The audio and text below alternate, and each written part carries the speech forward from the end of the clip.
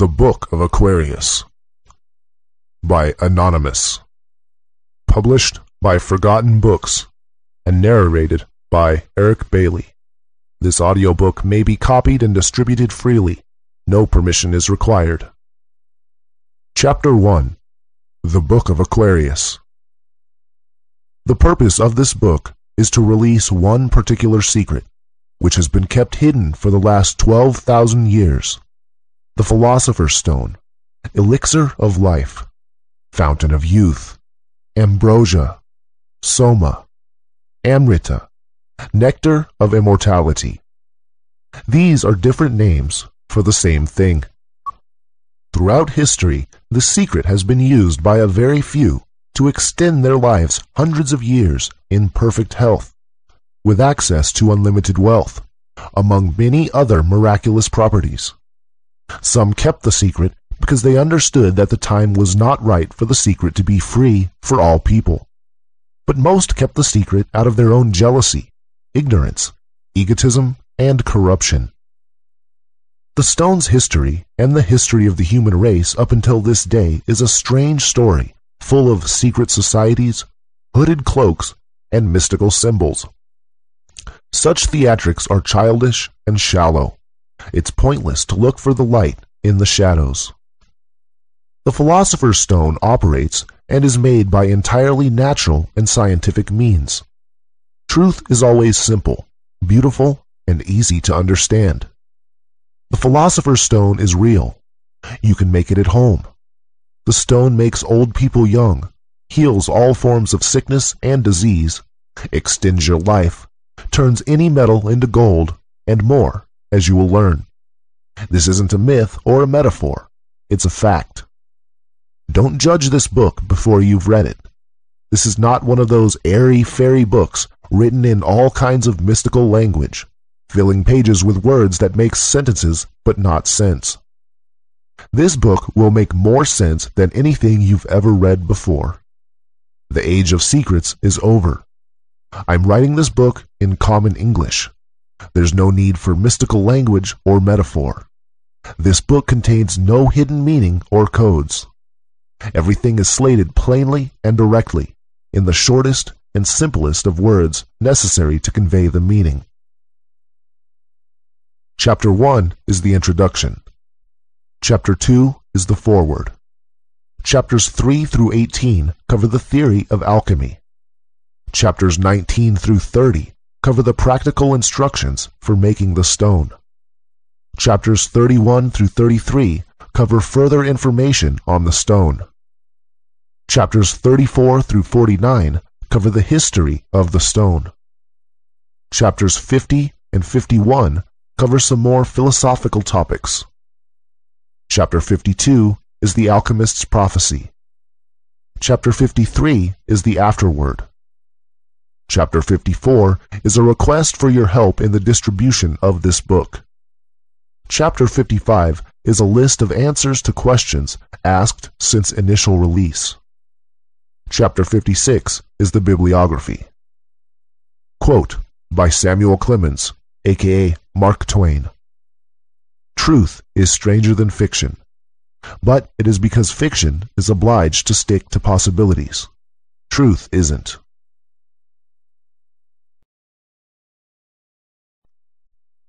Chapter 2. Foreword.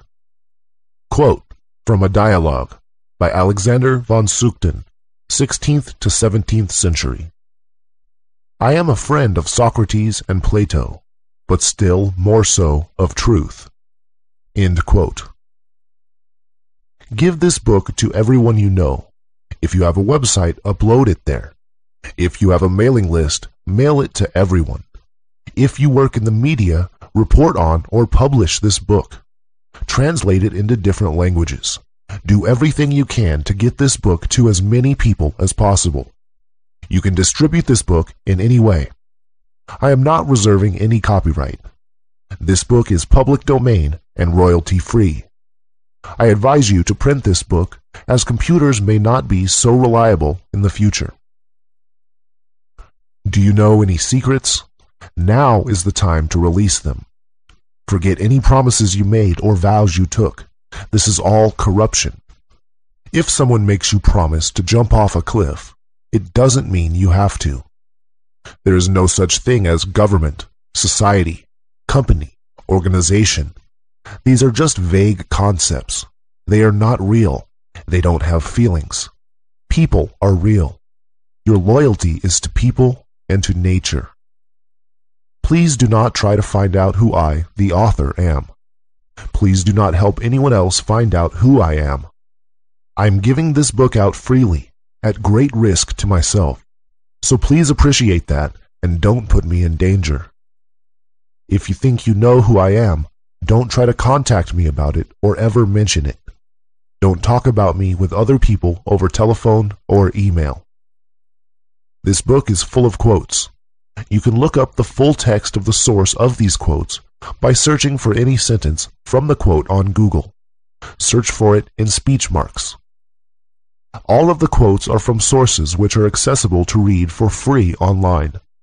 The sources of all the alchemical books I have quoted from are these sites: sacredtexts.com, forgottenbooks.org, rexresearch.com, alchemywebsite.com.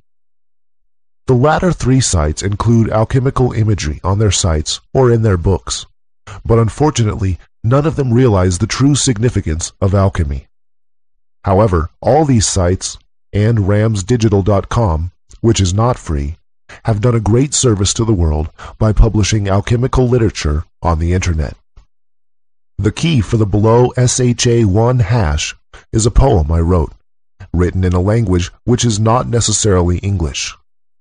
Below is the hash value returned when the SHA1 algorithm is performed on the poem. If I wish to communicate any more information, I will include the poem, which will prove that the new information came from me. Also, if anyone else tries to write and pretend to be me, they will not have the key, so don't believe them. If anyone presents a poem as the key, be sure to check it returns the below value with the SHA1 algorithm.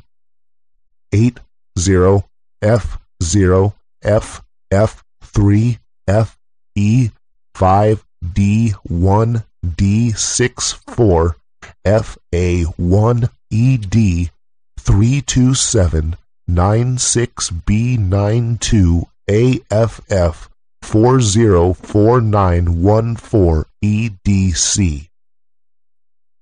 1 week after initial release, forgottenbooks.org offered free hosting for this book.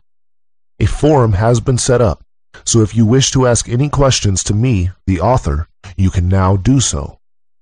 This book will be regularly updated with the answers to any good questions posed. To access the forum and download the latest version of this book, please visit bookofaquarius.forgottenbooks.org. Chapter 3. What is Alchemy? Quote from a magnificent and select tract on philosophical water by Anonymous, 13th to 17th century. Nature enjoys its nature.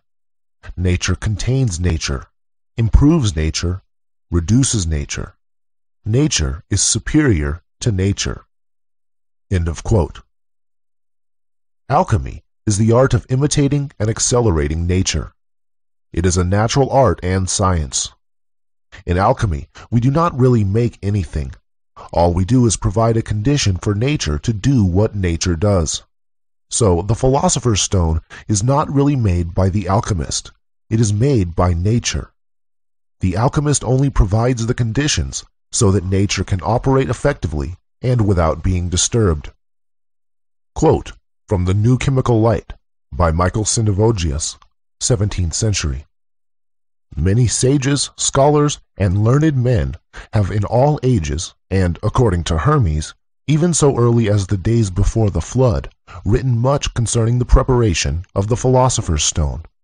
And if their books could be understood without a knowledge of the living processes of nature, one might almost say that they are calculated to supersede the study of the real world around us.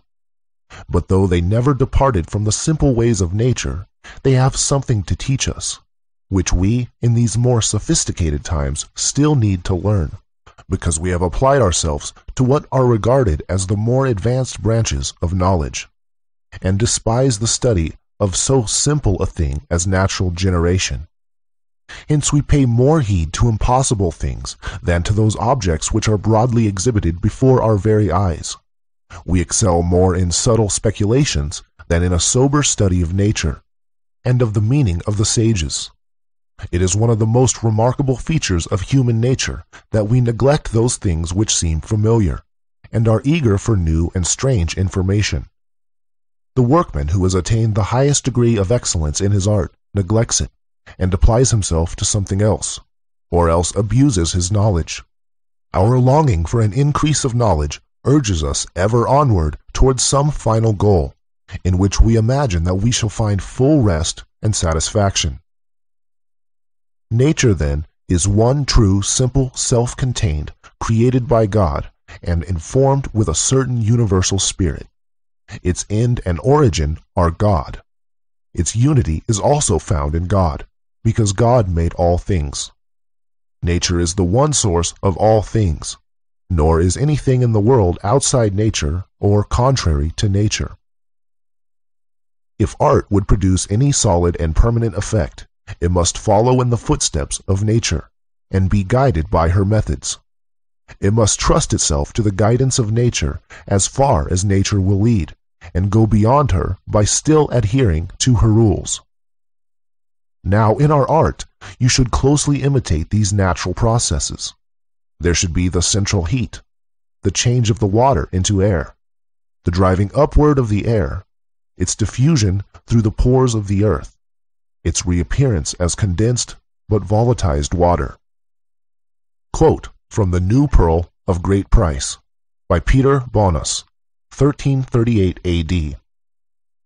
Nature, says Florus, is one, and if any man strays away from her guidance, he mars his labor. In changing the base metals into gold and silver by the projection of the stone, it follows, by an accelerated process, the method of nature, and therefore is natural. The fact is that, in producing gold, the art of alchemy does not pretend to imitate in the whole work of nature. It does not create metals, or even develop them out of the metallic first substance. It only takes up the unfinished handiwork of nature, i.e. the imperfect metals, and completes it, transmutes metals into gold. End of quote. An alchemist then only makes the stone in the same way that you make a tree by planting the seed and leaving it for a few years. Once the seed is set, if the conditions are right, then it just grows by itself, in accordance with nature. Quote from The Chemist's Key by Henry Nollius, 1617 A.D. For as men, corn and herbs are, every one of them, generated and born out of their own specific seed, so or in the same manner is the true medicine of the ancients, than which there cannot be a better, generated and prepared out of the most perfect bodies and essence. Everything generated or begotten is generated and born of his own specific seed, one, and in his proper, two, matrix. Quote from The Root of the World by Roger Bacon, 13th century.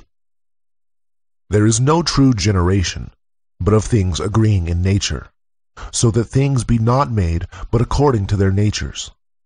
The elder or oak trees will not bring forth pears, nor can you gather grapes of thorns, or figs of thistles. Things bring not forth, but only their like, or what agrees with the in nature, each tree its own fruit.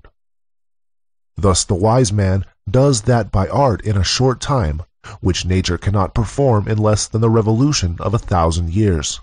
Yet notwithstanding, it is not we that make the metal, but nature herself that does it. Nor do or can we change one thing into another, but it is nature that changes them. We are no more than mere servants in the work. End quote. If you are wondering how this leads to the philosopher's stone, I will explain it more clearly. The philosopher's stone is a natural occurrence of nature. In fact, it is the aim of nature.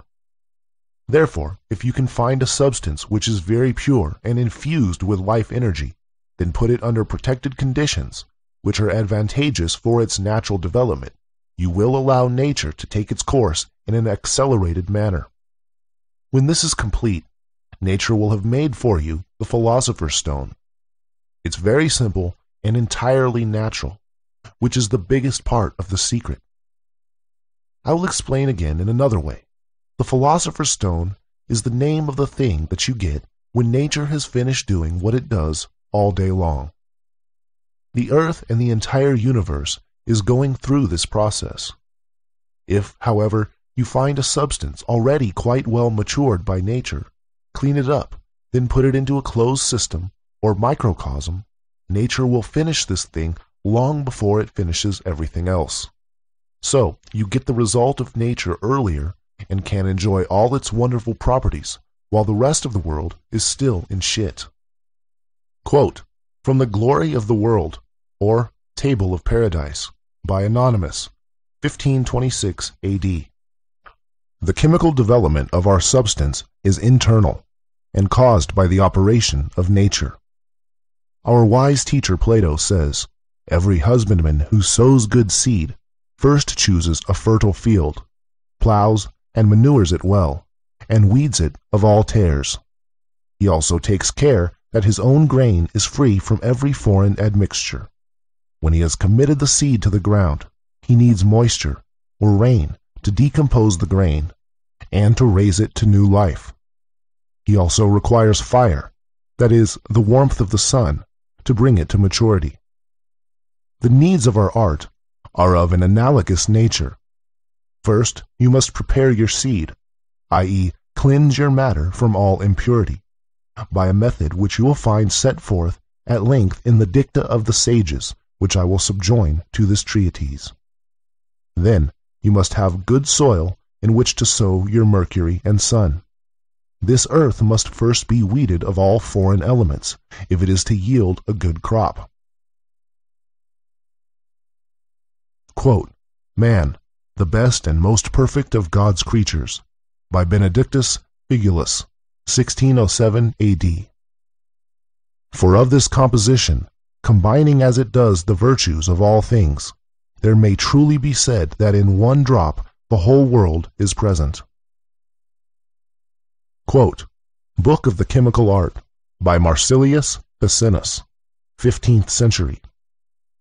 Besides, the science of the stone is so sublime and magnificent that therein almost all nature and the whole universe of beings is beheld, as in a certain clear-looking glass. For it is like a lesser world. God wrought out his compacted being of the world by certain harmony and musical proportion allied to one another. That which are in the superior world are in the inferior also, but in a terrestrial manner. That which likeness are in the inferiors may also be seen in the superiors, in a celestial manner indeed, and according to the cause. Some philosophers have compared the work of the stone to the creation of the world, likewise to the generation of man and to his naturalness. Quote, from an anonymous treatise concerning the Philosopher's Stone, by Anonymous, 12th to 17th century. The inspired apostle, St. Peter, tells us that the earth and its work shall consume therein, and a new world shall be born, beautiful and good, as is described in the Apocalypse. Quote, from the Chemical Treatise, or The Ordinal of Alchemy, by Thomas Norton, 1477 A.D. The ancient writers call our stone a microcosm, and there can be no doubt that its composition greatly resembles that of the world in which we live. Quote, from Aphorisms of Urbigurus, by Barrow Urbigurus, 1690 A.D. To understand aright how out of this our chaos we are to form our philosophical microcosm, we must first of necessity rightly comprehend the great mystery and proceeding in the creation of the microcosm, it being extremely necessary to imitate and use the very same method in the creation of our little one, that the Creator of all things has used in the formation of the Great One. Quote from a magnificent and select tract on philosophical water, by Anonymous, 13th to 17th century. This water cannot be prepared using strange methods in the world, but rather it can only be prepared using natural means, together with nature and from nature. These words are bright and clear to those who understand. End quote. Alchemy is therefore the art of the microcosm and the acceleration of nature through the microcosm. There is only one method for the entire work. We only do one thing, and that is to allow nature to take its course. Admittedly, however, we do first clean up our substance and remove what is not needed. Quote from The Root of the World, by Roger Bacon, 13th century. For the knowledge of this art consisteth not in the multiplicity or great number of things, but in unity. Our stone is but one, the matter is one, and the vessel is one. The government is one, and the disposition is one. The whole art and work thereof is one, and begins in one manner, and in one manner it is finished. Quote from A Brief Guide to the Celestial Ruby, by Irenaeus Philalethes, 1694 A.D. It is prepared from one substance, with which the art of chemistry is conversant, to which nothing is added, from which nothing is taken away, except that its superfluities are removed. End quote.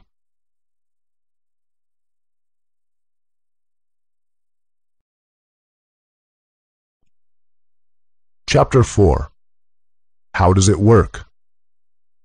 The Philosopher's Stone is energy, concentrated and purified to a massively high degree. This is the same energy that you are taking in when you breathe and when you eat and drink. It is the energy that powers all forms of life. And so I will call it life energy, since I have to call it something, and life energy is self-explanatory. I think most of us already have a feeling that there is some kind of life energy we obtain from our food, drink, and air. We all know that eating fruit is better than taking vitamins. We know that there is something in the juice of the fruit. We know that raw vegetables are better than cooked vegetables. We know that cooking food destroys the goodness in it. We eat other life forms, and we know that the more alive or fresh our food is, the better it is for us. There is also much to be said for breathing deeply and rhythmically, and not just for the oxygen. Else we would get the same effect by breathing air with more oxygen, but that's not necessarily the case.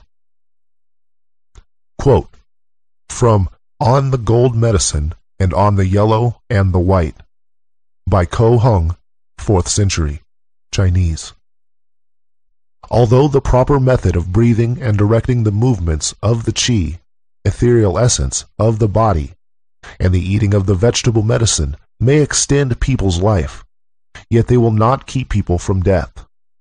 But the eating of the Shintan, divine medicine, confers immortality on the eater, enabling him to last as long as heaven and earth, and ride on clouds and dragons up and down the Tai Ching. Great clearness. End quote. This life energy is physical in the sense that it can be captured and made use of. You could say that this life energy is the smallest particle of which all other particles are made. Or you could say that everything is made of energy, and this is that energy in a raw and undetermined form, not yet formed into an element, which is probably closer to the truth.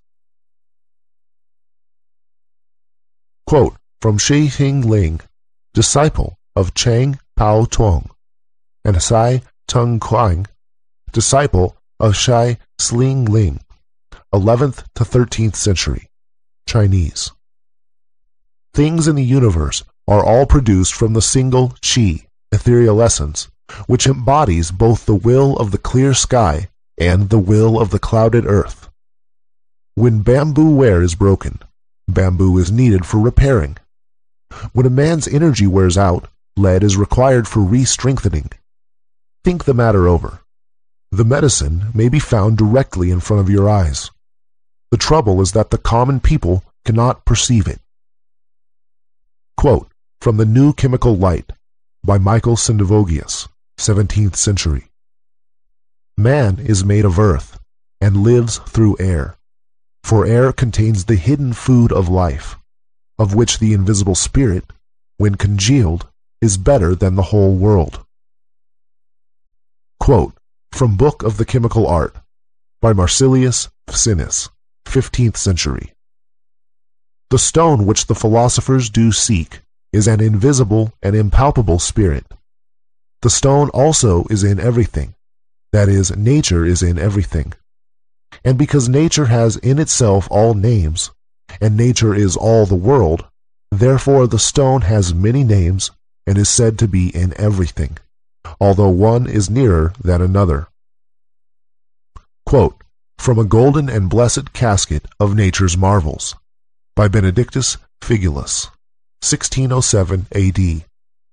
Everything conferring the virtue of stability and permanence necessarily possesses this virtue itself. Quote from The 12 Keys by Basilius Valentinus, 15th century. Thus the power of growth that I speak of is imparted not by the earth, but by the life-giving spirit that is in it. If the earth were deserted by the spirit, it would be dead, and no longer able to afford nourishment to anything. Know then, gentle reader, that life is the only true spirit. End quote. Chapter 5. The Powers of the Stone. I will here explain a few of the many possible uses of the philosopher's stone.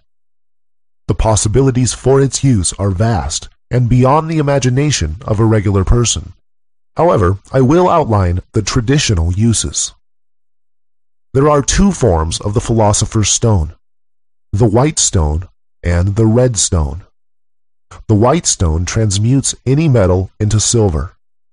The red stone is the more powerful and more well-known, and transmutes any metal into gold. Furthermore, know that the making of gold and silver were considered the least desirable effects of the stone. The effects on the body and mind have always considered to be worth so much more than the money. It is because the stone makes gold and silver that these were used as currency throughout history, not that the stone makes gold and silver because they have value. Quote from the Sophic Hydrolith, or Water Stone of the Wise, by Anonymous, 17th century. Let not him who desires this knowledge, for the purpose of procuring wealth and pleasure, think that he will ever attain it. Those, therefore, that desire this art as a means of procuring temporal honor, pleasure, and wealth, are the most foolish of men, and they can never obtain that which they seek at so great an expense of money, time, and trouble, and which fills their hearts, their minds, and all their thoughts.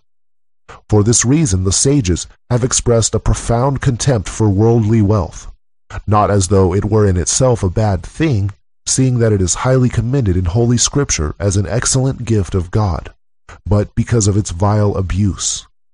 They despised it because it seemed to hinder man from following the good and the truth, and to introduce a mischievous confusion into their conceptions of right and wrong. Quote from Fama Fraternitatis by the Rosicrucians, 1614 A.D.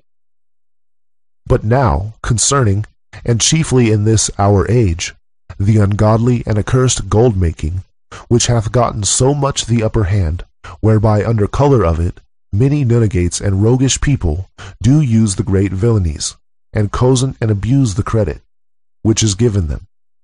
Yea, nowadays men of discretion do hold the transmutation of metals to be the highest point, and fastigium in philosophy.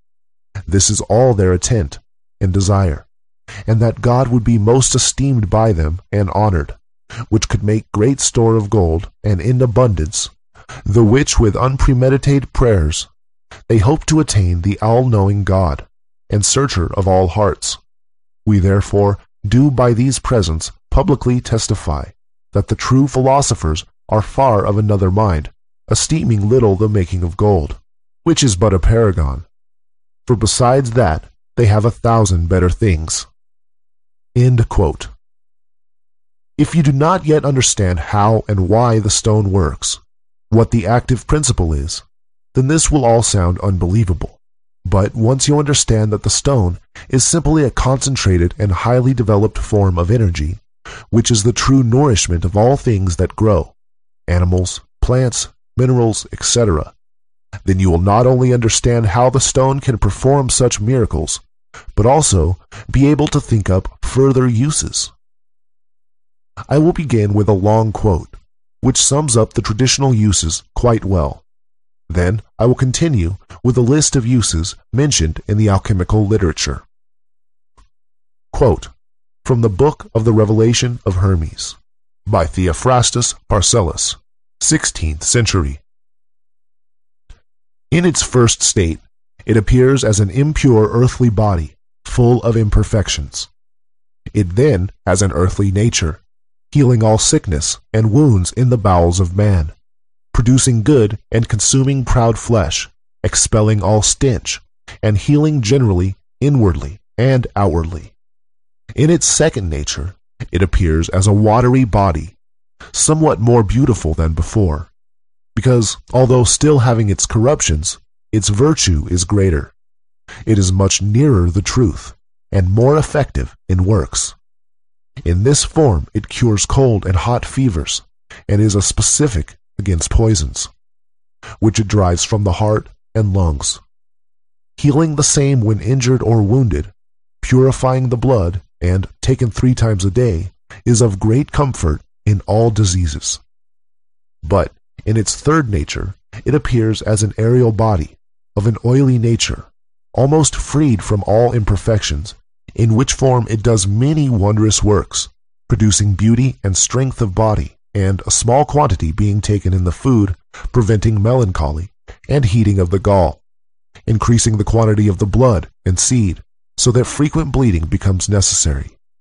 It expands the blood vessels, cures withered limbs, restores strength to the sight, in growing persons removes what is superfluous, and makes good defects in the limbs. In its fourth nature, it appears in a fiery form, not quite freed from all imperfections, still somewhat watery and not dried enough, wherein it has many virtues, making the old young, and reviving those at the point of death. For if to such an one there be given in wine a barleycorn's weight of this fire, so that it reach the stomach, it goes to his heart, renewing him at once, driving away all previous moisture and poison, and restoring the natural heat of the liver. Given in small doses to old people, it removes the diseases of age, giving the old young hearts and bodies. Hence it is called the elixir of life. In its fifth and last nature, it appears in a glorified and illuminated form, without defects, shining like gold and silver, wherein it possesses all previous powers and virtues in a higher and more wondrous degree. Here, its natural works are taken for miracles. When applied to the roots of dead trees, they revive, bringing forth leaves and fruit. A lamp, the oil of which is mingled with this spirit, continues to burn forever without diminution. It converts crystals into the most precious stones of all colors, equal to those from the mines, and does many other incredible wonders, which may not be revealed to the unworthy. For it heals all dead and living bodies without other medicine. End quote. Use 1. A universal medicine for the body. The red stone is much more powerful than the white stone. A single dose can have a large effect, depending on the strength of the stone and whether it be white or red. However, for a lasting effect, the stone should be ingested, eaten daily, else your body and mind will begin deteriorating again. If ingested, it will cure all disease, and in higher concentration will make an old person healthy and fitter than they were even in their youth. If taken suddenly in high concentration, the body will purge itself of everything unnecessary, which may result in going through a shocking transformation over a couple of weeks, with one's skin peeling off, hair and teeth falling out, then growing back in prime condition. Taken regularly in high concentration, it will be unnecessary to eat, drink, or even breathe. Although these may be done in a way, the body will never grow old. You will heal from wounds extremely quickly and be unaffected by heat and cold. Quote, from Man, the best and most perfect of God's creatures, by Benedictus Figulus, 1607 A.D. Prepared as medicine and sweet food, when taken into the mouth, it may immediately penetrate the human frame, greatly holding to itself every fleshly thing, increasing, restoring, and nourishing the incorrupt virtue and spirit of life, digesting the crude and undigested, removing the superfluous, making natural water abound, and augmenting, comforting, and inflaming natural heat or fire. The above will be the duty of the true physician and sane philosopher, for thus will he be able to preserve our body from corruption, to retard old age, retain florid youth in full vigor, and, if possible, to perpetuate it, at least to preserve it from death and destruction. Quote, from The Crowning of Nature, by Anonymous, 16th to 17th century. For a month every day, let there be taken of this blessed powder, the quantity of a grain of mustard seed, in white wine or in any other liquor, early in the morning. It is sudorific or causing sweat, if anything be to be sent forth by the pores. It is laxative, if anything be to be evacuated by stool. It is diuretic, if anything be to be driven forth by the passage of urine. But it is never vomitive, as that is altogether contrary to nature. It not only rectifieth man's body, but also reneweth the whole man, by the use thereof continued for a few weeks. Quote, from an excellent introduction to the art of alchemy, by Peter Bonus, 14th century. Our stone is the golden tree, of whose fruit whosoever eats shall not hunger again. End quote. Use 2. A universal medicine for the mind. The stone will bring one to their very best and sharpest state of mind. You will be able to learn even faster than as a child, and very easily pick up new languages and learn skills naturally without making much effort. Arguably, the best quality of all is that the stone will release one from sadness, depression, and suffering, therefore also making one kind and caring towards others. Quote, from The New Pearl of Great Price, by Peter Bonus, 1338 A.D. Our art frees not only the body, but also the soul from the snares of servitude and bondage. It ennobles the rich, and comfort and relieves the poor. Indeed, it may be said to supply every human want, and to provide a remedy for every form of suffering. Quote, from An Open Entrance to the Closed Palace of the King, by an anonymous sage and lover of truth, 1645 A.D. He that has once found this art can have nothing else in all the world to wish for, than that he may be allowed to serve his God in peace and safety. He will not care for pomp or dazzling outward show, but if he lived 1,000 years and daily entertained 1,000,000 people, he could never come to want. End quote. Use 3. A universal medicine for the spirit. The stone is a fast track to spiritual enlightenment, and considered by the ancient Indians, Tibetans, and Chinese to be the only method to achieve enlightenment without meditation. It is considered by the ancient Chinese Taoists to be the preferred method. With accelerated spiritual growth and unlimited life energy and qi, the possibilities eventually become limitless, and one will be capable of anything. Quote from Wu Chen Pian, Essay on the Understanding of Truth, by Chang Po Tuan, 1078 AD. Tan is the supremely priceless valuable medicine of the material body. Successful compounding leads to endless changes.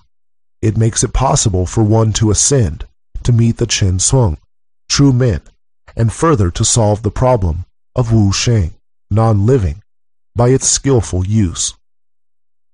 Even if you are able to apprehend the true nature of Buddhism, i.e., to become of a Buddha, you will not be able to avoid giving up your body here and acquiring another body there. What can be better than compounding the great Tan medicine at the same time?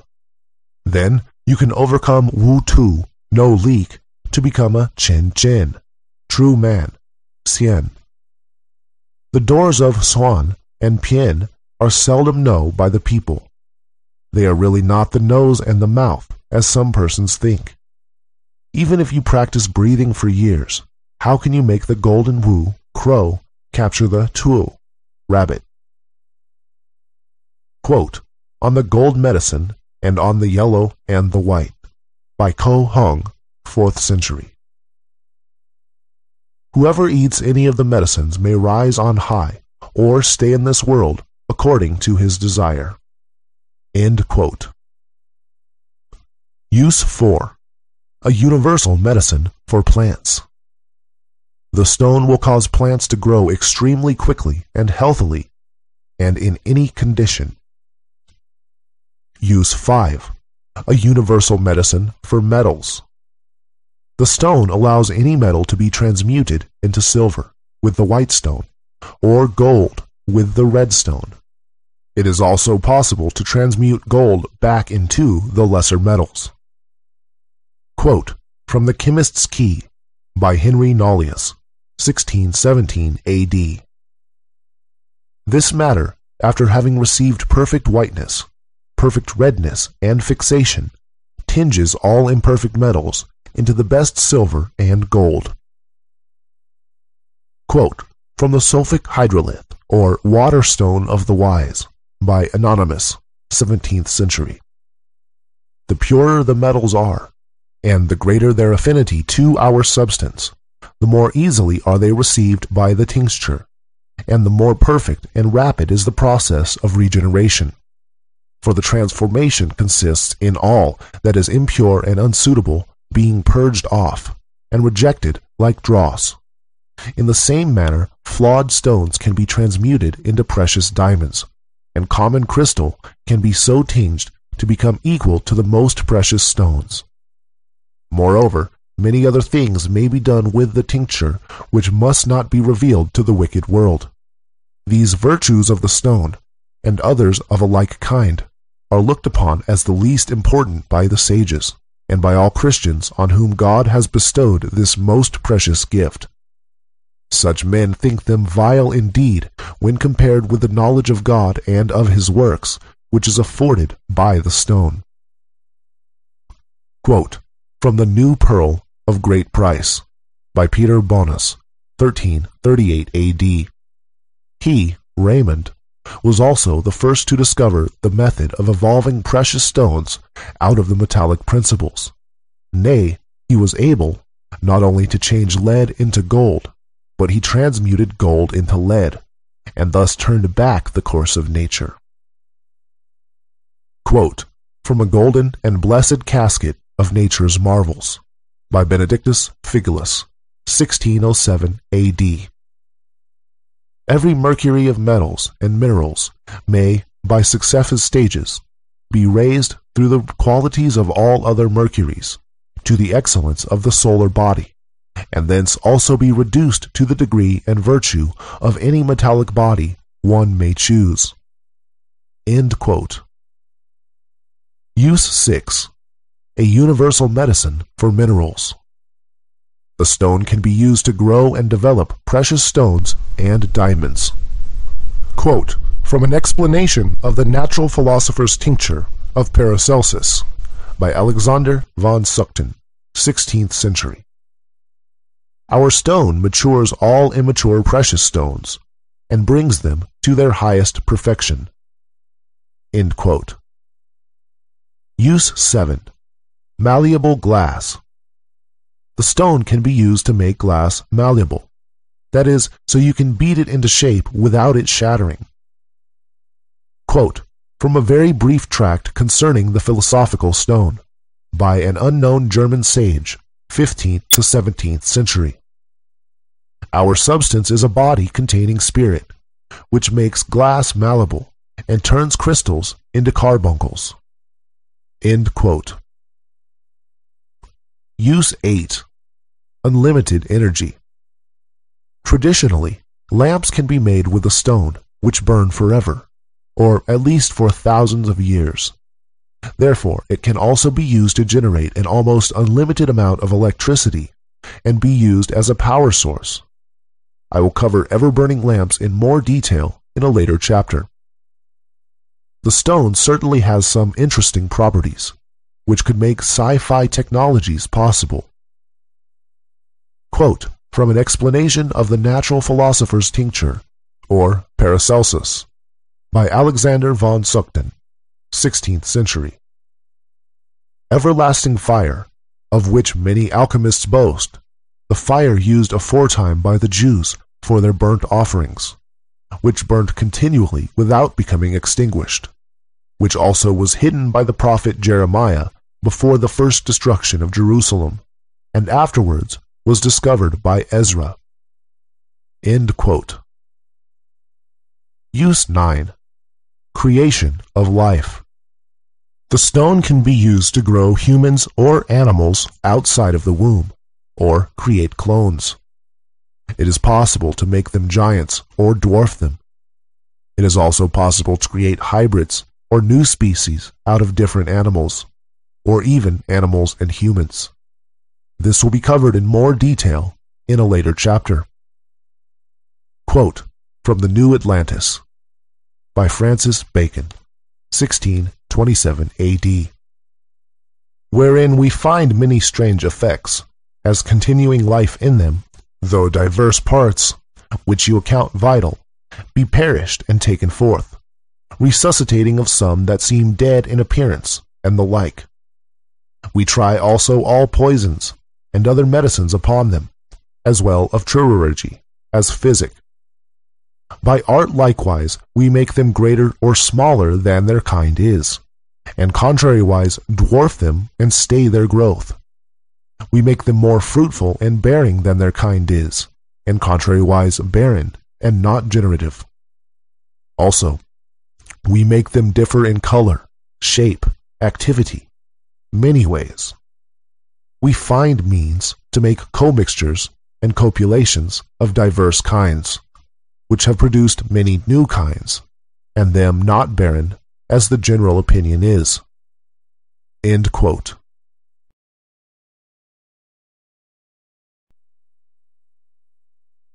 Chapter 6. Disbelief. Quote from a subtle allegory concerning the secrets of alchemy, by Michael Mayer, 1617 AD. Doubt is the first stage of knowledge. End quote. The art of alchemy has been a secret since the beginning of our recorded history, and so there have always been many people who simply don't believe in it.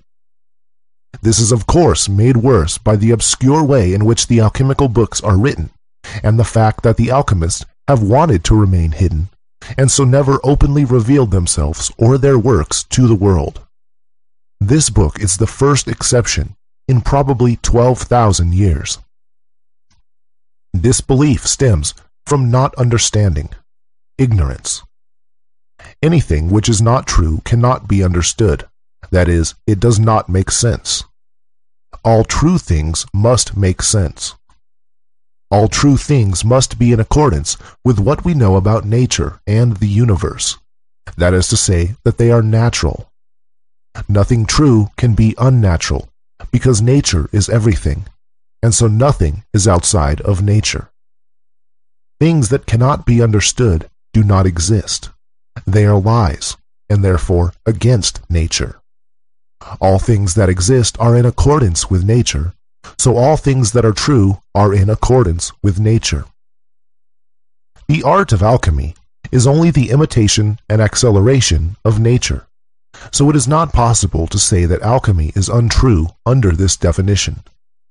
This would be the same thing as saying that nature is untrue. So the definition of alchemy is self-supporting, as it only claims something based on what we already know to be true. Alchemy is the imitation and acceleration of nature. We know that nature is true, so alchemy must also be true. The only argument here is if you don't believe that alchemy is an imitation and acceleration of nature. But now you have this book, so you cannot complain that no one explained this to you.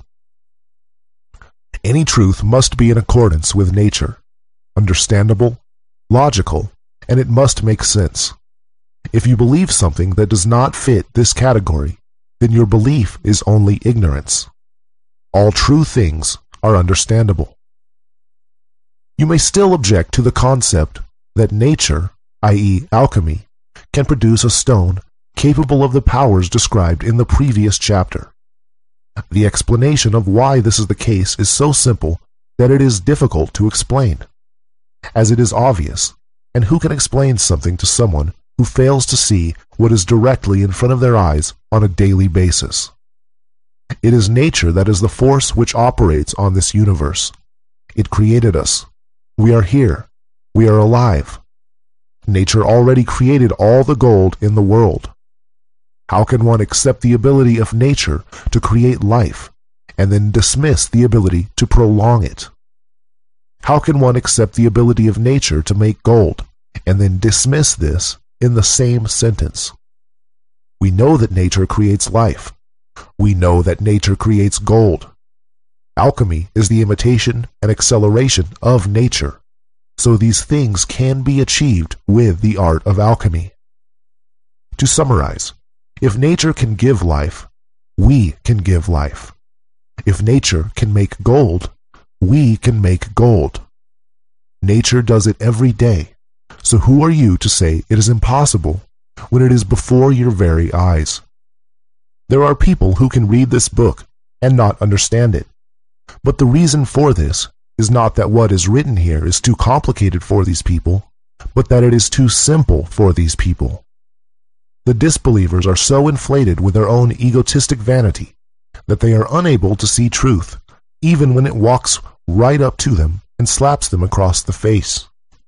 These are the same people who walk around claiming to understand quantum theory, string theory, etc., even when the inventors of those theories claimed not to fully understand it themselves. They are models, not truths. The only argument against alchemy is therefore ignorance. But whatever you believe, it doesn't change the truth. Quote from The New Pearl of Great Price by Peter Bonas, 1338 AD. Both among ancients and moderns, the question whether alchemy be a real art or a mere imposture has exercised many heads and pens. In the case of a science which is familiarly known to a great body of learned men, the mere fact that they all believe in it supersedes the necessity of proof. But this rule does not apply to the art of alchemy, whose pretensions, therefore, need to be carefully and jealously sifted. The arguments which make against the justice of those claims must be fairly stated, and it will be for the professors of the art to turn back the edge of all adverse reasoning. Every ordinary art, as we learn in the second book of the Physics, is either dispositive of substance or productive of form, or it teaches the use of something. Our art, however, does not belong to any one of these categories. It may be described indeed as both dispositive and productive, but it does not teach the use of anything. It truly instructs us how to know the one substance exclusively designed by nature for a certain purpose, and it also acquaints us with the natural method of treating and manipulating this substance, a knowledge which may be either practically or speculatively present in the mind of the master. There are other crafts which are not artificial, but natural, such as the arts of medicine, of horticulture, and glass blowing. They are arts insofar as they require an operator, but they are natural insofar as they are based upon facts of nature. Such is the art of alchemy. Some arts systemize the creations of the human mind, as, for instance, those of grammar, logic, and rhetoric. But alchemy does not belong to this class. Yet alchemy resembles other arts in the following respect: that its practice must be preceded by theory and investigation, for before we can know how to do a thing, we must understand all the conditions and circumstances under which it is produced. If we rightly apprehend the cause or causes of a thing, for there often is a multiplicity or complication of causes, we also know how to produce that thing. But it must further be considered that no one can claim to be heard in regard to the truth or falsity of this art who does not clearly understand the matter at issue, and we may lay it down as a rule that those who set up as judges of this question without a clear insight into the conditions of the controversy should be regarded as persons who are talking wildly and at random. Aristotle, in the Dialectics, says that every master has a right to speak authoritatively with reference to his own art. According to this rule, it is the sages, and the sages only, that ought to be consulted with reference to the truth of alchemy. No man in his senses would deny the truth of alchemy for the very insufficient reason that he himself is ignorant of it. Such a person would be content with the authority of weighty names like Hermes, Hippocrates, and numerous others. There are many reasons why the master conceal this art, but if anyone denies its existence on the ground that he is ignorant of it, he is like someone who has been shut up all his life in a certain house, and therefore denies that the world exists beyond the four walls of his habitation. There is not really any need to advance any arguments to establish the actuality of our art, for the art itself is the best proof of its own existence, and being securely lodged in the stronghold of knowledge, we might safely despise the contradiction of the ignorant. In all operative sciences, as Aristotle sets forth, the truth of a proposition ought to be sown, not by logical argument, but by ocular demonstration. The appeal should not be to the intellect, but to the senses. For particulars belong to the domain of sense, while universals belong to the domain of reason. If we are unable to convey to anyone on ocular proof of our art, this fact must not be regarded as casting a slur on our veracity. The difficulty of our task is enhanced by the circumstance that we have to speak of our art to the ignorant and scornful, and are thus in the position of a painter who should attempt to explain nice shades and differences of color to the colorblind, or of a musician who should discourse sweet harmony to the deaf. Every one, says Aristotle, is able to form a correct opinion only of those things which are familiarly and accurately known to him. But he who denies the snow is white cannot have any eyes in his head. How can anyone discover the truth in regard to any science if he lacks the sense to distinguish the special province of matter, or the material relations with which that science deals? Such people need to exercise faith, even to become aware of the existence of our art. Pythagoras, in the Turba Philosophorum, says that those who are acquainted with the elements will not be numbered among deniers.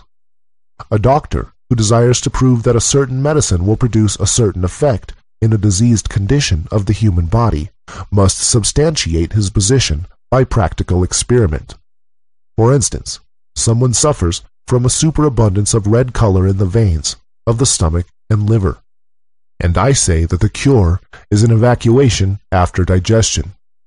If I wish to discover what medicine would produce this effect, I would say everything that, after digestion, produces an evacuation of bile will heal the patient. Now, I know that rhubarb, or scammania, will produce this effect. Therefore, rhubarb or scammania will be the right remedy to choose. Nevertheless, the truth of my assertion could be satisfactorily proven only by means of a practical experiment. In all these matters, as Hammock says, nothing short of seeing a thing will help you to know it. If you wish to know that pepper is hot, and that vinegar is cooling, that colocynth and absinthe are bitter, that honey is sweet, and that aconite is poison, that the magnet attracts steel, that arsenic whitens brass, and that tusia turns it of an orange color, you will, in every one of these cases, have to verify the assertion by experience. It is the same in geometry, astronomy, music, perspective, and other sciences with a practical scope and aim. A like rule applies with double force to alchemy, which undertakes to transmute the base metals into gold and silver. Whatsoever has the power to transmute imperfect and complete metals has the power to make gold and silver. Now, this quality is possessed by the stone which the philosophers make known to us. It is plain that there are but two perfect metals, namely gold and silver, just as there are but two perfect luminaries, namely sun and moon. The other metals are imperfect and incomplete, and whosoever adduces them to perfection, the same also converts them into gold and silver. The truth and justice of this claim, like all other propositions of a practical nature, has to be demonstrated by a practical experiment, and in no other way can it be satisfactorily shown. But such a practical demonstration would, on the other hand, once for all, put an end to the controversy, and convincingly demonstrate to every well-regulated mind the truth of the art by which it is accomplished.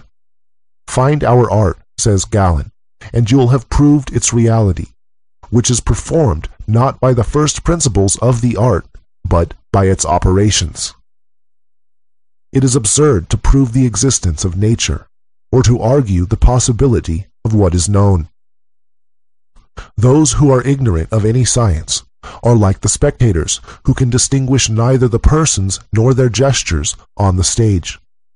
A blind man might as well discourse about colors and criticize the merits of a picture.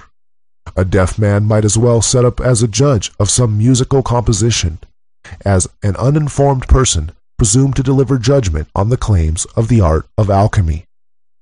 When indeed the stone is found, our friends, who now laugh and sneer at us, will be at a loss how to express their love. Quote, from the Golden Tract Concerning the Stone of the Philosophers, by an anonymous German philosopher, 16th to 17th century. To some foolish and shallow persons, I have several times expounded this art in the simplest manner, and even word for word, but they despised it only, and would not believe me. Quote, from the Glory of the World, or Table of Paradise, by Anonymous, 1526 A.D.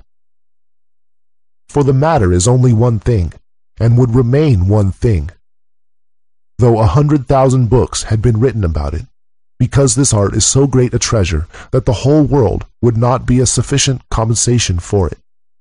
It is described in obscure terms, yet openly named by all, and known to all. But if all knew its secret, no one would work, and it would lose its value. On this account, it would be impious to describe it in universally intelligible language. He to whom God will reveal it may understand these dark expressions. But because most men do not understand them, they are inclined to regard our art as impossible, and the sages are branded as wicked men and swindlers. Learned doctors, who thus speak of us, have it before their eyes every day, but they do not understand it, because they never attend to it. And then, forsooth, they deny the possibility of finding the stone, nor will anyone ever be able to convince them of the reality of our art, so long as they blindly follow their own bent and inclination. In short, they are too wise to discern it, since it transcends the range of the human intellect, and must be humbly received at the hand of God. It is their own ignorance, the skeptics, that prevents them from attaining a true knowledge. But they put the blame on our writings and call us charlatans and impostors. They argue that if the stone could be found at all, they must have discovered it long ago, their eyes being as keen and their minds as acute as they are. Behold, they say, how we have toiled day and night, how many books have we read, how many years we have spent in our laboratories. Surely, if there were anything in this art, it could not have escaped us. By speaking thus, they only exhibit their own presumption and folly. They themselves have no eyes, and they make that an argument for blaspheming our high and holy art. Hermes is right in saying that our art is true, and has been rightly handed down by the sages. All doubts concerning it have arisen through false interpretation of the mystic language of the philosophers. But, since they are loth to confess their own ignorance, their readers prefer to say that the words of the sages are imposture and falsehood. The fault really lies with the ignorant reader, who does not understand the style of the philosophers. If, in the interpretation of our books, they would suffer themselves to be guided by the teaching of nature, rather than by their own foolish notions, they would not miss the mark so hopelessly. Quote, from an open entrance to the closed palace of the king, by an anonymous sage and lover of truth, 1645 A.D. I, being an anonymous adept, a lover of learning, and a philosopher, have decreed to write this little treatise of medicinal, chemical, and physical arcana in the year 1645 after the birth of Christ, and in the 23rd year of my age, to assist in conducting my straying brethren out of the labyrinth of error, and with the further object of making myself known to other sages, holding aloft a torch which may be visible far and wide to those who are groping in the darkness of ignorance. The contents of this book are not fables, but real experiments which I have seen, touched, and handled, as an adept will easily conclude from these lines. I have written more plainly about this art than any of my predecessors. Sometimes I have found myself on the very verge of breaking my vow, and once or twice had to lay down my pen for a season. But I could not resist the inward prompting of God, which impelled me to persevere in the most loving course, who alone knows the heart, and to whom only be glory forever. Hence I undoubtedly gather that in this last age of the world, many will become blessed by this arcanum, through what I have thus faithfully written, for I have not willingly left anything doubtful to the young beginner. I know many who with me do enjoy this secret, and am persuaded that many more will also rejoice in its possession. Let the holy will of God perform what it pleases, though I confess myself an unworthy instrument through whom such great things should be effected. Quote, from the Metamorphosis of Metals, by Irenaeus Philalethes, 1694 A.D. Among those who devote themselves to the transmutation of metals, however, there can be no such thing as a mediocrity of attainment. A man who studies this art must have either everything or nothing. An alchemist who knows only half of his craft reaps nothing but disappointment and waste of time and money. Moreover, he lays himself open to the mockery of those who despise our art. Those, indeed, who succeed in reaching the goal of the magistracy have not only infinite riches, but the means of continued life and health. Hence it is the most popular of all human pursuits. Anyone who has read a few receipts claims the title of a sage, and conceives the most extravagant hopes, and, in order to give themselves the appearance of a very wise man indeed, such persons immediately set themselves to construct furnaces, fill their laboratories with stills and alembics, and approach the world with a wonderful appearance of profundity. They adopt an obscure jargon, speak of the first matter of the metals, and discuss with a learned air the rotation of the elements, and the marriage of the Gabridius with Bega. In the meantime, however, they do not succeed in bringing about any metamorphosis of the metals, except that of their gold and silver into copper and bronze. When captious despisers of our art see this, they draw from such constant failures the conclusion that our art is a combination of fiction and imposture, whilst those who have ruined themselves by their folly confirm this suspicion by preying on the credulity of others, pretending to have gained some skill by the loss of their money. In this way, the path of the beginner is beset with difficulties and pestilent delusions of every kind, and through the fault of these swindlers, who give themselves such wonderful airs of profundity and learning, our art itself has fallen into utter disrepute, though these persons, of course, know nothing whatever about it. The beginner finds it extremely difficult to distinguish between the false and the true in this vast labyrinth of alchemy.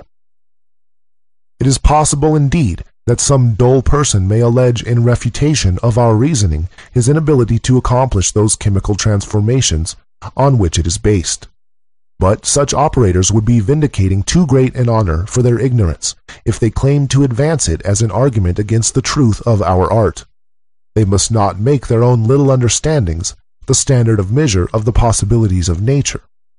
At any rate, my word is as good as theirs, and better, since they can never prove a negative. And I do most positively and solemnly assert that I have with my own hands performed every one of the experiments which I have described, and I know many others whose experience has shown these things to be true. How can our opponents hope to prevail against eyewitnesses by bare negation? Study nature, read the books of genuine sages, who are neither impostors nor jealous churls, and study them day and night. Let him not be too eager to carry out every idea practically before he has thoroughly tested it, and found it to be in harmony, not only with the teaching of all the sages, but also of nature herself. Not until then let him gird himself for the practical part of the work, and let him constantly modify his operations until he sees the signs which are described by the sages. Nor let him despair, though he take many false steps, for the greatest philosophers have learned most by their mistakes. Quote, from A Brief Guide to the Celestial Ruby, by Irenaeus Philalethes, 1694 A.D. But why is it called a stone, though it is not a stone? And how is it to be found? The sages describe it as being a stone, and not a stone. And the vulgar, who cannot imagine how so wonderful a thing should be produced except by art magic, decry our science as impious, wicked, and diabolical. Some silly persons clamor for an act making the profession or practice of this art punishable by statute law. Now, one can hardly be angry with the illiterate and ignorant persons who raise this cry, but when it is taken up by men of exalted station and profound learning, one hardly knows what to say. These men I also reckon among the rude multitude, because they are deplorably ignorant of everything pertaining to our art, and yet forgetful of their dignity. They join in the hue and cry against it, like so many cowardly village curs. It is neither religious nor wise to judge that of which you know nothing, and yet that is exactly what these people do, who claim to be both Christians and scholars. Quote, from A Subtle Allegory Concerning the Secrets of Alchemy, by Michael Mayer, 1617 A.D. After spending the best part of my life in the study of the liberal arts and sciences, and in the company of wise men and judicious scholars, I was compelled, as a result of my observation of mankind, to arrive at the melancholy conclusion that the hearts of most persons are set either on ambitious and vainglorious projects, on sensual pleasures, or on the accumulation of wealth by all and any means, and that few care either for God or for virtue. At first I did not quite know whether to become a disciple of the laughing or of the weeping philosopher, or whether to join in the exclamation of the wise Prince of Israel, all things are vanity. But at length the Bible and experience taught me to take refuge in the study of the hidden secrets of nature, whether pursued at home by means of books, or abroad in the great volume of the world. Now, the more I drank of the mighty fount of knowledge, the more painfully my thirst, like that of Tantalus, seemed to increase. I had heard that there was a bird called Phoenix, and only one of its kind in the whole world, whose feathers and flesh constitute the great and glorious medicine for all passion, pain, and sorrow, which also Helena, after her return from Troy, had presented in the form of a draught to Telemachus, who thereupon had forgotten all his sorrows and troubles. This bird I could not indeed hope to obtain entire, but I was seized with an irresistible longing to become possessed of at least one of its smallest feathers, and for this unspeakable privilege I was prepared to spend all my substance, to travel far and wide, and to endure every hardship. There was, of course, much to discourage me. Some people denied the very existence of this bird. Others laughed at my faith in its wonder-working properties. But most of those whom I met laughed at my quest, and said that, like Narcissus, I had fallen in love with the shadow of my own mind, the echo of my vain and ambitious thoughts, which had no substantial existence apart from my own folly. The words of the alchemists, said they, are like clouds. They may mean and represent anything according to the fancy of him who hears them. And even if there were such a medicine, human life is too brief for the search. All that makes life worth living will have to be neglected and thrust aside while you are engaged in hunting after it. If we can pick up a knowledge of this secret casually, and whilst devoting ourselves to other pursuits, well, but if not, we can very ill spare the time for a closer search. These objections, at least the latter half of them, I met as follows. The quest of this medicine demands the whole powers of a man's body and mind. He who engages in it only casually cannot hope to penetrate even the outward rind of knowledge. The object of our search is a profound secret, and a man who is not prepared to give himself wholly to this inquiry had much better abstain from it altogether. Quote, from The New Chemical Light by Michael Sindavogius, 17th century. I have, in the course of my life, met with a good many who fancied that they had a perfect understanding of the writings of the sages. But their subtle style of interpretation was in glaring contrast with the simplicity of nature, and they laughed at what they were pleased to call the rustic crudeness of my remarks. I have also frequently attempted to explain our art to others by word of mouth, but though they called themselves sages, they would not believe that there is such water in our sea, and attributed my remarks to temporary insanity. Quote, from the Book of the Chemical Art by Marsilius Ficinus, 15th century.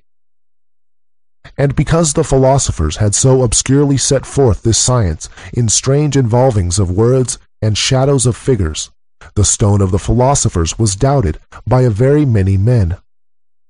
Tell me by the immortal God, what is more unjust for men to hate what they are ignorant of? And then if the thing do deserve hatred, what is of all things more shallow?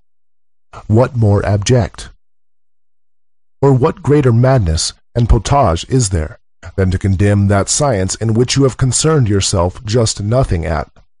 Who hast never learned either nature or the majesty of nature, or the property or the occult operations of metals? The chancellor also babbles and croaks, and the pettifoggers of the law.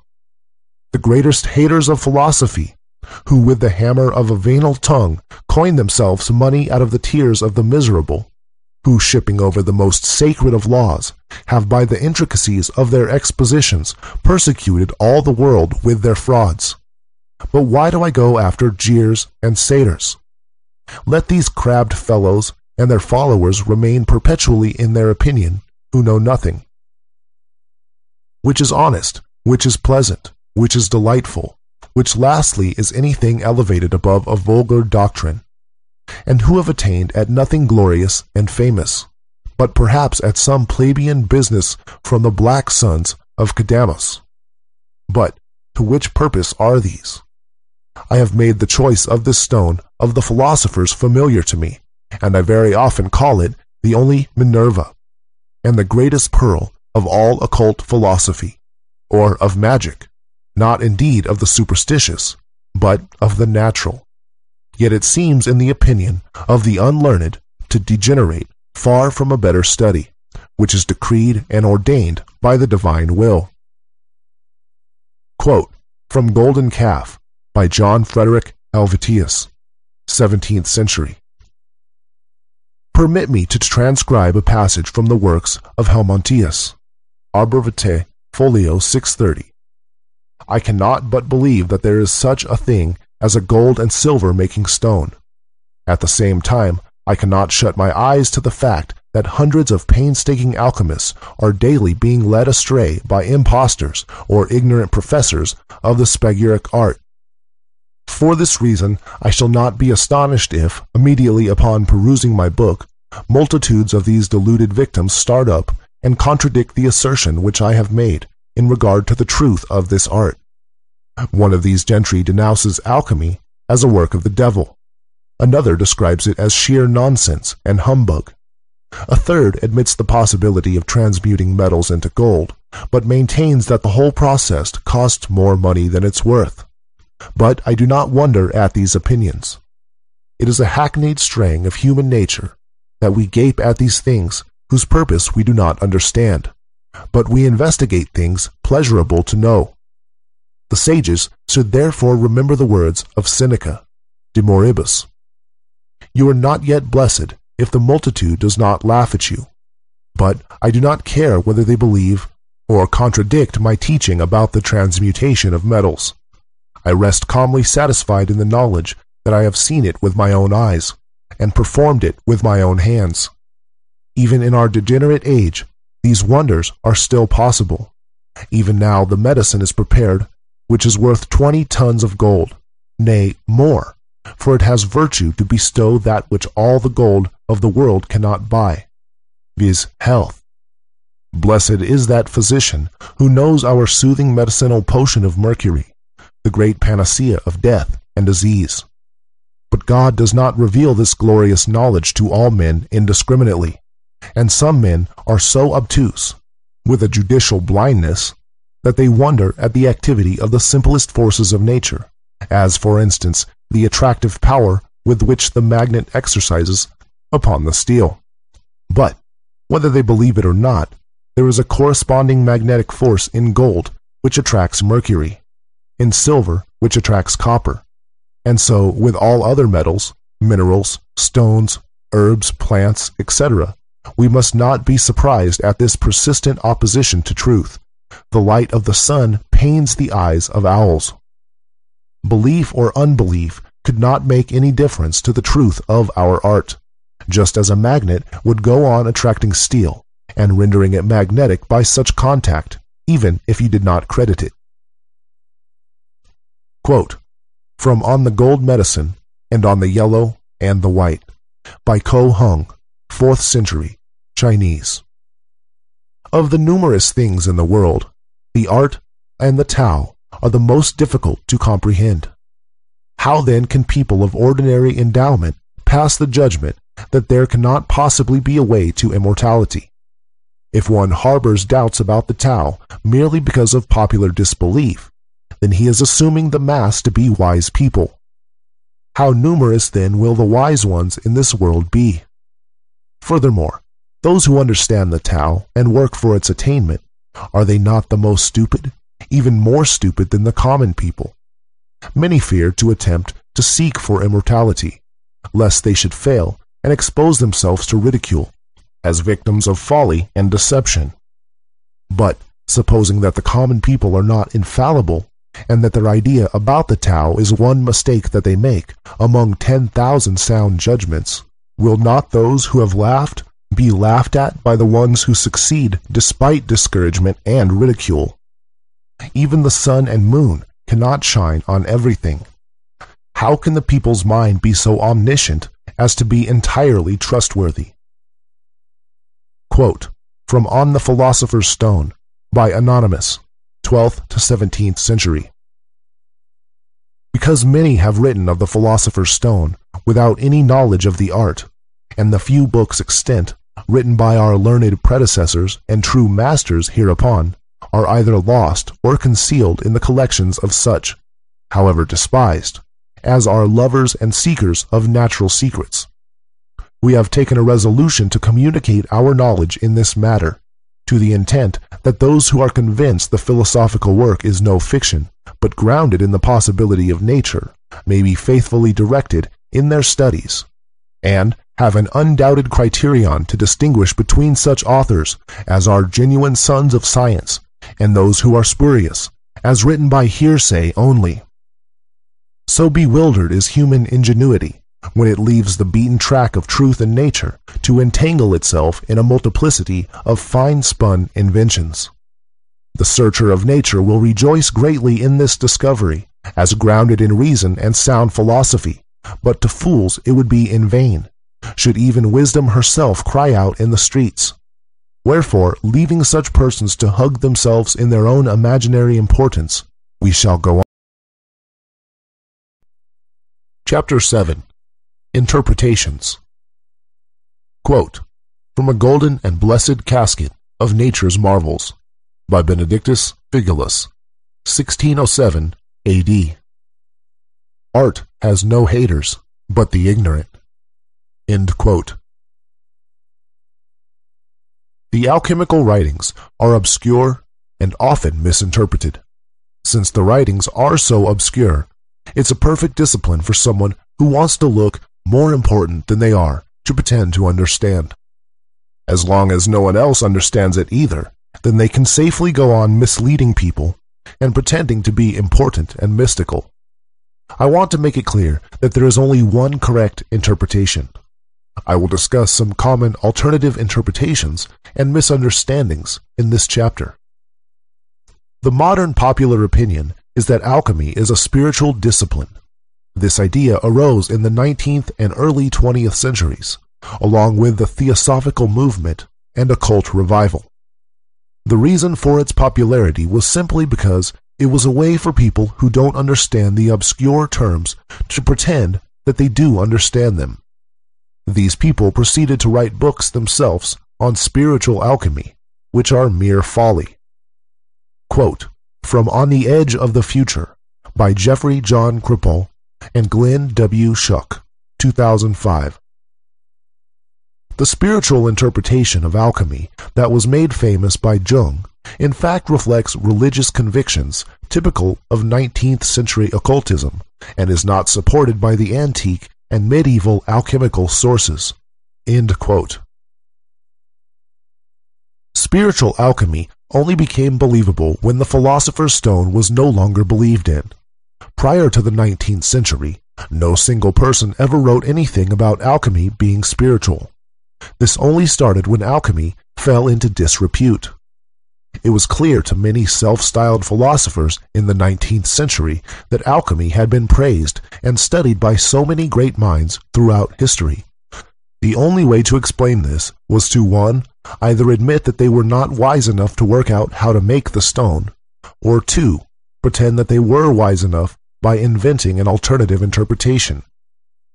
Spiritual alchemy appeared to make sense of the writings of the alchemists, assuming that the philosopher's stone is not real, and only if one were to read selectively just a few alchemical books. The way of the spiritual interpreters is to find any word that could sound spiritual, such as spirit, body, living gold, philosophical mercury, etc. They then jump on this word as evidence of their claim, even though it is evident that these words refer to either the water or salt of the substance from which we make the stone. Unfortunately, many alchemical classics were adulterated during the 19th century, e.g. Corpus Hermeticum, in order to make them sound more spiritual. At the same time, new spiritual alchemy books were published under the name of older alchemists, when they were in fact new publications.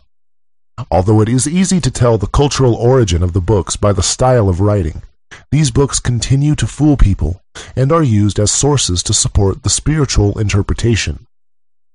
Quote, from Newton and Newtonianism, by James E. Force and Sarah Hutton, 2005. Hundreds of books, including adulterated translations of alchemical classics, appeared in the second half of the 19th century, all but a very few embracing this new spiritual interpretation of alchemy." End quote. The spiritual interpreters go further by suggesting that the alchemists had to hide their spiritual philosophy under obscurity, since the kings and the church in their time would have prosecuted them for blasphemy. This claim sounds believable if we are to read it and nod our heads without thinking about it. But if we think about it, we see that 1. Various saints and monks in the same periods spoke very clearly about spirituality without any problem. 2. The kings and church were actually prosecuting the alchemists anyway. 3. Since the alchemists were already being prosecuted for claiming they can make gold, all they would have to do is admit they were actually talking about spirituality and they would be safe. Quote, from Man, Myth, and Magic by Richard Cavendish and Brian Innes, 1983. A purely spiritual alchemy would never explain the existence of alchemical laboratories in which physicians honestly and fanatically sought for occult medicines. End quote. Spiritual alchemy is the emperor's new clothes. Everyone pretends to understand it, but no one really does. There is nobody on earth who could explain the why and how of spiritual alchemy and successfully decode entire alchemical books using this interpretation. This is why the idea has stuck, simply because no one understands it, and so there is no argument against those who believe it, as how can you argue against someone who blindly believes something with no evidence? That being said, since the creation of the Philosopher's Stone does follow fundamental laws of nature, and since fundamental laws hold true on every level and every situation, then the same laws which apply to the creation of the stone also hold true to spiritual development. But the spiritual interpreters of alchemy don't follow those fundamental laws, since they don't understand alchemy, and so they are still wrong. My argument against the spiritual interpretations is not that alchemy does not apply to spirituality. Of course it does. But my argument is against the concept that alchemy is primarily spiritual. Alchemy is primarily concerned with the physical reality, and all the authors of the alchemy books were writing about a physical substance, which is easy to see from the quotes provided in this book. However, all fundamental truths apply on every level, and since the physical reality is a reflection of the spiritual reality, then of course the same does apply to both levels. If the spiritual interpreters of alchemy actually understood alchemy, then they would understand this, and therefore understand that the authors were writing about a physical substance. This is my point. Other people are indeed convinced that alchemy is practical, but they just can't get their head around the fact that it's very simple and follows the laws of nature. Many people have invented chemical processes, e.g. the white stone of urine, which they developed by reading only 1 or 2 alchemical books and taking the metaphorical part of the writings literally. From reading alchemy, they invent complicated chemical processes, which are far away from the actions of nature, and set about doing all kinds of fruitless experiments. They obviously get nowhere, and then decide to tell everyone else how to go wrong too. The emperor's new clothes again.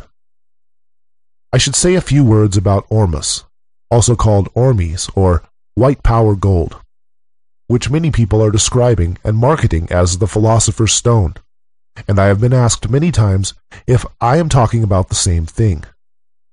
Ormus is a method to obtain very small particles of charged metals.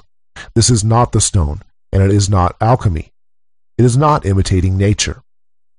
There may well be health benefits to ingesting ormus, but the claim made that ormus is the stone is a little silly. It's like calling a chicken a cow. A chicken is not a cow. It doesn't look like a cow, and it doesn't act like a cow. Ormus is not made like the stone. It doesn't look like the stone. It doesn't act like the stone.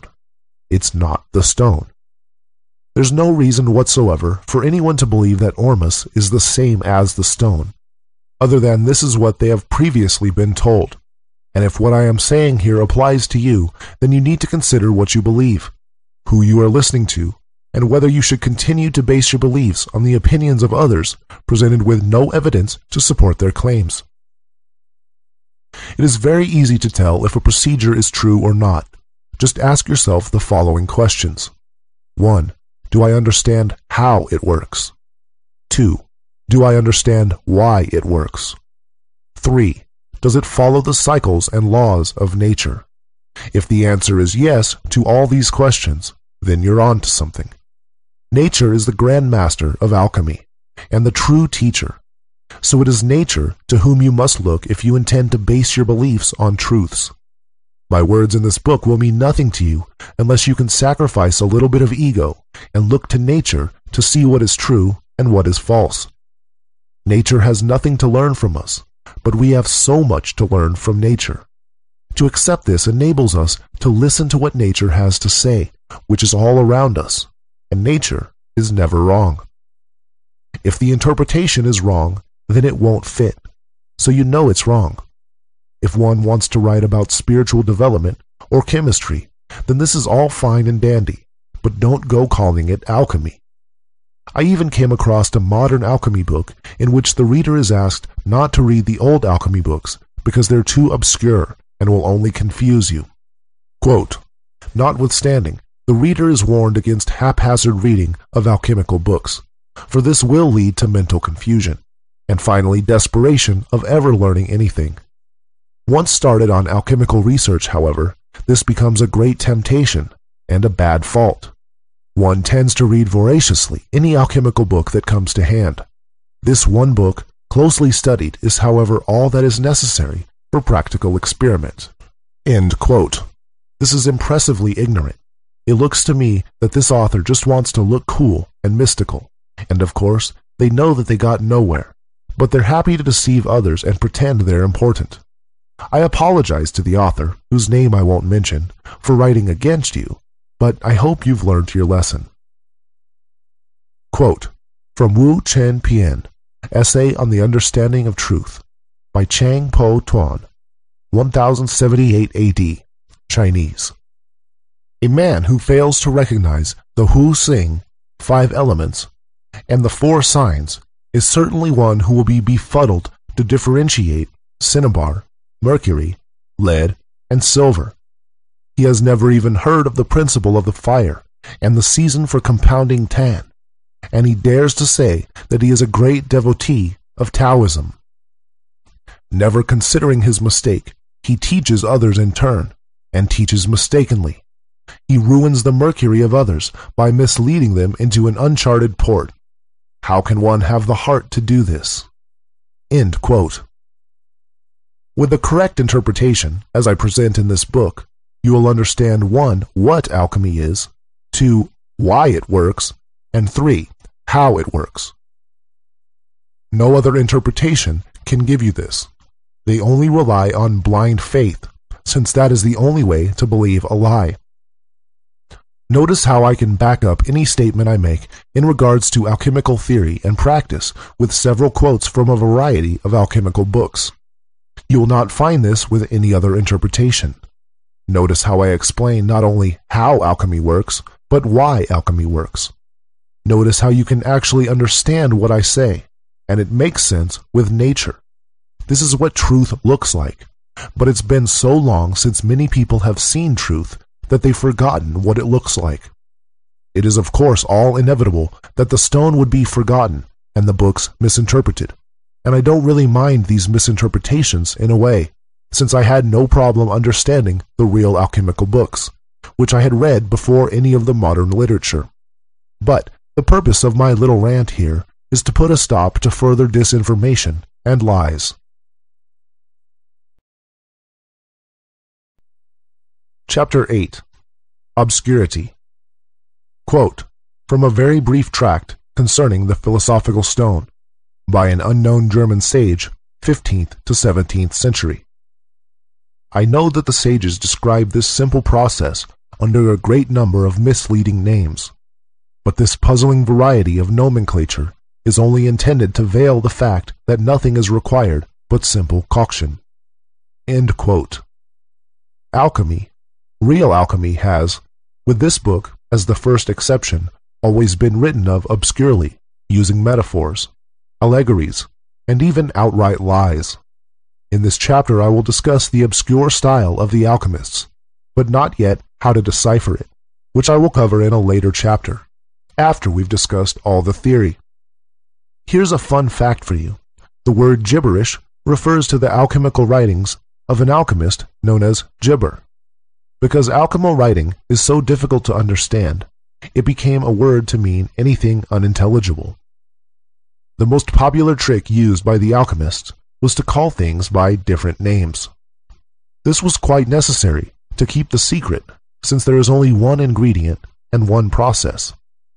The alchemists therefore used hundreds of different words for explaining the same thing. But, in their defense, they did write that they were doing this, so the reader should have known that the writing was a riddle and know that they must decipher it. Though some people chose not to listen to this and to take the writings literally, which has caused countless deaths throughout history from people ingesting mercury and sulfur, which are extremely poisonous. The alchemists knew that mercury and sulfur were poisonous, and knew that some people were taking their writings literally, so that was quite a sick joke to play. In my opinion, they should have called it milkshake and jelly beans, which would have still been obscure, especially because those weren't invented yet, but would not have killed anyone. Additionally, the alchemists amused themselves by listing operations performed by nature, implying that the alchemist would be physically performing them, which is not the case. In truth, it is nature who makes the stone, while the alchemist only optimizes the conditions. This way, the alchemist can claim they told you the truth. But what they told you was something you don't need to do. Quote, from the Glory of the World, or Table of Paradise, by Anonymous, 1526 AD. I make known to all ingenious students of this art that the sages are in the habit of using words which may convey either a true or false impression, the former to their own disciples and children, the latter to the ignorant, the foolish, and the unworthy. Bear in mind that the philosophers themselves never make a false assertion. The mistake, if any, lies not with them, but with those whose dullness makes them slow to apprehend the meaning. Hence it comes that, instead of the waters of the sages, these inexperienced persons take pyrites, salts, metals, and diverse other substances, which, though very expensive, are of no use whatever for our purpose. X. Promenides. The sages have written about many waters, stones, and metals for the purpose of deceiving you. Good heavens, how skillfully the sages have contrived to conceal this matter! It would surely have been far better if they had abstained from writing altogether, for the extreme obscurity of their style has overwhelmed thousands in ruin and plunged them into the deepest poverty, especially those who set about this task without even the slightest knowledge of nature or of the requirements of our art. What the sages write is strictly true, but you cannot understand it unless you are already initiated in the secrets of this art. Yeah, even if you were a doctor of the doctors and a light of the world, you would be able to see no meaning in their words without this knowledge. They have written, but you are none the wiser. They half wish to communicate the secret to their posterity, but a jealous feeling prevented them from doing so in plain language. Jealous sages have named many waters and metals and stones, simply for the purpose of deceiving you. Herein the philosophers would warn us that they have used secrecy, lest the whole mystery should be manifested before all the world. Those who follow the letter of their directions are sure to be led astray, and to miss entirely the true foundation of our art. The fault, however, lies not with the sages so much with the ignorance of their readers. We may justly wonder that the sages who have written about this most precious and secret art have thought it necessary to invent so many occult and allegorical expressions, by means of which our art is concealed not only from the unworthy, but from earnest and diligent students of the truth. Foolish persons, indeed, who read their books and hear of the riches and all the other good things which this art affords, experience a pleasant tickling sensation in their ears, and straightway behold visions of themselves sitting on golden thrones and commanding all the treasures of the universe. They fancy that the art can be learned in the twinkling of an eye, soon come to regard themselves as great doctors, and are unable to conceive the possibility of their making a mistake, or being led astray by the sages. Much less are they aware that it has always been the custom of the philosophers to conceal the fundamental facts of this art, and to reveal them to their own sons and disciples only in sententious allegorical sayings. It is impossible to read through all that the sages have ever written on this subject, but it is a still more hopeless undertaking to gather from their books a full and sufficient knowledge of our art, unless, indeed, God opens your understanding and gives you a real insight into the natural properties of things, and thereby into the sayings of those who speak them. For it is nature alone that accomplishes the various processes of our art, and a right understanding of nature will furnish you with eyes wherewith to perceive the secrets thereof. End quote. On reading the alchemical books, you will come across strange allegories, metaphors, and symbols. Don't think that the fancy words mean anything special. All this stuff about kings and unicorns and lions is not meant to teach you anything. It does have a meaning.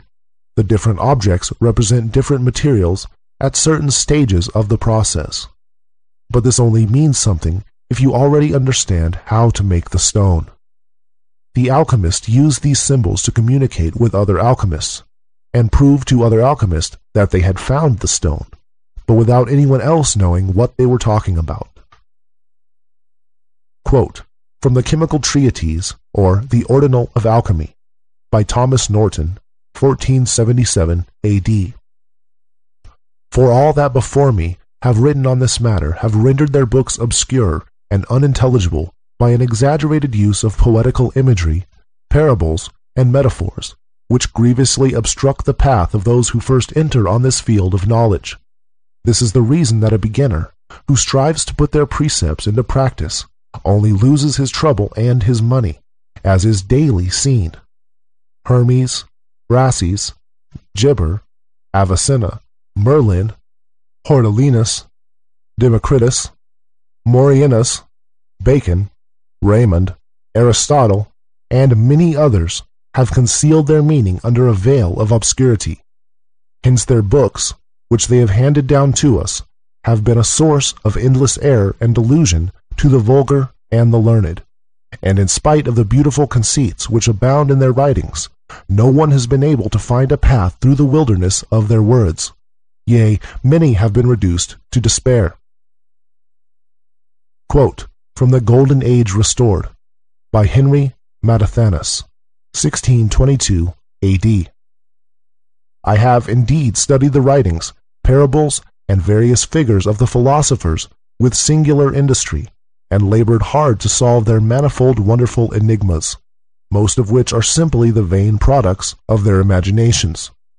It was long before experience taught me that all their obscure verbiage and high pretensions are mere folly and empty phantasms, as is amply testified by our leading sages. The just and pious reader will regard my undertaking with a kindly eye, and not suffer seeming contradictions to mislead him. The theory of and practice of this art, and the laws which obtain in the Republic of the Chemists, forbade me to write more openly or plainly. End quote. A further problem is that not all alchemical books are written by people who understand alchemy. Since the vast majority of people have no understanding of it, they can't tell the true alchemists from the fakes. What makes this even worse is when real alchemists themselves write lies and deliberately mislead the reader. So before the beginner can even start trying to interpret the writings, he has to try to work out which ones are honest and which are not. This is not too difficult to determine. At least I had no problem with it. But then what causes more confusion is when a real alchemist writes partly the truth, but then makes an outright lie to throw you off course again, after they've already gained your trust. Quote from the Aurora of the Philosophers. by Theophrastus Paracelsus, 16th century. For those writers, however many they be, are either themselves in error, or else they write falsely out of sheer envy, and put forth receipts whilst not ignorant of the truth. Quote, from an open entrance to the closed palace of the king, by an anonymous sage and lover of truth, 1645 A.D. The great difficulty which discourages all beginners is not of nature's making. The sages have created it by speaking of the longer operation when they mean the shorter one, and vice versa. Quote, from the Metamorphosis of Metals, by Irenaeus Philalethes, 1694 A.D. They are ignorant mechanics who, not having skill and brains enough for an honest trade, must needs meddle with our art, and of course soon lose all they possess. Others, again, are only just less ignorant than these persons. They are in too great a hurry to make gold before they have mastered even the rudiments of natural science. Of course they fail, spend all they have, borrow money from their friends, amuse themselves and others with hopes of infinite wealth, learn to talk a barbarous, semi-philosophical jargon, and afford a capital handle to those who have an interest in abusing our art. Again, there are others who really have a true knowledge of the secret, but who grudge others the light which has irradiated their own path, and who therefore write about it in hopelessly puzzling language, which the perplexed beginner cannot possibly understand. To this class belong Gibber, Arnold, and Lullius, who would have done much better service to the student if they had never dipped pen in ink. The consequence is that everyone who takes up this study at once finds himself lost in a most perplexing labyrinth of falsehood and uncertainty, in which he has no clue. Some boastful and arrogant sophists, which have read in books that our mercury is not common mercury, and who know that it is called by different names, do not blush to come forward as pretenders to a knowledge of this art, and take upon themselves to describe this solvent as diaphanous and limpid, or as a metallic gum which is permissible with metals, though they do not in reality know anything whatsoever about it. The same may be said of those who would extract our mercury from herbs, or still more fantastic substances. These gentry know not why the sages do not use mercury, such as is sold by apothecaries, as their substance. They are aware of the fact, but are unacquainted with its causes, and the consequence is the idea which they have that anything which changes the nature of common mercury will convert it into that of the sages. But in regard to these foolish persons, I have already expressed our opinion. End quote. Saying all this, it is true that some alchemists wrote very plainly about the art. Writings from the 17th century especially are much clearer than the older writings, which you will learn about in the history section. No one ever gave away the entire process in one book, but some gave direct and lucid instructions on specific operations in the process, or theory. This is how I came to understand the writings. The first step is to be able to tell the truth from the lies, which came easily to me. I have a knack for it. Then, on finding the first few pieces of the puzzle, one can decode the metaphors, and everything starts to snap into place. Additionally, I feel I should say a few words about telling which alchemical books are genuine and which are not. At first, it is difficult for one to tell, as one needs to already understand alchemy in order to know which texts are genuine. This is a bit of a catch-22 situation. It will help if you first accept that none of the modern alchemy books are genuine. Of course, these modern fame and money-hungry authors do not have the stone. Then you have everything from the 19th and 20th centuries. These are also not genuine. It was a strange time of crazy theories and secret societies, and there was very little good information released during that time, except some good translation of older works. Again, during the 19th and 20th centuries, there were many books published pretending to be written by other people. A good example is that of anything written by Hermes. The only remaining genuine work of Hermes is the Emerald Tablet. Everything else is fraudulent, written under his name only to sell more books. You can tell the real time period from which a book was written by considering the writing style, which does still pass over even through translations. Only Fulcanelli wrote genuine alchemical books in modern times, but his works, all 2 of them, are not particularly useful for reasons I will cover in the Fulcanelli chapter. An excellent starting point if you choose to study the alchemical books would be the Hermetic Museum, which includes a large number of the alchemical books quoted here. The truth is always simple and in harmony with nature.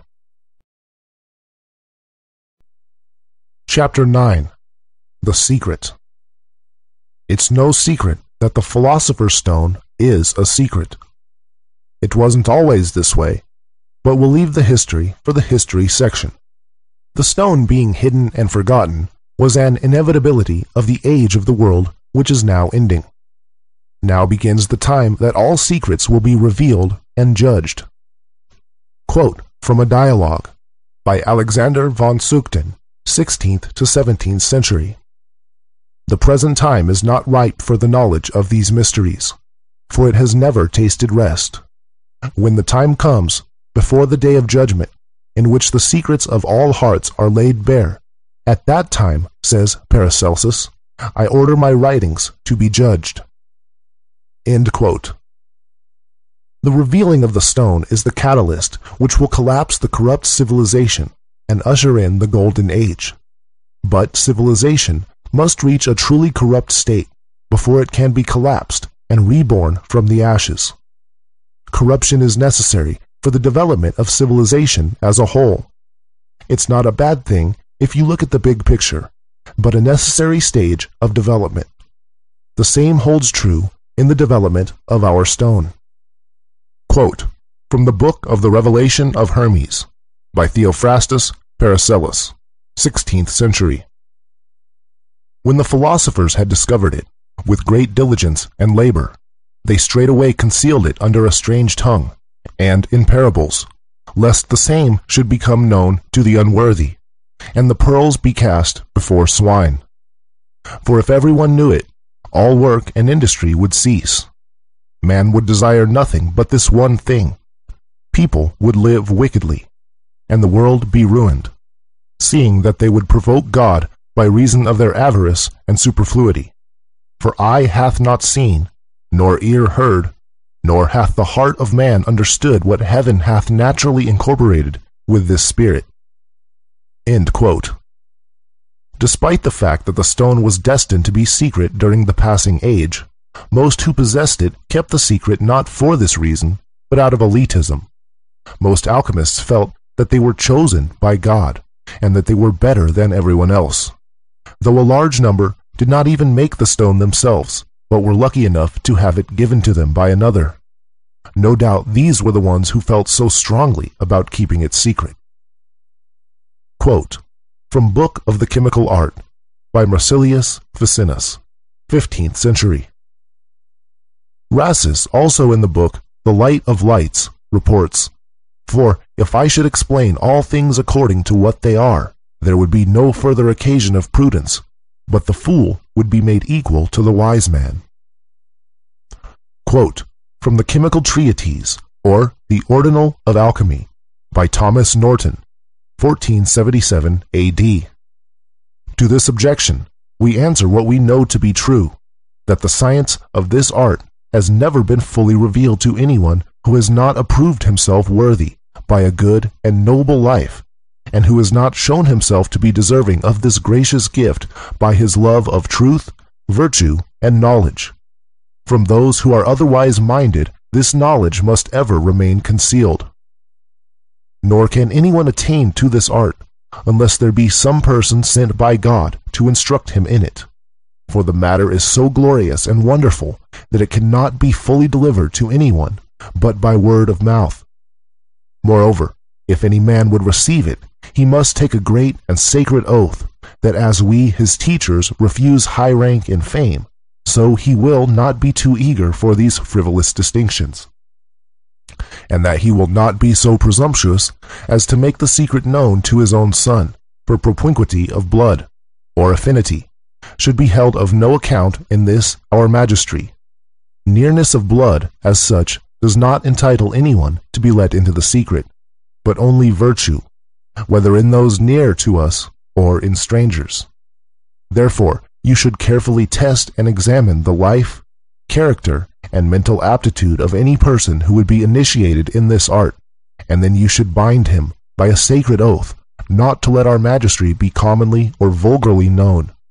Only when he begins to grow old and feeble, tired of life, he may reveal it to one person, but not to more, and that one man must be virtuous, and generally approved by his fellows. For this magistracy must always remain a secret science, and the reason that compels us to be so careful is obvious. If any wicked man should learn to practice this art, the event would be fraught with great danger to Christendom. For such a man would overstep all bounds of moderation, and would remove from their hereditary thrones those legitimate princes who rule over the peoples of Christendom. And the punishment of this wickedness would fall upon him who had instructed that unworthy person in our art. In order, then, to avoid such an outbreak of overweening pride, he who possesses the knowledge of this art should be scrupulously careful how he delivers it to another, and should regard it as the peculiar privilege of those who excel in virtue. For all the authors who deal with this subject write about it in obscure language, and not one of them declares it plainly. Nay, they beseech God to remove them suddenly out of this world, if they ever write books about the grand secret. For many of them have been fearful of committing to paper more than was right about this science, and not one of them has given more than 1 or 2 plain hints respecting it. They did not write with the object of divulging their secret to the world, but in an obscurely elusive style, in order that they might be able to recognize those who understood their meaning as brothers and fellow adepts. Hence you must not be content with reading only one book, but you should study a variety of authors, because according to the learned Arnold, one book opens up the understanding of another. The same thought is expressed by the learned Anaxagoras, who testifies that if a man will not take the trouble of reading many books, he can never attain to a practical knowledge of our art. End quote. It was not all fun and games for the alchemists. A lot of them were very paranoid, and perhaps rightly so, as some people would do anything to get the stone. Fear was a good reason to keep quiet. Quote, from the Golden Tract Concerning the Stone of the Philosophers, by an anonymous German philosopher, 16th to 17th century. No doubt the gentle reader has learned by the works of Sincerity that whenever he sheathed himself openly to the powerful, he went in constant fear of his life. Experience teaches that many philosophers who gave no thought to their personal safety have been killed and deprived of their tincture by greedy and powerful robbers. And it stands to reason that anyone going about with a great treasure in his hand must fall a prey to brigands. Sincerity concealed his name by an anagram. Thus also a short time ago another philosopher, and brother of the Golden Cross, whose real name has long been familiar to me, concealed it beneath an anagram, and made himself known to his friends by an enigmatical designation. Why then should I place myself at the mercy of this impure world? Quote, from an open entrance to the closed palace of the king, by an anonymous sage and lover of truth, 1645 A.D. So long as the secret is possessed by a comparatively small number of philosophers, their lot is anything but a bright and happy one. Surrounded as we are on every side by the cruel greed and the prying suspicion of the multitude, we are doomed, like Cain, to wander over the earth homeless and friendless. Not for us are the soothing influences of domestic happiness, not for us the delightful confidences of friendship. Men who covet our golden secret pursue us from place to place, and fear closes our lips, when love tempts us to open ourselves freely to a brother. Thus we feel prompted at times to burst forth into the desolate exclamation of Cain, whoever finds me will slay me. Yet we are not the murderers of our brethren. we are anxious only to do good to our fellow men. But even our kindness and charitable compassion are rewarded with black ingratitude that cries to heaven for vengeance. It was only a short time ago that, after visiting the plague-stricken haunts of a certain city and restoring the sick to perfect health by means of my miraculous medicine, I found myself surrounded by a yelling mob, who demanded that I should give to them my elixir of the sages. And it was only by changing my dress and my name, by shaving off my beard and putting on a wig, that I was enabled to save my life and escape from the hands of those wicked men. And even when our lives are not threatened, it is not pleasant to find ourselves, wherever we go, the central objects of human greed. I know of several persons who were found strangled in their beds, simply because they were suspected of possessing this secret, though in reality they knew no more about it than their murderers. It was enough for some desperate ruffians that a mere whisper of suspicion had been breathed against their victims. Men are so eager to have this medicine that your very caution will arouse their suspicions and endanger your safety. Again, if you desire to sell any large quantities of your gold and silver, you will be unable to do so without imminent risk of discovery.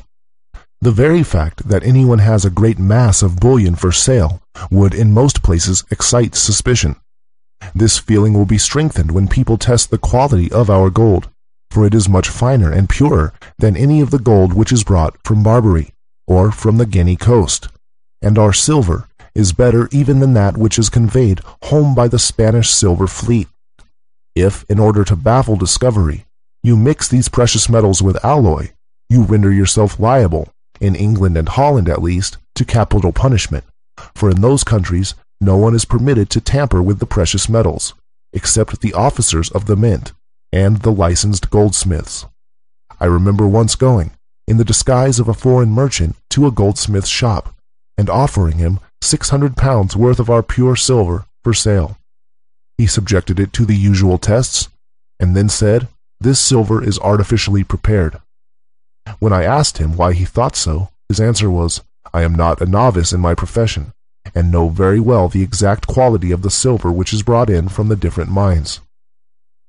When I heard these words, I took myself away with great secrecy and dispatch, leaving the silver in the hands of the goldsmith.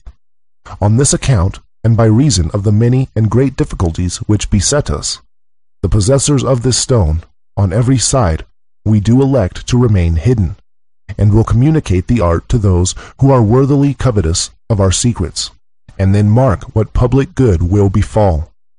End quote.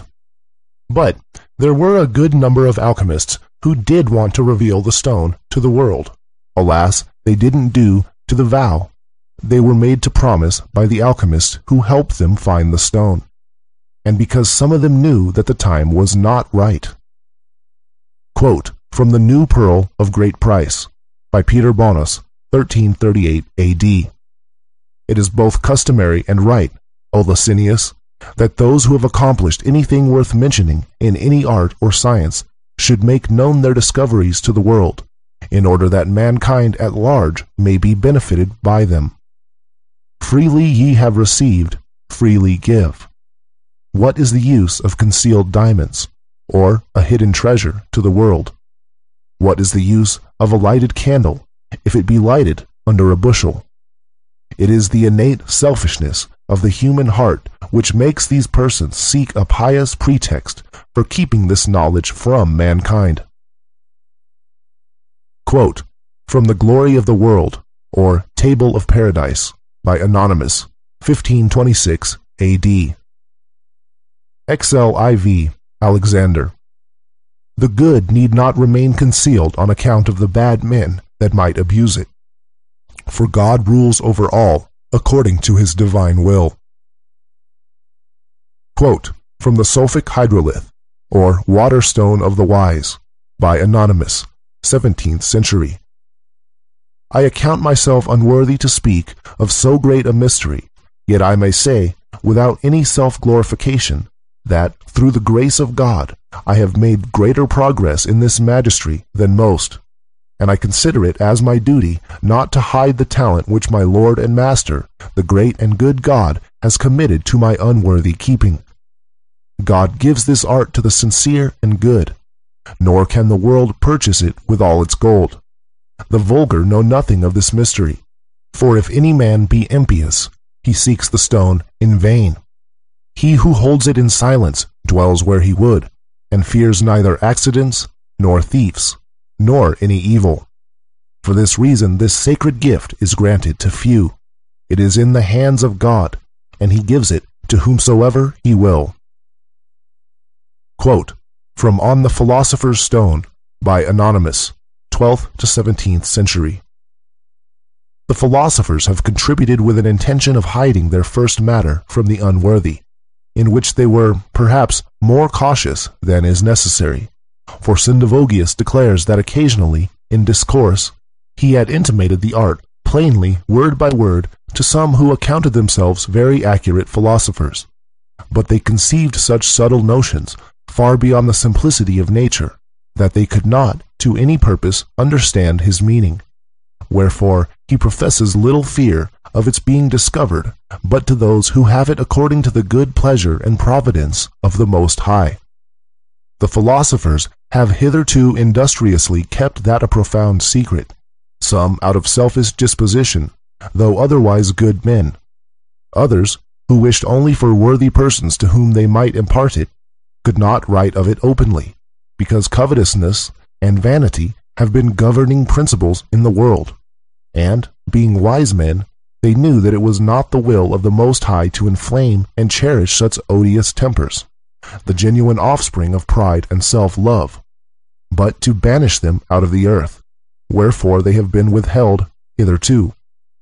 But we, finding no restraint on our mind in that respect, shall declare what we know, and the rather because we judge the time is come to demolish the golden calf, so long had in veneration by all ranks of men, insomuch that worth is estimated by the money a man possesses, and such is the inequality of possessions that mankind are almost reducible to the rich, who are rioting in extravagance, and the poor, who are in extreme want, smarting under the iron hand of oppression. Now the measure of inequality among the rich hastens to its limit, and the cry of the poor is come before the Lord, who will give them to eat till they shall be satisfied. Hereafter the rich shall see the vanity of their possessions when compared to the treasures communicated by this secret, for the riches it bestows are a blessing from God, and not the squeezing of oppression. Besides, its chief excellence consists in making a medicine capable of healing all diseases to which the human body is liable, and prolonging life to the utmost limits ordained by the Creator of all things. There want not other reasons for the manifestations of this process, for skepticism has gone hand in hand with luxury and oppression. End quote. Chapter 10. Yin-Yang. The alchemists agree that the stone develops and operates from the combination of female, yin, and male, yang, principles. Everything contains these two forces in different proportions, and the most stable proportions are not 50-50, but with either one of the two dominating. This is why the philosopher's stone comes in two forms, the red stone, male, and the white stone, female. This is also the relationship between gold, male, and silver, female, and why the red stone transmutes metals into gold, whereas the white stone transmutes them into silver. Of course, when we say that gold is male and silver is female, this does not mean that gold is all yang and silver is all yin. Everything contains both, but with one of them dominating for the time being. Furthermore, we can clearly see the relationships between male and female principles in nature. The two depend on each other. Obviously, we have the fact that animals come in male and female genders, who are attracted to one another. Also, the relationship between animals, male, and plants, female, is of the same type. We also depend upon each other for survival. The male force is the active force, growth and multiplication, whereas the female force is the passive force, stability and dissolution, or decomposition. Too much male force will end up multiplying and overpowering its surroundings, leading to destruction. Too much female force will reverse development, reducing everything to its components. Together, the male and female forces combine, with the male force expanding and developing, and the female force keeping it under control, and everything orderly and harmonious. The male force attempts to impose itself upon everything. It wants to multiply itself. The female force, on the other hand, tries to bring everything back to its original element. It is the female force that allows for rebirth by encouraging reduction and decomposition back into the original element, supporting and nourishing this for the task of the male, which is to encourage growth, development, and multiplication. Imagine the world was only full of men, or only full of women. The men would spend the whole time fighting in their efforts to impose their views and themselves on the rest of the world. The women would sit around and talk all day long, developing nothing. Now, consider animals and plants. The plants have a lot of yin. They just sit around all day and don't even try to move, whereas the animals are busy running around and eating everything they can put in their mouths. The sea has a dominating male force, which is why fish are so obsessed with eating each other. It's also why there are very few plants in the sea. Even the corals are animals. The air has dominating female force, with a lot of trees and comparatively few animals in between.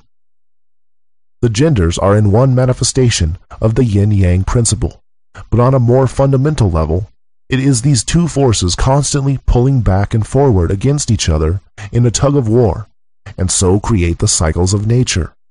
Yin-yang is polarity. We live in a universe of opposites. The cycles we see in nature are all due to the polarity of our universe, and it is these cycles, caused by yin-yang, which themselves cause growth and development of all things, from the atom to the whole universe itself. The Philosopher's Stone also develops from the yin-yang principle of polarity. In the natural development of the stone, and therefore everything else, the dominating principle moves to and fro, from yin to yang and back, in the form of evaporation and condensation, sun and rain. In this way, the stone develops to higher and higher degrees of perfection.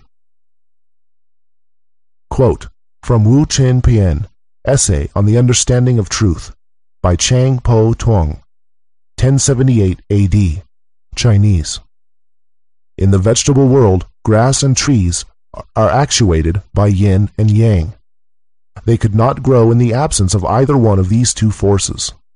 At the beginning, yang dominates and is indicated by the budding of green leaves.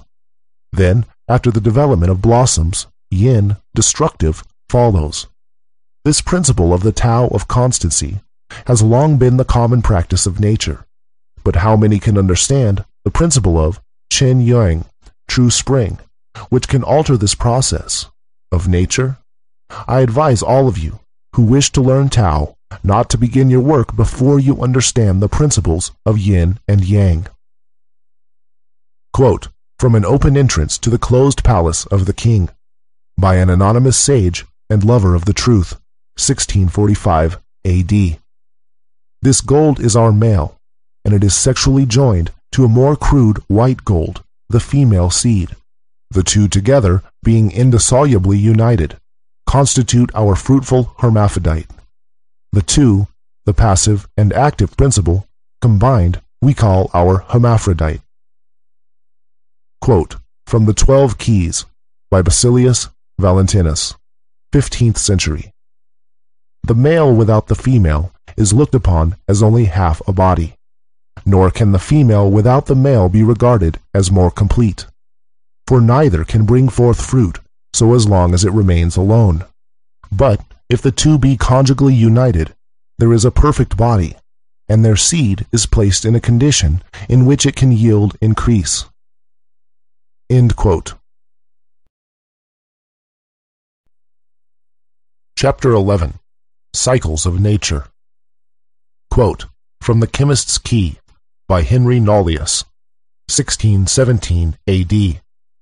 If thou desire to see the secrets of nature, now open thine eyes. End quote. Following on from the previous chapter on yin-yang, we have the cycles of nature.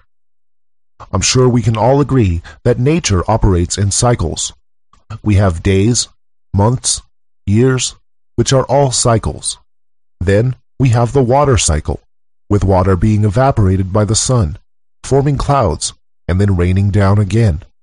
It is these cycles that cause growth and development, most obviously in plant life, but also in all other forms of life, and the earth itself. Similar cycles also occur in larger systems, such as solar systems and the galaxies. All these cycles are due to the yin-yang principle, which I explained in the previous chapter. But have you stopped to think what the effect of these cycles is? I will illustrate it for you as simply as I can. Imagine you have a handful of damp soil, which you put into a closed system in which there is sun and then rain, as there is on Earth. Every day there is sunshine, yang, which evaporates off the water, which then condenses at night, yin, and rains back down onto the soil. What will happen? Well, the first and most obvious effect is that the soil will arrange itself in layers with the lightest particles at the top and the heaviest at the bottom. We have gravity to thank for this, of course. The hot air and water vapor will rise, and with it the lightest of the particles, which attach themselves to the water. The lighter the particle is, the easier it attaches itself to the water, and the further the water will lift it while evaporating. This causes the heavier particles to sink as the lighter particles are picked up and placed back down on top of them. Everything will arrange itself in order of density. This you can already see by considering that the top layer of the earth is a soft soil, with heavier minerals as you dig down. This is also very easily proven with a little experiment, which is also the first part of our work in making the stone. The smallest and lightest particles of all will attach themselves to the water and not let go, since they are so volatile, and these particles are the life energy we are looking for. But something else happens too. With the particles continuously being moistened and then heated and dried, calcined, they will slowly break down, decompose, putrefy into smaller particles. So over time, you'll end up with more of the lighter particles, less dense, and less heavier particles, more dense. The particles will get lighter and lighter until they are broken down into what they are made of, the original life energy. The life energy itself is infused into the water, and so penetrates all of the particles as they are moistened by the water. And the life energy also aids the putrefaction by encouraging the elements to break down into its own form. So, you can assume that eventually, after a very long time, the entire mass is converted into life energy, which is what we call the philosopher's stone. But I don't recommend using soil for this process, since it will take too long. Then there are life forms which use this life energy and the lightest particles to grow and live. Plants grow in the top, lightest layer of the soil, and use the life energy which is more concentrated there for their development, which they collect and form into matter for their own use. Animals then eat the plants to absorb their life energy, and other animals eat those animals for the same reason. Once eaten, our stomachs digest what we eat into even smaller particles, which is just another process of putrefaction. Plants love to grow in dead plant matter, since this is already full of life energy, which is now happily decomposing into lighter particles and back into the wonderful life energy. I'll give you an illustration of how this works inside your body. When you eat an apple, you first chew it. The chewing is the first stage of decomposition. It breaks it down into smaller pieces. Then it goes into your stomach and is digested, dissolved by your stomach acid. This is again decomposition for breaking down the matter in order to extract and reuse the particles inside of it. What you get is a range of matter, sugars, proteins, vitamins, etc., and life energy. The most important of these is the life energy. But since we do not normally have enough of this, we use the determined and more dense particles, sugar, protein, etc., where we can, for the required needs of our body. The life energy can be made into anything we are lacking. It can be formed into any other particle required by our body. It can even be made into water if we have not had enough to drink, or oxygen if we are not breathing enough. This is why when you ingest the stone, you don't need to eat, drink, or breathe, because your body will make this into exactly what it needs. Scientists have found evidence of a biological transmutation already. In many incidents, it has been proven that animals can produce minerals that they have not ingested. This supports the existence of life energy. Quote, from Evidence that Atoms Behave Differently in Biological Systems, by Madhavendra Puri. Crabs, shellfish, and crayfish have shells made largely of calcium. A crab 17 centimeters by 10 centimeters has a shell weighing around 350 grams. Periodically, these animals shed their shell and create a new one. This is called molting. When molting, a crab is very vulnerable and hides away from all other creatures, so it cannot get calcium by preying on other creatures. According to French chemist C. Louis Kervran of the Council d'Hygiene in Paris, seawater contains far too little calcium to account for the rapid production of a shell. The calcium content of seawater is about 0.042%, and a crab can form a new shell in little more than 1 day. If the entire body of a crab is analyzed for calcium, it is found to contain only enough calcium to produce 3% of the shell, even taking into account the calcium carbonate stored in the hepatopancreas just before molting. Even in water completely devoid of calcium, shellfish can still create their calcium-bearing shells, as shown by an experiment performed at the Maritime Laboratory of Roscoff. A crayfish was put in a seawater basin from which calcium carbonate had been removed by precipitation. The animal made its shell anyways. Kervran, 1972, page 58. Chemical analysis made on animals secreting their shells has revealed that calcium carbonate is formed on the outer side of a membrane, although on the opposite side of the membrane, where matter enters, there is no calcium. This fact has left specialists perplexed. Kervran, 1972, page 58. End quote. So you can see that the cycles of nature are in place to purify matter and break it down into lighter, freer particles and life energy in order to be used again to create new and better life forms. Life forms grow from these lighter, volatile particles, which they form into matter according to their own needs. And when they die, nature turns it back into the dust from whence it came. Quote, from The Crowning of Nature, by Anonymous, 16th to 17th century. God being before all things, when he was alone, created one substance, which he called the first matter, and of that substance he created the elements, and from them created all things. Quote, from The Root of the World, by Roger Bacon, 13th century. That part of the body which is dissolved ever ascends or rises to the top, above all the other undissolved matter which remains yet at bottom. Therefore, said Avicen, that which is spiritual in the vessel ascends up to the top of the matter, and that which is yet gross and thick remains in the bottom of the vessel. Quote, from The Glory of the World, or Table of Paradise, by Anonymous, 1526 A.D. Observe, furthermore, how the seeds of all things that grow, as for instance grains of wheat or barley, spring forth from the ground by the operation of the stone, and the developing influences of sun and moon, how they grow up into the air, are gradually matured, and bring forth fruit, which again must be sown in its own proper soil. The field is prepared for the grain, being well plowed up and manured with well-rotted dung, for the earth consumes and assimilates the manure, as the body assimilates its food, and separates the subtle from the gross. Therewith it calls forth the life of the seed, and nourishes it with its own proper milk, as a mother nourishes her infant, and causes it to increase in size and to grow upward.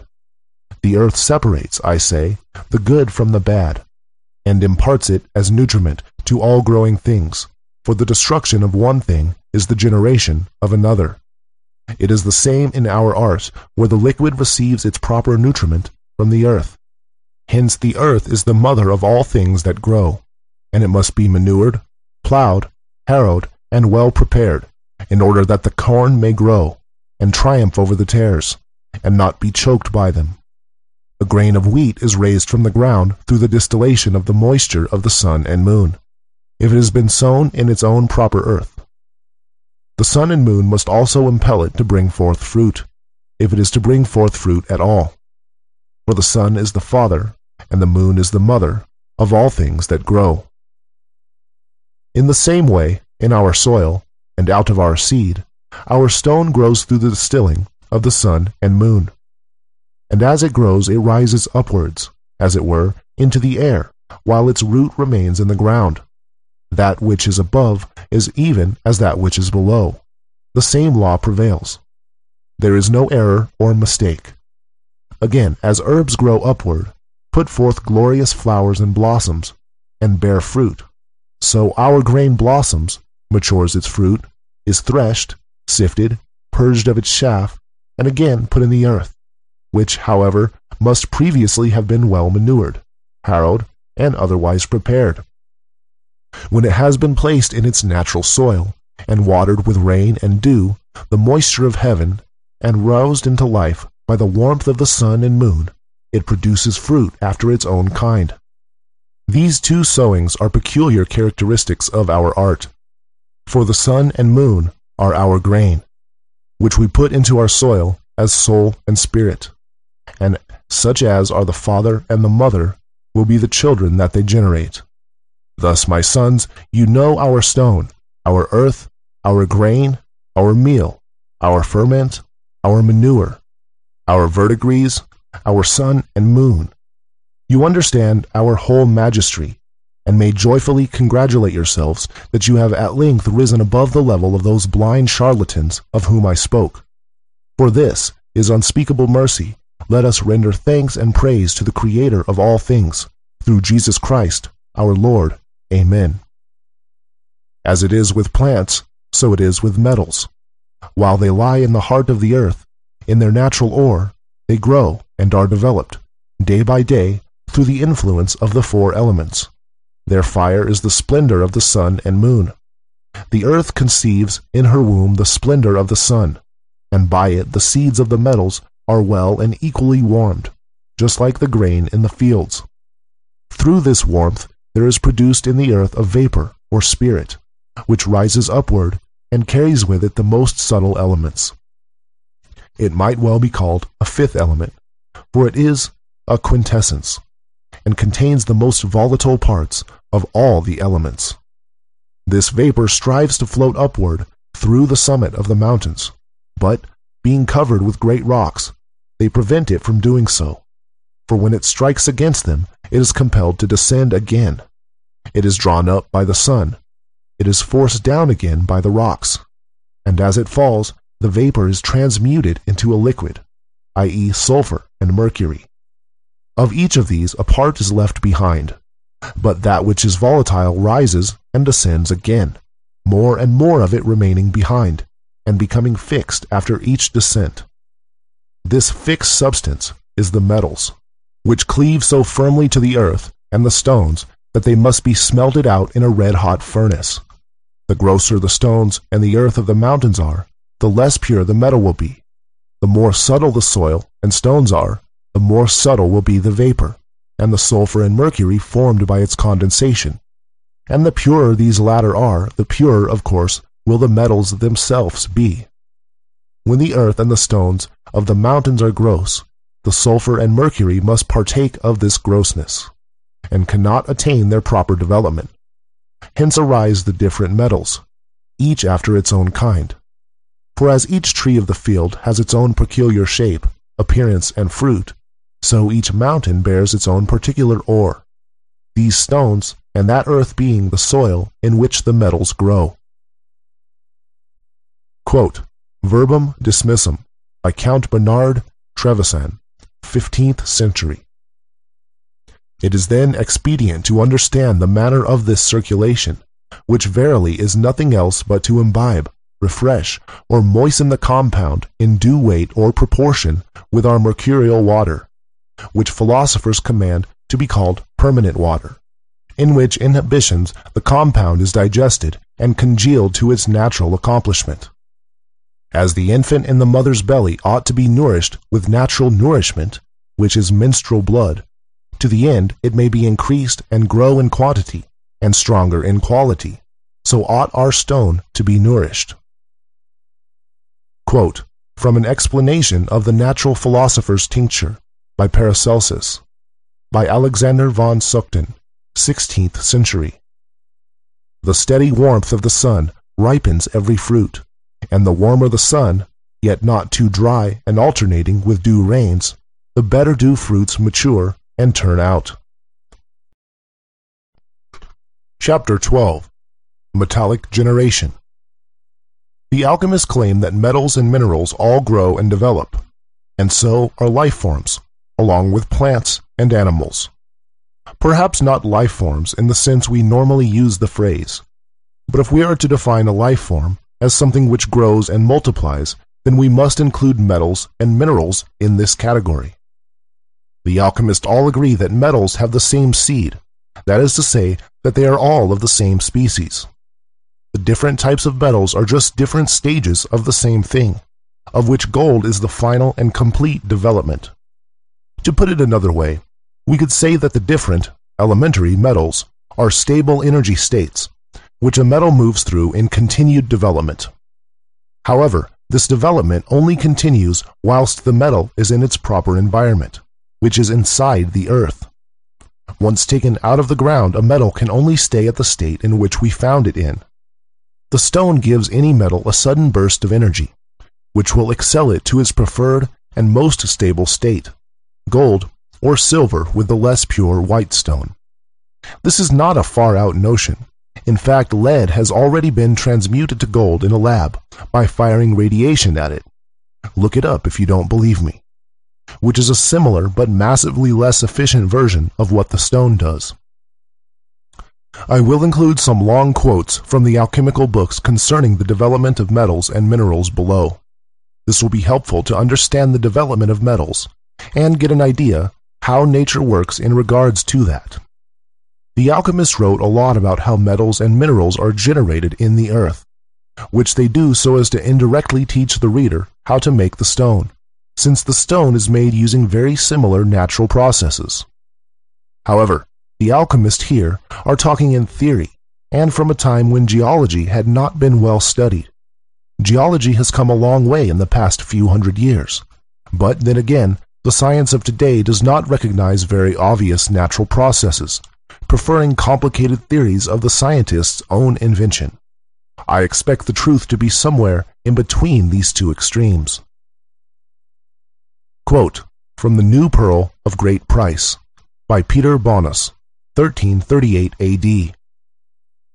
The great process of development into silver and gold is constantly going on.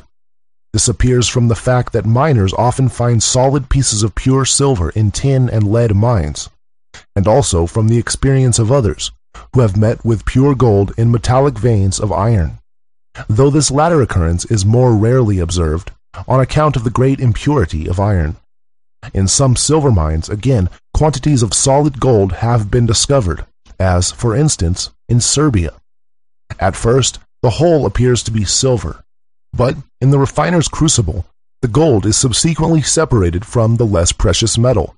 Thus, it is the teaching of experience that nature is continually at work changing other metals into gold, because, though in a certain sense, they are complete in themselves, they have not yet reached the highest perfection of which they are capable, and to which nature has destined them, just as the human embryo and the little children are complete and perfect as far as they go, but have not attained to their ultimate goal of manhood. Gold is found in different forms, either mixed with a coarse rocky substance, or in a solid condition, or amongst the sand in the beds of rivers, being washed out of the mines by water. Golden sand is also found in the deserts of India, where there are no rivers. Silver is never found mixed with the sand of rivers, but mostly in the shape of ore in mines, or like a vein running through a rock. Lead and tin occur mostly in the shape of ore, and sometimes they are mingled with earth. The same facts have become commonly observed with regard to iron and the other metals. When different metals are discovered in the same mine, the less pure of the two will generally have a tendency to ascend and leave what remains more force to develop in the right direction. The substance of common metals is the same as that of gold. If, then, the form of gold, or the elixir, be added to them, they must become gold. As the common metals become gold and silver by means of a natural process, it is quite possible that the same result should be brought about by the means of the alchemist's art. Quote, from Compound of Compounds, by Albertus Magnus, 13th century. The generation of metals is circular, that is, one passes easily from one to another following a circle, the cousin metals having similar properties. It is because of this that silver changes more readily into gold than any other metal. Quote, from a tract of great price concerning the philosophical stone, by a German sage, 1423 A.D. Now, since nature is always striving to attain perfection, and to reach the goal set before her by the Creator of all things, she is continually at work upon the qualities of the four elements of each substance, and so stirs up and rouses the inward action of the elements by the accidental heat of the sun, and by natural warmth, that there arises a kind of vapor or steam in the veins of the earth. This vapor cannot make its way out, but is closed in penetrating through fat, earthy oil, and impure, sulfurous substances. It attracts to itself more or less of these foreign and external impurities. This is the reason that there are seen in so great a variety of colors before it attains to purity and its own proper color. Nature has to purge away the peculiar characteristics of all other metals before she can make gold, as you may see by the fact that different kinds of metals are found in the same metallic vein. If, however, this pure quicksilver floats upward in a pure mineral earth, without any gross alloy, it is hardened into the pure and white sulfur of nature by being subjected to a very moderate degree of gentle heat, and at length assumes the specific form of silver. Like all the other metals, it may still be developed into gold if it remain under the influence of its natural heat. But if the same pure unalloyed quicksilver be subjected to a higher degree of natural heat, it is transmuted into the pure red sulfur of nature, and becomes gold without first passing through the stage of silver. In this form it remains, because gold is the highest possible stage of metallic development. Those metals, indeed, which have been torn up by the roots, that is to say, that have been dug up from their own proper soil in the veins of the earth, can no longer proceed in that course of development which they pursued in their native abode. Yet as much in them lies, they strive to be perfected. The operation of nature is progressive, not retrogressive.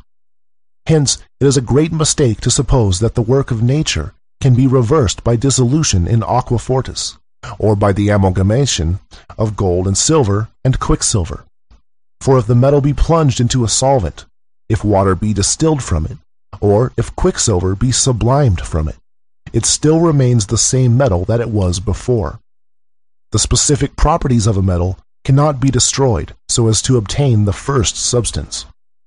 The metals which we dig up out of the earth are, as it were, torn up by the roots, and their growth having come to a standstill, they can undergo no further development into gold, but must always retain their present form, unless something is done for them by our art.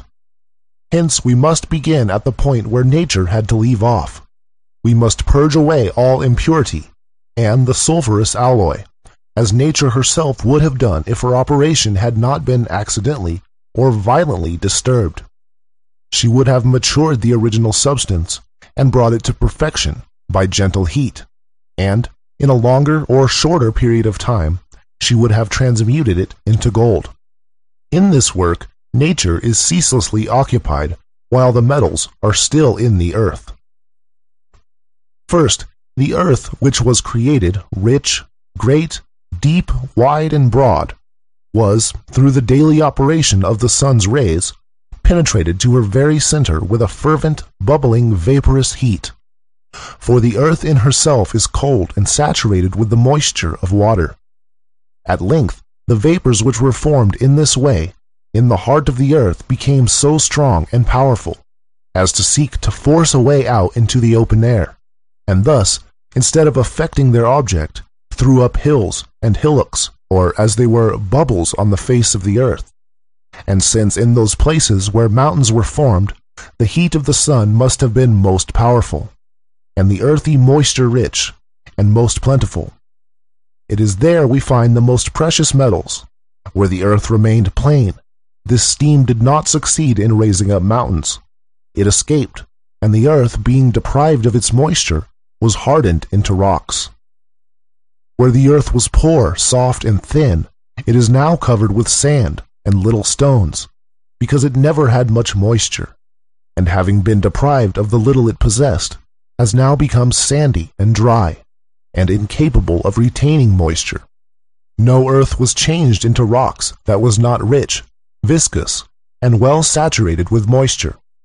For when the heat of the sun has sucked up its moisture, the richness of the earth still makes it cohere, although now it has become hard and dry, and earth that is not yet perfectly hard is even at the present time undergoing a change into hard stones, through the diligent working of nature.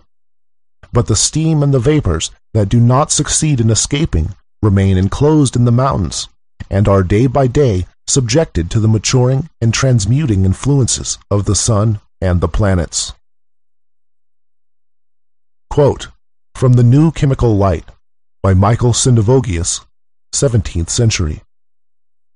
All things are produced of a liquid air or a vapor, which the elements distill into the center of the earth by a continual motion, and that as soon as the Archeus has received it, his wisdom sublimes it through the pores, and distributes it to each place, producing different things according to the diverse places in which it is deposited. Some think that each metal has its own seed, but this is a great mistake, for there is only one seed. The sperm which appears in Saturn is the same as that which is found in gold, silver, copper, etc., and their difference is caused by the place and the time during which nature was at work upon them, the procreation of silver being achieved sooner than that of gold, and so with the other metals.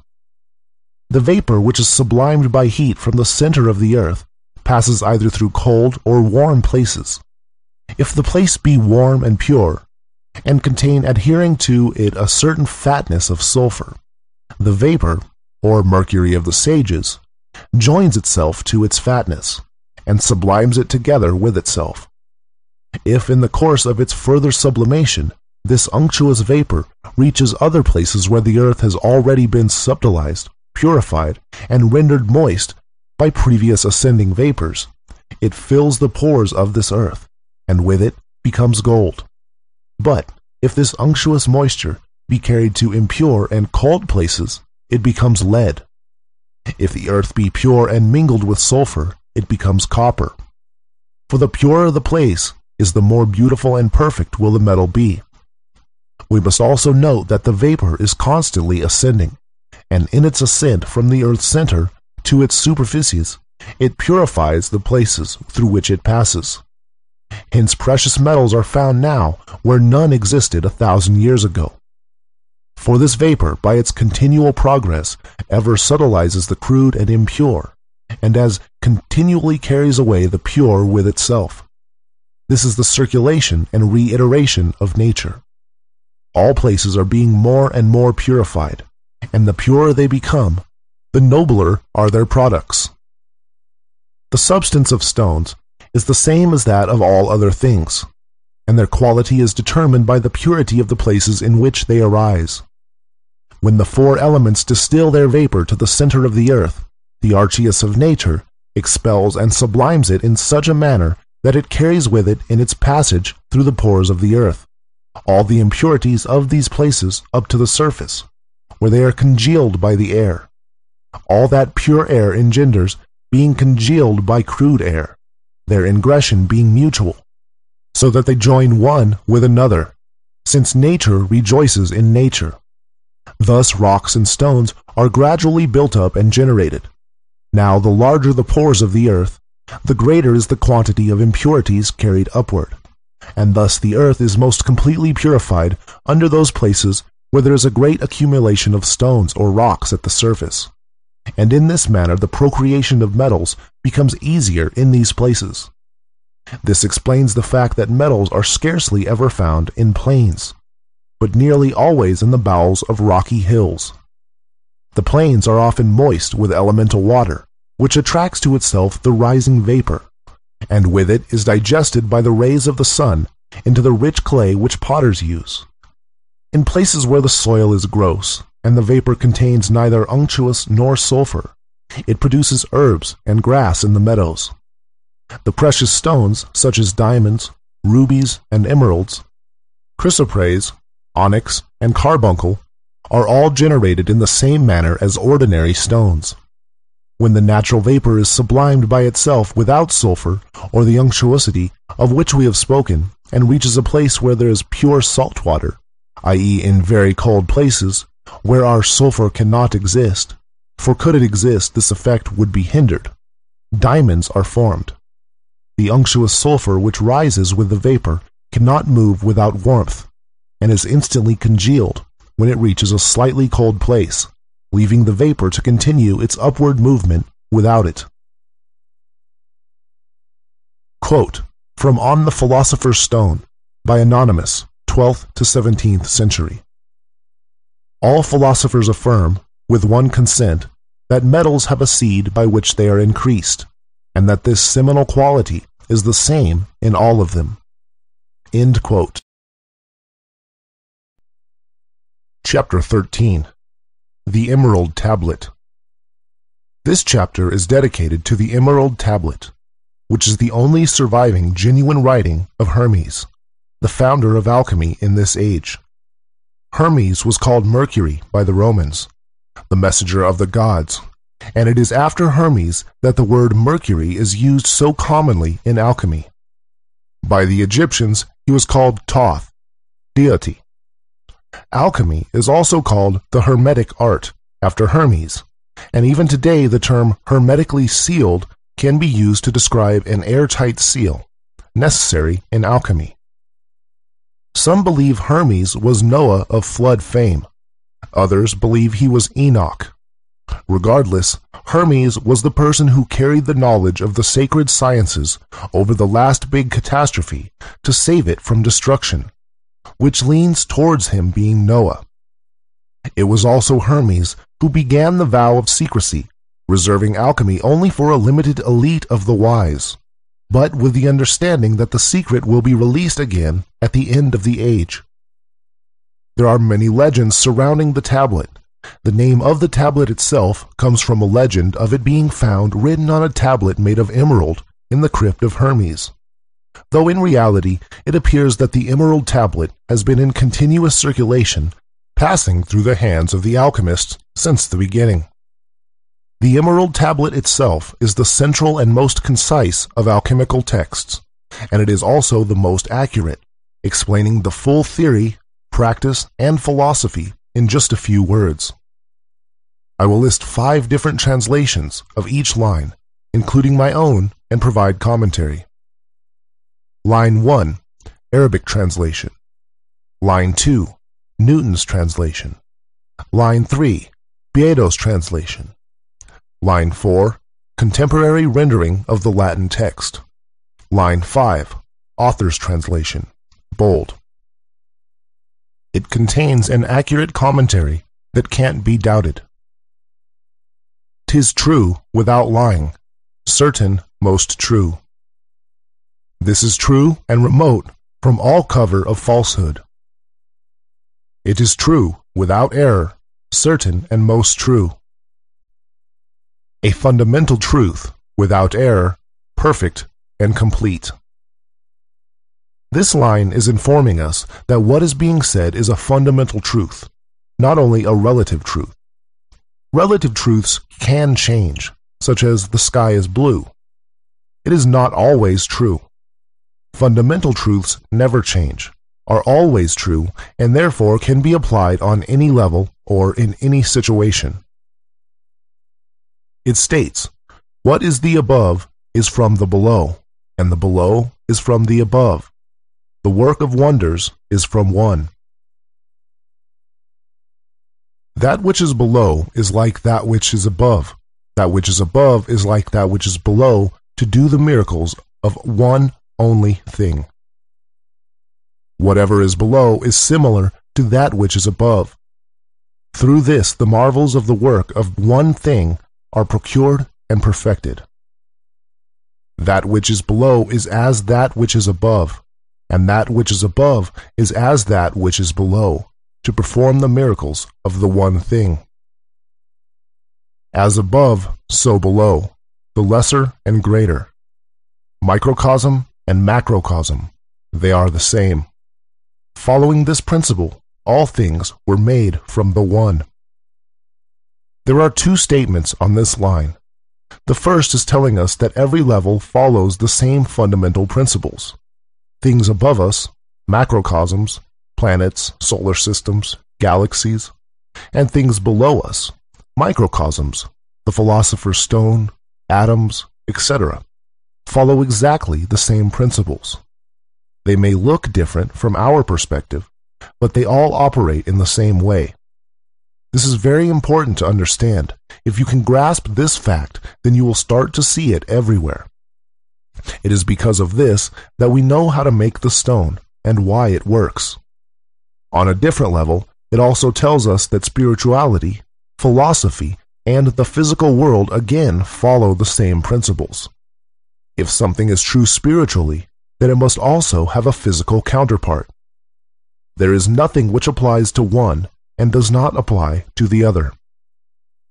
The second statement tells us that creation and perfection, purification, evolution, is caused by the previous statement.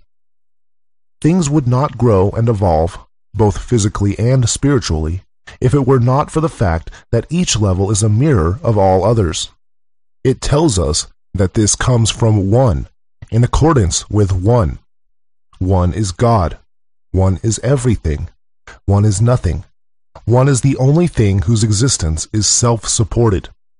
The existence of everything else comes from this one, all following the same principles. One is the only thing that exists, whereas everything else is a distorted reflection of the one. And all things sprang from this essence, through a single projection. How marvelous is its work! It is the principal part of the world, and its custodian. And as all things have been arose from one, by the mediation of one, so all things have their birth from this one thing, by adaptation. Also, as all things are made from one, by the consideration of one, so all things were made from this one, by conjunction. And as all things were from the one, by means of the meditation of the one, thus all things were born from the one, by means of adaptation. And as all things arose from a thought by the one, thus all things were formed as an adaptation of the one. This is the fundamental principle. Here we are told that all things, literally everything on every level, came from the one. It is important to also remember the previous line, that all principles apply to every level. Therefore, we know it holds true to both the spiritual and the physical.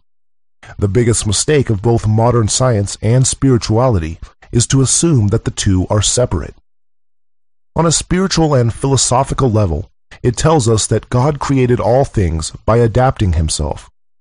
God did not change himself, but each level below him is a distorted reflection of the level above. So all things are God by adaptation. It also says that it was the meditation or thought of God which began this. It implies a single thought. You can imagine this like a ripple on the surface of a flat lake. One single movement in stillness, emptiness, creates a series of ripples, each a reflection of the former. The ripples all follow exactly the same principle, but they become distorted as they get farther away from the source. Each ripple creates the next ripple as a slightly more distorted reflection of itself. On a physical level, it tells us that everything is actually made up of the same stuff. It is interesting to note here that we have discovered this with science. Everything is made of energy. But it is not entirely obvious just by looking around you, because the physical follows the same principles as the higher existences. We must accept the existence of a physical substance, particle, which is the root of what everything is made out of. We can't just call it energy and be happy that it is only a concept. It must be physical. All spiritual things have a physical counterpart, and vice versa. This thing is the life energy I have been talking about. So this line is also telling us about the life energy, and how everything in the physical world is made from life energy by adaptation. Its father is the sun, and its mother is the moon. Thus the wind bore it within it, and the earth nourished it. The sun is its father, the moon its mother. The wind hath carried it in its belly, the earth its nurse. The father of it is the sun, the mother the moon. The wind bore it in the womb. Its nurse is the earth, the mother of all perfection. Its father is the sun. Its mother is the moon. The wind carried it in its belly. The nurse is the earth. Its father is the sun. Its mother is the moon. It is carried by the wind. It is nursed by the earth. Firstly, we have reference to the sun and the moon. This is clearly symbolism for the polarity of yin, moon, and yang, sun. However, you should consider that the sun and moon are more important than just symbols of polarity. There is a reason why we have one sun and one moon from our perspective on Earth. It is not just chance, as science might make you believe. Again, yin-yang is a fundamental principle and therefore applies on all levels, including in this physical reality. Therefore, the moon and sun are literally physical counterparts of the yin-yang principle. It is interesting to note how the sun and moon appear to be exactly the same size when looking up at them from Earth. This is a big coincidence, if it is only a coincidence. It means that the sizes and distances of the sun and moon are in perfect harmony with each other, which could be one of the major factors which has made the conditions optimum for life on Earth in this physical plane and at this time. The sun and moon also symbolize, they are literal counterparts of, fire and water, from the level above. Polarity again, and we are moving towards more physical symbolism, closer to our own level. These again are counterparts of the two substances from which we make the stone, now on a microcosmic level, which come themselves from one single ingredient. I hope you can see how in this manner the theory and practice of making the stone applies on all levels, from the very physical and chemical level to the philosophical and macrocosmic spiritual level. The wind is the carrier and the distributor. It is easier to explain this to you from a one-up macrocosmic perspective, one level above us. The level of the Earth. On the Earth, we have the water cycle, where the water is evaporated and forms clouds. The clouds then rain back down onto Earth. Without this, life could not exist, because it is necessary to grow plants, which animals need to eat, or animals eat other animals who eat plants. But there is an important and often overlooked factor. Without the wind, all the water would just go up, and then come back down in the same place, This means there would be no water on the land, as it would only rain on the sea, since water on land eventually runs into the sea. In which case, there would be no life on land, and we humans would not exist. So we have wind to thank for our existence. The wind is absolutely necessary for the natural distribution of things, water, seeds, etc. This also applies to making the stone. Without the movement of the water vapor, caused by heat and cold, the process would not work. The formation of the stone is a reflection of the operation of the earth, and all other levels too. This is what I mean when I say that we must follow the guidance of nature. Just as the earth is the nurse for plants, they grow from it and are supported by it. In the same way, the earth supports and cares for us humans. In the same way, the earth is the matter which allows us to capture and contain, in a way tame, the life energy in order to make the stone. The earth is never the active force. It is a passive, feminine, yin force. It is the matrix. Earth does not actively do anything. It only supports and nurses those that depend upon it, protecting them and lifting them up. So, Earth is truly the nurse of all things. In this physical world, the Earth is solid matter, but it has counterparts on the other levels too. Together we have fire, sun, water, moon, wind, and earth. These are the four elements. Everything is made through the actions of these four elements as they act on and move between one another. In the same way, the yin and yang are always pulling back and forth. The ancients did not literally believe that everything was made of these four elements, in the sense that everything is made of H2O, mud, and air, as history books might tell you. These are the states of matter. Earth, water, and wind are solid, liquid and gas, and fire is heat. So it is actually saying that everything is made of solid, liquid, gas, and heat. These are the states of matter on our physical level, with counterparts on other levels. Father of talismans and keeper of wonders, perfect in power that reveals the lights. The Father of all perfection in the whole world is here. Its force or power is entire, if it be converted into earth. Its power is perfected, if it is turned into earth. Its power is whole, if it has been turned into earth.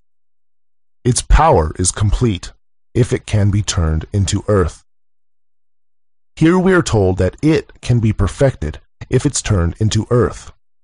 This is written on physical terms, saying that if we can turn the four elements into earth, which is the element of the physical level we are in, then we will perfect it. It means the power, which I call life energy. So, if we can convert the life energy into a physical form, into earth, then we have perfected it on this level. Again, if we can turn the energy from the four elements into earth, then we will have converted and perfected the energy for use on this here physical level. It must be turned into earth if we are to use it on this level, since for a physical world we need a physical stone, which is the counterpart, reflection, of the one on this level.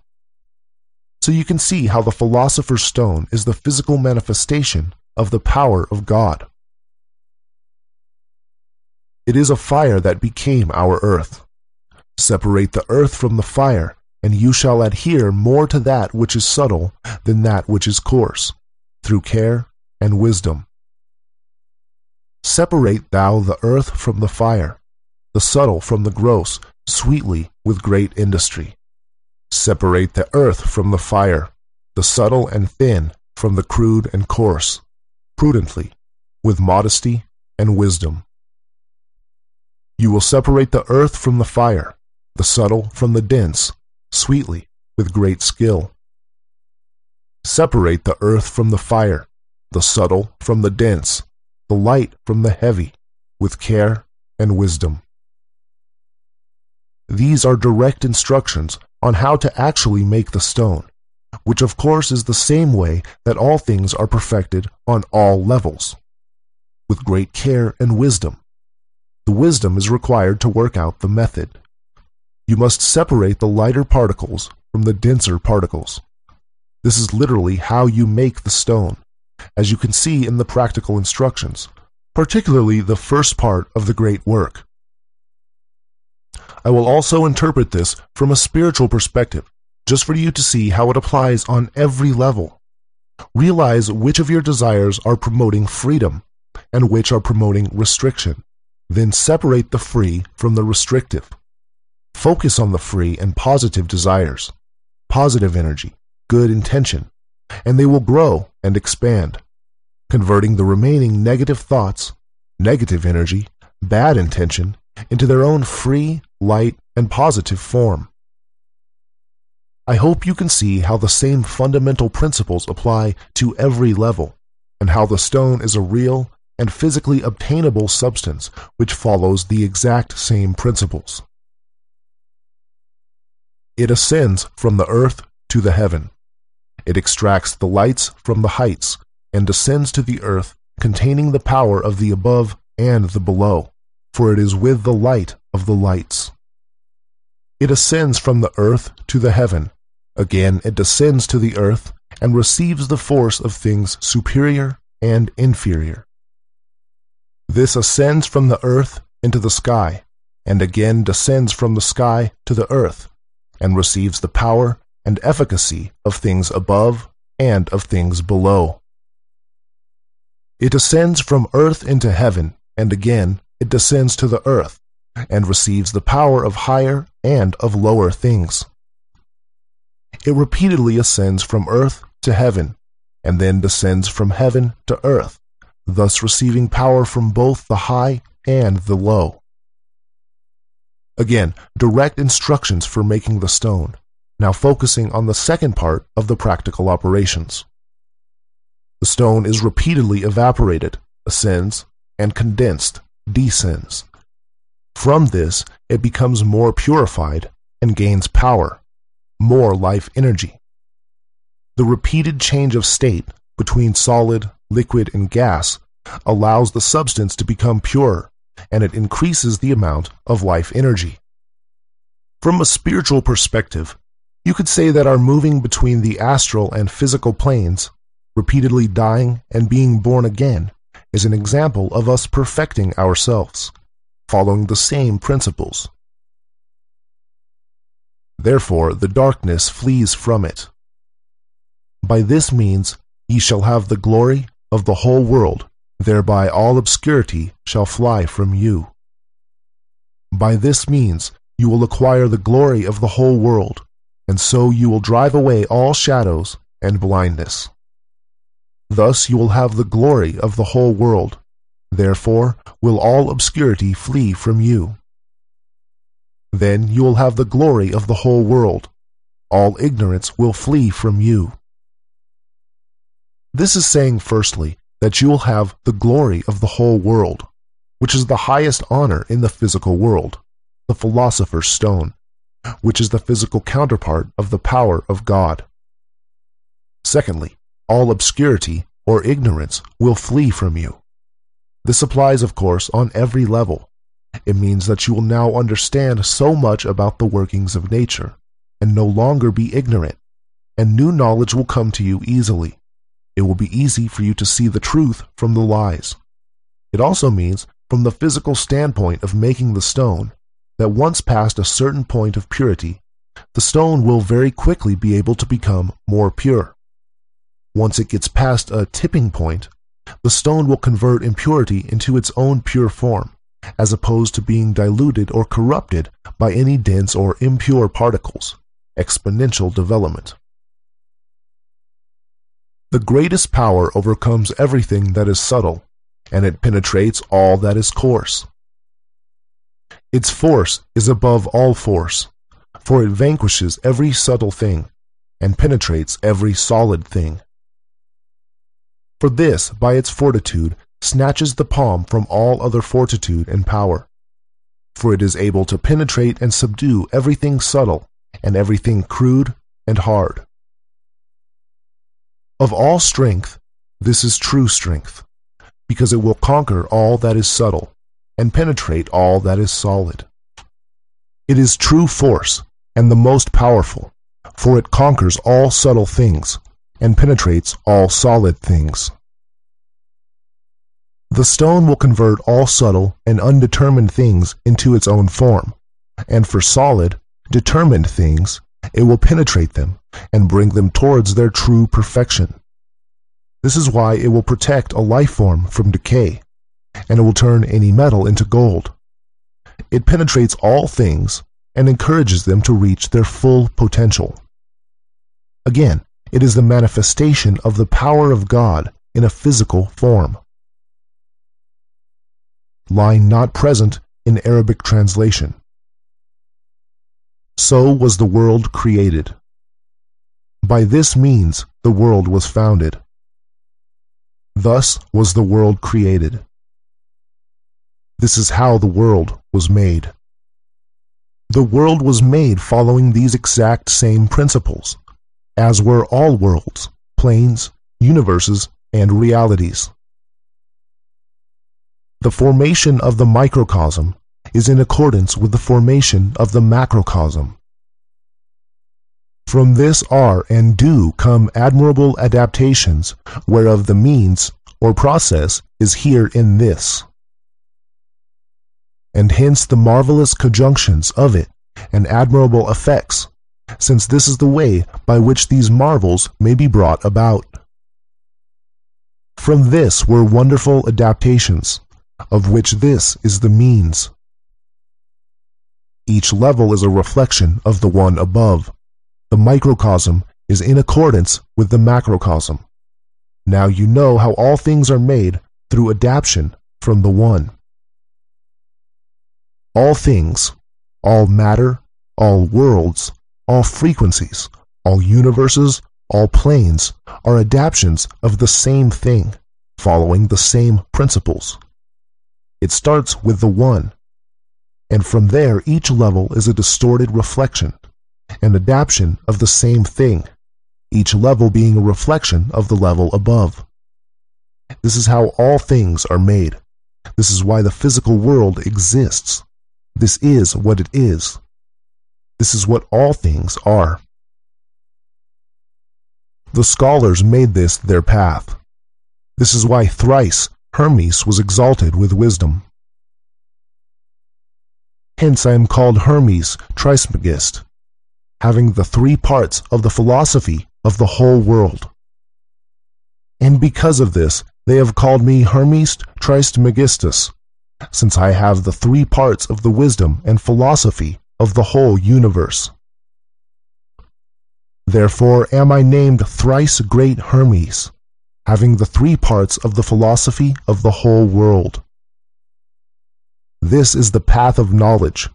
Hence I am Hermes, thrice great, having three parts of the philosophy of the whole world.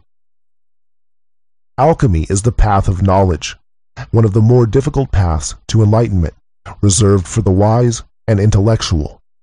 Traditionally that was so, but now is the time of alchemy. Hermes is thrice great, 3 times great, because he was the custodian of the 3 sacred sciences, alchemy, astrology, and geometry.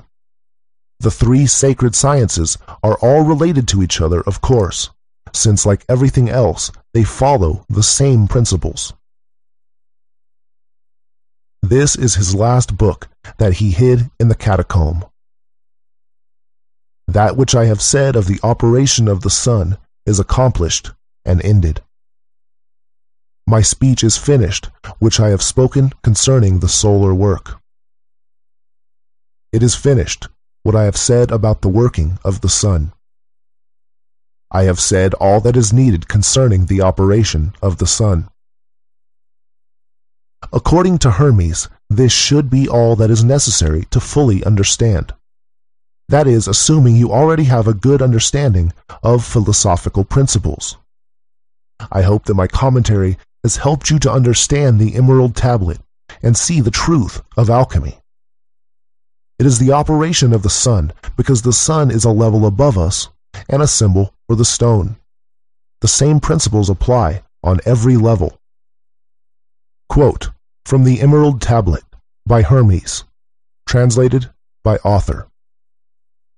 A fundamental truth, without error, perfect and complete. As above, so below, the lesser and greater, microcosm and macrocosm, they are the same. Following this principle, all things were made from the One. And as all things arose from a thought by the One, thus all things were formed as an adaptation of the One. This is the fundamental principle. Its father is the sun. Its mother is the moon. It is carried by wind. It is nursed by earth. Its power is complete if it can be turned into earth. Separate the earth from the fire, the subtle from the dense, the light from the heavy, with care and wisdom. It repeatedly ascends from earth to heaven, and then descends from heaven to earth, thus receiving power from both the high and the low. Then you'll have the glory of the whole world. All ignorance will flee from you. It is true force and the most powerful, for it conquers all subtle things and penetrates all solid things.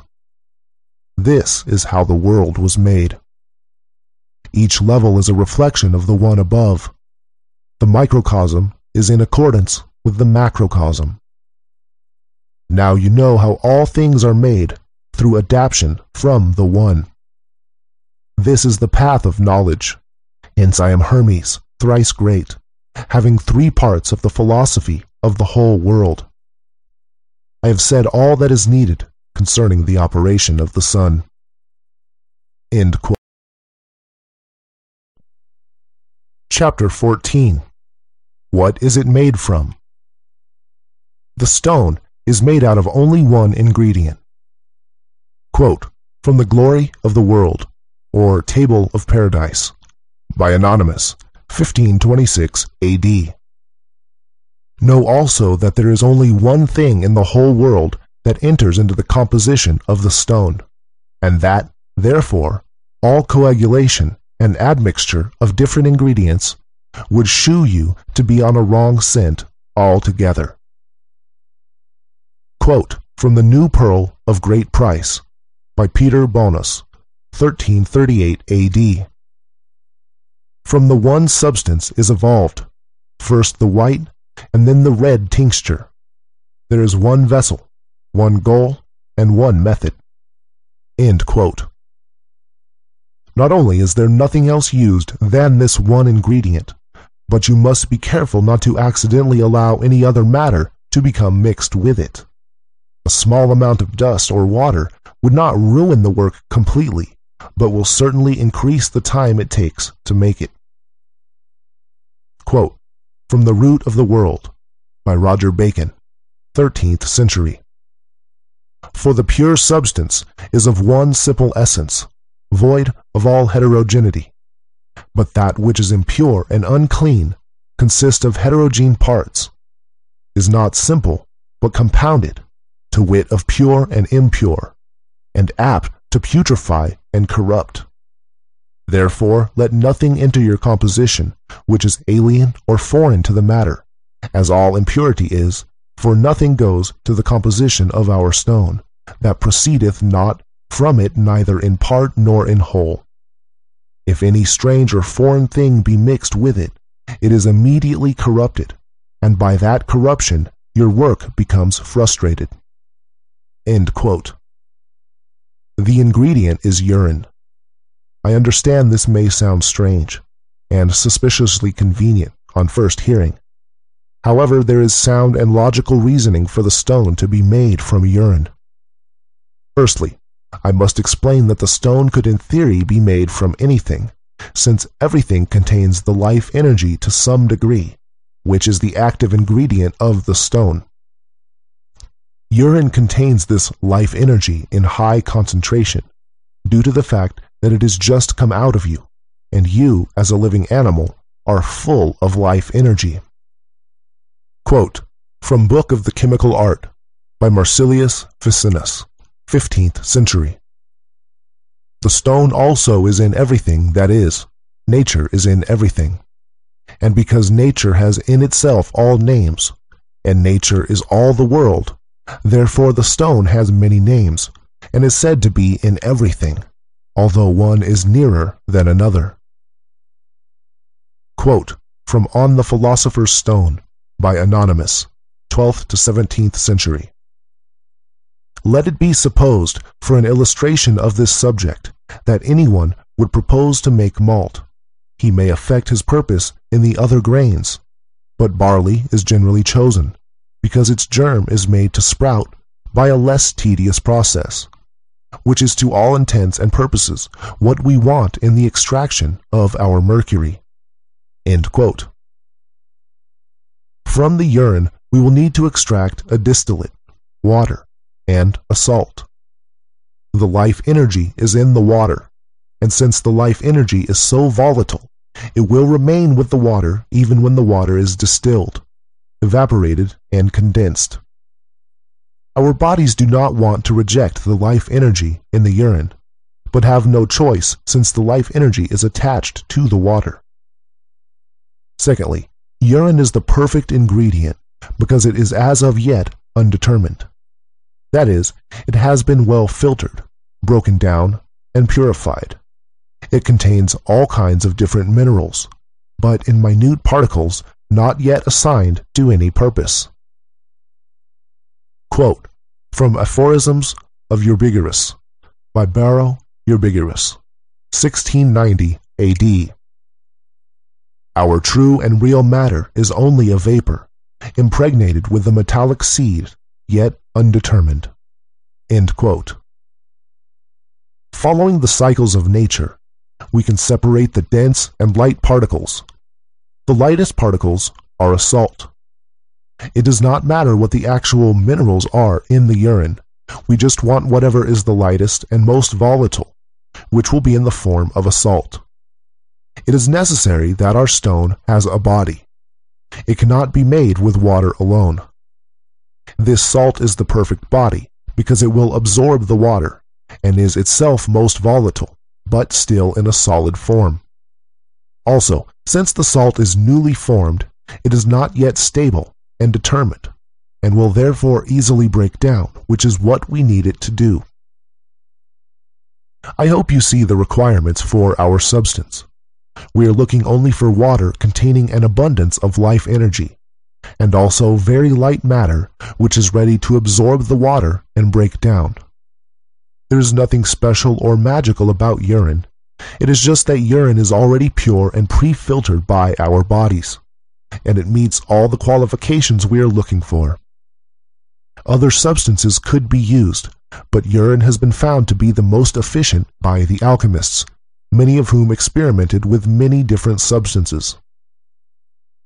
The best urine to use is that of a dark yellow color, since this means there is less water and more body, which is useful in the first part of the work. Therefore, the best time to collect the urine to be used for making the stone is the first time you urinate in the morning. This fact has become an open secret, as you can see from the society so named Hermetic Order of the Golden Dawn, who managed to figure out the true ingredient for the Philosopher's Stone, but unfortunately thought that this itself was a metaphor. So, to recap, the only ingredient of the Philosopher's Stone is urine, preferably obtained in the morning. You'll need around 1 liter. Following are some nice riddles from various alchemical books showing that the ingredient is urine. Quote from the Golden Tract concerning the Stone of the Philosophers by an anonymous German philosopher, 16th to 17th century. This matter lies before the eyes of all. Everybody sees it, touches it, loves it, but knows it not. It is glorious and vile, precious and of small account, and is found everywhere. Quote from the Fount of Chemical Truth by Irenaeus Philalethes, 1694 AD. Know that our mercury is before the eyes of all men, though it is known to few. When it is prepared, its splendor is most admirable, but the sight is vouchsafed to none, save the sons of knowledge. Do not despise it, therefore, when you see it in sordid guise, for if you do, you will never accomplish our majesty. And if you can change its countenance, the transformation will be glorious.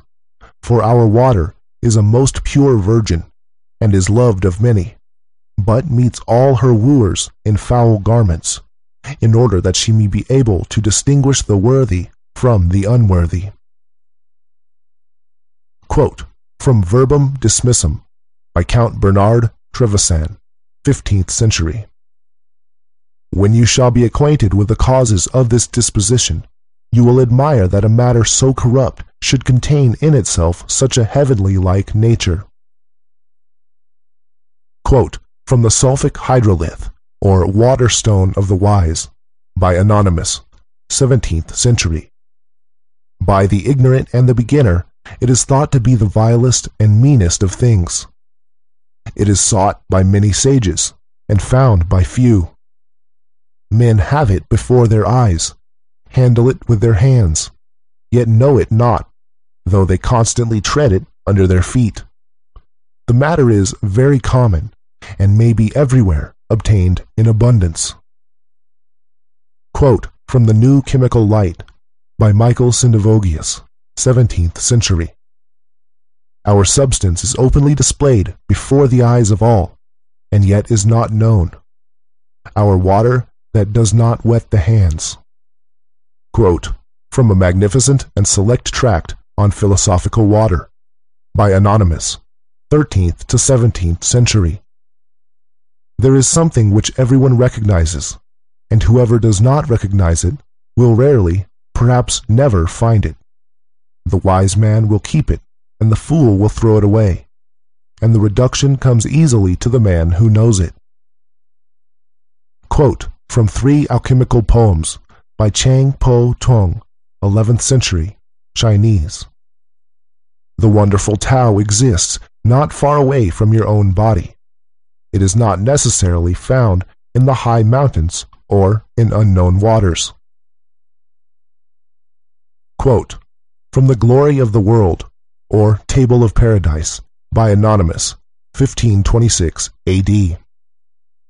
There is only one spring in all the world from which this water may be obtained. It issues in a secret place, and its waters flow over all the world. It is familiar to all, yet none knows the principle, reason, or way to find the spring. For this reason, that sage might well exclaim, O water of a harsh and bitter taste! For, in truth, the spring is difficult to find, but he who knows it may reach it easily without any expense, labor, or trouble. The water is, of its own nature, harsh and bitter, so that no one can partake of it. And because it is of little use to the majority of mankind, the sage doth also exclaim, O water, that art lightly esteemed by the vulgar, who do not perceive thy great virtues, in thee lie, as it were, hid the 4 elements. Thou hast power to dissolve and conserve, and join nature, such as is possessed by no other thing upon earth. It is called rebis, 2 thing, is a stone, salt, one body, and, to the majority of mankind, a vile and despised thing. Our matter is one of the commonest things upon earth, and contains within itself the 4 elements. It is, indeed, nothing short of marvelous that so many seek so ordinary a thing, and yet are unable to find it. The 2 are really only one very limpid water, which is so bitter as to be quite undrinkable. The quantity of this water is so great that it flows over the whole earth, yet leads to nothing but the knowledge of this art. The same also is misused too often by those who desire it. Take also the fire, and in it you will find the stone, and nowhere else in the whole world. It is familiar to all men, both young and old, is found in the country, in the village, in the town, in all things created by God, yet it is despised by all. Rich and poor handle it every day. It is cast into the street by servant maids. Children play with it, yet no one prizes it, though next to the human soul it is the most beautiful and the most precious thing upon earth, and has power to pull down kings and princes. Nevertheless, it is esteemed the vilest and meanest of earthly things. It is cast away and rejected by all. For the stone is prepared out of nothing in the whole world except this substance, which is essentially one. He who is unacquainted therewith can never attain the art. It is that one thing which is not dug up from mines, or from the caverns of the earth, like gold, silver, sulfur, salt, etc., but is found in the form which God originally imparted to it. It is formed and manifested by an excessive thickening of air. As soon as it leaves its body, it is clearly seen, but it vanishes without a trace as soon as it touches the earth, and, as it is never seen again, it must therefore be caught while it is still in the air. For no one would dream of buying the true matter at the apothecary's, nay, that tradesmen daily cast it into the street as worthless refuse. XXXVII, Pythagoras, in his fourth table says, "How wonderful is the agreement of sages in the midst of difference! They all say that they have prepared the stone out of a substance which by the vulgar is looked upon as the vilest thing on earth. Indeed, if we were to tell the vulgar herd the ordinary name of our substance, they would look upon our assertion as a daring falsehood. But if they were acquainted with its virtue and efficacy, they would not despise that which is, in reality, the most precious thing in the world. God has concealed this mystery from the foolish, the ignorant, the wicked, and the scornful, in order that they may not use it for evil purposes. The stone is mystic, or secret, because it is found in a secret place, in a universally despised substance where no one looks for the greatest treasure of the world. Hence, it may well be called the hidden stone." Chapter 15. The Time. It's difficult to determine exactly how long it will take to make the stone, since this depends upon many factors. The main factors which affect the time are: 1. How well you distill and purify the substance in the first part. 2. How accurate is the degree of heat. 3. The ambient room temperature. 4. The size and shape of your vessel, flask. 5. The quantity of the substance. There are also other less important factors, such as air pressure and astrological implications, but these are outside of your control, and so not worth worrying about. Quote from an explanation of the natural philosopher's tincture, or Paracelsus, by Alexander von Suchten, 16th century. Compare Oral, Augural, Book 3. Ye scarcely will anyone so exactly compute the years, as not either to diminish or add to their number. For suitable material will sometimes accelerate the process, and unsuitable retard the same. Or intense heat will by a little exceed the measure, but water by much. And time and place will vary. End quote. However, an average amount of time for the whole process is 3 years. You could possibly get this down to 18 months if you take more effort in the first part and have all the factors under strict control. Also, it could easily take 5 or even 8 years if the conditions are not so good. It takes a long time to make the stone, but the work is not hard, nor does it require much effort. For the most part, you simply need to check on the progress whenever you like, or at least every couple of weeks. Therefore, even a very busy person can find time to make the stone. The time is long but the work is easy. The alchemical books are very obscure with the time. They do it on purpose to test the patience and dedication of the beginner. It works. Most people have no idea it takes years to make the stone, and so eventually give up, even if they were on the right track. Some of the alchemical book directly lie about how long it takes, but as a rough guide, you can assume they mean a year when they say a month when they say a week, and a week when they say a day. Quote, from The New Pearl of Great Price, by Peter Bonus, 1338 A.D. The proper duration of our magistry, and the day and hour of its nativity and generation, are also shrouded in obscurity. Its conception, indeed, takes place in a single moment. Here we are to notice the conjunction of the purified elements and the germ of the whole matter. But if we do not know this, we know nothing of the entire magistry. There are certain signs which occur with great regularity, at their own proper times and seasons, in the development of this stone. But if we do not understand what they are, we are as hopelessly in the dark as before. The same remark applies to the exact proportions in which the different elements enter into its composition. The time required for the whole operation is stated by Rhasis to be 1 year. Rosinus fixes it at 9 months, others at 7, others at 40, and yet others at 80 days. I knew a man, says Gregory, who began the work in the right way, and achieved the white tincture.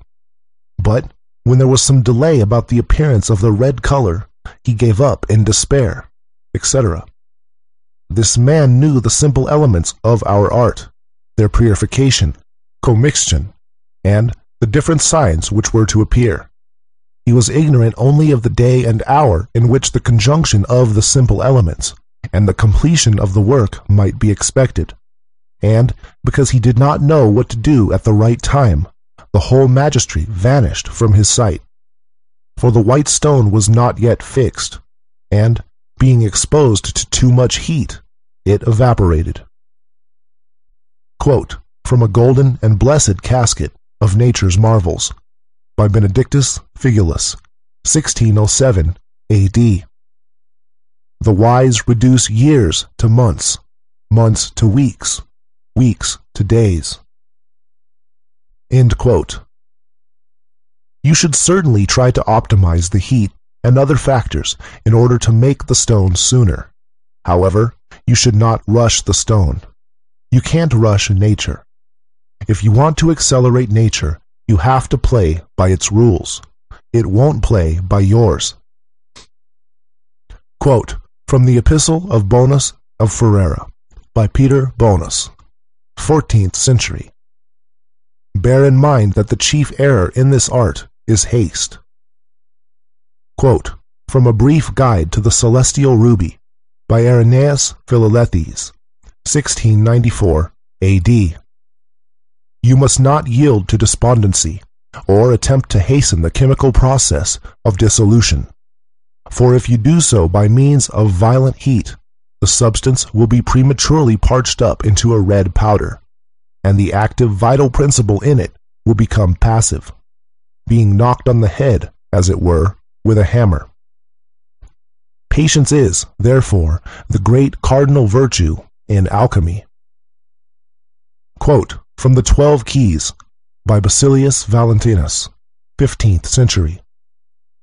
You must exercise considerable patience in preparing our elixir, if it is to become all that you wish it to become.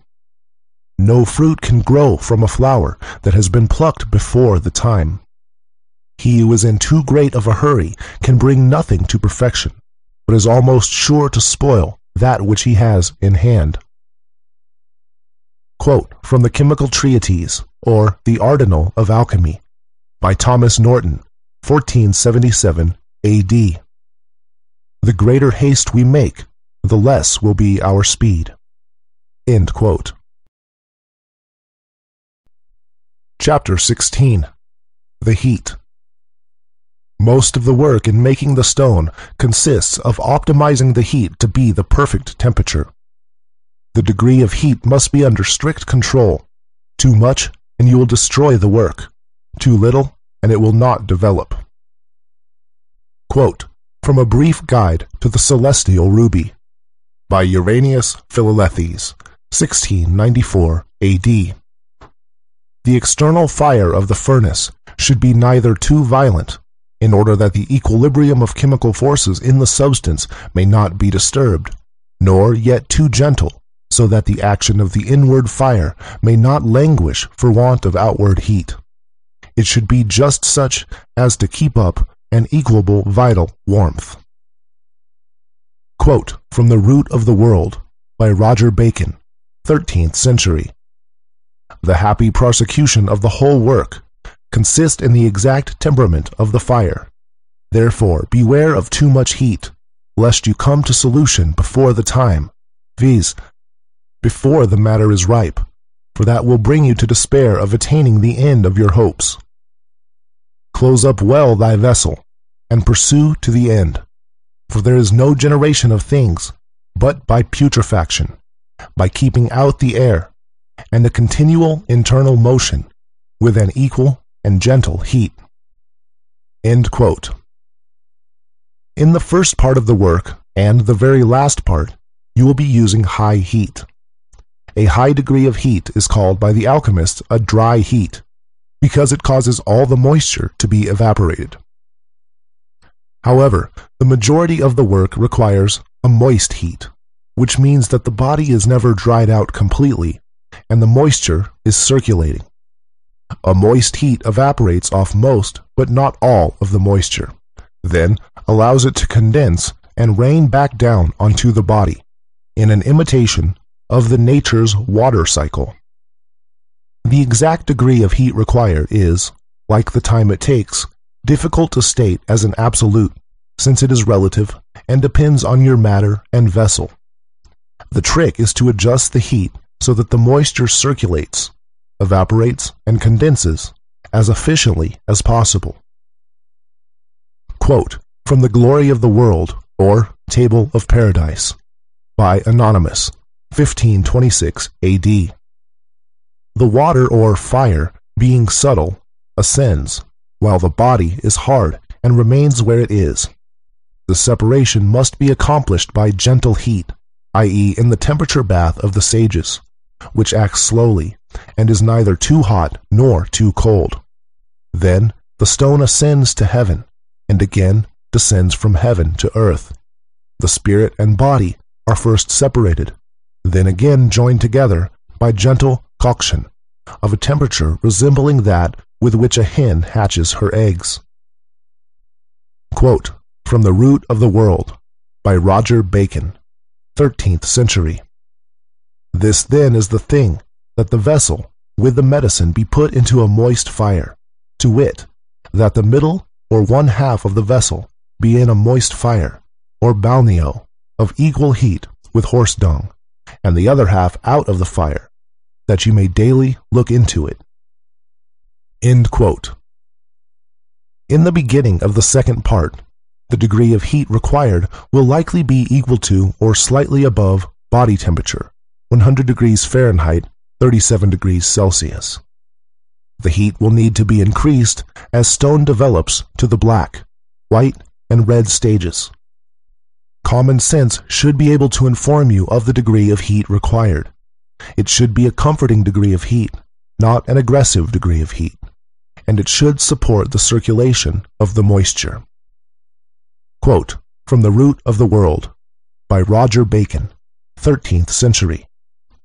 Therefore saith Rhasis, be very diligent and careful in the sublimation and liquefaction of the matter, that you increase not your fire too much, whereby the water may ascend to the highest part of the vessel. For then, wanting a place of refrigeration, it will stick fast there, whereby the sulfur of the elements will not be perfected. For indeed, in this work, it is necessary that they be many times elevated, or sublimed, and depressed again. And the gentle or temperate fire is that only which completes the mixture, makes thick, and perfects the work. Chapter 17. Different Methods. As you may have guessed, there is not only one possible method or one possible ingredient in the world for the making of the stone. There are several ways to get to the same place. As long as you are following the rules of nature, you will get the stone by whatever method you use. Some methods will be more efficient, quicker than others. Quote, from the book concerning the tincture of the philosophers, by Theophrastus Paracelsus, 16th century. Many ways have been sought to the tincture of the philosophers, which finally all came to the same scope and end. Quote, from Book of the Chemical Art, by Marsilius Ficinus, 15th century. For the making whereof several operations have been invented by several philosophers, that might be completed by art which was left by nature, since nature herself is always inclined toward her own perfection. End quote. The method I am presenting in this book is, I'm sure, not the most efficient method possible, but it is the method I know, and is a tried and tested method, developed over thousands of years by some of the greatest minds. It is the first part of the work which is most open to alternative methods. The ingredient you choose, which for us is urine, could be something else. If you could find something more pure with the right qualities, there may also be a more efficient method of processing the ingredient than the one I will give in the following chapters. Quote, from the New Pearl of Great Price, by Peter Bonus, 1338 A.D. The second difficulty consists in the apparent disagreement of those who profess to exercise our art at the present day. Amongst those persons are observed a great diversity of method, and a considerable variety even in the choice of their substance. It appears indeed as if there were many roads to our art, and not one only. Gibber avers that there are many ways to produce one effect. The same opinion is expressed by Rhasis in his book on the perfect magistry, where he speaks of bodies and spirits, and their purification and diverse and manifold composition. End quote. In order to predict other substances which could be used as our ingredient, we must consider the laws and cycles of nature. A good understanding of nature and alchemy, understanding how and why the process works, will enable you to also guess at other substances which could be used. It makes sense to me that urine is most efficient for the extraction of the body, salt, and also contains much life energy in its water. However, it would make logical sense that semen, blood, and fresh fruit juice also contain a high concentration of life energy, which is the active principle. Perhaps more than urine, or perhaps not. I have not experimented with these, as, in my experience, it takes so long to experiment that it would be quicker to just make the stone the traditional way. We can certainly be sure that the alchemists tried different substances and experiments themselves, and since all of the more recent alchemists, since the 16th century, certainly used urine, it would be logical to assume that urine is the best choice of ingredient. But it is also possible they did not publish their experiments in other substances if they found one to greatly decrease the time it takes, since the old alchemists would want to test the dedication of the beginner. For the body, you are looking for a very volatile salt, which can absorb the moisture and break down. The water must contain an abundance of life energy. Both must be pure, containing as little as possible of anything else. It is not necessary that we use only one substance for both, but it has been found that urine supplies both requirements. It would be possible to use the salt of the urine, but the water from another substance.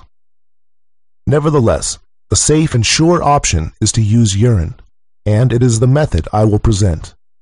For anyone who wishes to try a different substance, it would be wise to make the stone with only urine at the same time and in parallel, so as you do not waste too much of your time if your method fails. To use a different substance, follow the same instructions as I present, only substituting your substance for the urine. The method I present, using only urine, is a relatively new one. It is sometimes called the dry method, due to the calcination in the first part, and made famous among the alchemists by Paracelsus in the 16th century, though it is probably an older method which Paracelsus rediscovered. The older alchemists before Paracelsus used distilled urine and gold, which is less efficient and more expensive than using only urine. It takes more than twice the time as the urine-only method. By the older method, using distilled urine and gold, sometimes called the wet method, one would be relying on the life energy in the distilled urine to break down the gold. This will work because gold is a very pure substance, with a lot of life energy inside it, and will eventually break down with a little convincing from the distilled urine. But it makes much more sense to use the lighter particles from the urine itself, as these are pure, but not so dense and not already determined like gold. Quote, from an open entrance to the closed palace of the king, by an anonymous sage and lover of truth, 1645 A.D. Hereof I have now determined to write much, although in the beginning of this book I decreed to bury it in silence. This is the one great sophism of all adepts. Some speak of this common gold and silver, and say the truth, and others say that we cannot use it, and they too say the truth. But in the presence of God I will call all our adepts to account, and charge them with jealous surliness. I too had determined to tread the same path, but God's hand confounded my scheme. I say then that both ways are true, and come to the same thing in the end, but there is a vast difference at the beginning.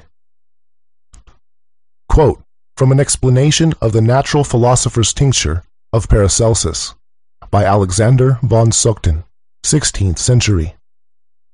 Theophrastus shews you two ways, one ancient, the other discovered and used by himself, saying the ancients had a very long way before accomplishing the aforesaid separations and achieving their object. In the beginning they, out of a simplex, or also out of a subjectivium like God himself, and also Theophrastus, have made two things, viz. Water and earth. And he continues to say that artists have to these two simplices given the name lily, afterwards using the said simplices and not one. But no, it is indifferent whether you, in the beginning, use one or two things.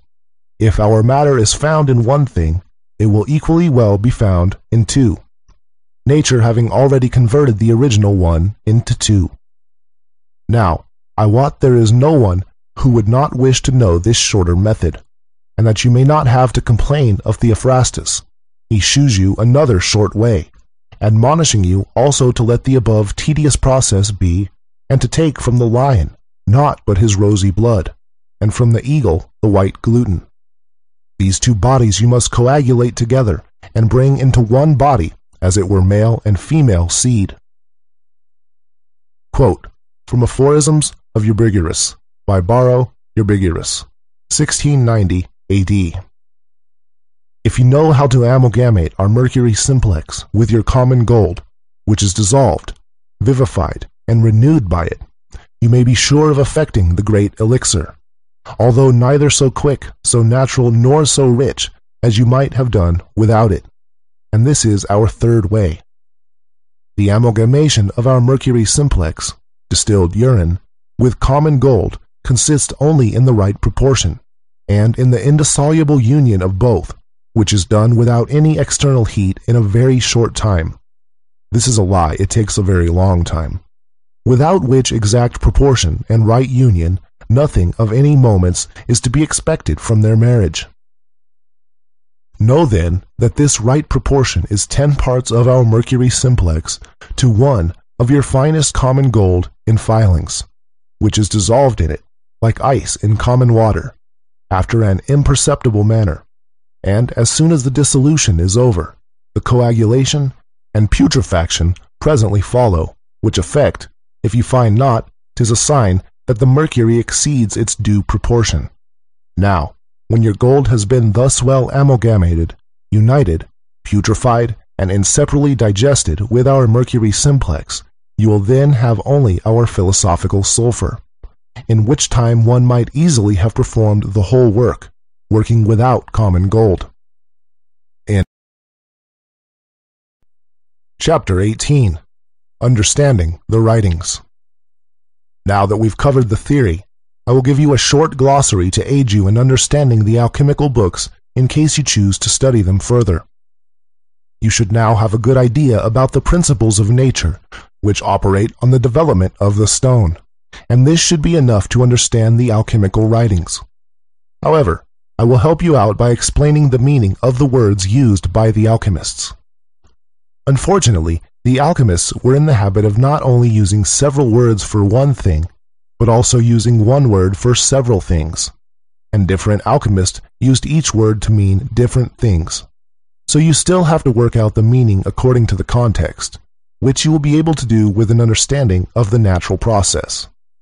Some of the alchemists made up their own words and symbols, so all I can cover here are the commonly used words. The following should not be considered definitions, but merely a rough guide to help you understand some of the ways the alchemists have used these words. Mercury usually represents distilled urine, or the stone itself at any stage of the process, or just urine, more rarely used to represent the white salt. Sulfur usually represents either the white salt or any impure substance not needed, sometimes used to represent the stone at any stage of the process. Alkahest, the stone, red or white. Amalgam, the definition is an alloy. In alchemy, it represents when two things are combined into one, such as the beginning of the second part of the process, or the stone at any stage. Aqua fortis, nitric acid, which is never used in alchemy. Sometimes it can mean the same as mercury. Aqua vitae, living water, same as mercury. Argent vive, same as mercury. Art, alchemy. Body usually represents the white salt, or the stone at any stage, or anything else which makes up the bulk of whatever you're dealing with. Book of nature, the world itself, to learn by experience and observation of nature. Calcine, calcination, to dry, traditionally with strong dry heat, but the alchemists sometimes use it to refer to a drying with gentle heat. Cinnabar, same as mercury. Coagulate, coagulation, a liquid becoming a solid. Conjunction, the joining together of two things, e.g. the white salt and distilled urine. Common, something referred to as common means it's the normal substance, without any metaphor, e.g. common gold. Crow represents the black, putrefaction stage of the process. Dew, same as mercury. Digestion, same as putrefy. Distill, distillation, to evaporate and condense. In alchemy, this is always done with low heat. Dove usually represents the white stone, or sometimes the distilled urine. Eagles represents distillation. Elixir, the stone, white or red. Fermentation, when the white or red stone is mixed with silver or gold respectively. First matter, either urine or the life energy. Gold, sometimes represents normal gold, otherwise represents either the red stone or the white salt, or the stone at any part of the process. Great work, the process of making the stone. Hermaphrodite, when the white salt and distilled urine have been combined. Hermetically sealed, an airtight seal. Imbibe, imbibition, to absorb moisture until saturated. King usually represents the red stone. Lead, normal lead, or same as sulfur. Lion, a metaphor for something difficult to overcome, or sometimes used to represent the black mass of the urine, which has the white salt inside it. Living, same as hour, also implies the substance contains life energy, or has been changed by an alchemical process, e.g. living gold, depending on the context, could represent urine, the white salt, or the stone at any stage. Magnesia, same as mercury. Moon, luna, feminine principle, usually represents the white stone or the distilled urine, even though some alchemists consider the distilled urine to be the masculine principle. Can also represent silver. Multiplication, when the stone is increased in quantity and/or quality. Of the sages, a word with "of the sages" after it is a clue that the previous word is a metaphor, e.g. Mercury of the sages. Hour, a word with "hour" before it is a clue that the following word is a metaphor, e.g. our Mercury. Pelican, the vessel, not a special vessel as some think, just a normal round one. Philosophical, same as our, e.g. philosophical Mercury. Phoenix, a mythological bird said to live hundreds of years, then die in a ball of fire, from which it is born again from the ashes. This symbol represents nature's process of generation from corruption. All things must be destroyed before they can further develop. This fundamental concept applies to all things, including our stone and our civilization. In alchemy, the symbol usually represents the red stone, or the entire process itself. Projection, when the stone is used to turn metals into silver or gold. Putrefy, putrefaction, breaking down, decomposition. Queen, usually represents the white stone. Quicksilver, same as mercury. Quintessence, usually represents the active principle, what I am calling life energy. Raven, represents the black, putrefaction stage of the process. Rebis, when the white salt and distilled urine have been combined. Salt, usually represents the white salt. Seed, same as common usage, but broader as alchemists insist that everything has a seed. Soul, usually represents the life energy. Spirit, distilled urine. Sublime, sublimation, a solid becoming a liquid or gas. Sun, soul, masculine principle, usually represents the red stone or the white salt, can also represent gold. Tincture, the stone, white or red. Vulcan, Roman god of useful fire. In alchemy, Vulcan's fire is a degree of heat which will cause circulating evaporation and condensation. Vulcan was created as an alchemical symbol. Vulgar, same as common. Water, same as mercury. I will follow with an example. Quote from the Sophic Hydrolith, or Water Stone of the Wise, by Anonymous, 17th century. A spirit is given for a time to the body, and that spirit is the life of a soul. If the spirit draws the soul to itself, they are both severed from the body. Then are there three abiding in the same place, until the precious body is dissolved, and is decomposed, and dies. But after a time the spirit and the soul are brought back by gentle warmth, and hold once more their former seat. Then you have the essence. No perfection is wanting, and the work is glorified by a joyful end. End quote. Translation: the urine contains both water and salt. The life energy is in the water. If the water is distilled, the life energy will go with it. The three, salt, distilled urine, life energy, being put together will break down, putrefy, and turn black. But after a time the water is brought back with a moist heat, and all combines. Then you have the stone. It is perfect, and the work is glorified by a joyful end. Chapter 19. Overview. Quote, Wu Chen Pian, Essay on the Understanding of Truth, by Chang Po Tuan, 1078 AD, Chinese. The work is easy, and the medicine is not far away. If the secret is disclosed, it will be so simple that everyone may get a good laugh. End quote.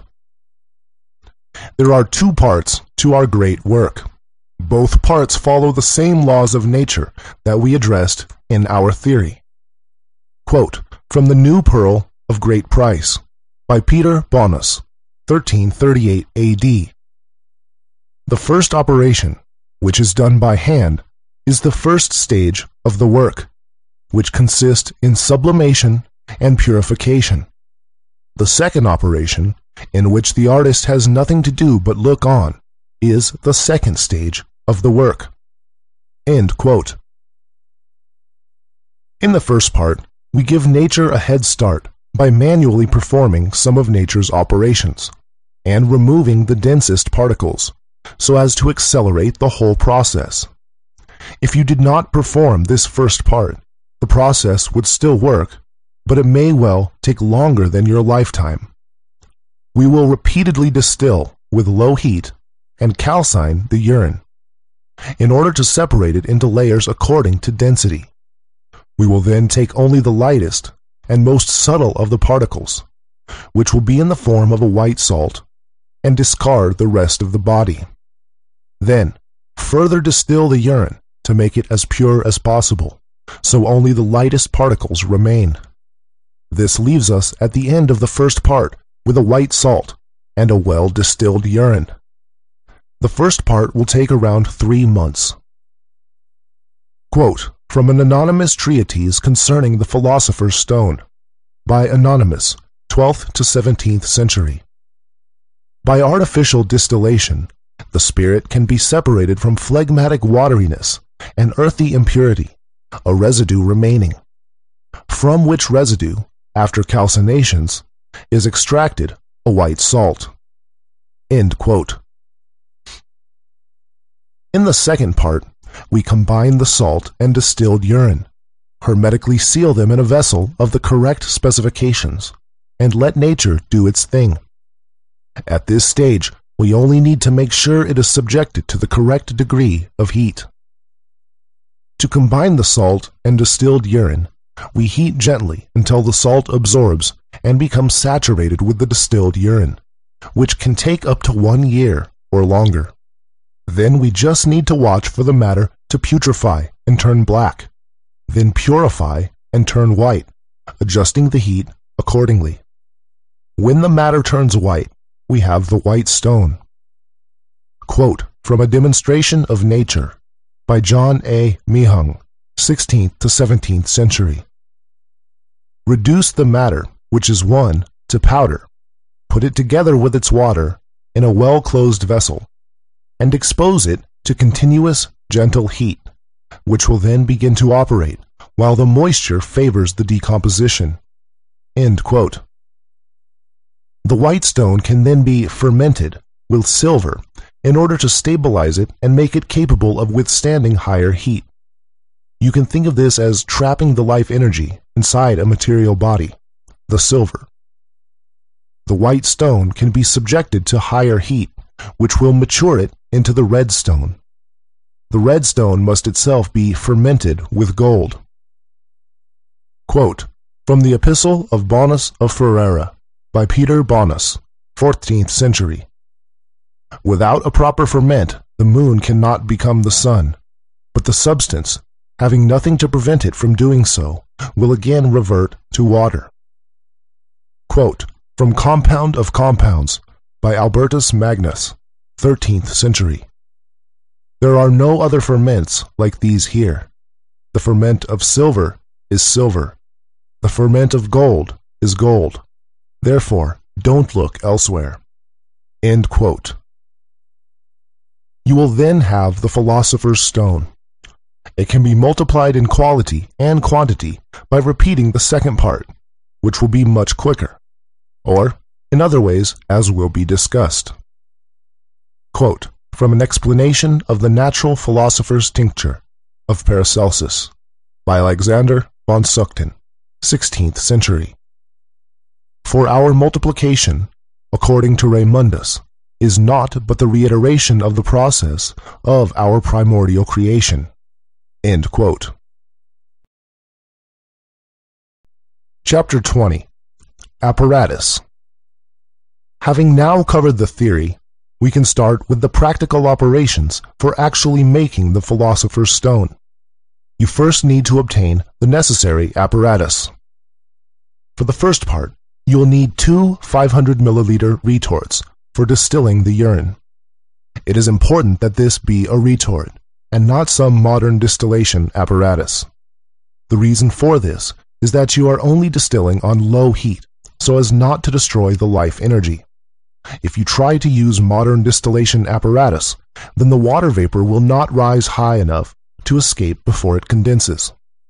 The reason for the second retort is because you may have to break the first one in order to extract the white salt, and also because the distilled urine will need to be further distilled in a clean retort before moving on to the second part. You will need a 500 milliliter glass bottle for collecting and storing the distilled urine. For the second part, you will need a round bottom flask in either Keldal, Florence, or boiling flask style. The size you will need will likely be 50 milliliters, depending on how much of the body you will be using. Try to find one with a long neck. You can use one with a shorter neck, but for this you will have to make sure the ambient room temperature is low enough for the water vapor to condense closer to the heat source. The Keldal flask has an egg-shaped bottom and a long neck, which is perfect for our purpose of imitating the water cycle through evaporation and condensation. But even a normal boiling flask will do the job as long as it has a round bottom. Do not use a flat bottom flask. You will need a pipette for accurately transferring the distilled urine into the flask. You will need stoppers for sealing the flask. For both parts, you will need a water bath with digital temperature control. A water bath is the best heat source, since the water is all at an even temperature. The lower part of the flask can be immersed in the water, and the temperature can be adjusted very precisely. Get the smallest one you can. It needs only be large enough for the 500 milliliter retort. You will also need a dry heat source for calcining the retort between distillations. You could do this on a portable gas stove or electric hot plate. The calcining will need to be done outside, so you will not be able to use your kitchen stove. You will need a triangle support stand with the clamp attachments for holding the retort or flask in place over the water bath. If you can afford it, get 2 or more of everything, just in case. It's also a good idea to get a collection of various bottles, spatulas, stoppers, dishes, mortar and pestle, and other fun things like that, which are not absolutely necessary, but will certainly be very useful. Otherwise, you'll have to improvise with what you can find in the kitchen. The glassware, retort, and flask should be made of borosilicate glass, which is pretty much standard these days, so it should not be much trouble to find. Borosilicate glass can stand very high heat without cracking. If you buy the water bath or other electrical items from abroad, be sure to check it works on the same voltage as in your country. If not, you will need to buy a voltage converter as well.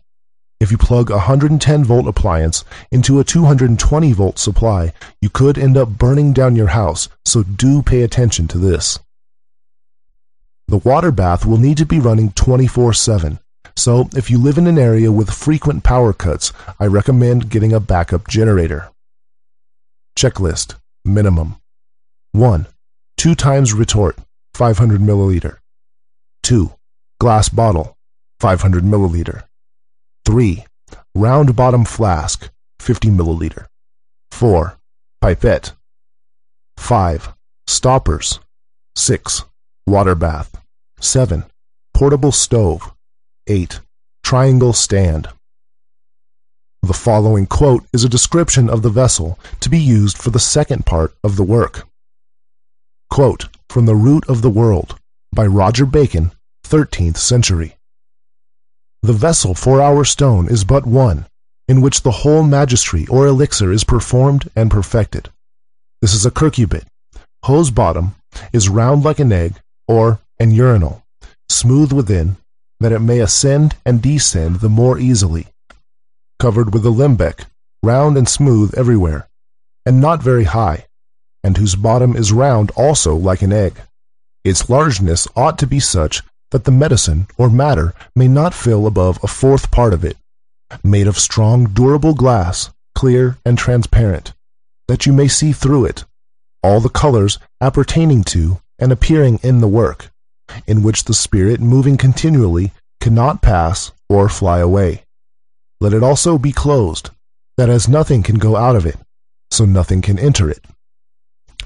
And though the philosophers oftentimes say that the matter is to be put into the vessel and closed up fast, yet it is sufficient for the operator once to put the said matter in, once to close it up, and so to keep it even to the very perfection and finishing of the work. End quote. Chapter 21. First part. Collect 500 milliliters of urine. The darker, the better. So it's best to collect it from the first time you urinate in the morning. If you don't get enough, then you can top it up during the day, or wait until the next morning. Don't leave the urine in an open container.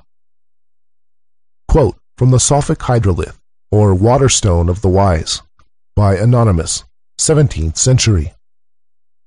It, the urine, must be purged of its watery and earthy nature, for at first it appears an earthy, heavy, thick, slimy, and misty body, and all that is thick, nebulous, opaque, and dark in it must be removed, that thus, by a final sublimation, the heart and inner soul contained in it may be separated and reduced to a precious essence. End quote. Distill the urine at no more than 170 degrees Fahrenheit, 80 degrees Celsius, in the water bath with the 1-liter retort. It should take 1 to 2 weeks to distill the urine once. Obviously, the distillation will be faster if the ambient room temperature is lower, though not below freezing. The top opening of the retort should be hermetically sealed. It is best for the retort to be connected to the bottle in which the distilled urine, is to be collected, but it is not absolutely necessary for it to be hermetically sealed at this stage. If the two are not connected, which is likely going to be the case, then you can wrap cling film around where they connect to stop the distilled urine from evaporating again, though a hermetic seal is safer. The bottle should not be in the sun. The distillation will be much faster if the bottle is lower than the heat source, which means it might need to be leaned over to one side in order for the neck of the retort to be pointing downwards as much as possible. When the urine is all distilled, there will be a nasty black mass in the bottom of the retort, though it may not look black the first time, which needs to be calcined. Take the retort out of the water bath, unplug the top opening, and put it onto high heat, such as on a gas stove. Leave it this way for a few hours, until the mass is all dry and cracked. If there is still liquid in the retort, especially after the first 2 distillations, you should start the calcination on low heat, just to evaporate off all the liquid.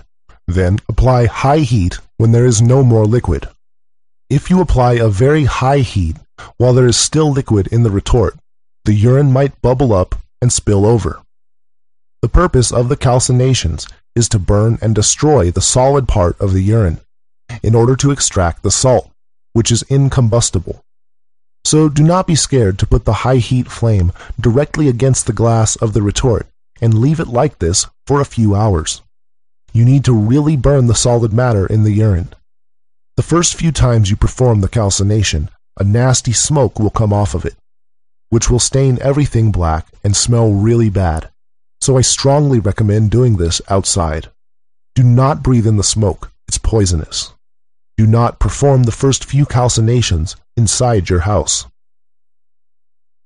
Quote, from The Chemist's Key by Henry Nollius, 1617 A.D. When this spirit is drawn off from them, they remain as dead earth behind, because they have lost their spirit by distillation. Quote, from The Crowning of Nature by Anonymous, 16th to 17th century. First, by a light fire equally temperated and continued, water is to be gotten. Then the fire is to be made a little more vigorous and stronger until the fire be received mixed with the fire. That which remains burned in the bottom is the dry earth where the crystalline salt of the stone lieth hid. Quote, from On the Philosopher's Stone by Anonymous, 12th to 17th century. It exists under two forms, the moisture which was extracted, and the residuum, being our philosophical earth. The water contains its seminal virtue, and the earth is a proper receptacle, wherein it may fructify. Let the water, then, be separated and kept for use. Calcine the earth, for an impurity adheres to it, which can only be taken away by fire, and that, too, of the strongest degree. For here there is no danger of destroying the seminal quality, and our earth must be highly purified before it can ripen the seed. End quote. On your first distillation, only distill half of the urine, and then calcine the remaining half, allowing the lower half of the urine to just evaporate away in high heat. Calcine the remaining urine until it is dry and cracked. Now you will have 250 milliliters of urine distilled once. For your second distillation, collect another 500 milliliters of fresh urine from the first time you urinate in the morning. Pour this onto the calcined urine at the bottom of the same retort. Again, distill only half of the urine and calcine the remaining. You will now have 500 milliliters of urine distilled once. The reason for the first two distillations to be done in this way is so that you can obtain 1 liter worth of the body of the urine in order to get more white salt. The reason you distill only the first half from both batches of urine is so that the distilled urine contains the lightest particles. This is not entirely necessary, but will make your distillate a little purer and therefore accelerate the process.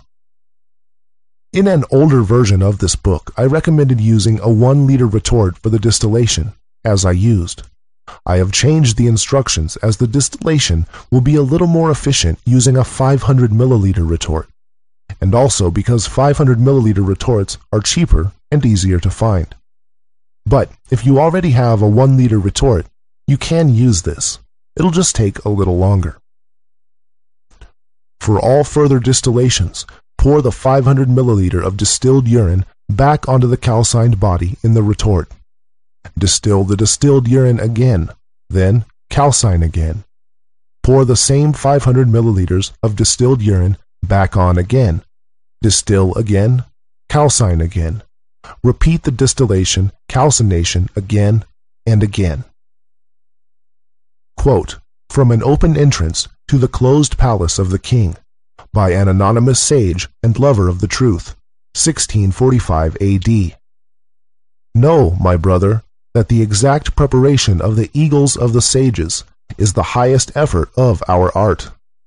In this first section of our work, nothing is to be done without hard and persevering toil, though it is quite true that afterwards the substance develops under the influence of gentle heat without any imposition of hands.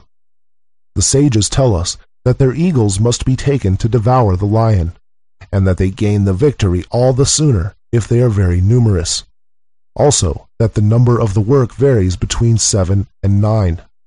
The Mercury of the sages is the bird of Hermes, now called a goose, now a pheasant. But the eagles are always mentioned in the plural, and number from 3 to 10. Yet this is not to be understood as if there should be so many weights or parts of the water to one of the earth. But the water must be taken so oftentimes actuated or sharpened as there are eagles numbered. This actuation is made by sublimation, distillation. There is then one sublimation, distillation, of the mercury of the sages. When one eagle is mentioned, and the seventh sublimation will so strengthen your mercury, that the bath of your king will be ready. Quote, from the Secret Book of Artephius, by Artephius, 12th century. This compositum then has its mundification, or cleaning, by our moist fire, which by dissolving and subliming that which is pure and white, it cast forth its feces, or filth, like a voluntary vomit. For in such a dissolution and natural sublimation, or lifting up, there is a loosening or untying of the elements, and a cleansing and separating of the pure from the impure, so that the pure and white substance ascends upwards, and the impure and earthy remains fixed in the bottom of the water and the vessel. This must be taken away and removed, because it is of no value, taking only the middle white substance, flowing and melted or dissolved, rejecting the feculent earth, which remains below in the bottom. These feces were separated partly by the water, and are the dross and terra damnata, which is of no value, nor can do any such service as the clear, white, pure, and clear matter, which is holy and only to be taken and made use of. End quote. After a few distillations, you will see a white salt forming on top of the black mass. When calcining this, there will be a sweet, flowery chemical smell given off. Keep repeating the distillations and calcinations until the whole surface is white, and it has formed into large enough crystals for you to separate it from the black mass. This may take up to 10 distillations, or it could be much less. Quote, from the Glory of the World, or Table of Paradise, by Anonymous, 1526 A.D. When its impurity is purged away, it emits a most sweet fragrance. Quote, from Verbum Dismissum, by Count Bernard Trevisan, 15th century. As this mercury hath been by someone sublimed, it hath appeared clothed, and with great whiteness, as the snow on the highest mountains, under a most subtile, crystalline splendor, from whence proceeds at the opening of the vessel, so great, so sweet, so excellent an odor. End quote. If you have already distilled the urine 10 times, and you don't think you have enough of the white salt, then you can stop the distillations and just continue the calcinations, pouring distilled water on top of the mass instead of the distilled urine. When you see enough of the white salt has formed on top, which are the lightest of the particles, you need to extract them, which may require breaking the retort.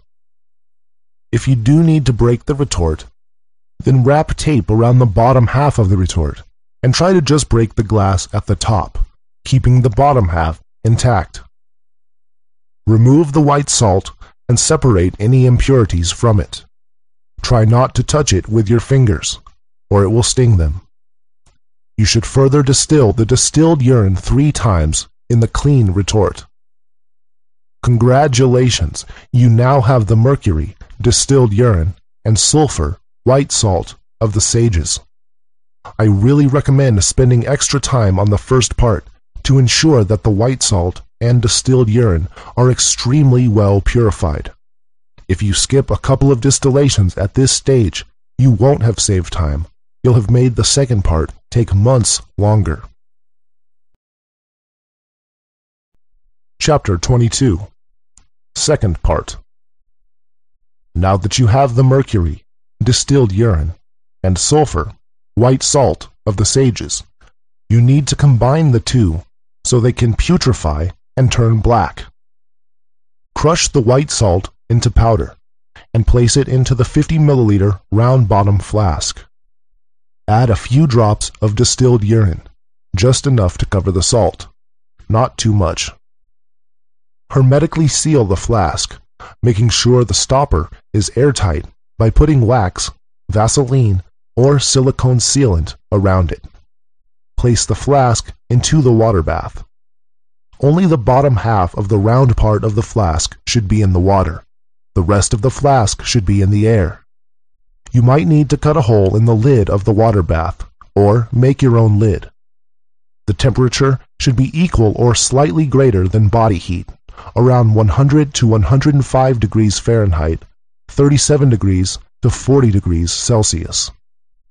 At this stage, the heat should be of the degree that causes evaporation and condensation to imitate rain, but the salt should always be moist and never dry.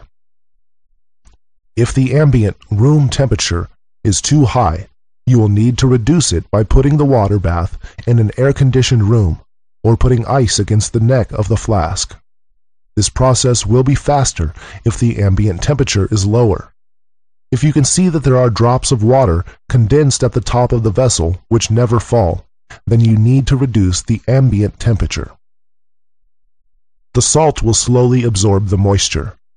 The whole process can take longer than a year, so don't give up. As long as you know you have not used too much heat, both now and in the distilling of the first part, then it will work. When the salt has absorbed the moisture and starts to become dry, add another couple of drops of distilled urine.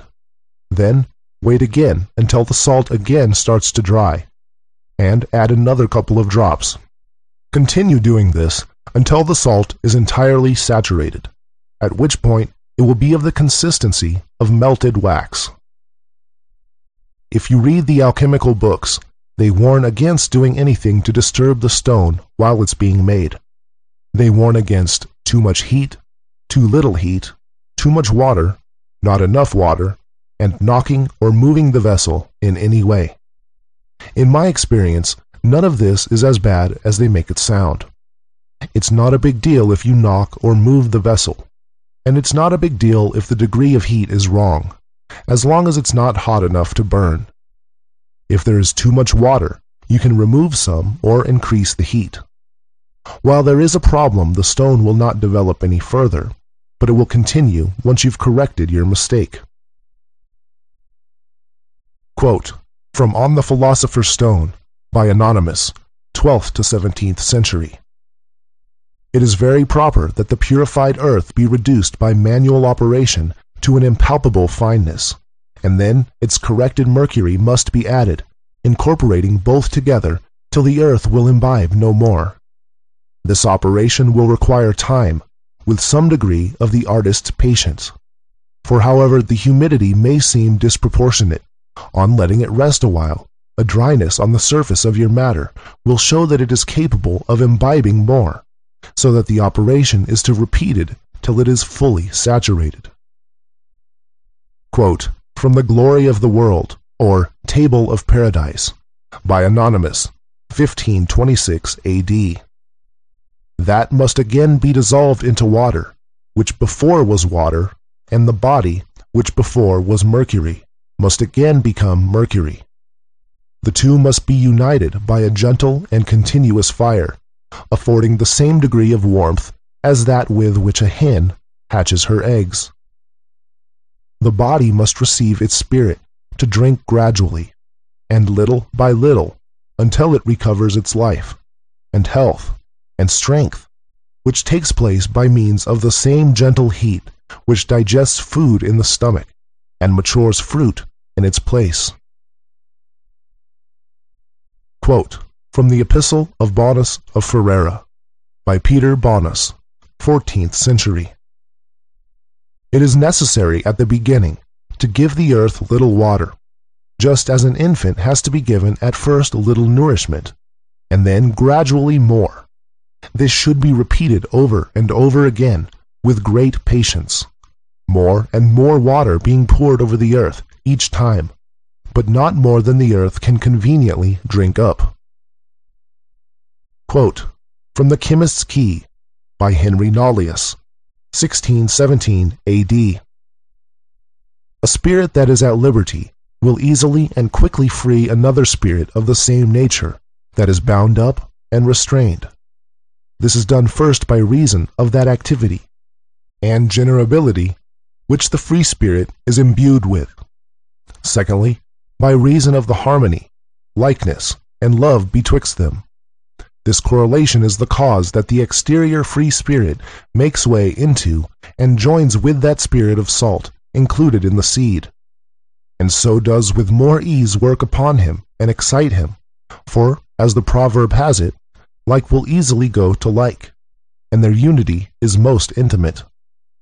Now you must know that very spirit, when loose and floating in liquid bodies or liquors, is at liberty in this state by the mediation of heat. It does, like a lodestone, attract to it the spirit that is under restraint, opening and dissolving the body which holds it in, and the restrained spirit itself, like a sensible prisoner, labors for life by conspiring and striving to be in action and a full communion with the other. The free spirit, by his sudden and subtile accession, still exciting and strengthening him, and by this means so provokes him to action, as fire does enkindle fire, so that the body holding it must necessarily suffer a change and calcification, and comes to be putrefied by its own included spirit, whose operation before was obstructed and kept under. For the included spirit, having acquired liberty and a power to be in action from the other, strives to get out and enlarge itself, and to that end breaks and destroys its first body, and procures another new one. So the spirit of salt of the earth, when it's dissolved in the unmixed humor of that element, since every salt melts in its own liquor, is then at liberty. For every salt, when it is once dissolved in its own liquor, becomes active. Hence it is that a corn of wheat, in whose body, as if under lock and key, the spirit of vegetable salt is bound up and fettered, as soon as it is cast into the ground, is by the free spirit of the salt of the earth penetrated and opened, that the salt which lies dissolved or loose in that liquor, or in mixed humor, may excite the vegetable spirit in the corn of wheat to action and vegetation, which spirit being thus set at liberty does presently, by putrefaction of the corn or grain, produce in the wheat's proper matrix the substance of the root, which is a new body, by whose mediation and deference the earth must afterwards, the spirit attracting it, communicate nutriment to the blade and the rest of this vegetable as it grows up and increases. When this spirit by due coction is once united with its body, they can never be separated again. Much water dissolves quickly, but then the coagulation which follows takes the longer, on which the ignorant, not knowing the nature of this work, fall into desperation when they perceive that the work does not coagulate in due time. Quote from Verbum Dismissum by Count Bernard Trevisan, 15th century. Let it be inserated with white oil of philosophers by little and little, till it suddenly flow like wax. Quote from the 12 Keys by Basilius Valentinus, 15th century. If, then, you would attain the longed-for goal, observe, just measure in mixing the liquid substance of the sages, lest that which is too much overpower that which is too little, and the generation be hindered. For too much rain spoils the fruit, and too much drought stunts the growth. Therefore, when Neptune has prepared his bath, measure out carefully the exact quantity of permanent water needed, and let there be neither too little nor too much.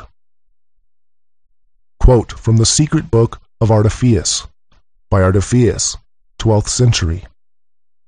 Digest with a gentle fire, as it were for the hatching of chickens, so long till the bodies are dissolved, and their perfectly conjoined tincture is extracted. And then the one will be mixed with the other, and so embrace one another, that it shall not be possible any more to separate them. But the spirit, with a real agreement, will be unified with the body, and make one permanent or fixed substance. End quote. Chapter 23. Black Stage. When the salt has been entirely broken down and saturated with the distilled urine, it will turn black, which is a sign of putrefaction. Black is the natural color of decomposed matter. Quote, from Verbum Dismissum by Count Bernard Trevisan, 15th century. This mass thus blackened is the key and sign of perfect invention of this manner of work of the second regimen of our most precious stone. Wherefore saith Hermes, this blessing being seen, believe that you are in a good path, and have kept in the right way. So that this blackness in color shows the true and right manner of working, for hereby the matter is made deformed and corrupt with a true natural corruption, from whence follows generation and real disposition in this manner. Quote, from the Chemist's Key by Henry Nollius, 1617 A.D. The seed putrefies when a 1 salt of the same nature with it, dissolved in a convenient 2 liquor, does by the assistance of a gentle heat 3 penetrate, analyze, and rarefy the substance of the seed, that the included spirit may, out of its subject matter, form a convenient 4 habitation or body for itself, in which it may perform the offices of natural generation and seminal multiplication. The heat which promotes this putrefaction must be so mild and temperate that the liquor in which the resolving salt lies may remain still in and about the matter, and not be laved and evaporated from it. The body putrefying must not be removed out of the matrix in which the putrefaction was begun, until that which is intended be fully perfected. When all is well, united by purification or putrefaction, then she continues to bake it without separating the impure, until all is become a black, glittering, and heavy earth. End quote. The body will not turn black suddenly, but it will have been getting darker and darker during the previous imbibing stage. Quote, from A Brief Guide to the Celestial Ruby by Irenaeus Philalethes, 1694 A.D. The first color, which appears after the silver color of the amalgamated body, is not perfect blackness, but only a darkish white. The blackness becomes more pronounced day by day, until the substance assumes a brilliant black color. This black is a sign that the dissolution is accomplished, which does not come about in 1 hour, but gradually, by a continuous process. End quote. When the whole mass has turned black, then you know it is putrefied completely. This is a great sign, because you will now be more than halfway to completing the stone. Quote, from An Open Entrance to the Closed Palace of the King by an anonymous sage and lover of truth, 1645 A.D. The substance has now become of a uniform color, namely, as black as pitch, and neither vapors or winds or any other signs of life are seen. The whole is dry as dust, with the exception of some pitch-like substance, which now and then bubbles up. All presents an image of eternal death. End quote. When you are sure that the salt is entirely saturated, then you need to turn up the heat a little. It's difficult to give an exact temperature, since it depends on many factors, but just turn up the heat little by little until the body starts to become dry. But the heat still needs to be low enough that the moisture will rain down, the difference only being that during imbibing, the salt had to always be moist, whereas now you want the salt to dry out between the rains. Quote, from the Sulfic Hydrolith, or Waterstone of the Wise, by Anonymous, 17th century. The earthly body of the sun is totally solved and decomposed and robbed of all strength.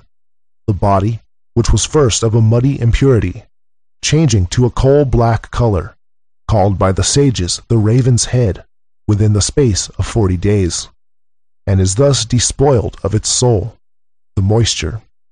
The soul is borne upward, and the body, being severed from the soul, lies for some time, as if dead, at the bottom of the still like ashes.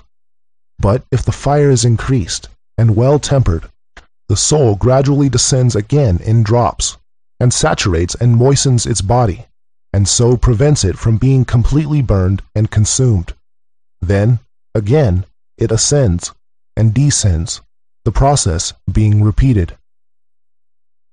Quote, from The Root of the World, by Roger Bacon, 13th century. Avicen saith, that heat causeth blackness first, in a moist body, then the humidity being consumed, it putteth off, or loseth its blackness, and as the heat increaseth, or is continued, so it grows white. End quote. Slowly, the body will start getting whiter, and may pass through different colors, including one that looks a bit reddish. Don't worry about these colors, we just need the body to get white. Quote, from A Brief Guide to the Celestial Ruby, by Irenaeus Philalethes, 1694 A.D. But as soon as the highest degree of intense blackness has been reached, there being no idle intervals in our work, that color begins little by little to yield to another, white. The time during which this blackness is developed is very long, and so is the time during which it disappears. But it is only for one moment that the blackness neither increases nor decreases, for things find rest only in that which is the end of their being, but blackness is not the end of our substance. In the course of this change from white to black, the substance naturally passes through a variety of intermediate colors. But these colors, being more or less accidental, are not invariably the same, and depend very much on the original proportion in which the two substances are combined. In the second stage, during which the substance changes from black to white, it is already far purer. The colors are more lucid, and more to be depended upon.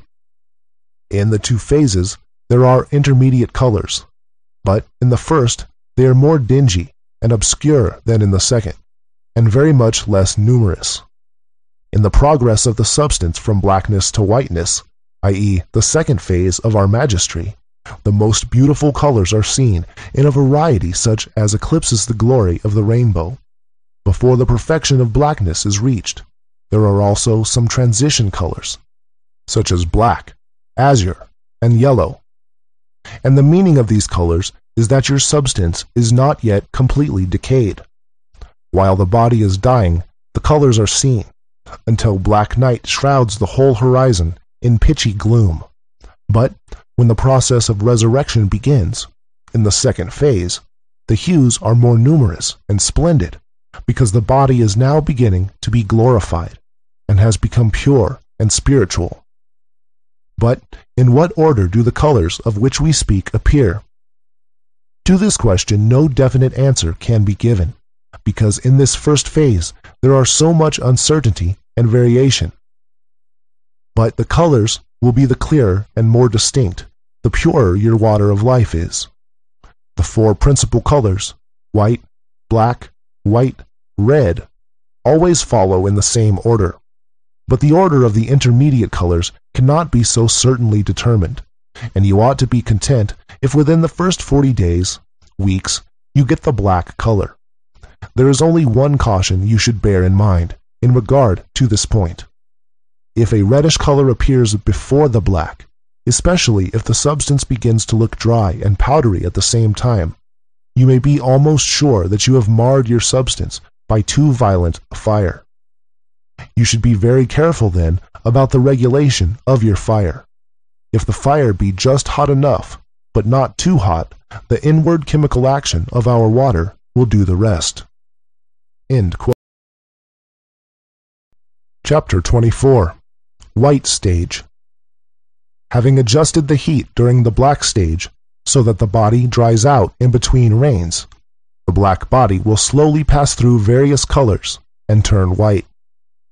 As when turning black, the whiteness will not appear suddenly one day, but it will be a slow progress over a few months. Quote, from The Mirror of Alchemy, by Roger Bacon, 13th century. When you find it black, know that in blackness whiteness is hidden, and you must extract the same from his most subtle blackness. But after putrefaction it waxes red, not with a true redness, of which one says, it is often red and often a citrine color. It often melts and is often coagulated before true whiteness. There appears also before whiteness the peacock's color, whereon one says thus, know you that all the colors in this world, or that may be imagined, appear before whiteness, and afterward true whiteness follows. Quote, from an open entrance to the closed palace of the king, by an anonymous sage and lover of truth, 1645 A.D. After the putrefaction and conception which has taken place at the bottom of the vessel, there is once more a change of colors and a circulating sublimation. This reign, or regimen, lasts only 3 weeks, months. During this period, you see all conceivable colors concerning which no definite account can be given. The showers that fall will become more numerous as the close of this reign approaches, and its termination is signalized by the appearance of a snowy white streaky deposit on the sides of the vessel. Rejoice then, for you have successfully accomplished the regimen of Jupiter. What you must be particularly careful about in this operation is to prevent the young ones of the crow from going back to the nest when they have once left it. Secondly, to let your earth get neither too dry by an immoderate sublimation of the moisture, nor yet to swamp and smother it with the moisture. These ends will be attained by the proper regulation of the outward heat. While it passes from blackness to whiteness, a great variety of colors are observed, nor is it at once perfectly white. At first it is simply white. Afterwards it is of a dazzling, snowy splendor. Quote, from The Root of the World, by Roger Bacon, 13th century. Decoct the male and the female or vapor together, until such time as they shall become one dry body. For except they be dry, the diverse or various colors will not appear. For it will ever be black, whilst that humidity or moisture has the dominion. But if that be once wasted, then it emits diverse colors, after many and several ways. And many times it shall be changed from color to color, till such times as it comes to the fixed whiteness. Sinon saith, all the colors of the world will appear in it, when the black humidity is dried up. But value none of these colors, for they be not the true tincture. Yea, many times it becomes citrine and reddish, and many times it is dried and becomes liquid again, before the whiteness will appear. End quote. When the body has turned totally white, and all the moisture has disappeared, you have the white stone, which can either be fermented with silver, or continued to the maturity of the red stone. Chapter 25. Fermentation. Both the white stone and red stone must be fermented with silver or gold respectively before they can be used. It is only possible to ferment the white stone with silver, and the red stone with gold. Nothing else can be used. Neither can silver or gold be used to ferment both. Quote, from Compound of Compounds, by Albertus Magnus, 13th century. There are no other ferments like these here. The ferment of silver is silver. The ferment of gold is gold. Therefore, don't look elsewhere. End quote. The ferment, silver or gold, is not considered to be an ingredient of the stone. The stone is already developed when we apply the ferment, but it needs to be fermented in order to be used for our purposes. The stone would be harmful if ingested without being fermented first. The stone will break down the silver or gold into its own form, but adopt the frequency and stability of the silver or gold. The life energy needs to be given an impression of a stable form. Quote, from On the Philosopher's Stone, by Anonymous, 12th to 17th century. A small quantity of gold and silver is indeed necessary when the stone is made, as a medium for its tinging, either in the white or red tinctures. Quote, from The Chemist's Key by Henry Nollius, 1617 A.D. 12. And although the wise men want some common gold in the fermentation of their stone, that the same may be determined to transmute imperfect metals into sol, it does not therefore follow that common sol should make perfect our stone. 13.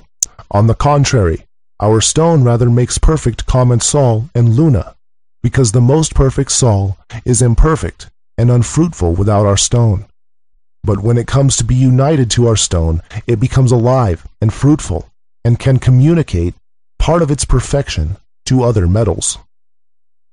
Quote, from the Epistle of Bonus of Ferrara, by Peter Bonus, 14th century. The red tincture is obtained from gold, and the white tincture from silver.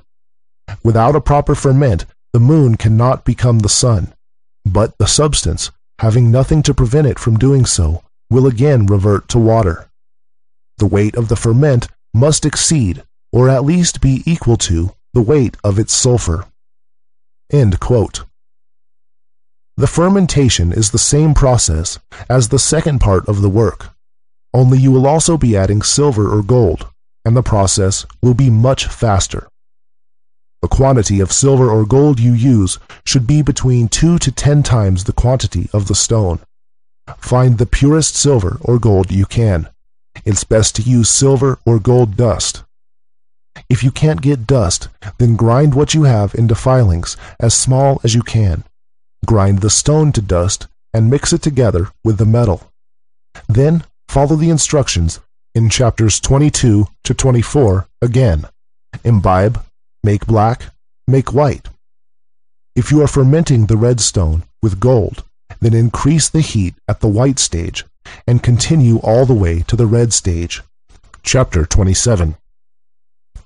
The fermentation process should take 1 to 3 months the first time. Now, the white stone is complete. It can be multiplied in quantity and quality, and raised to the power of the red stone. Quote, from the Sophic Hydrolith, or Waterstone of the Wise, by Anonymous, 17th century. The stone, or elixir, cannot be used for this purpose in the form in which we left it at the completion of the previous stage of our process, red or white, but it should be still further fermented and augmented in the following manner, as otherwise it could not be conveniently applied to imperfect metals and bodies. Take 1 part of the essence and add it to 3 parts of purest gold or silver respectively, which has been purged and melted by means of antimony and reduced to very thin plates. Let them be placed together in the crucible. Thereupon the whole compound will be transformed into a pure and efficacious tincture, which, when applied to base metals, in the ratio of 1 to 1,000, will change them into pure gold, or silver, respectively. The substance of the sages, after all the changes that it has undergone, will do more harm than good as a medicine applied to the body, without the final preparation. Quote, from an explanation of the natural philosopher's tincture of Paracelsus, by Alexander von Suchten, 16th century.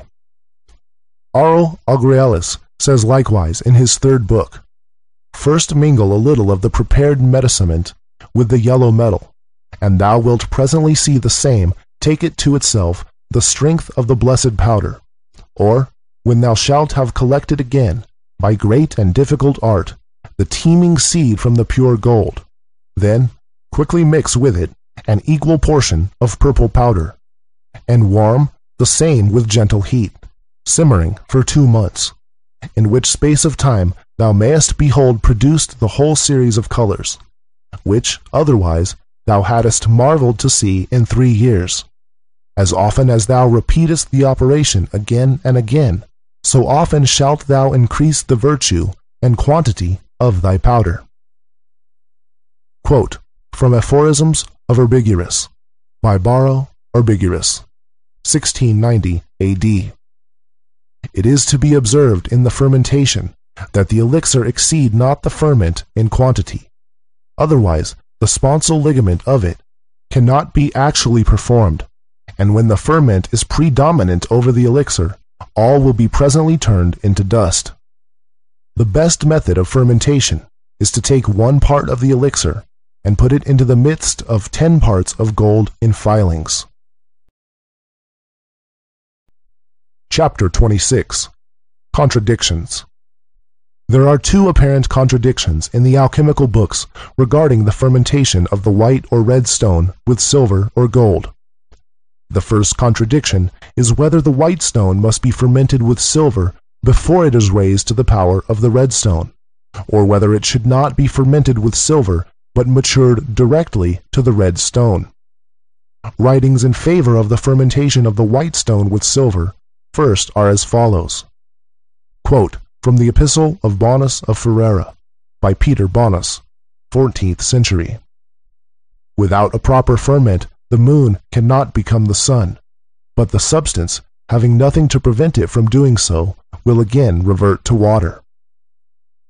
Quote, from a tract of great price concerning the philosophical stone, by a German sage, 1423 A.D. You should also bear in mind that the silver should be applied to our quicksilver before the gold, because the quicksilver is volatile, and cannot with safety be subjected all at once to great heat. Silver has the power of stirring up the inherent sulfur of the quicksilver, whereby it is coagulated into the form of the remedy for transmuting metals into silver, and this coagulation is brought about by the gentle heat of the silver. Gold requires a much higher degree of heat, and if gold were added to the quicksilver before the silver, the greater degree of heat would at once change the quicksilver into a red sulfur, which, however, would be of no use for the purpose of making gold, because it would have lost its essential moisture, and our art requires that the quicksilver should be first coagulated by means of silver into white sulfur, before the greater degree of heat is applied, which, through gold, changes it into red sulfur. There must be whiteness before there is redness. Redness before whiteness spoils our whole substance. Quote, from a golden and blessed casket of nature's marvels, by Benedictus Figulus, 1607 A.D. No gold is generated, except it have first been silver. As red tincture is elicited by the ferment of gold alone, mercury can be animated only by the white ferment of silver. End quote. Whereas writings in favor of continuing the development of the white stone into the red stone without fermenting with silver are as follows. Quote, from Aphorisms of Urbigurus, by Baro Urbigurus, 1690 A.D.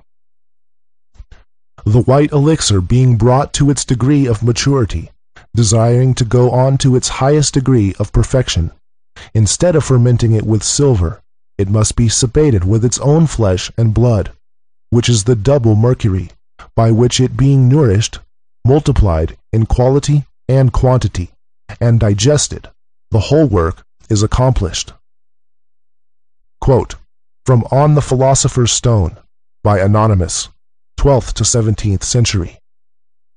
As it ripens, assumes a perfect whiteness, which is the white tincture, transmuting the inferior metals into silver, and very powerful as a medicine. But as the artist well knows, it is capable of a higher concoction. He goes on increasing his fire. Quote, from the Secret Book of Artephius, by Artephius, 12th century. And when you see the true whiteness appear, which shineth like a bright sword, or polished silver, know that in that whiteness there is a redness hidden. But then beware that you take not that whiteness out of the vessel, but only digest it to the end, that with heat and dryness it may assume a citron color, and a most beautiful redness. Quote, from Compound of Compounds, by Albertus Magnus, 13th century. Take the white stone and divide it into 2 parts, and you will raise 1 part to the state of the white elixir. As has been said much earlier, of the kind of which you will have an indefinite amount. Put the other part in a new bed of the philosophers, clean, tidy, transparent, spherical, and place it in the furnace for digestion. Increase the fire until by its force and strength the matter is changed to a very red stone." End quote. So you see that different alchemists made statements which clearly contradict each other concerning the fermentation. Some claim you must ferment the white stone with silver before it can stand high heat necessary to mature it into the red stone, while others claim you must not ferment the white stone, just continue increasing the heat to obtain the red stone. Since both of these methods have support from a number of alchemists, it would make the most sense that both methods are correct. It would seem that you must be very careful with the heat when attempting to mature the unfermented white stone, whereas perhaps the fermented white stone can be matured with a higher and less careful heat. The safest move, however, would be to follow the instructions of Albertus Magnus, the last quote above, who advises us to divide the stone into two parts at the white stage. One part you will ferment with silver into the white stone. The other part you will continue to develop into the red stone. Then, if your unfermented white stone fails to turn red, you can mature part of your fermented white stone. This also means you will have both the white stone and the red stone, instead of having to choose between them, and you will therefore be able to take advantage of the medicinal value of the white stone sooner. The second contradiction comes only from Fulcanelli, the most recent of the alchemists. Fulcanelli claims that the fermentation process makes either stone only capable of transmuting metals and useless as a medicine for animals. Quote, from The Dwellings of the Philosophers by Fulcanelli, 1929 AD. The fermentation of the stone by gold, so as to direct the elixir to limit its use in the transmutation of metals. End quote.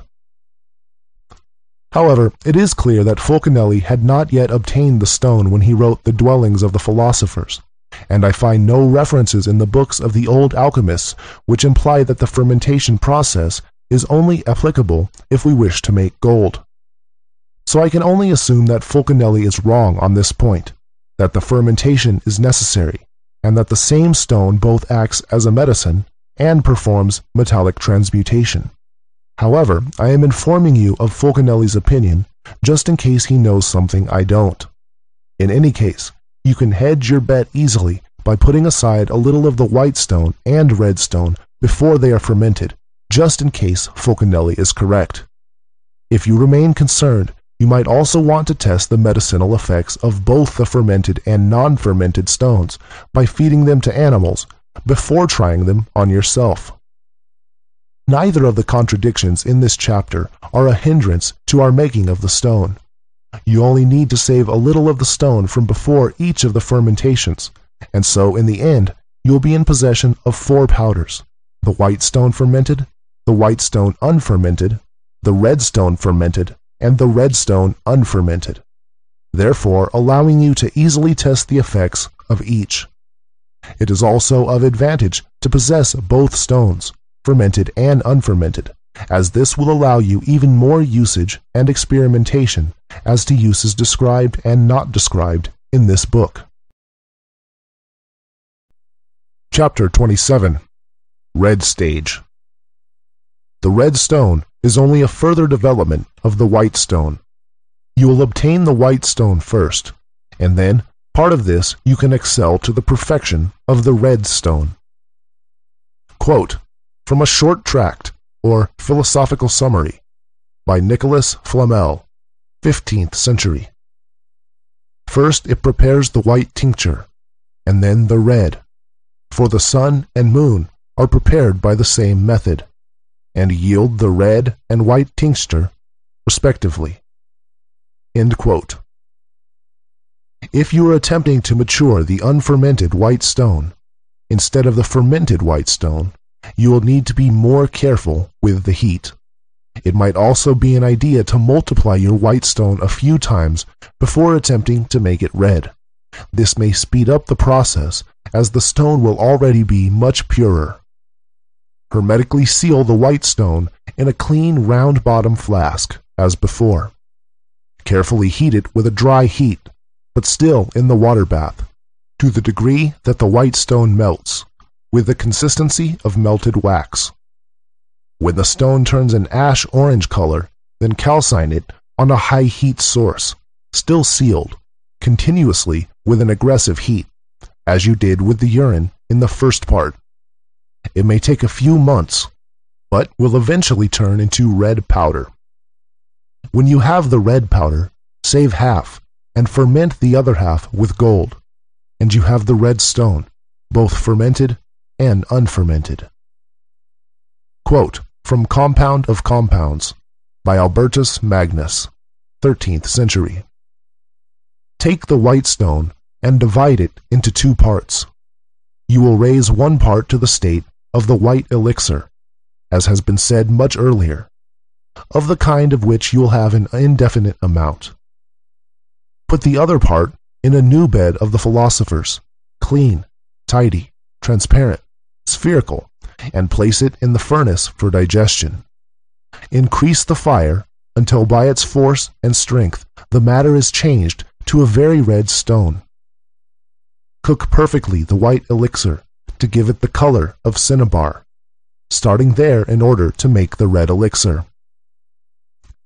Quote from Verbum Dismissum by Count Bernard Trevisan, 15th century.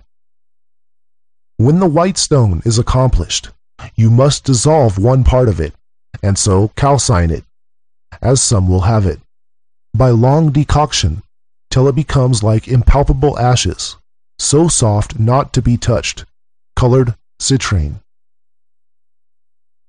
Quote from The Root of the World by Roger Bacon, 13th century. But the heat of this dry fire ought to be double at the least to what it was before, or than the heat of the moist fire. By the help of this heat, the white medicine receiveth the admirable tincture of the redness. Therefore you must burn it without fear in a dry fire, until such time as it is clothed with a most glorious red, or a pure vermilion color. For which cause Epictetus the philosopher saith, decoct the white in a red-hot furnace, until such time as it be clothed with a purple glory. Do not cease, though the redness be somewhat long before it appears. For as I have said, the fire being augmented, the first color of whiteness will change into red. Also, when the citrine shall first appear among those colors, yet that color is not fixed. But not long after it, the red color shall begin to appear, which ascending to the height, your work will indeed be complete. As Hermes saith in Turba, between the whiteness and the redness, one color only appears, to wit, citrine, but it changes from the less to the more. Maria also saith, when you have the true white, then follows the false and citrine color, and at last the perfect redness itself. This is the glory and the beauty of the whole world. Quote from The Secret Book of Artephius by Artephius, 12th century. This white substance, if you will make it red, you must continually decoct it in a dry fire till it be rubified, or become red as blood, which is nothing but water, fire, and true tincture. And so by a continual dry fire the whiteness is changed, removed, perfected, made citrine, and still digested till it become to a true red and fixed color, and consequently by how much more it is heightened in color, and made a true tincture of perfect redness. Wherefore with a dry fire and a dry calcination, without any moisture, you must decoct this compositum, till it be invested with a most perfect red color, and then it will be the true and perfect elixir. Quote from On the Philosopher's Stone by Anonymous, 12th to 17th century. When the putrefaction of our seed has been thus completed, the fire may be increased till glorious colors appear, which the sons of art have called cauda pavonus, or the peacock's tail. These colors come and go, as heat is administered approaching to the 3rd degree, till all is of a beautiful green, and as it ripens, assumes a perfect whiteness, which is the white tincture, transmuting the inferior metals into silver, and very powerful as a medicine. But as the artist well knows, it is capable of a higher concoction. He goes on increasing his fire till it assumes a yellow, then an orange or citron color, and then boldly gives a heat of the 4th degree till it acquires a redness like blood taken from a sound person, which is a manifest sign of its thorough concoction and fitness for the uses intended. End quote. Chapter 28. Multiplication. The stone only has to be made once, and then it can be easily multiplied in quantity and quality. The multiplication is the same for the white stone and the red stone. The most obvious method of multiplication is to repeat the whole process again, as you did in the fermentation. You can do this with or without adding gold or silver, but by adding more ferment, you are increasing the quantity too. Every time you repeat the fermentation, the stone will get bigger and 10 times more powerful. The time it takes to complete the process also gets less and less every time, since the stone gets more powerful, until the whole process can be done in just a few seconds. The unfermented stones can also be multiplied, but of course you will multiply them by repeating the second part again. Imbibe, make black, make white, make red, adding only distilled urine and not silver or gold. Quote, from an open entrance to the closed palace of the king, by an anonymous sage and lover of truth, 1645 A.D. The multiplication of the stone. Take the perfect stone, add 1 part of it to 3 or 4 parts of purified mercury of our first work. Subject it to gentle coction for 7 days, the vessel being carefully sealed up, and let it pass through all the rains, which it will do very quickly and smoothly. The tinging power of the substance will thus be exalted 1,000-fold, and if you go through the whole process a second time, which you can do with ease in 3 days, the medicine will be much more precious still. This you may repeat as often as you like. The 3rd time, the substance will run through all the rains in a day, the 4th time in a single hour, and so on. And the improvement in its quality will be most marvelous. Then kneel down and render thanks to God for this precious treasure. Quote, from the secret book of Artephius, by Artephius, 12th century. Now, if afterwards you would multiply your tincture, you must again resolve that red in new and fresh dissolving water, and then by decoctions first whiten, and then rubify it again, by the degrees of fire, reiterating the first method of operating in this work. Dissolve, coagulate, and reiterate the closing up, the opening, and multiplying in quantity and quality at your own pleasure. For by a new corruption and generation, there is introduced a new motion. Thus we can never find an end, if we do always work by reiterating the same thing over and over again, viz. By solution and coagulation, by the help of our dissolving water, by which we dissolve and congeal.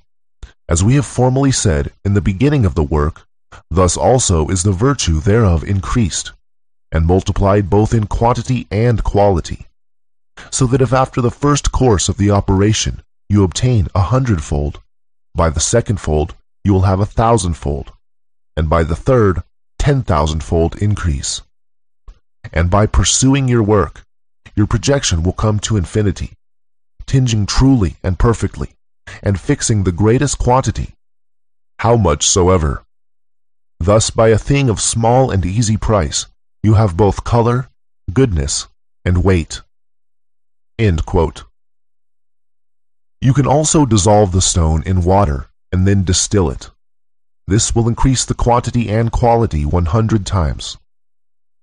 In short, anything you can think of to purify or dissolve and then coagulate the stone will increase its quality, and anything dissolved and overpowered by the stone will become the stone also and increase its quantity.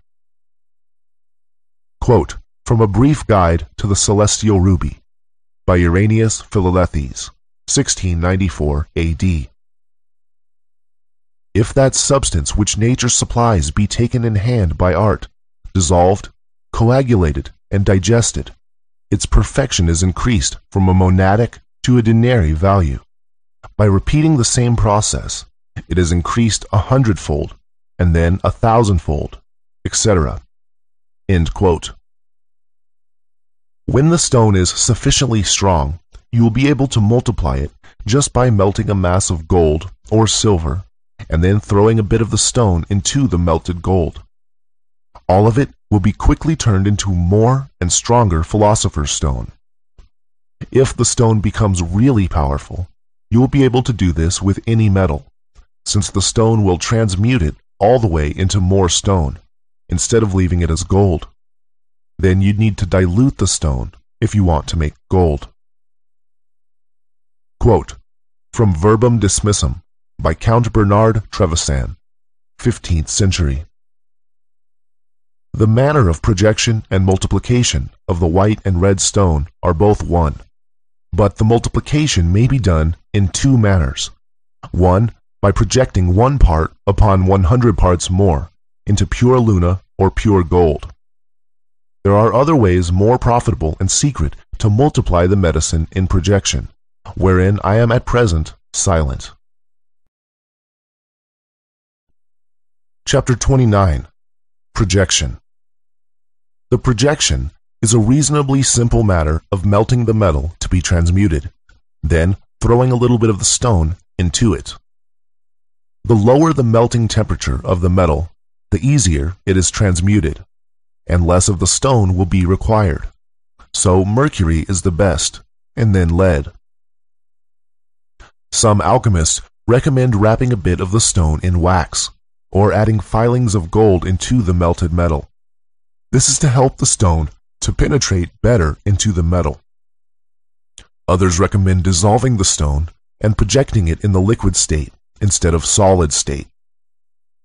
If the stone is too weak, not all of the metal will be transmuted, and you will have to add more stone. If the stone is too strong, then the metal might be converted into the stone itself instead of gold, so the stone will need to be diluted. Quote from The New Pearl of Great Price by Peter Bonus, 1338 A.D. We only just melt the imperfect metals over the fire, and then add to them the philosopher's stone, which, in a moment of time, imparts to them the form of gold. Quote from A Brief Guide to the Celestial Ruby by Irenaeus Philalethes, 1694 A.D. This wonderful medicine penetrates each smallest part of the base metals in the proportion of 1 to 1,000, and tinges them through and through with its own noble nature. Your arithmetic will fail sooner than its all-prevailing power. Each smallest part that is pervaded with the vitalizing power of the elixir, in its turn tinges that part which is nearest to it, until the whole mass is leavened with its marvelous influence, and brought to the perfection of gold. Quote from The Root of the World by Roger Bacon, 13th century. Now the projection is after this manner to be done. Put the body or metal upon the fire in a crucible, and cast thereon the elixir as aforesaid, moving or stirring it well. And when it is melted, become liquid, and mixed with the body or with the spirit, remove it from the fire, and you shall have fine gold or silver, according to what your elixir was prepared from. But here is to be noted, that by how much more the metalline body is the easier to be melted, by so the ore shall the medicine have power to enter into, and transmute it. Therefore, by so much as mercury is more liquid than any other body, by so much the more the medicine has power in being cast upon it, to wit, mercury, to transmute it into fine soul or luna. And a greater quantity of it shall your medicine transmute, give tincture to, and make perfect, than of any other mineral body. The like is to be understood, to be performed in the same manner upon other mineral bodies, according as they are easy or hard to be fused or melted. Quote from Aphorisms of Eurybigerus by Baro Eurybigerus, 1690 A.D. Common mercury, amalgamated with lead, is counted the most proper subject for making projection, which being infusion, your fermented matter being divided into 3 parts. One part of it is rolled in wax, is to be flung upon the amalgam.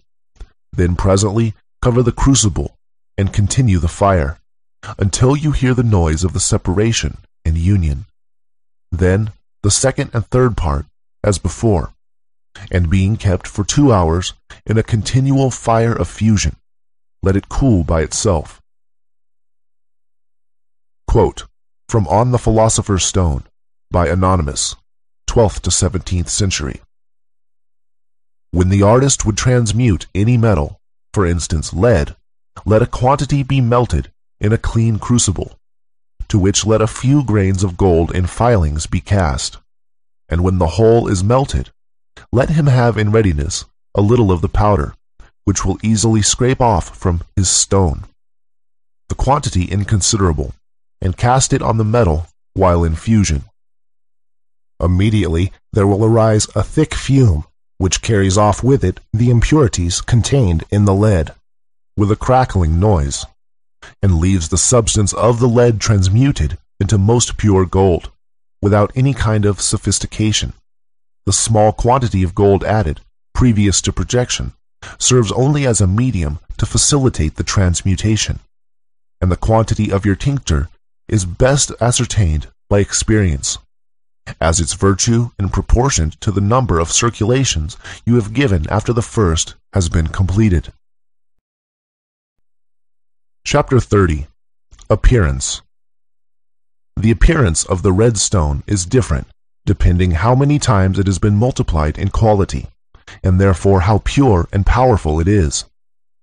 At first it is a dull red and opaque, but becomes brighter and transparent purple when more refined. It is very heavy.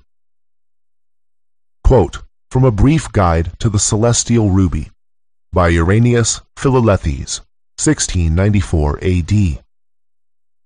Know, then, that it is called a stone, not because it is like a stone, but only because by virtue of its fixed nature, it resists the action of fire as successfully as any stone. In species, it is gold, more pure than the purest. It is fixed and incombustible like a stone, but its appearance is that of very fine powder, impalpable to the touch, sweet to the taste, fragrant to the smell, in potency a most penetrative spirit, apparently dry, and yet unctuous, and easily capable of tinging a plate of metal. Quote from The 12 Keys by Basilius Valentinus, 15th century. This tincture is of a color intermediate between red and purple, with something of a granite hue, and its specific weight is very considerable. Quote from The Golden Calf by John Frederick Helvetius, 17th century. Our tincture of gold contains stars, is a substance of the greatest fixity, is unchangeable in multiplication, is a red powder with almost a saffron tinge, liquid like resin, transparent like crystal, fragile like glass, is of a rubinate color, and of great specific gravity. It is soluble in any liquid, melting and commingling with the same, fragile as glass, in a powder saffron colored, but in a solid mass, red like the ruby. Its purple color is the mark of perfect fixation and fixed perfection, for it remains fixed and incombustible, even when exposed to fire, corrosive waters, or burning sulfur, since it is, like the salamander, incapable of being consumed by fire. Quote from On the Philosopher's Stone by Anonymous, 12th to 17th century. Having thus completed the operation, let the vessel cool, and on opening it, you will perceive your matter to be fixed into a ponderous mass, thoroughly of a scarlet color, which is easily reducible to powder by scraping, or otherwise, and in being heated in the fire, flows like wax, without smoking, flaming, or loss of substance, returning when cold to its former fixity, heavier than gold, bulk for bulk, yet easy to be dissolved in any liquid, in which a few grains, being taken, its operation most wonderfully pervades the human body, to the extirpation of all disorders, prolonging life by its use to its utmost period, and hence it has obtained the appellation of panacea, or a universal remedy. End quote. Chapter 31. Ever-burning lamps.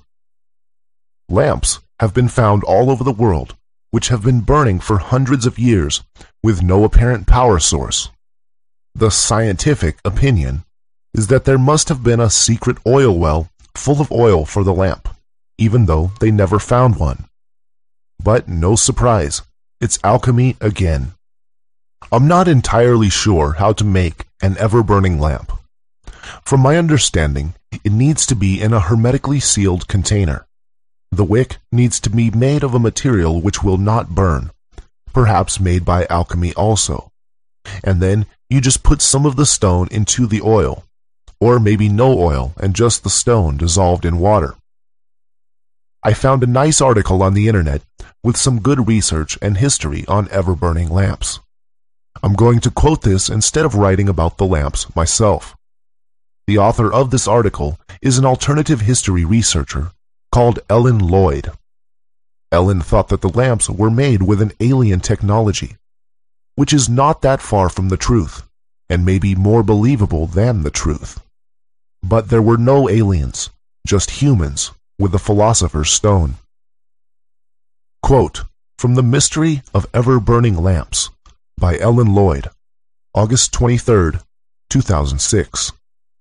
Now the house of Solomon the king was illuminated as by day, for in his wisdom he had made shining pearls, which were like unto the sun, the moon, and the stars, in the roof of his house. From the Queen of Sheba, and her only son Menelik. Imagine that you found a small burning lamp hidden deep in an ancient vault. This mysterious lamp, which is in perfect preservation, has burned continuously without fuel for the last 2,000 years. What would you think of your remarkable discovery? Most likely, you would wonder whether the precious lamp that you are holding in your hands is a magical object, a work of God, or perhaps some evil powers. Could this ancient treasure be a proof of highly advanced technology? Did our ancestors discover the secret of eternal light? Although it might sound amazing, and for some even impossible, certain extraordinary findings clearly show that perpetual light was rather common in prehistory. I deal with advanced ancient technology in voices from legendary times to a large extent. In my book, I uncover a number of strange enigmas from all over the world. Perpetual light is an ancient technology that to this day remains a mystery. During the Middle Ages, a number of ever-burning lamps were discovered in ancient tombs and temples. Based on ancient records, we learn that these mysterious objects were found all over the world, in India, China, South America, North America, Egypt, Greece, Italy, United Kingdom, Ireland, France, and many other countries. Unfortunately, looters, vandals, and superstitious diggers who feared that these objects possessed supernatural powers destroyed many of the lamps. As we all know, the Middle Ages cannot be characterized as a particularly scientific period. It was a dark time for those who persuaded knowledge. Still, curiosity is a part of human nature, and questions were asked. How were the ancients able to produce lamps, which could burn without fuel for hundreds, and in some cases thousands of years? From whom did our ancestors gain their secret knowledge? Naturally, the subject of perpetual light became quickly a controversy, and the opinions among the authorities were divided. Some authors rejected the idea of a never-ending flame, despite the evidence they were confronted with. A small group of more open-minded and enlightened persons confirmed the existence of, if not eternal, then at least very long-lasting light. Many, on the other hand, accused the pagan priests of performing clever tricks. However, a majority of the learned men acknowledged the unusual findings and declared the perpetual lamps to be a work of the devil. This was a common explanation in the Dark Ages.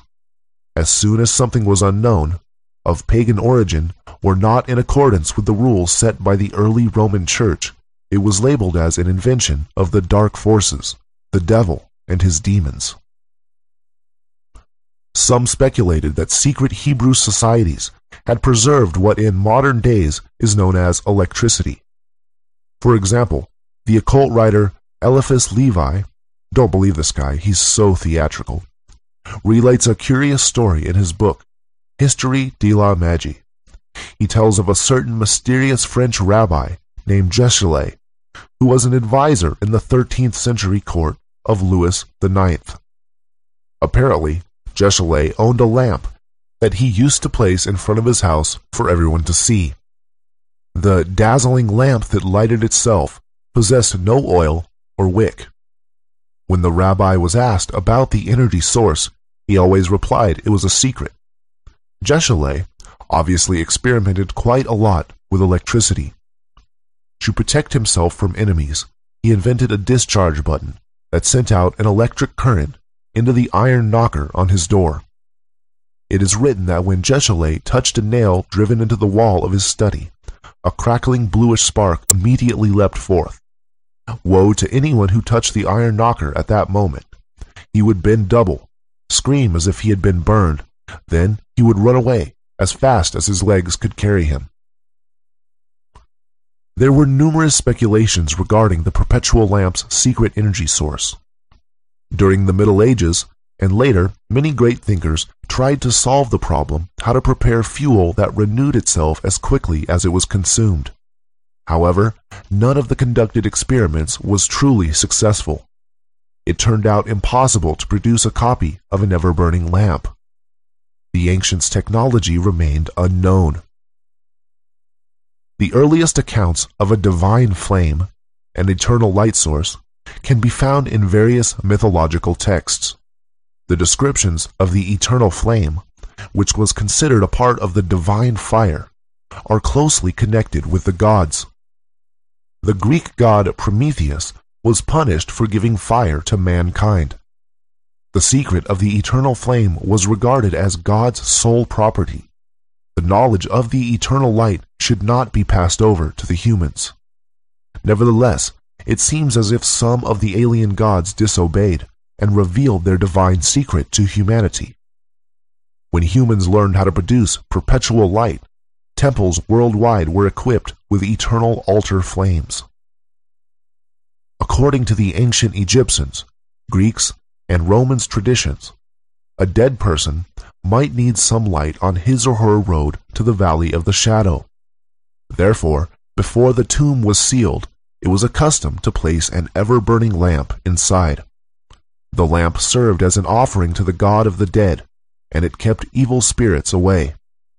Its light also offered the deceased the required guidance on the journey to the underworld. Hundreds of years later, when vaults were opened, excavators found the lamps in perfect condition and still burning. So far, we have only spoken in general terms about the existence of perpetual light in antiquity. It has been estimated that as many as 170 medieval authors have written about the phenomenal and mysterious ever-burning lamps. Let us now look at some of the remarkable discoveries. Plutarch wrote of a lamp that burned over the door of a temple to Jupiter Ammon. According to the priests, the lamp remained alight for centuries without any fuel, and neither wind nor rain could put it out. Saint Augustine described an Egyptian temple sacred to Venus with a lamp which wind and water could not extinguish. He declared it to be the work of the devil. In 527 AD, at Edessa, Syria, during the reign of Emperor Justinian, soldiers discovered an ever-burning lamp in a niche over a gateway, elaborately enclosed to protect it from the air. According to the inscription, it was lit in 27 AD. The lamp had burned for 500 years before the soldiers who found it destroyed it. In 140, near Rome, a lamp was found burning in the tomb of Pallas, son of King Evander. The lamp, which had been alight for over 2,000 years, could not be extinguished by ordinary methods. It turned out that neither water nor blowing on the flame stopped it from burning. The only way to extinguish the remarkable flame was to drain off the strange liquid contained in the lamp bowl. In about 1540, during the papacy of Paul III, a burning lamp was found in a tomb on the Appian Way at Rome. The tomb was believed to belong to Tulliola, the daughter of Cicero. She died in 44 BC. The lamp that had burned in the sealed vault for 1,550 years was extinguished when exposed to the air. Interesting about this particular discovery is also the unknown transparent liquid in which the deceased was floating. By putting the body in this liquid, the ancients managed to preserve the corpse in such a good condition that it appeared as if death had occurred only a few days ago. When King Henry VIII broke away from the Catholic Church in 1534, he ordered dissolution of monasteries in Britain, and many tombs were plundered. In Yorkshire, a burning lamp was discovered in a tomb of Constantinus Chlorus, father of the great Constantine.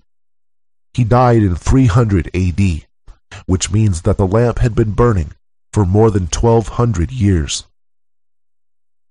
In France, near Grenoble, in the mid-17th century, a young Swiss soldier accidentally stumbled upon the entrance of an ancient tomb. Unfortunately for the young man, he did not discover the golden treasures that he thought might be hidden inside. Still, his surprise must have been just as big when he was confronted with a burning glass lamp. Dupraz, that was the soldier's name, removed the mysterious lamp from the sealed grave and carried it to a monastery. He showed his remarkable discovery to the astonished monks, and the lamp remained at the monastery. It burned for several months until an elderly monk dropped it, and it was destroyed. Certain discoveries indicate that the ancients wanted to preserve their knowledge secret. In his notes to St. Augustine, 1610, Ludovicus Vives writes about a lamp that was found in his father's time, in 1580 AD. According to the inscription, the lamp was burning for 1,500 years. However, when it was touched, it fell to pieces. Obviously, Ludovicus Vives did not share some of St. Augustine's views. He considered perpetual lamps to be an invention of very wise and skilled men, and not the devil.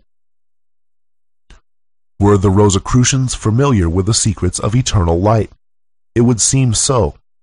When the tomb of Christian Rosencreutz, alchemist and founder of the Rosicrucian order, was opened 120 years after his death, a shining lamp was found inside. Another interesting case worth mentioning occurred in England, where a mysterious and most unusual tomb was opened. It was believed that the sepulchre was of a Rosicrucian. A man who discovered the tomb noticed a burning lamp hanging from the ceiling, lighting up the underground chamber. As the man took some steps forward, certain part of the floor moved with his weight.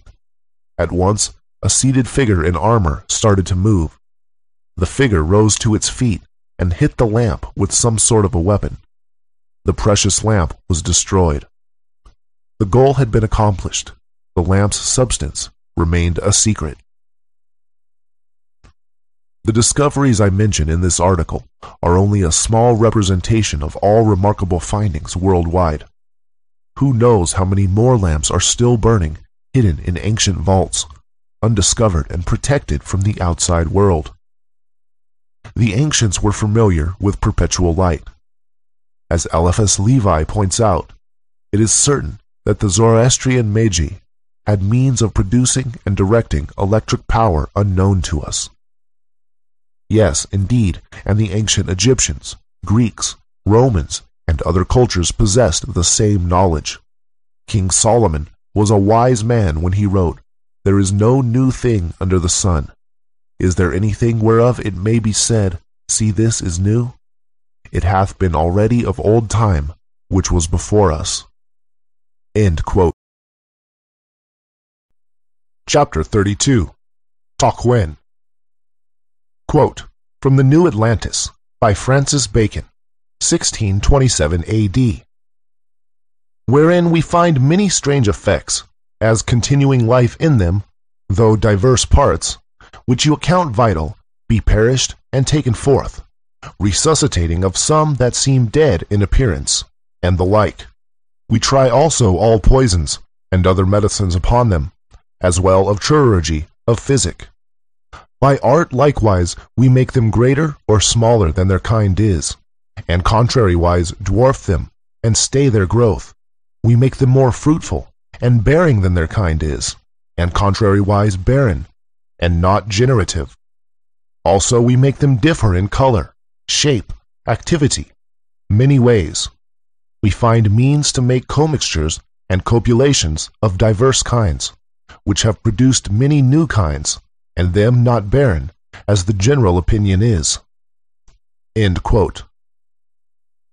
Tocqueville is advanced alchemy, which deals with the creation of life, through alchemy and using the life-giving powers of the stone. It is not easy to find information about Tocqueville, but of course it is possible. If nature can do it, so can alchemy. Quote, from Of the Nature of Things, 8, by Paracelsus, via Sandrovigius, 16th century. We must by no means forget the generation of artificial men, for there is some truth in this thing, although it hath been a long time concealed, and there have been no small doubts and questions raised by some of the ancient philosophers, whether it were possible for nature or art to beget a man outside of the body of a woman and natural matrix. To this I answer that it is in no way repugnant to the art of alchemy and nature. Yea, it is very possible, but to effect it we must proceed thus. Let the sperm of a man by itself be putrefied in a gourd glass, sealed up with the highest degree of putrefaction in horse dung, for the space of 40 days, or so long until it began to be alive, move, and stir, which may easily be seen. After this time it will be something like a man, yet transparent, and without a body. Now, after this, if it be every day warily, and prudently nourished, and fed with the arcanum of man's blood, and be for the space of 40 weeks kept in a constant, equal heat of horse dung, it will become a true and living infant, having all the members of an infant, which is born of a woman, but it will be far less. This we call it come riper years of understanding. Now this is one of the greatest secrets that God ever made known to mortal, sinful man. For this is a miracle, and one of the great wonders of God, and secret above all secrets, and deservedly it ought to be kept amongst the secrets until the last times, when nothing shall be hid, the apocalypse, but all things made manifest. End quote. The above quote will create a clone of a man, which Paracelsus called a homunculus. The process described is incomplete and cryptic, But if I were to guess from what was written and what I know about nature, I would say the following. The sperm is to be put in a 1-liter round-bottom flask, hermetically sealed, and put on a circulating moist heat, which should be body temperature, until it putrefies, turns black, then comes out of the putrefaction and turns transparent, at which point it will be some kind of embryo.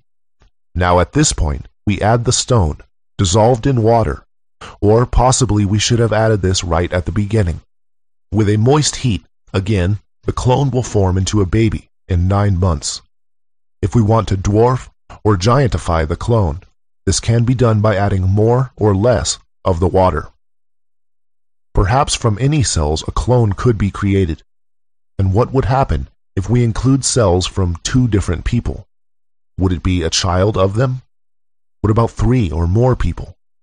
What about from 2 different animals, or animals and humans? This stuff is all possible, although it is probably much more complicated than just placing cells or seeds from different animals in the same flask. Perhaps they have to be started separately and then combined. I don't know. The quote at the top of this chapter implies it is possible to make hybrids of different animals, or animals and humans, and the resulting creature is capable of giving birth itself. This implies the hybrid has new and stable DNA and is for all intents and purposes a new creation. Perhaps some of the animals around today were created by alchemy. Dogs and cats are an interesting case since they have never been wild in their current form, and they have been living alongside humans throughout recorded history. Cats especially had high status in ancient Egypt, which was big on alchemy.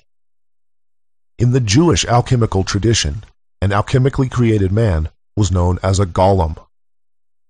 Quote, from Homunculi, Golems, An Artificial Life, by Gary Lachman, 2006. The notion of man-made humans, or other living creatures fashioned by human hands, has a long history in mythology and folklore. In recent years, with the development of genetic engineering, virtual reality, and artificial life of various sorts, it has gained a new significance. But our current fascination with, not to mention dread over, the increasing likelihood of genetically modified and artificial humans is not, in essence, a particularly new development. It touches on some of the central themes of religion and the occult and magical practices that emerged from a once powerful but now submerged spiritual belief. The Kabbalah, for example, includes legends and stories about the alchemical homunculus, or little man, and the golem, a kind of proto-Frankenstein's monster. In both cases, the idea is that through certain secret magical practices, human beings can share in the creative power of God. Quote, from The Golem, by Aidan Orek, 2010.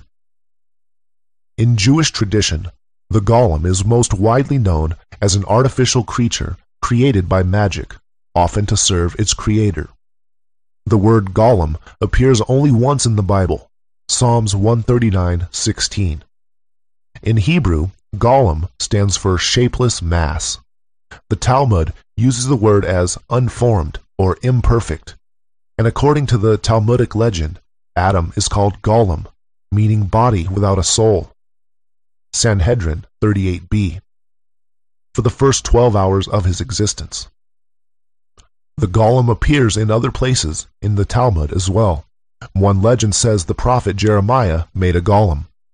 However, some mystics believe the creation of a golem has symbolic meaning only, like a spiritual experience following a religious rite. The Sefer Yetzirah, Book of Creation, often referred to as a guide to magical usage by some Western European Jews in the Middle Ages, contains instructions on how to make a golem. Several rabbis, in their commentaries on Sefer Yetzirah, have come up with different understandings of the directions on how to make a golem. Most versions include shaping the golem into a figure resembling a human being and using God's name to bring him to life, since God is the ultimate creator of life. End quote. Not strictly part of Taquin, but reanimating a corpse is also possible. Traditionally, the person must have been dead for less than 3 days in order to do this. The corpse should be immersed in a bath with a high concentration of the stone already dissolved. Chapter 33. Religious References. All of the mainstream religious texts have references to the stone.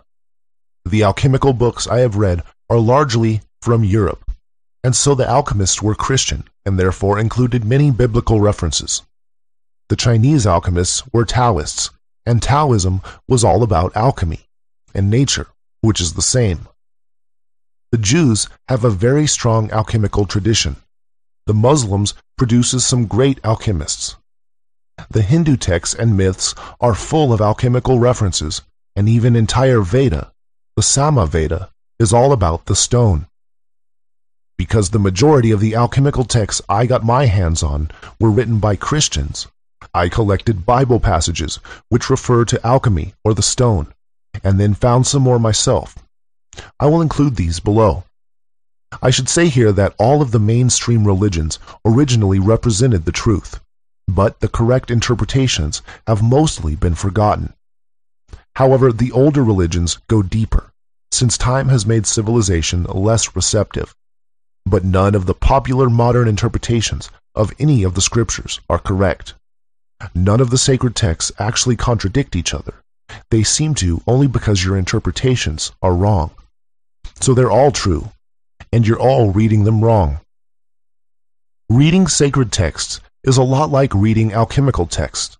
They're full of analogies and metaphors, all mixed up with plain facts, so it's difficult to tell what is to be interpreted literally and what is to be deciphered. And everyone seems to take the literal parts metaphorically and the metaphorical parts literally.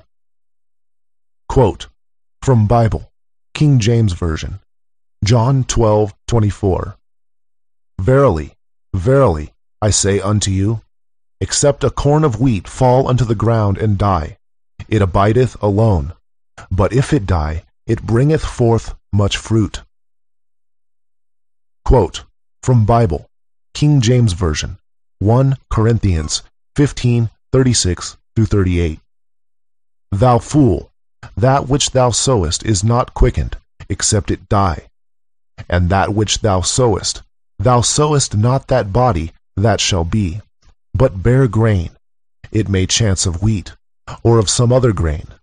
But God giveth it a body, as it hath pleased him, and to every seed his own body.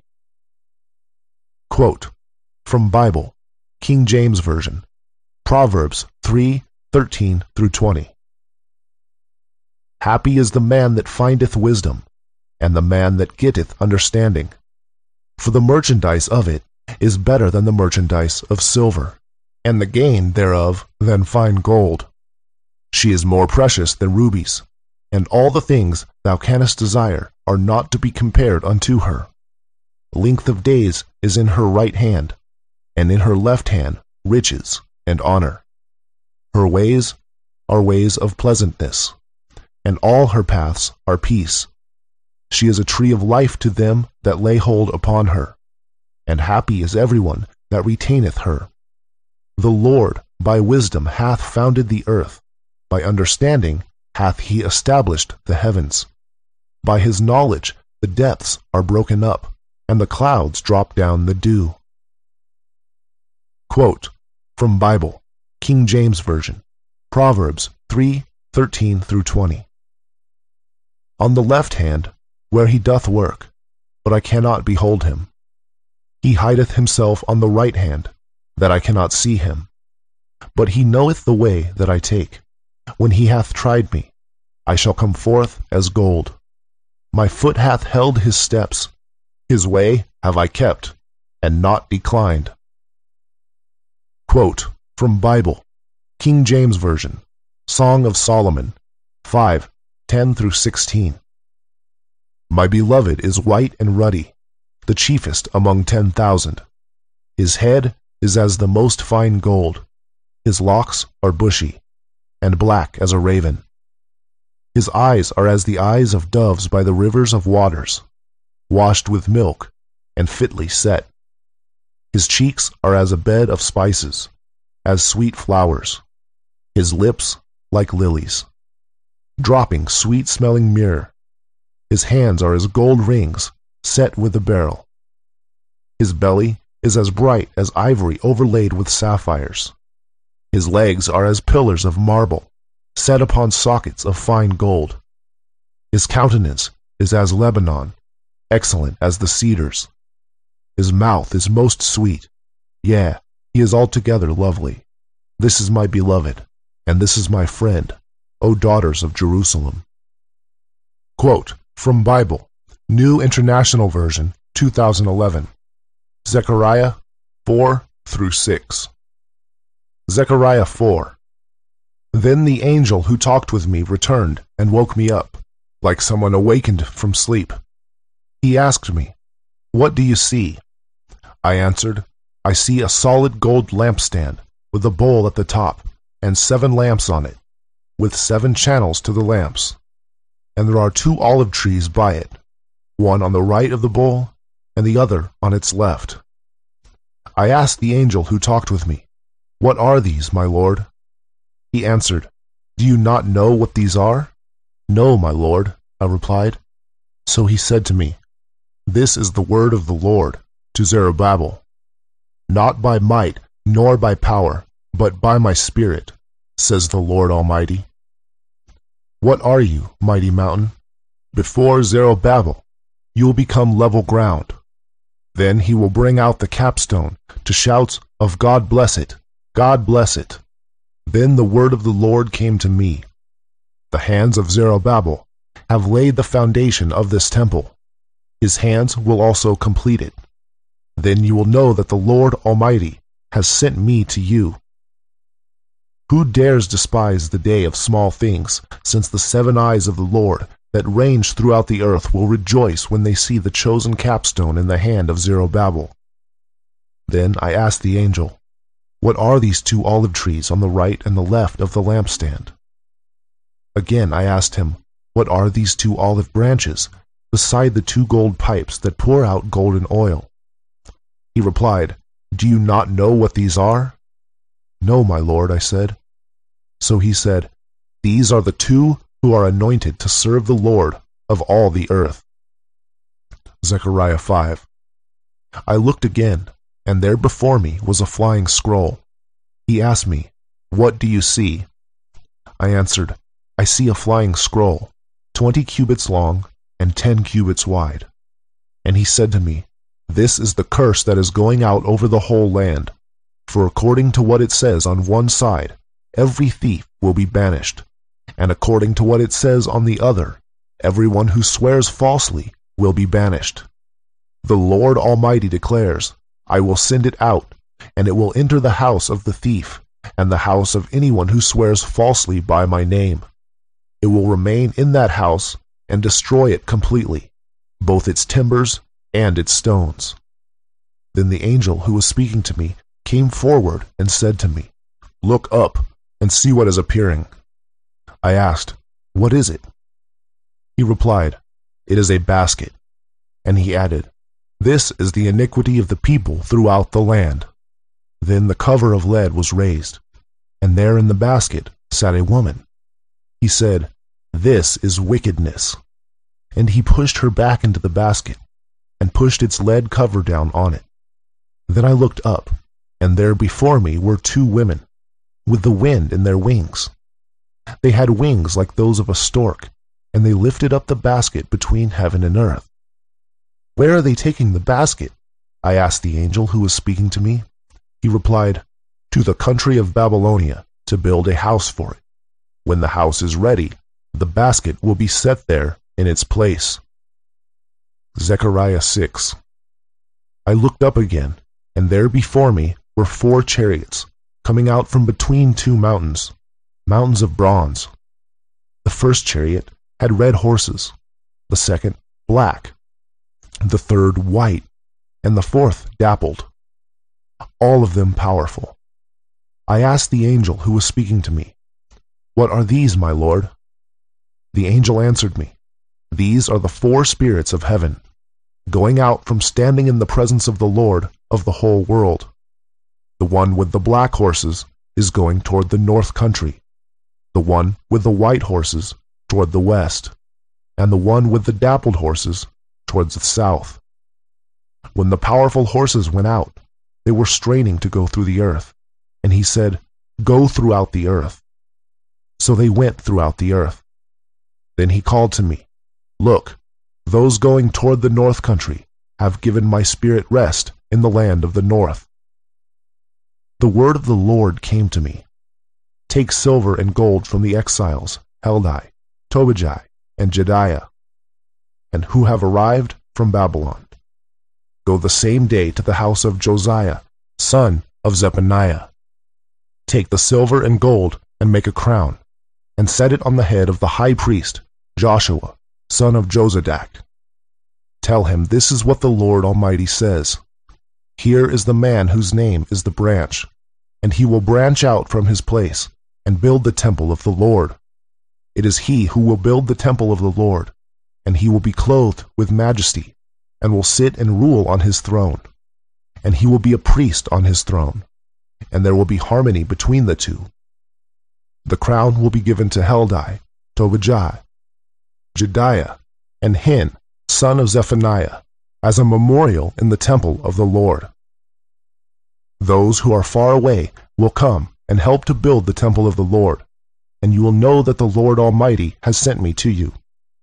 This will happen if you diligently obey the Lord your God." Quote from Bible, King James Version, Revelation 1:12 through 18. And I turned to see the voice that spake with me. And being turned, I saw 7 golden candlesticks, and in the midst of the 7 candlesticks one like unto the Son of Man, clothed with a garment down to the foot, and girt above the paps with a golden girdle. His head and his hairs were white like wool, as white as snow, and his eyes were as a flame of fire, and his feet like unto fine brass, as if they burned in a furnace, and his voice as the sound of many waters. And he had in his right hand 7 stars, and out of his mouth went a sharp 2-edged sword, and his countenance was as the sun shineth in his strength. And when I saw him, I fell at his feet as dead. And he laid his right hand upon me, saying unto me, Fear not, I am the first and the last. I am he that liveth, and was dead. And behold, I am alive forevermore. Amen. And have the keys of hell and of death. Quote from Bible, King James Version, Exodus 16:31. And the house of Israel called the name thereof manna. And it was like coriander seed, white, and the taste of it was like wafers made with honey. Quote from Bible, King James Version, Revelation 21:1 through 6.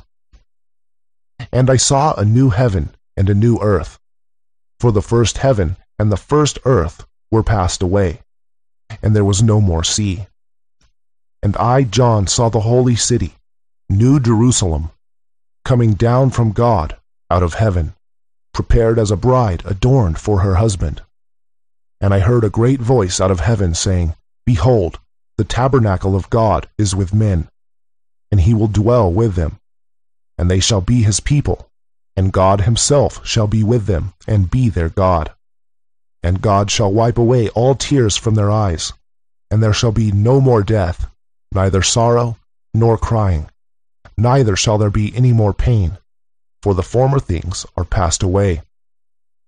And he that sat upon the throne said, Behold, I make all things new. And he said unto me, Write, for these words are true and faithful. And he said unto me, It is done. I am Alpha and Omega, the beginning and the end. I will give unto him that is athirst of the fountain of the water of life freely. Quote from Bible, King James Version, Revelation 2:17. He that hath an ear, let him hear what the Spirit saith unto the churches. To him that overcometh will I give to eat of the hidden manna, and will give him a white stone. and in the stone a new name written, which no man knoweth, saving he that receiveth it. Quote from Bible, King James Version, Psalm 78, 24-45. And had rained down manna upon them to eat, and had given them of the corn of heaven. Man did eat angels' food, he sent them meat to the full. Quote from Bible, King James Version, John 6, 53-58. Then Jesus said unto them, Verily, verily, I say unto you, except ye eat the flesh of the Son of Man, and drink his blood, ye have no life in you. Whoso eateth my flesh, and drinketh my blood, hath eternal life, and I will raise him up at the last day. For my flesh is meat indeed, and my blood is drink indeed.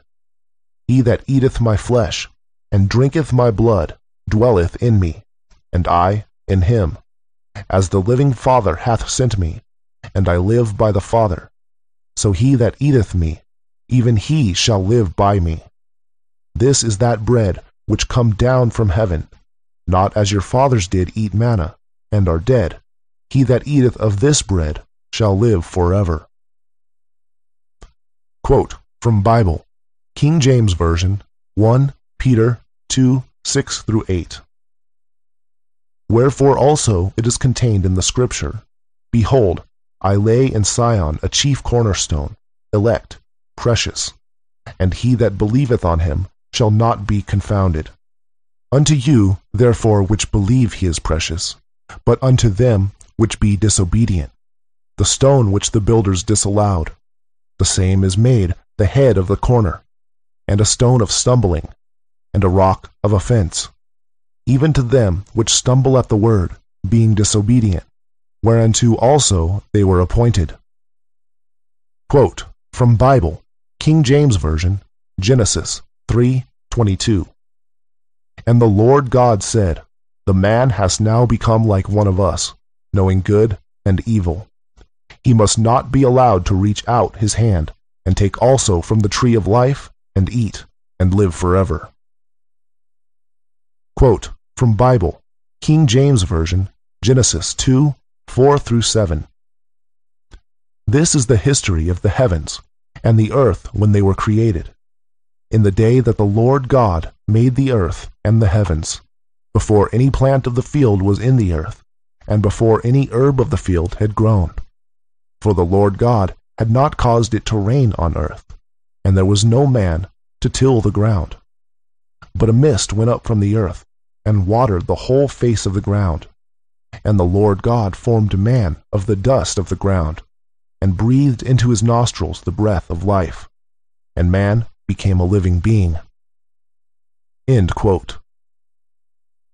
Since Hinduism is full of alchemical references, I thought I'd give you a taster. I also don't want to look like I'm favoring Christianity. Personally, I like Hinduism a lot, as it goes much deeper. Quote from Rig Veda 1, Hymn XCI Soma. 1. Thou, Soma, art preeminent for wisdom. Along the straightest path thou art our leader. Our wise forefathers, by thy guidance, Indu, dealt out among the gods their share of treasure. 2. Thou by thine insight art most wise, O Soma, strong by thine energies, and all-possessing. Mighty art thou by all thy powers and greatness. By glories art thou glorious, guide of mortals. 3. Thine are King Varuna's eternal statutes, lofty and deep. O Soma is thy glory. All pure art thou, like Mitra the beloved, adorable, like Aryaman, O Soma. 4. With all thy glories on the earth, in heaven, on mountains, in the plants, and in the waters, with all of these, well pleased and not in anger, accept, O royal Soma, our oblations. 5. Thou, Soma, art the Lord of heroes, King, yea, Virtra slayer thou art auspicious energy. 6. And, Soma, let it be thy wish that we may live and may not die. Praise-loving Lord of plants art thou. 7. To him who keeps the law, both old and young, thou givest happiness and energy that he may live. 8. Guard us, King Soma, on all sides from him who threatens us. Never let the friend of one like thee be harmed. 9. With those delightful aids which thou hast, Soma, for the worshipper, even with those protect thou us. 10. Accepting this our sacrifice, and this our praise, O Soma, come, and be thou nigh to prosper us. 11. Well skilled in speech, we magnify thee, Soma, with our sacred songs.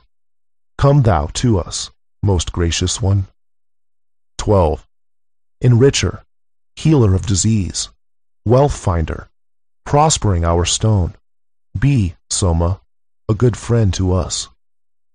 13.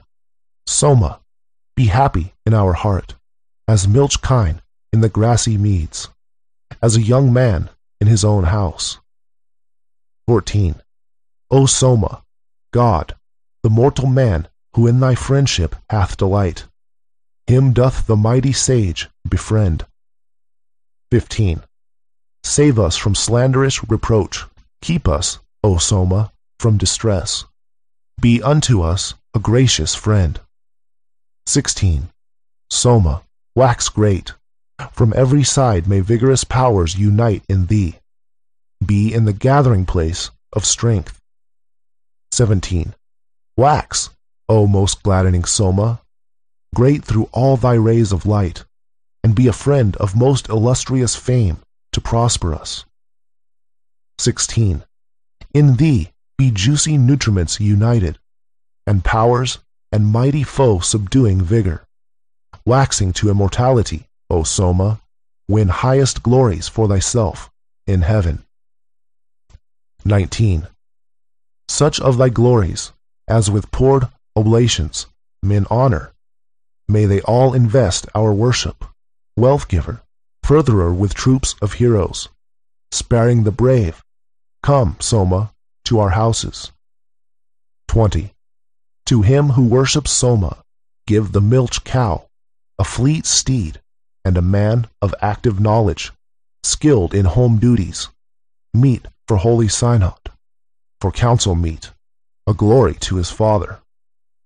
21.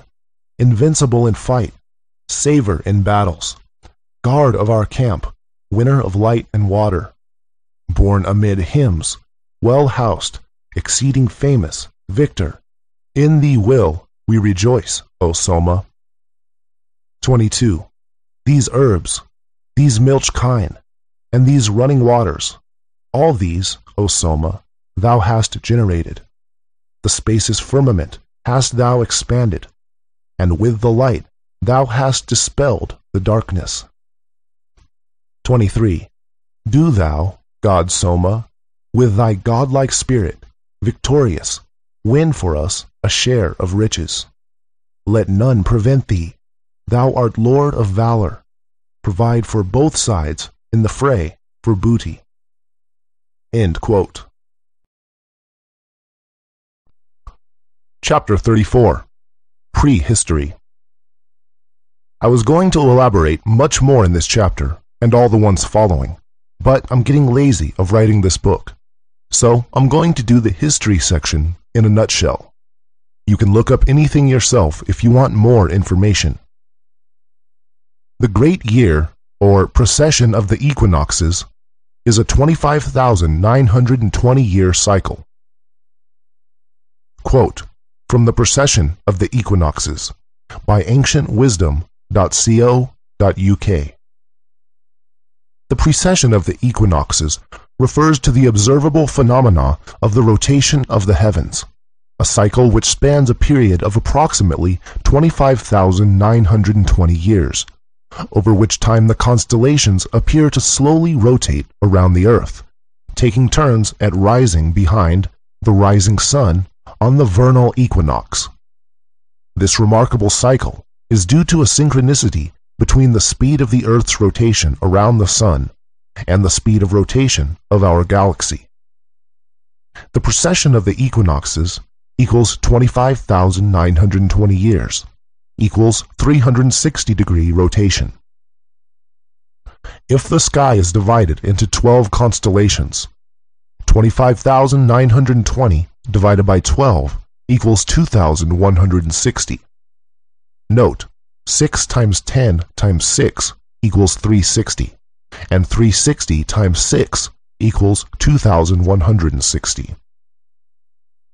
A new sign appears on the horizon each 2,160 years, 30 degrees. Note, 2 times 2,160, or 12 times 360, equals 4,320 years.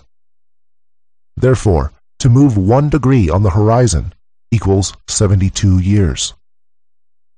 The following numbers can therefore be regarded as precessionary: 12, 30, 72, 360, 2,160, 4,320, and 25,920. End quote.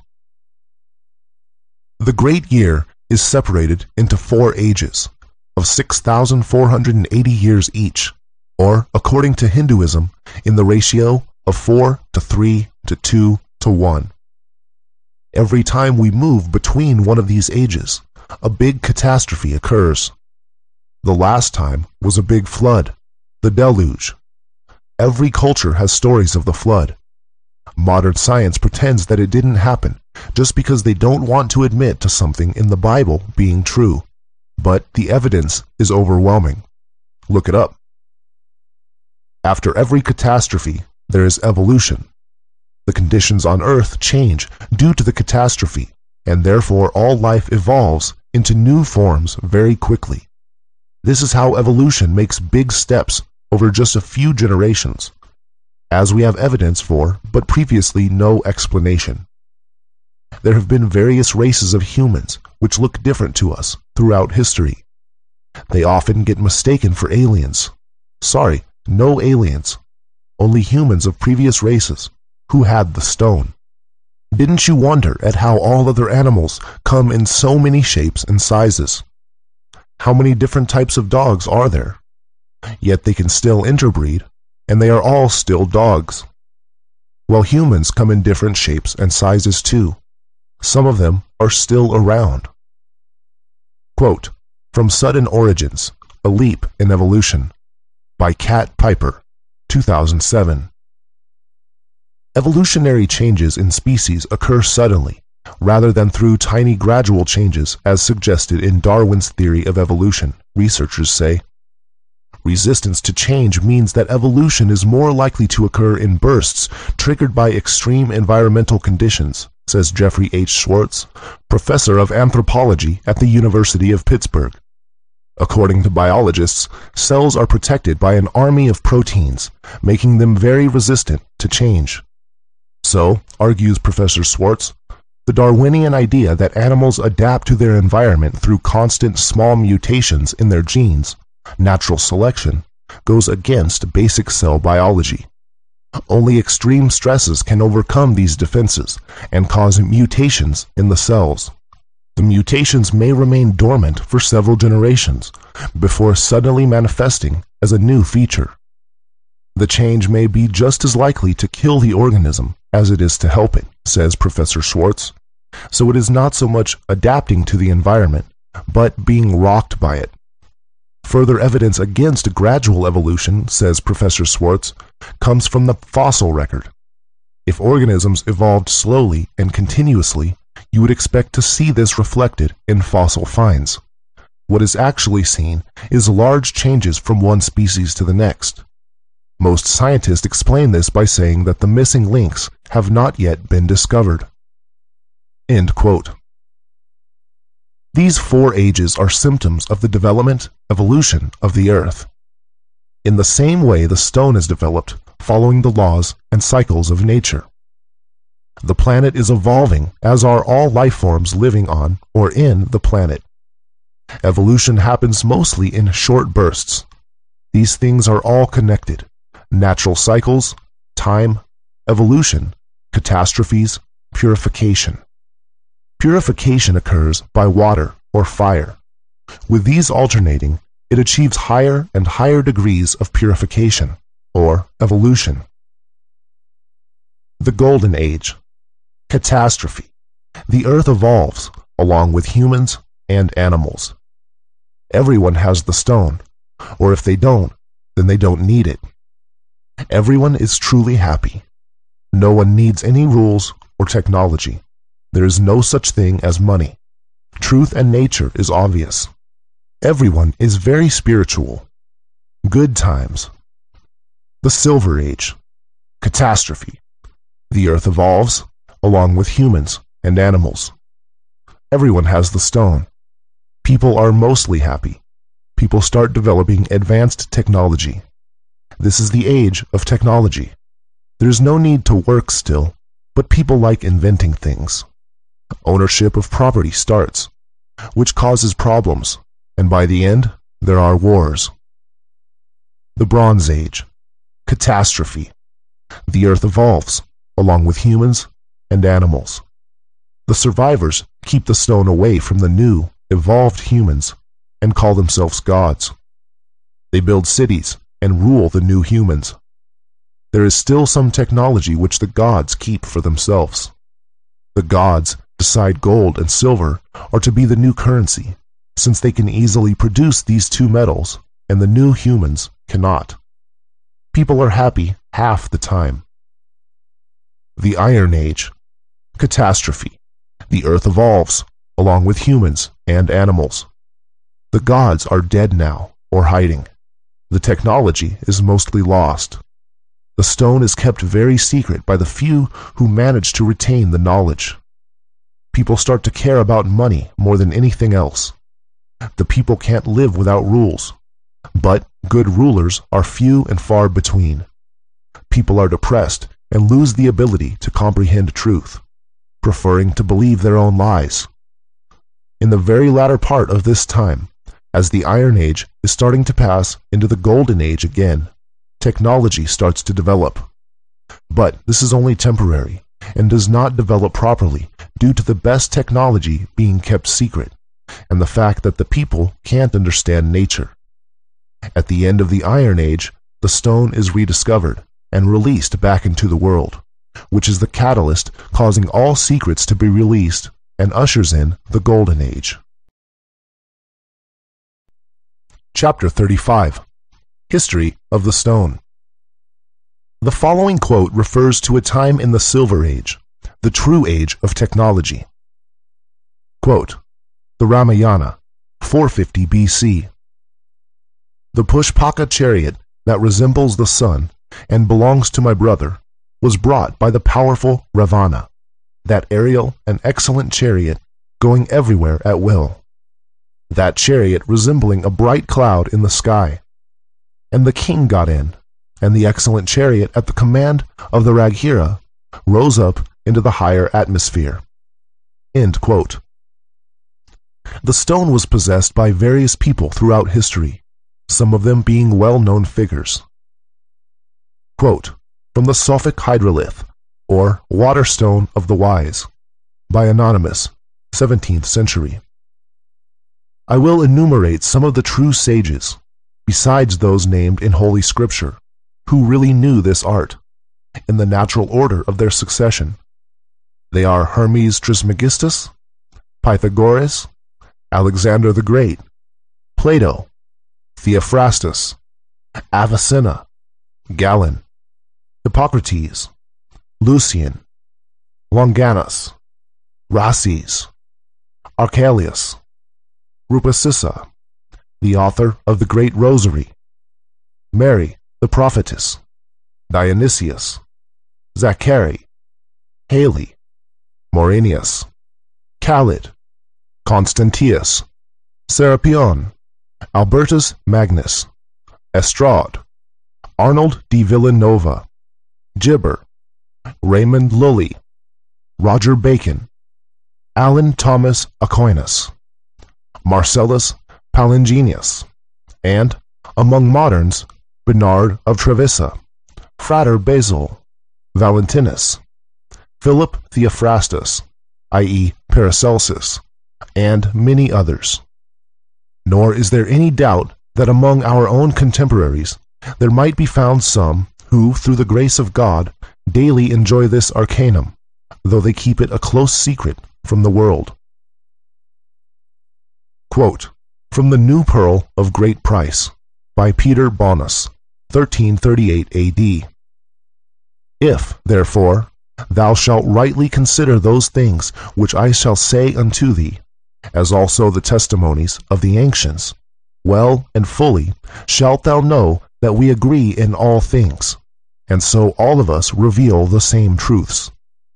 This was the deliberate conviction of Hermes, in his Secreta, who is styled the father and prophet of the sages, of Pythagoras, Anaxagoras, Socrates, Plato, Democritus, Aristotle, Zeno, Heraclitus, Diogenes, Lucas, Hippocrates, Hamek, Thibet, Gibber, Rhasis, Haley, Morianus, Theophilus, Parmenides, Melissus, Empedocles, Abahali, Abencini, Homer, Ptolemaeus, Virgil, Ovid, and many other philosophers and lovers of truth, whose names would be too tedious to record. Of most of these we have seen and studied the works, and can testify that they were, without a single exception, adepts, and brothers of this most glorious order, and that they knew what they were speaking about. To the initiated, it is clear that Moses, Daniel, Solomon, several of the prophets, and the evangelist St. John possessed the knowledge of this art. End quote. Of course, the Old Testament of the Bible is full of people living hundreds of years, which was due to the stone. The ancient Egypt pharaohs lived hundreds of years too. That was all still in the Bronze Age, of course, when the stone was still common, but not for everyone. Noah saved it from the flood, and it is Noah who is credited as being the father of alchemy, in this age, under the name of Hermes. It was probably Noah who started that whole thing about the vow, so we can't praise him too much. Asia has its own alchemical history, which is less traceable. In the West, alchemy came out of Egypt to the Middle East and ancient Greece, then Rome, from which it spread across Europe. Germany, in the heart of Western Europe, was the center of alchemy for the last 1,000 years. The invention of the Gutenberg printing press in the 15th century was the beginning of a wave of alchemy, which lasted until the 18th century. With the printing press, books could now be mass-produced instead of being copied by hand, a tedious process, and so allowed alchemical books to be more easily acquired. Paracelsus was a German alchemist of the 16th century, who was credited as the first, at least in this age, to use only urine, instead of the slower process of urine and gold. After Paracelsus, the number of alchemists increased dramatically. In the early 17th century, we have Francis Bacon, who was the true author of Shakespeare, and an interesting character, who I will cover in a later chapter. Bacon was a Rosicrucian, a society which existed since the 16th century, but announced its existence in 1607 AD. The Rosicrucians were a secret society of alchemists. The Rosicrucians will get their own chapter too. In 1660, the Royal Society was founded in London, based on the prototype of the Invisible College and Francis Bacon's Rosicrucian scientific method. Around the same time, Freemasonry also became popular. The beginnings of Freemasonry are somewhat difficult to trace. There are many theories, a few of which have some good research to back them up, such as connections to the Knights Templar. But certainly, it was in the mid-17th century when Freemasonry became popular, more centralized, and heavily influenced by the Rosicrucians. Nowadays, Freemasonry is not much more than a club for grumpy old men. But 350 years ago, it was a mystery school for educating learned men about the secrets of alchemy and the other sacred sciences, astrology and geometry. A mission in which it failed admirably, since no one understood the truth. Chapter 36. Quotes on History.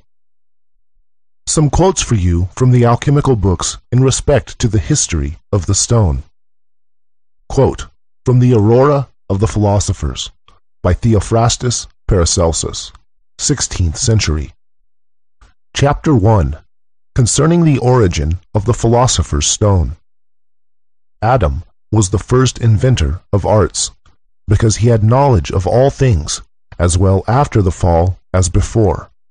Thence he predicted the world's destruction by water. From this cause, too, it came about that his successors erected 2 tables of stone, on which they engraved all natural arts in hieroglyphical characters, in order that their posterity might also become acquainted with this prediction, that so it might be heeded, and provision made in the time of danger. Subsequently, Noah found one of these tables under Mount Ararat, after the deluge. In this table were described the courses of the upper firmament, and of the lower globe, and also of the planets. At length this universal knowledge was divided into several parts, and lessened in its vigor and power. By means of this separation, one man became an astronomer, another a magician, another a Kabbalist, and a fourth an alchemist. Abraham, that volcanic Tubal-Cain, a consummate astrologer and arithmetician, carried the art out of the land of Canaan into Egypt, whereupon the Egyptians rose to so great a height and dignity that this wisdom was derived from them by other nations. The patriarch Jacob painted, as it were, the sheep with various colors, and this was done by magic. For in the theology of the Chaldeans, Hebrews, Persians, and Egyptians, they held these arts to be the highest philosophy, to be learnt by their chief nobles and priests. So it was in the time of Moses, when both the priests and also the physicians were chosen from among the magi, the priests for the judgment of what related to health, especially in the knowledge of leprosy. Moses, likewise, was instructed in the Egyptian schools, at the cost and care of Pharaoh's daughter, so that he excelled in all the wisdom and learning of that people. Thus, too, was it with Daniel, who in his youthful days imbibed the learning of the Chaldeans, so that he became a Kabbalist. Witness his divine predictions and his exposition of those words. Main, Tesselfars. These words can be understood by the prophetic and Kabbalistic art. This Kabbalistic art was perfectly familiar to, and in constant use by, Moses and the prophets. The prophet Elias foretold many things by his Kabbalistic numbers. So did the wise men of old, by this natural and mystical art, learn to know God rightly. They abode in his laws, and walked in his statutes with great firmness. It is also evident in the book of Samuel that the Beralists did not follow the devil's part, but became, by divine permission, partakers of visions and veritable apparitions, whereof we shall treat more at large in the book of supercelestial things. This gift is granted by the Lord God to those priests who walk in the divine precepts. It was a custom among the Persians never to admit anyone as king unless he were a wise man, preeminent in reality as well as in name. This is clear from the customary name of their kings, for they were called wise men. Such were those wise men and Persian magi who came from the east to seek out the Lord Jesus, and are called natural priests. The Egyptians, also, having obtained this magic and philosophy from the Chaldeans and Persians, desired that their priests should learn the same wisdom, and they became so fruitful and successful therein that all the neighboring countries admired them. For this reason Hermes was so truly named Trismegistus, because he was a king, a priest, a prophet, a magician, and a sophist of natural things. Such another was Zoroaster. Chapter 2, wherein is declared that the Greeks drew a large part of their learning from the Egyptians, and how it came from them to us. When a son of Noah possessed the third part of the world after the flood, this art broke into Chaldea and Persia, and thence spread into Egypt. The art, having been found out by the superstitious and idolatrous Greeks, some of them who were wiser than the rest betook themselves to the Chaldeans and Egyptians, so that they might draw the same wisdom from their schools. Since, however, the theological study of the law of Moses did not satisfy them, they trusted to their own peculiar genius, and fell away from the right foundation of those natural secrets and arts. This is evident from their fabulous conceptions, and from their errors respecting the doctrine of Moses. It was the custom of the Egyptians to put forward the traditions of that surpassing wisdom only in enigmatical figures and abstruse histories and terms. This was afterwards followed by Homer with marvelous poetical skill, and Pythagoras was also acquainted with it, seeing that he comprised in his writings many things out of the law of Moses and the Old Testament. In like manner, Hippocrates, Thales of Miletus, Anaxagoras, Democritus, and others did not scruple to fix their minds on the same subject, and yet none of them were practiced in the true astrology, geometry, arithmetic, or medicine, because their pride prevented this, since they would not admit disciples belonging to other nations than their own. Even when they had got some insight from the Chaldeans and Egyptians, they became more arrogant still than they were before, by nature, and without any diffidence propounded the subject substantially indeed, but mixed with subtle fictions or falsehoods, and then they attempted to elaborate a certain kind of philosophy which descended from them to the Latins. These, in their turn, being educated herewith, adorned it with their own doctrines, and by these the philosophy was spread over Europe. Many academies were founded for the propagation of their dogmas and rules, so that the young might be instructed, and this system flourishes with the Germans and other nations right down to the present day. Chapter 3, what was taught in the schools of the Egyptians. The Chaldeans, Persians, and Egyptians had all of them the same knowledge of the secrets of nature, and also the same religion. It was only the names that differed. The Chaldeans and Persians called their doctrine Sophia and magic, and the Egyptians, because of the sacrifice, called their wisdom priestcraft. The magic of the Persians and the theology of the Egyptians were both of them taught in the schools of old. Though there were many schools and learned men in Arabia, Africa, and Greece, such as Abulmazar, Abenzagal, Gibber, Rhases, and Avicenna among the Arabians, and among the Greeks, Machaon, Podalirius, Pythagoras, Anaxagoras, Democritus, Plato, Aristotle, and Rhodianus. Still, there were different opinions amongst them as to the wisdom of the Egyptian on points wherein they themselves differed, and whereupon they disagreed with it. For this reason, Pythagoras could not be called a wise man, because the Egyptian priestcraft and wisdom were not perfectly taught, although he received therefrom many mysteries and arcana, and that Anaxagoras had received a great many as well, is clear from his discussions on the subject of Saul and its stone, which he left behind him after his death. Yet he differed in many respects from the Egyptians. Even they would not be called wise men, or magi, but, following Pythagoras, they assumed the name of philosophy, yet they gathered no more than a few gleams like shadows from the magic of the Persians and the Egyptians. But Moses, Abraham, Solomon, Adam, and the wise men that came from the east to Christ were true magi, divine sophists, and Kabbalists. Of this art and wisdom the Greeks knew very little, or nothing at all, and therefore we shall leave this philosophical wisdom of the Greeks as being a mere speculation, utterly distinct and separate from other true arts and sciences. Chapter 4. What Magi the Chaldeans, Persians, and Egyptians were. Many persons have endeavored to investigate and make use of the secret magic of these wise men, but it has not yet been accomplished. Many, even of our own age, exalt Trithemius, others Bacon and Agrippa, for magic and the Kabbalah, two things apparently quite distinct, not knowing why they do so.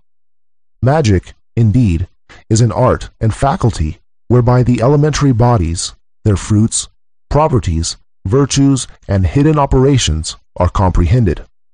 But the Kabbalah, by a subtle understanding of the Scriptures, seems to trace out the way to God for men, to shew them how they may act with Him, and prophecy from Him.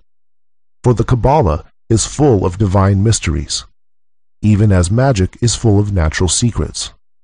It teaches of and foretells from the nature of things to come, as well as of things present, since its operation consists in knowing the inner constitution of all creatures, of celestial as well as terrestrial bodies, what is latent within them, what are their occult virtues, for what they were originally designed, and with what properties they are endowed. These and the like subjects are the bonds wherewith things celestial are bound up with things of the earth, as may sometimes be seen in their operation, even with the bodily eyes. Such a conjunction of celestial influences, whereby the heavenly virtues acted upon inferior bodies, was formerly called by the Magi a Gamahea, or the marriage of the celestial powers and properties with elementary bodies.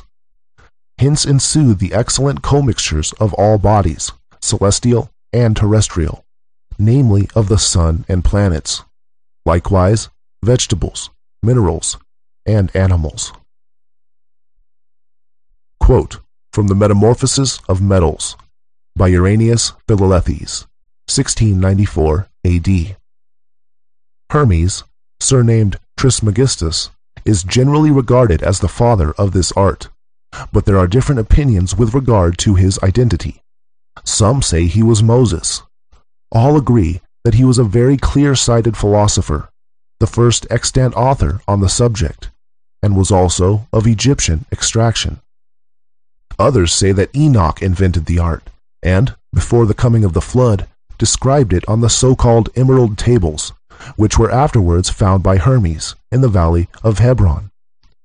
Many assert that it was known to Adam, who revealed it to Seth, that Noah carried the secret with him into the ark, and that God revealed it to Solomon. But I do not agree with those who claim for our art a mystical origin, and thus only make it ridiculous in the eyes of a scornful world. It is founded on the eternal verities of nature. Why need I trouble my head with the problem whether this or that antediluvian personage had a knowledge of it? Even for me to know that it is now true and possible, that it has been exercised by the initiated for many centuries, and under the most distant latitudes.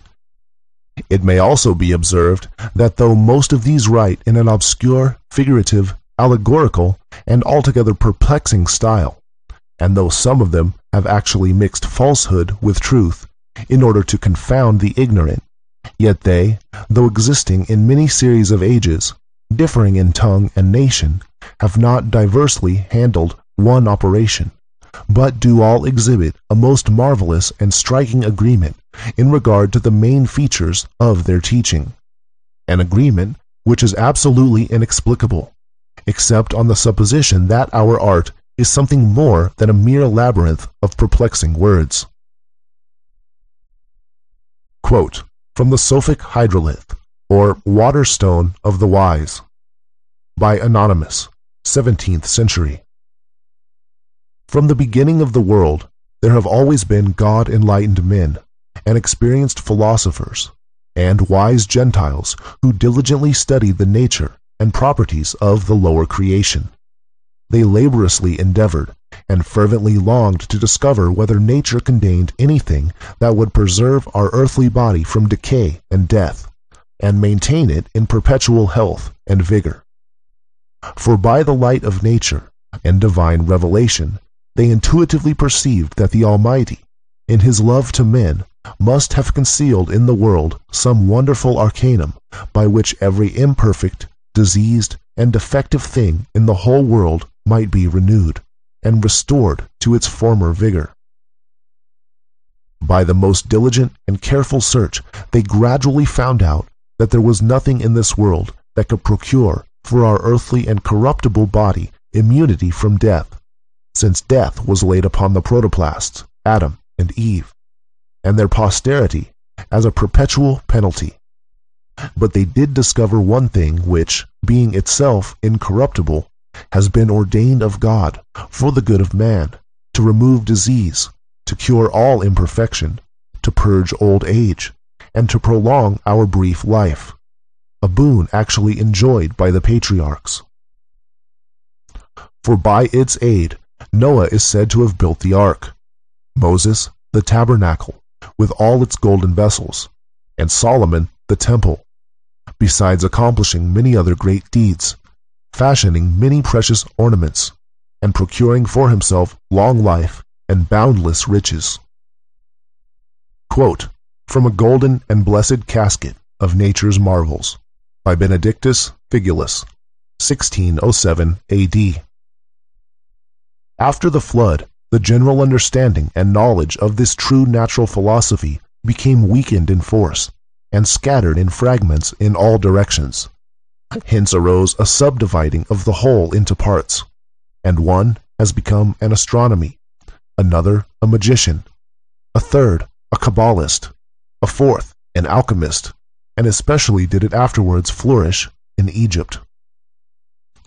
Quote from Man, the best and most perfect of God's creatures, by Benedictus Figulus, 1607 A.D. For Adam, created by God, full of understanding and perfect knowledge of natural things, doubtless knew that those were capable of prolonging human life and securing immunity from disease. Doubtless he also taught the same to some of his descendants, and they again to others. Hence many of the fathers lived to the age of 700, 800, and more years. But some did not live so long, this secret not being revealed to all. Quote, from a dialogue by Alexander von Suchten, 16th to 17th century. Adam, our first father, who had knowledge of all arts, also received that of medicine from God, and it was kept secret by the learned, as the great gift from God, until Noah's time. When God destroyed the world by the flood, the art of medicine, with many other controlled arts, was lost. No one remained who knew them except Noah, called by some Hermogenes or Hermes, to whom antiquity ascribes the knowledge of all things celestial and terrestrial. The same Noah, before his death, described medicine, skillfully concealing it among another matter. After his death, this knowledge returned to God, and thus, through the flood and Noah's death, was taken away from the human race. Whence came the idols which, before Christ, were in Europe, Africa, and Asia? Our human reason has speculated them out, and thus also has it happened with medicine. After Noah's time, men, harassed by diseases, sought refuge, one in herbs, another in animals, a third in stones and metals, and thus one thing after another was tried, without full knowledge of the same, which had some appearance of virtue. But there was as yet no doctor. The sick were carried to some public place, those who had similar complaints shewing them the remedies used by themselves, which the patients tried on chance. Such was medicine until the time of Apollo, i.e. 1915 B.C. This Apollo was a clever and learned man, and carefully noting those things which proved efficacious in diseases, he began to visit the sick, and thus became a public physician, to whom, after his death, a temple was erected and divine honors were paid. In such honor was medicine then held, which today begs its bread. Alascalpulus, succeeding his father, also treated the sick with skill and knowledge inherited from his father, and to him there was a temple erected, as to a god. After his death, the kings commanded that all medical discoveries and observations should be written down and publicly exhibited on the walls of the temple of Asclepius. 457 years after came Hippocrates Cus, who was commanded to arrange the experiments in the temple of Asclepius, which he did, and, from these experiments, first invented methodical medicine. Hence from him, medicine, as now taught in the schools, derives its origin. When empirical medicine thus came into great honor in Greece, many physicians arose, as Diocles, Chrysippus, Corystenius, Anaxagoras, Erostratus. 500 years after Hippocrates came Galenus, a plausible man who described the Hippocratic medicine, painting it in beautiful colors, inventing causes and symptoms of diseases, ascribing virtues to herbs, and teaching the cure of feverish illness by cold, that of cold ones by heat. Thus did human speculation from experiments deduce the science of medicine, yet at bottom it was no science, but mere opinions, accepted as truth itself. But God, who is not always wrath with man, has, in our own time, chosen Philip Theophrastus Bombast of Hohenheim to rekindle the light of medical science, and to expose the deceit practiced in his day. Therefore this Theophrastus is the true monarch of medicine, and will remain so until the end of time. End quote. Chapter 37. Timeline. The following is a timeline of alchemical events, which I copied directly from alchemywebsite.com. It's not complete, and I didn't update it with any more information. The purpose of this timeline is just to give you a general feel for the history. History can never be recorded or written about correctly, so I don't feel it's necessary to be too serious about it. Anyway, history repeats itself. Quote, from Timeline of Events in the History of Alchemy by alchemywebsite.com. 1144. Earliest dated Western alchemical treatise. Robert of Chester, Decomposition Alchemy. 1148. Hildegard of Bingen, Writing on Science. 1150. Turba Philosophorum, translated from Arabic. 1225. Michael Scott Liber Introductorius, Liber Particularis. 1230. Bartholomew Angelicus de Rerum Proprietatibus. 1231. First mention of alchemy in French literature. Roman de la Rose. 1235. Robert Grosseteste, Bishop of Lincoln, discusses transmutation of metals in De Artibus Liberalibus and De Generation Stellarum. 1240. The Dominican Thomas of Contemporary mentions alchemy in his Liber de Natura Rerum. 1250. Vincent de Beauvais, Speculum Maius. This encyclopedia mentions alchemy in many places. 1256. King Alfonso the Wise of Castile orders translation of alchemical texts from Arabic. He is supposed to have written Tesoro, a treatise on the philosopher's stone. 1257. Franciscan friar Bonaventura Diaz Leo's Liber Compostela provides some alchemical recipes. 1264. Albertus Magnus, Bishop of Regensburg, writes De Mineralibus. 1266. Roger Bacon, Opus Maius. 1267. Roger Bacon, Opus Tertium. 1270. Thomas Aquinas, is sympathetic to the idea of alchemical transmutation in his Summa Theologia. 1272. Provincial chapter at Narbonne forbade the Franciscans to practice alchemy. 1273. Dominican order at Pest warned friars not to study or teach alchemy. 1275. Raymond Lull, Ars Magna. 1300. Arnold of Villanova writes a number of important treatises on alchemy. Questiones tam essentialis quam accidentalis, epistola supa alchemia ad regum Neapolitanum, de secretis naturae, exempla de arta philosophorum. 1310. Dante begins work on his Divine Comedy. 1313. Friars Minors Constitution Generalis Antiqua forbade the friars to practice alchemy. 1314. Destruction of the Knights Templar. 1317. Pope John XXII's papal bull against alchemical counterfeit spondit, quas non exhibent.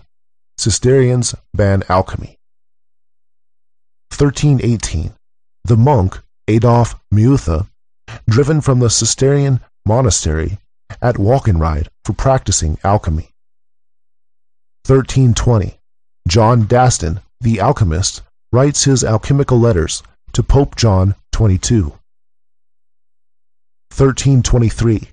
Dominicans in France prohibit the teaching of alchemy at the University of Paris and demand the burning of alchemical writings. 1329. King Edward III requests Thomas Carey to find 2 alchemists who have escaped and to find the secret of their art. 1330. Pope John XXII gives funds to his physician to set up a laboratory for a certain secret work. 1335. Petrus Bonus of Ferrara, Preciosa Margarita Novella. 1339. Pope Benedict XII orders an investigation into the alchemical activities of some clerics and monks. 1352. Pseudo Lullian liber de secretis naturae su de quinta essentia. 1356. Pope Innocent VI imprisons the Catalan alchemist John of Reposissa. 1357. Hortelanas' commentary on the Emerald Tablet of Hermes. 1358. Francesco Petrarch discussed alchemy in De Remedis Autrisque Fortunae. 1370. William Langland's Piers Plowman criticizes alchemists as deceivers. 1374. John of Livania, canon in Trier, writes 3 books on the vanity of alchemy. 1376. The Dominican Directorium Inquisitorium, the textbook for inquisitors, places alchemists among magicians and wizards. 1380. King Charles V the Wise issues a decree forbidding alchemical experiments. 1388.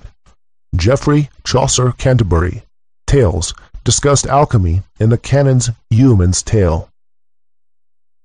1403. King Henry IV of England issues a prohibition of alchemy and to stop counterfeit money. 1415. Early German MS Buch der Heiligen Dreifaltigkeit paralleling the Christ and the Philosopher's Stone. 1450. Beginning of printing.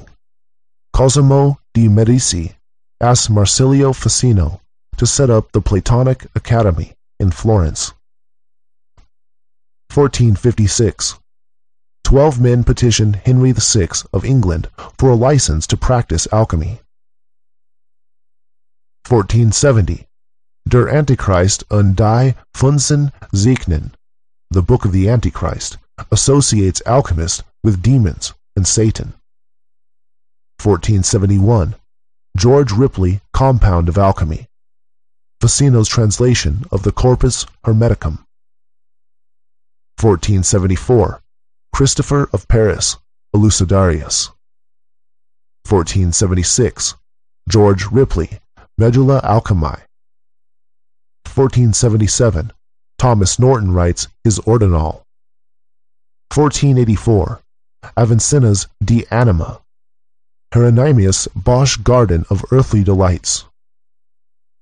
1485, Gibber, Summa Perfectionis. 1488, the figure of Hermes Trismegistus is put into the mosaic pavement in Siena Cathedral. 1494, Sebastian Brandt, The Ship of Fools, discussed methods used by cheating alchemists. 1497, Tractatus contra Alchemistas, written by a Dominican, questions the genuineness of alchemical gold. 1499, Hypnerotomachia Polyphily. 1505, Burr Buckland provides first published information on traditions of mining. 1519, Braunschweig's Das Buch zu Destillerien. 1530, Georgius Agricola Burmanus, book on mining and extraction of ores. 1531, Agrippa's 3 books of occult philosophy. 1532, earliest manuscript of the Splendor Solis. 1540, Vanessio Berenicucci de la Peritecna. 1541, In hoc volumine Alchemia, first alchemical compendium. 1546, Petrus Bonus, Pretiosa Margarita Novella of 1335, printed. 1550, Rosarium Philosophorum, published. 1555, first edition of Alessio Piemontesi Secreti. 1556, Georgius Agricola de re Metallica.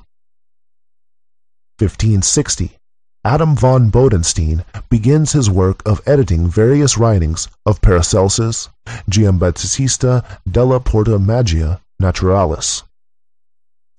1561, Peter Perna prints the compendium of 53 alchemical treatises, Verae Alchemiae Artistic Metallicae. 1564, Nazares il Metaformosae Metallico et Humano, John Dee's Hieroglyphic Monad. 1572, Peter Perna prints the compendium Alchemiae quam vocant. 1574, Peter Perna prints the collected works of Paracelsus in Latin. 1580, Rabbi Lowe of Prague makes the Golem. 1582, Reusner Pandora. 1589, Edward Kelly embarks on his public alchemical transmutations in Prague. 1591, reprinting of John Dee's Hieroglyphic Monad. 1595, Libavius Alchemy. 1599, first appearance of a work of Basil Valentine, Book of Lambspring included in Barnard's Triga Chimica. 1600, Giordano Bruno executed. 1602, publication of the first volumes of the Compendium of Alchemical Text, Theatrum Chemicum. 1604, Basil Valentine's Triumphal Chariot of Alchemy, Simon Studion's Naumetria MS Novum Lumen Chemicum. 1609, main edition of Coenrath's Amphitheatrum Sapientiae Aeternae, Oswald Krall, Basilica Chemica. 1610, Jean Beguin Tyrocinium Chemiceum. 1611, Ben Jonson's play The Alchemist. 1612, Flamel figures Hieroglyphiques, first publication. Ruland's Lexicon Alchemiae. Jacob, Bohm Aurora. 1614, Fama Fraternitatis. Isaac Casaubon redates the works of Hermes Trismegistus. 1615. Confessio, Fraternitis, Stefan Michael Spacker, Kabbalah. Spiegel der Kunst und Natur. 1616. Chimisk Hochzeit. 1617. First volume of Flood's Urchirsk Cosmi Historia. 1618. Theophilus Swigard Speculum, Sophicum Roto Storaticum, Myers Atalanta Fugiens. 1619. Seibmacher's Waterstone of the Wise. 1623. Jean D. Espagnet, Enchiridion Physica Restitutae. 1624. Stolzius Viridarium Chymicium. 1625. Museum Hermeticum. 1629. Flood's Summum Bonum. 1631. Arthur D. Fascisculus Chymicus in Latin. 1640. Albero Alonso, Barber, Art of Metals. 1650. Arthur D. Fasciculus Chymicus, issued in English. 1651. John French, The Art of Distillation.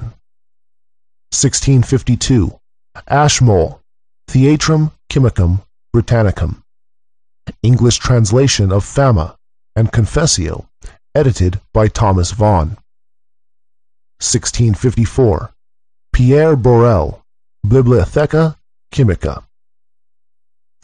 1666. Helvetius, Account of the Transmutation in the Hague, Chrysalame Lux Obnulata. 1677.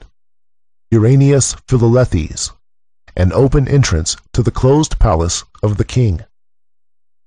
1670.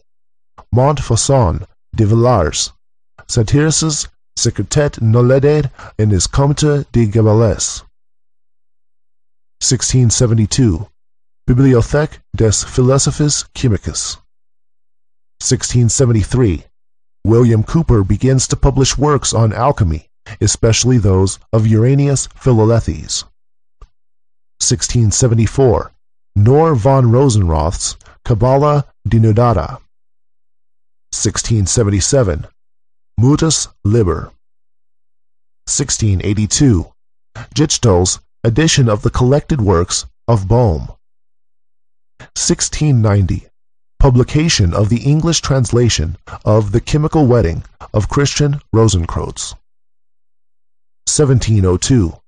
Manget Bibliotheca Chimica Curiosa, Alchemical Compendium. 1710. Samuel Richter begins to form the Order of the Golden and Rosy Cross.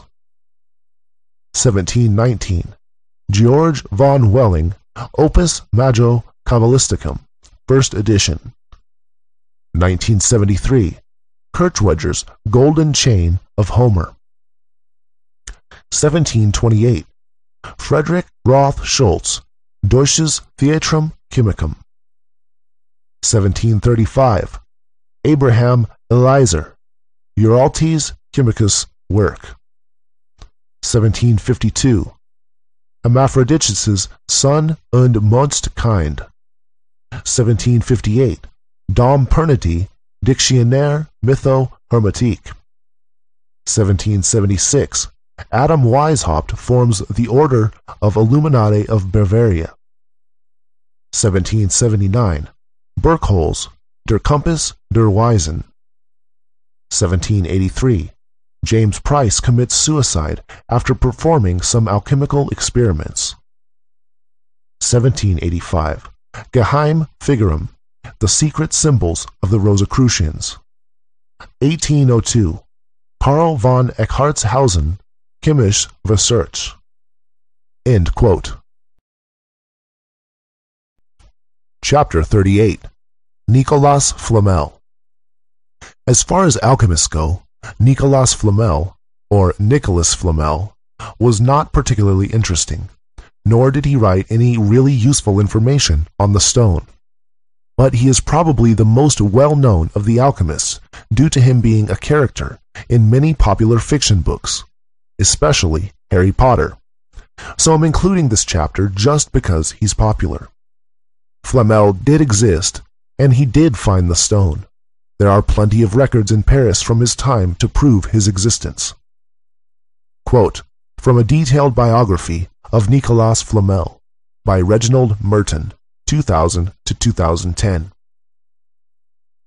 There is nothing legendary about the life of Nicolas Flamel. According to the records, he was born in 1330 and died in 1418. He was a real person who became one of the greatest alchemists in the world. The Bibliothèque Nationale in Paris contains works copied in his own hand and original works written by him. All the official documents relating to his life have been found: his marriage contract, his deeds of gift, his will.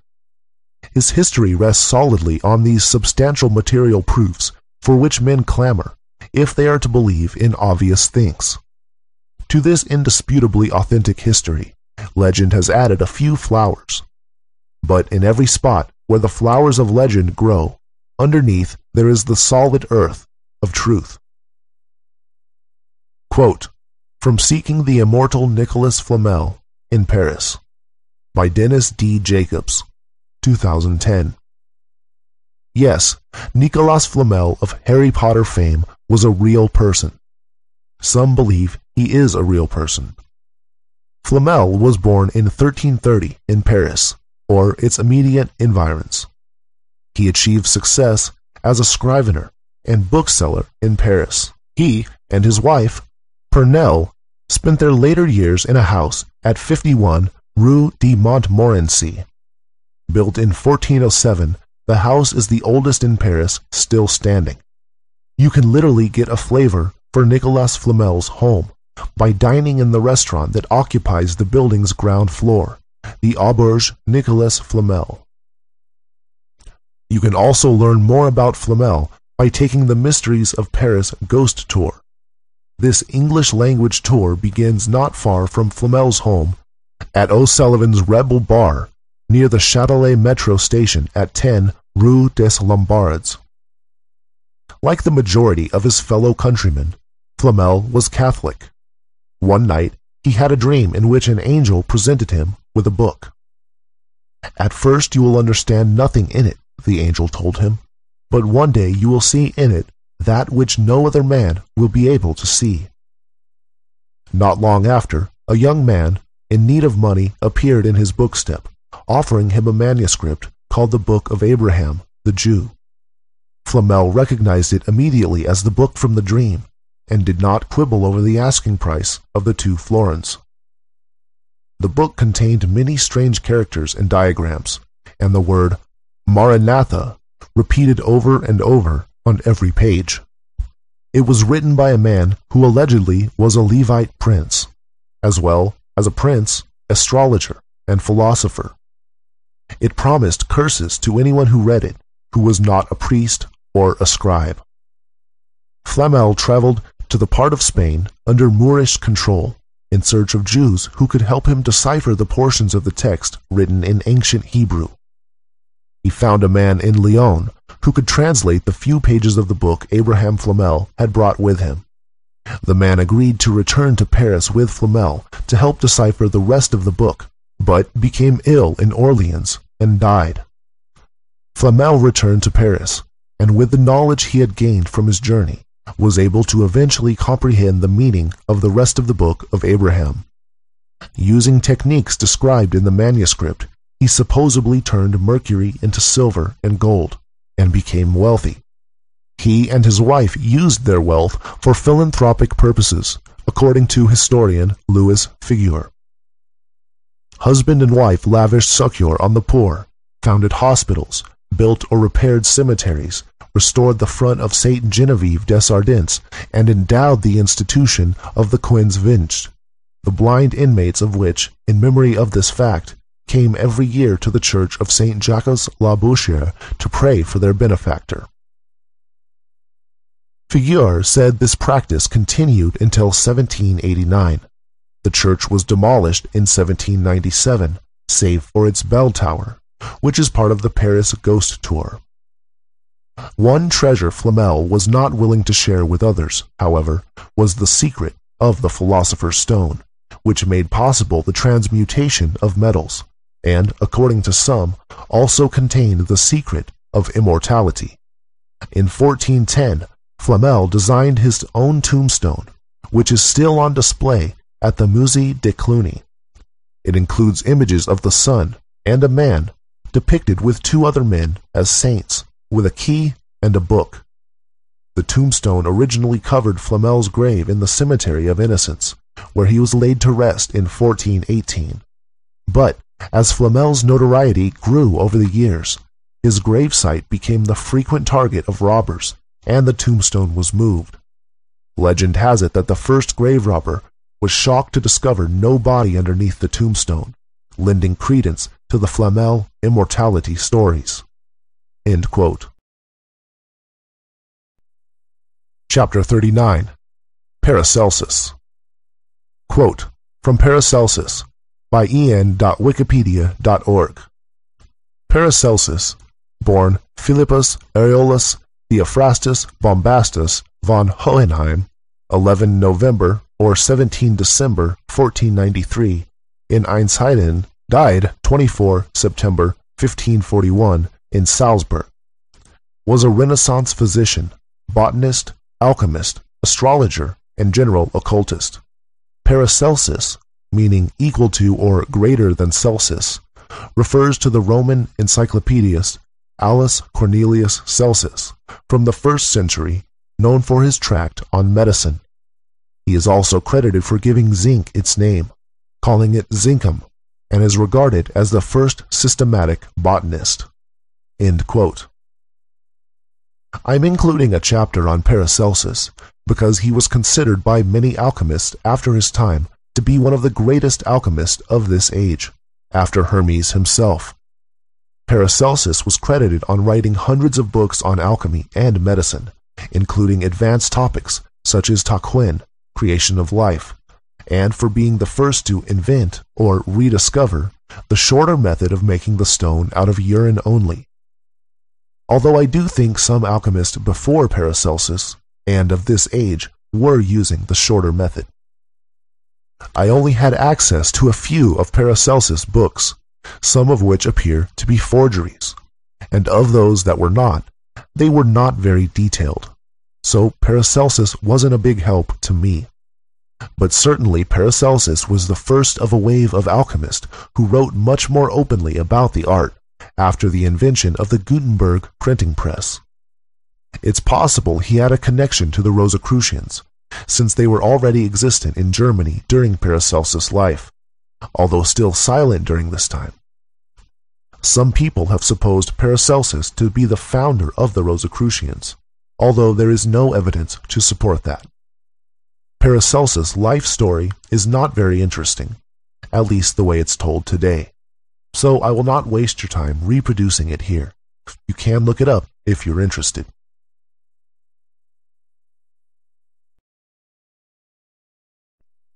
Chapter 40. Rosicrucians. The Rosicrucians were a secret society of alchemists. Modern societies of the same name are unrelated to the original Rosicrucians of the 17th century. The Rosicrucians recruited all true alchemists to join their society.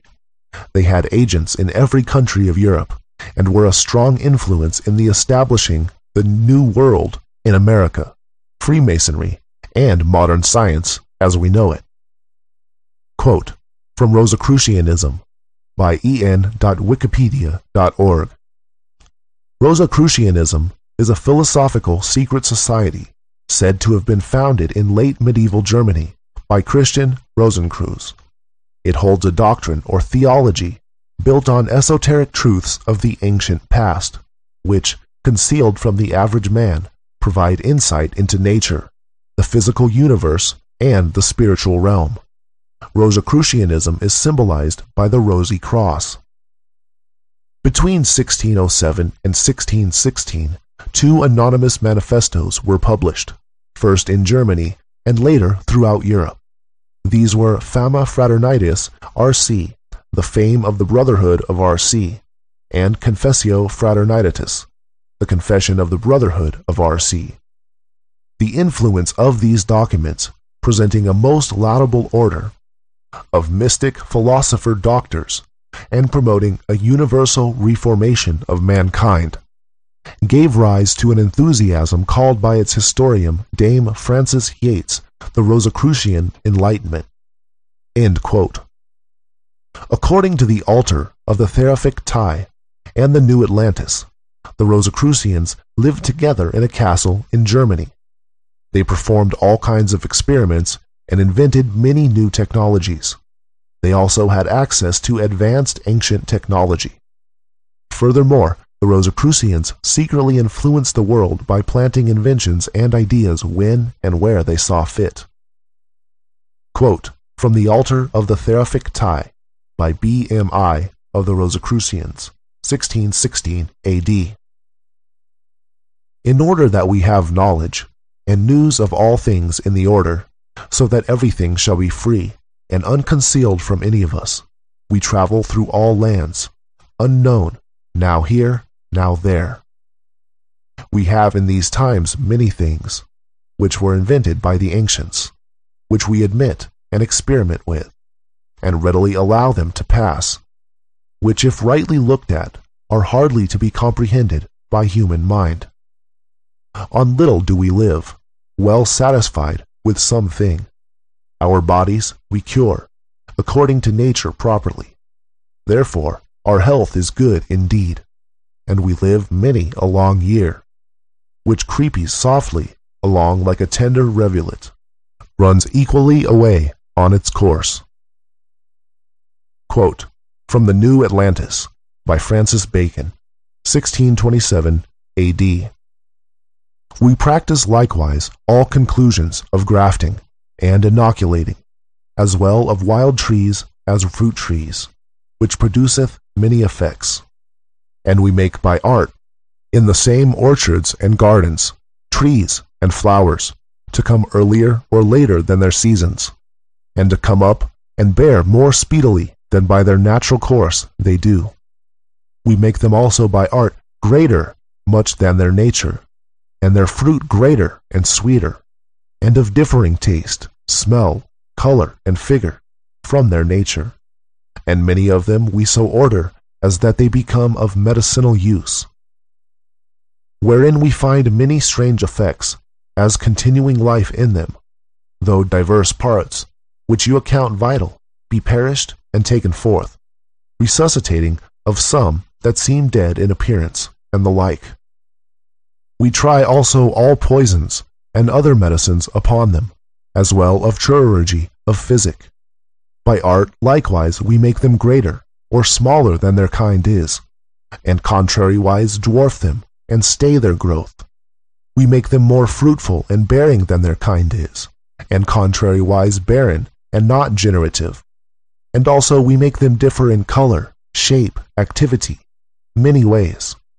We find means to make commixtures and copulations of diverse kinds, which have produced many new kinds, and them not barren, as the general opinion is.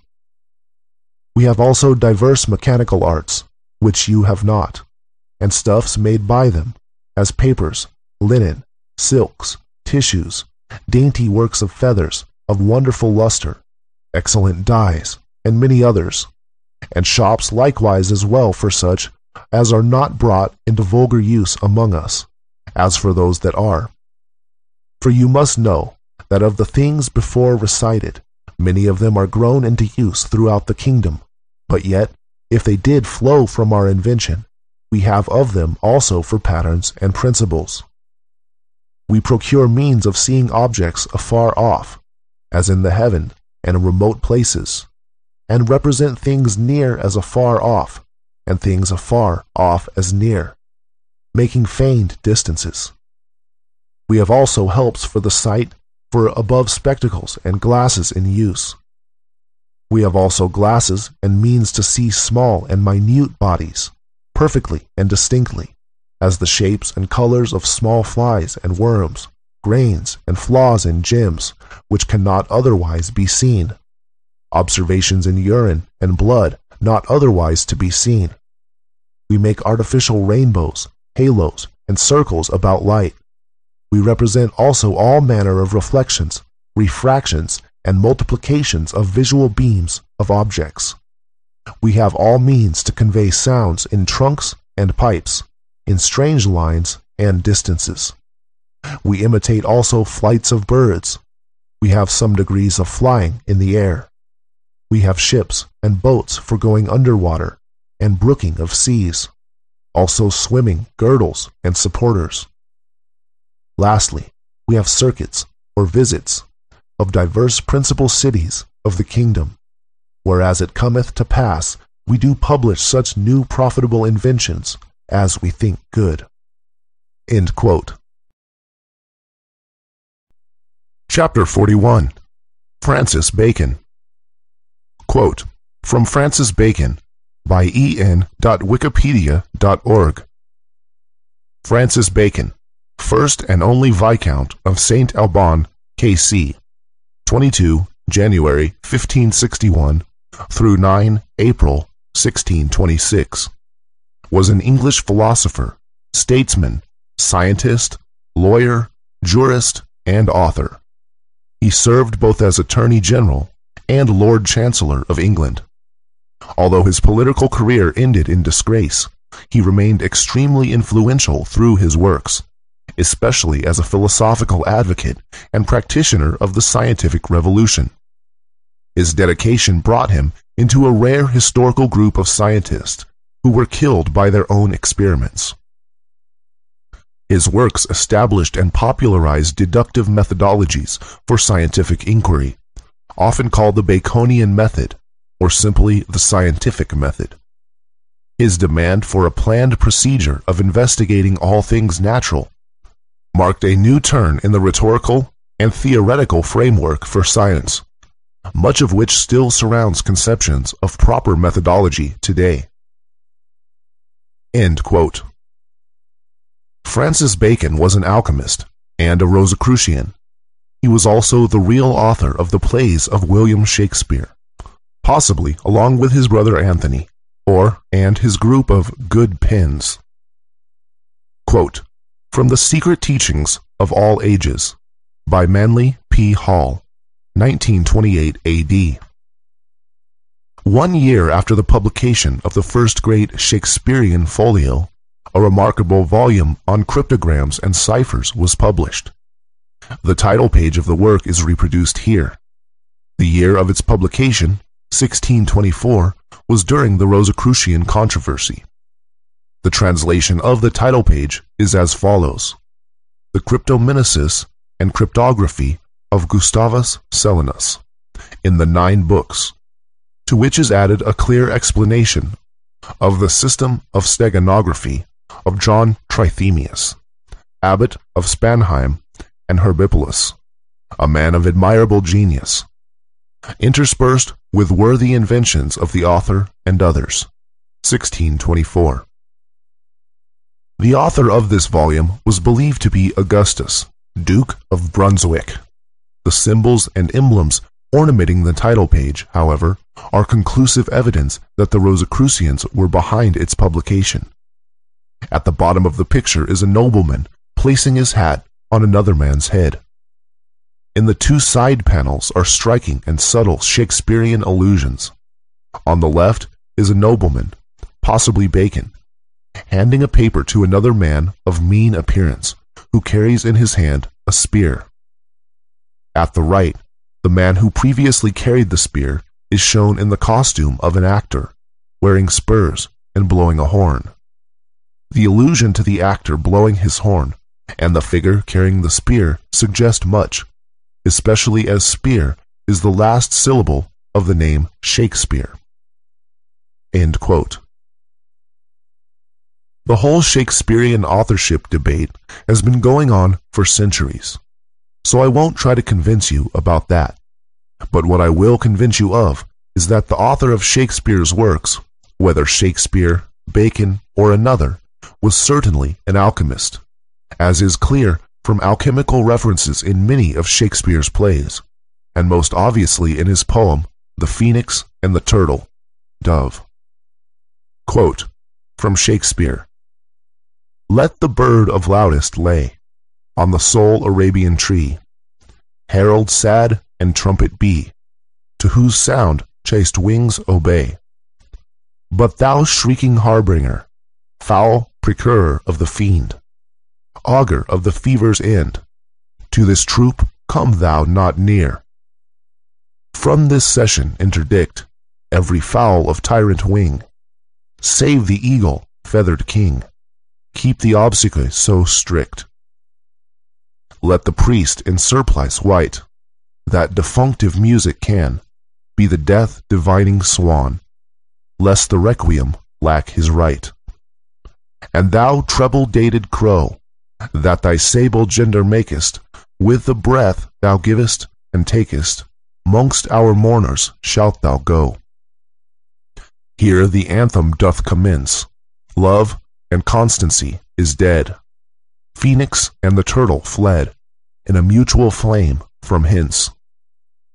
So they loved, as love in twain had the essence but in one, two distincts, division none.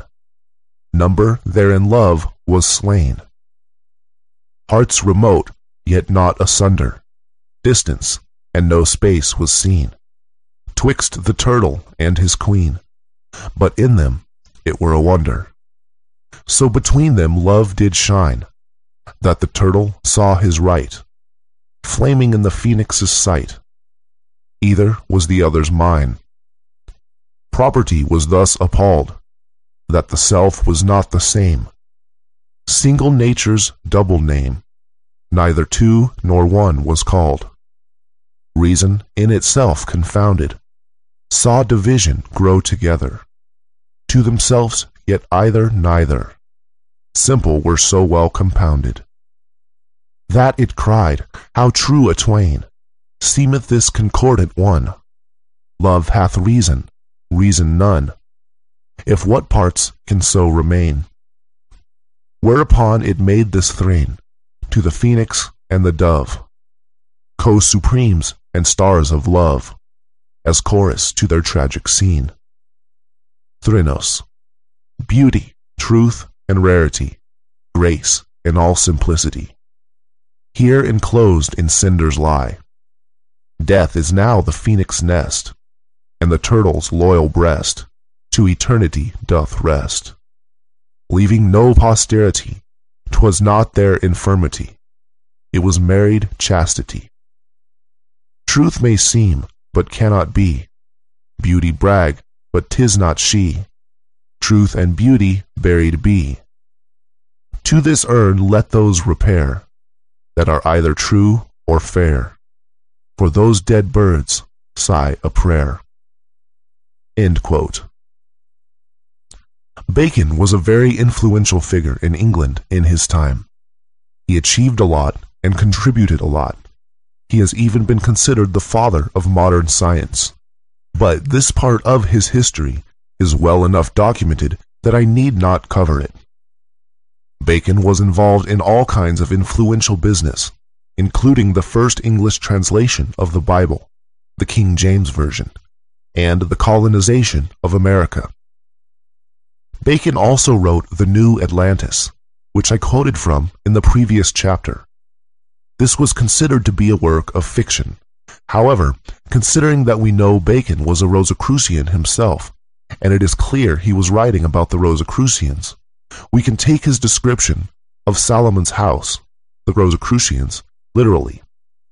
I'm sure this was the whole point of the story, as the whole story just builds up to this long description of what is clearly the Rosicrucians, and then the story ends. Bacon faked his own death, and somewhat amusingly. One report, although unconfirmed, claims that Bacon attended his own funeral. Note particularly the references to the conservation and induration of bodies, a direct mention of the stone in his last letter. Quote, from Francis Bacon, by en.wikipedia.org. On 9 April 1626, Bacon died while at Arundel Mansion at Highgate, outside London, of pneumonia. An influential account of the circumstances of his death was given by John Aubrey. Aubrey has been criticized for his evident credulousness in this and other works. On the other hand, he knew Thomas Hobbes, the fellow philosopher and friend of Bacon. Aubrey's vivid account, which portrays Bacon as a martyr to experimental scientific method, had him journeying to Highgate through the snow with the king's physician, when he is suddenly inspired by the possibility of using the snow to preserve meat. They were resolved they would try the experiment presently. They alighted out of the coach and went to a poor woman's house at the bottom of Highgate Hill, and bought a fowl, and made the woman extenterate it. As a result of being out in the cold in order to stuff the fowl with snow, Bacon contracted a fatal case of pneumonia.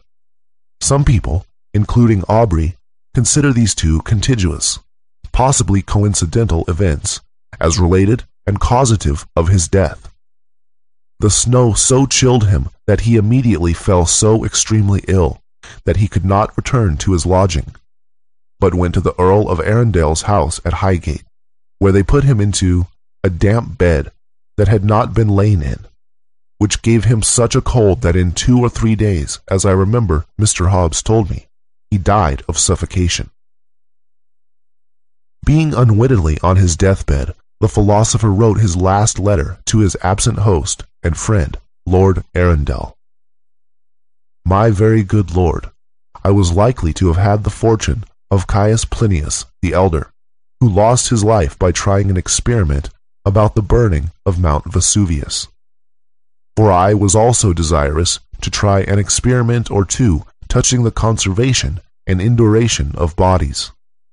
As for the experiment itself, it succeeded excellently well, but in the journey between London and Highgate, I was taken with such a fit of casting, as I know not whether it were the stone, or some surfeit, or cold, or indeed a touch of them all three. But when I came to your lordship's house, I was not able to go back, and therefore was forced to take up my lodging here, where your housekeeper is very careful and diligent about me, which I assure myself your lordship will not only pardon towards him, but think the better of him for it. For indeed your lordship's house was happy to me, and I kiss your noble hands for the welcome which I am sure you give me to it. I know how unfit it is for me to write with any other hand than mine own. But by my troth, my fingers are so disjointed with sickness that I cannot steadily hold a pen. Chapter 42. Robert Boyle. Robert Boyle was one of the founding members of the Royal Society and considered the first modern chemist. He was also an alchemist. A few of the founders were. He wrote The Skeptical Chemist. It was this book that undermined alchemy and made it unpopular to believe. Boyle's intention was not to destroy alchemy, but to question the cause of it and all things. At the time, many people were taking the alchemical books literally, or at least misinterpreting them, which made progress very difficult if the alchemical books were to be a foundation for modern chemistry. The main point of the book was to question what things were made out of, what the elements actually were. Unfortunately, the book was too successful and used as an argument against alchemy, which was not its intention. Quote, from Robert Boyle, by en.wikipedia.org.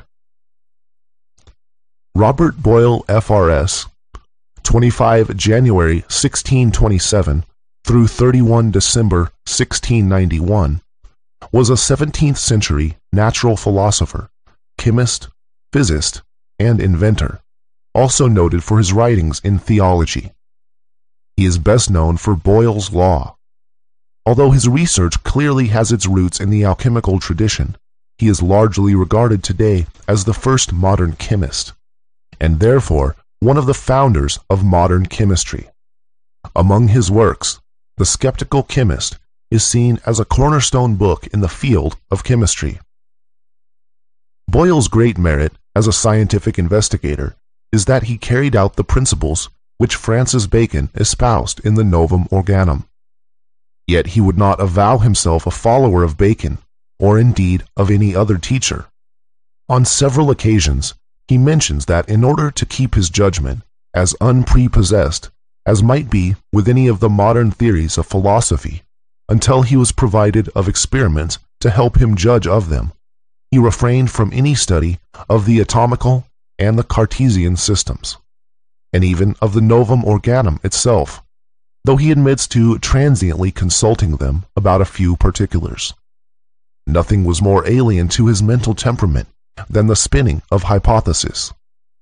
He regarded the acquisition of knowledge as an end in itself, and in consequence he gained a wider outlook on the aims of scientific inquiry than had been enjoyed by his predecessors for many centuries.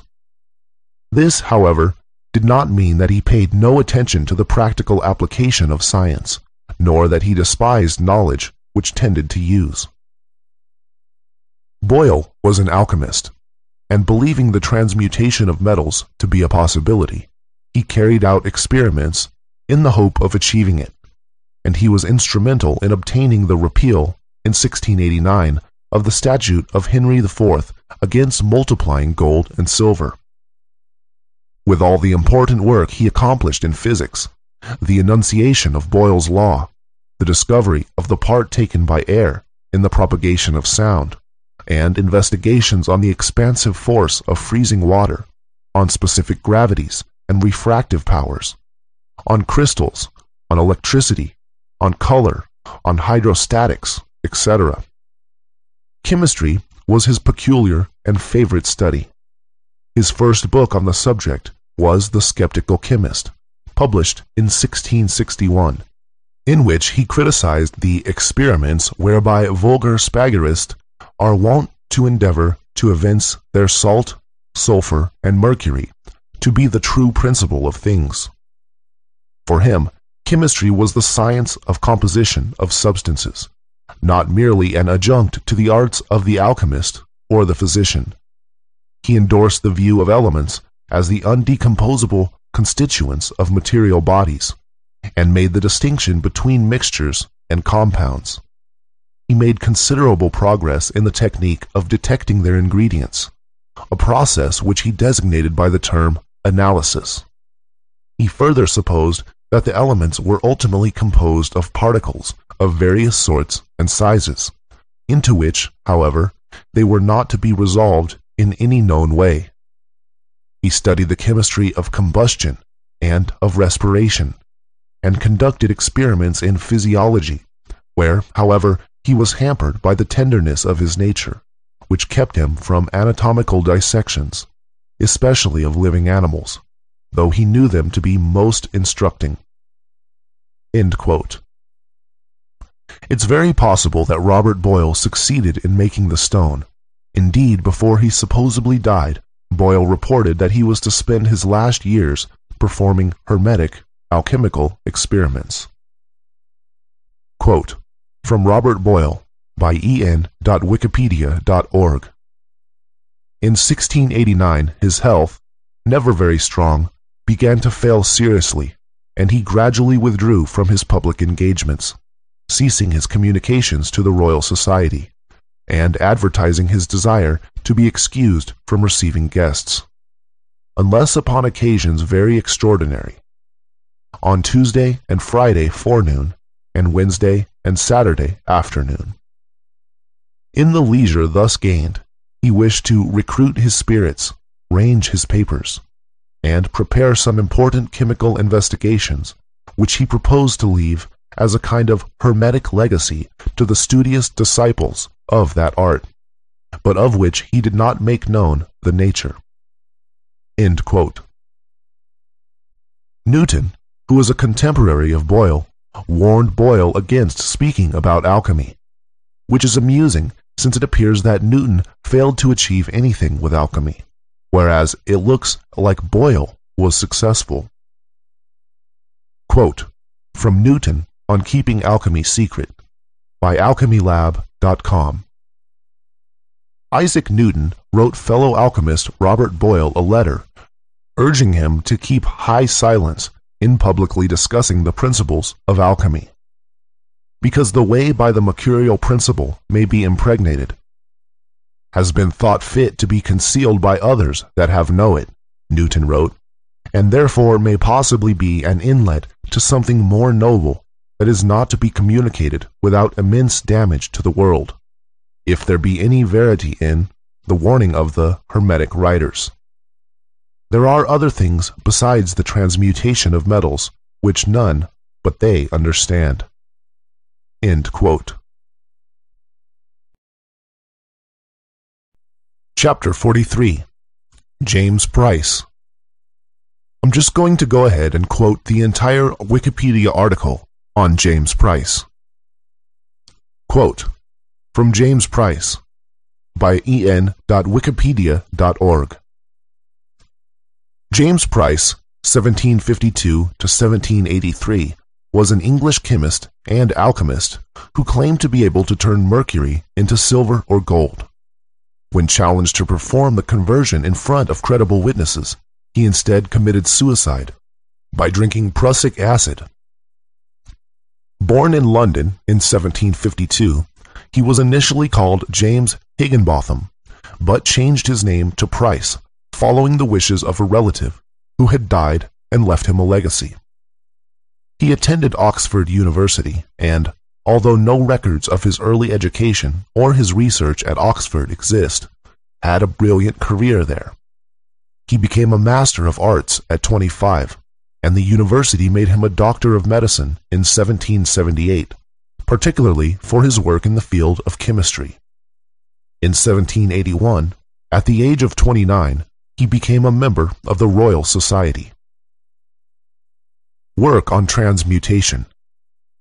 In the following year, he appears to have been working on the transmutation of base metals into precious metals, and on 6 May 1782, after revealing his findings to a few of his friends, he began a series of public experiments hosted at his laboratory in Guildford.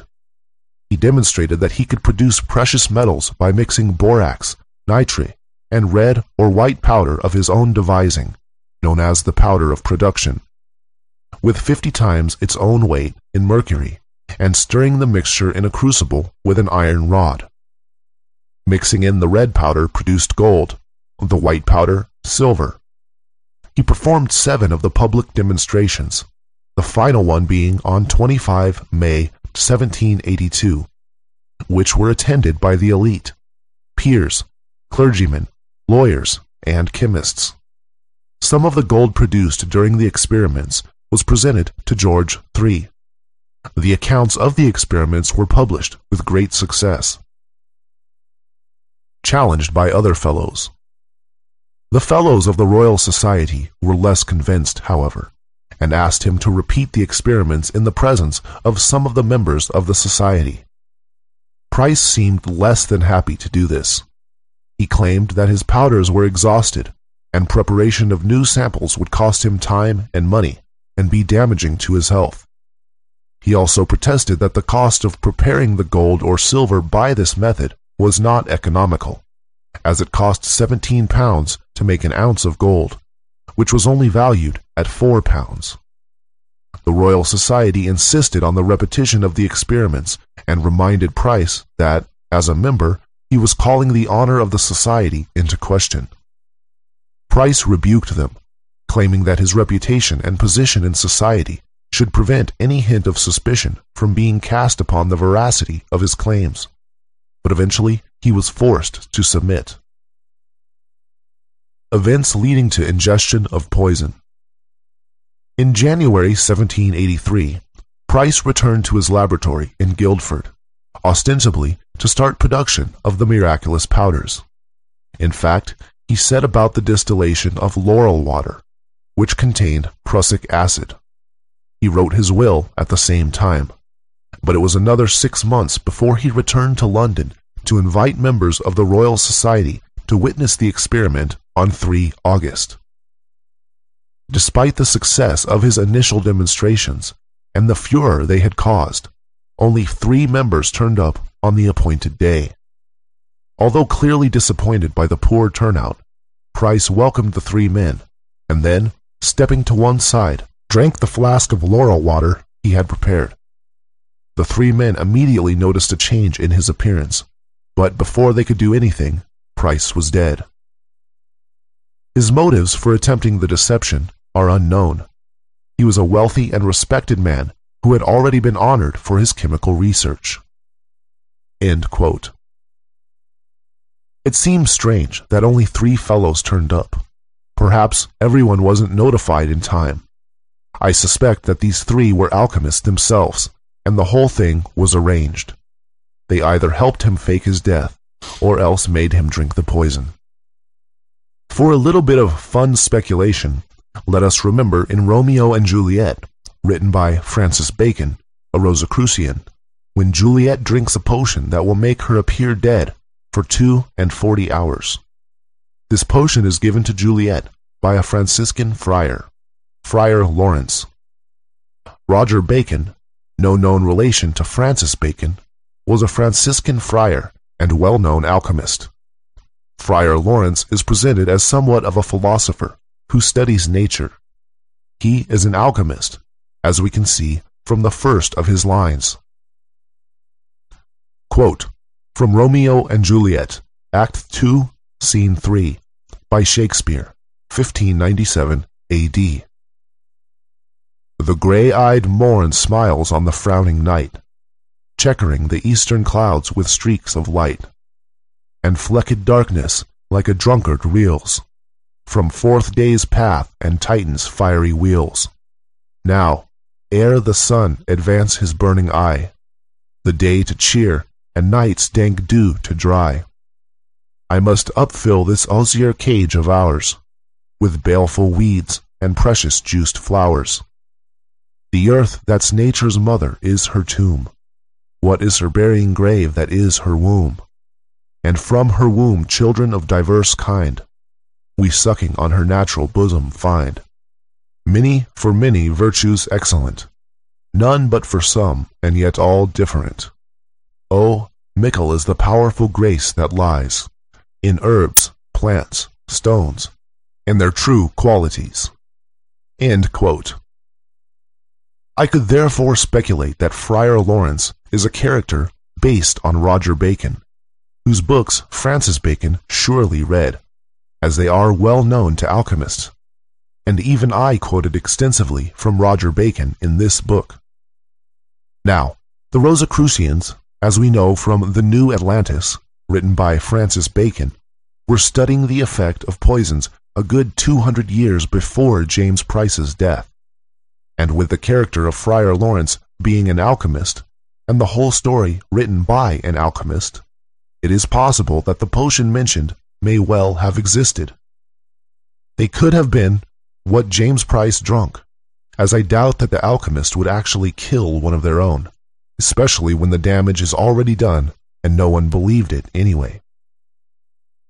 Romeo and Juliet is full of alchemical symbolism, as are many of the Shakespeare.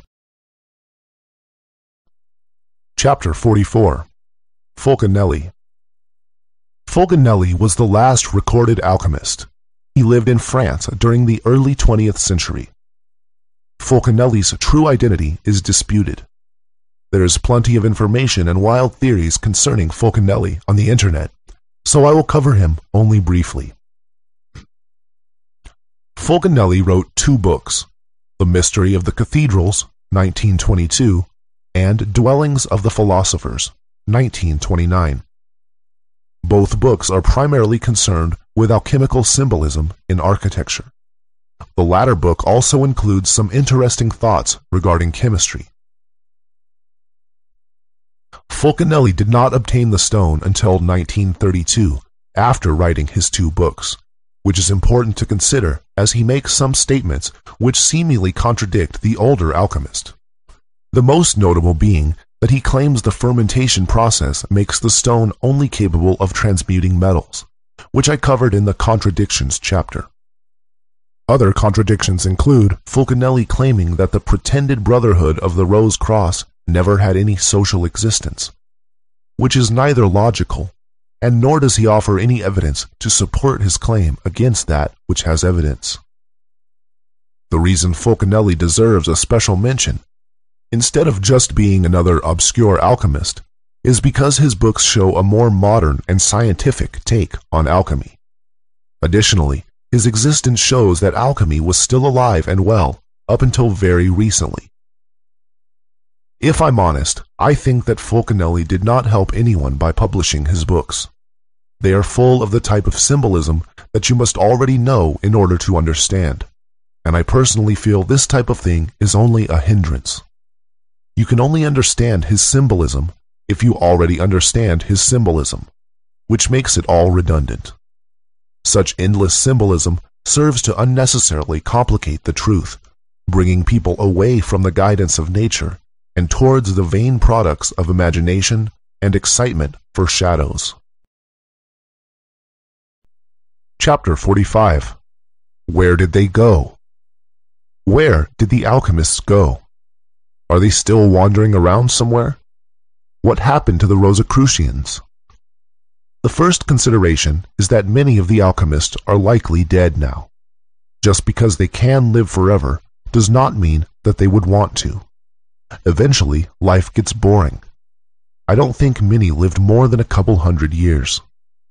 In the end, they would have done everything, seen so much, and would be tired of petty human pursuits. I imagine there would be no one to talk to. It would be like living as an adult in a world of toddlers. Quote, from The Crowning of Nature by Anonymous, 16th to 17th century. Saint Dunstan's work, De Occulta Philosophia, E.G.I.A., calls it the food of the angels, the heavenly viaticum, the bread of life, and it is undoubtedly next under God, the true Alcocoden, or giver of years. And he does not so much admire the question whether any man can die that uses it, as to think why the possessors of it should desire to live, who have these manifestations of glory and eternity represented to their fleshly eyes. Quote, from The New Chemical Light by Michael Sendivogius, 17th century. I no longer wonder, as once I did, that the true sage, though he owns the stone, does not care to prolong his life, for he daily sees heaven before his eyes, as you see your face in a glass. When God gives you what you desire, you will believe me, and not make yourself known to the world. End quote. But then again, there were so many alchemists in the 17th and early 18th centuries. This is only 300 years ago, and with so much happening since then, at least some of them must have hung around. So where would they be? Travel would be difficult. Passports would be a hindrance for them. They'd have to have some kind of special connection in order to keep getting new passports. But then their connections would keep dying. And it's extremely unlikely they had a deal with the governments, else the politicians would want the stone for themselves, which the alchemists would not want to give them. So, in this world of passports and ID cards, they would have a problem. If they were still around, you would expect alchemical books to be released every now and again, but it's been years since one was. It's a long silence. Previously, they were releasing more and more texts, as they believed we were coming to the end of the age. Now we really are coming to the end of the age, but no news. It's possible this silence has to do with the Rosicrucians. They were attempting to band together all the alchemists. My guess is that it worked. The alchemists all heard of them, and being bored wandering around alone, they all joined. The Rosicrucians were active during the 17th century. By the 18th century, they had established what was to become modern science, heavily influenced Freemasonry with their symbols, and had a big part in the establishment of the New World colony in what is now the USA. It's likely, therefore, that they moved their headquarters to the USA. But in retrospect, we can see that modern science failed to understand nature. The Freemasons failed to understand their symbolism, and the USA become one of the most corrupt countries on the planet, and the Rosicrucians have disappeared. So they either 1. All died, by choice or by accident, 2. Are wandering around individually with difficulty, or 3. Became corrupt and no longer care about helping the world. There is one more option still remaining. They could have gone to Chapter 46, Shambhala. Quote, "There is a land not far from here, out of sight, but not out of ear, where the water's pure and the breeze, where all are young, with no disease, where ages of immortal people dwell, and many a strange beast as well. But no mere mortal can enter there, for it can only be accessed by the air. Yet the place is not in the sky, nor in a place where a plane can fly. From myth and whisper comes a clue. Be careful what you believe is true.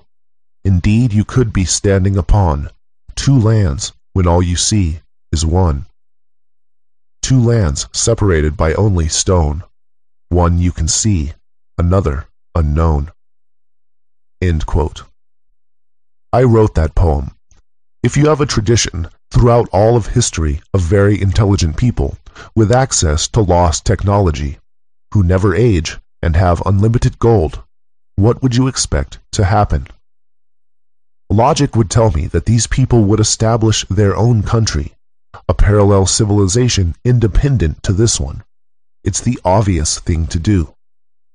So I looked for any information I could find on a land of immortals, and what do you know? It didn't take me long to find it.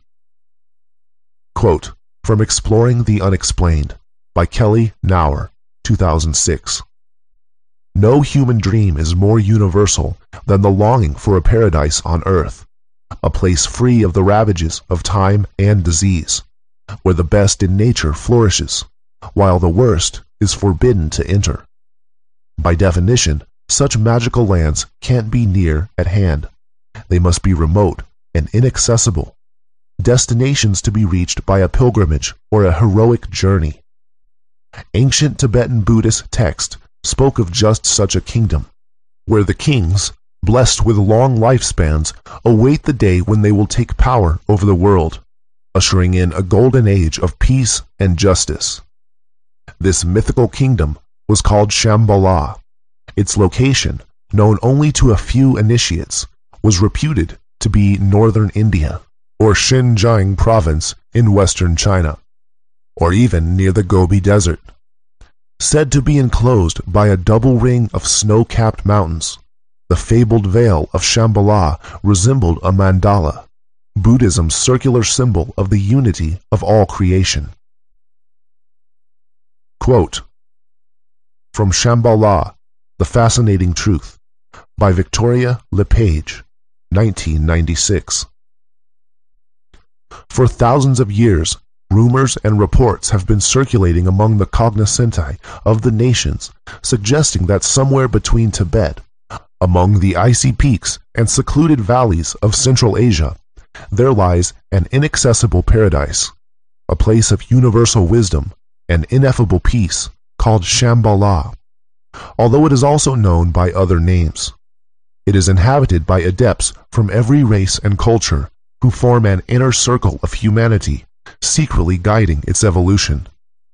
In that place, so the legends say, sages have existed since the beginning of human history, in a valley of supreme beatitude that is sheltered from the icy Arctic winds, and where the climate is always warm and temperate. The sun always shines, the gentle airs are always beneficent, and nature flowers luxuriantly.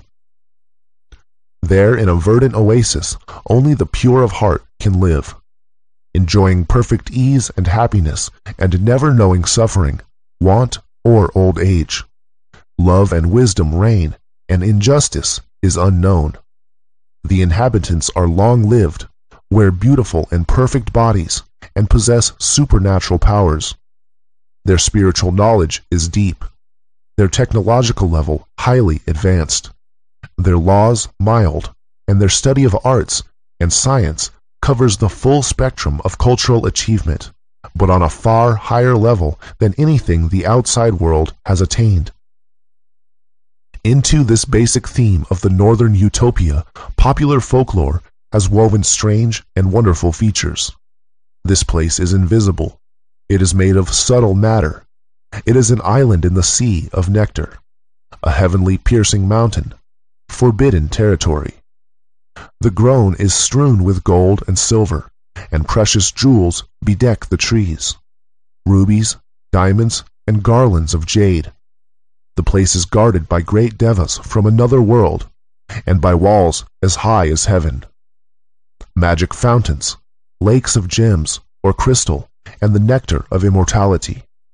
Wish-fulfilling fruits and flying horses, stones that speak, subterranean caverns filled with all the treasures of the earth.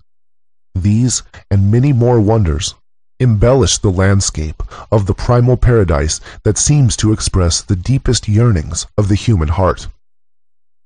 Numerous sources support the tradition that Shambhala once lay near the North Pole.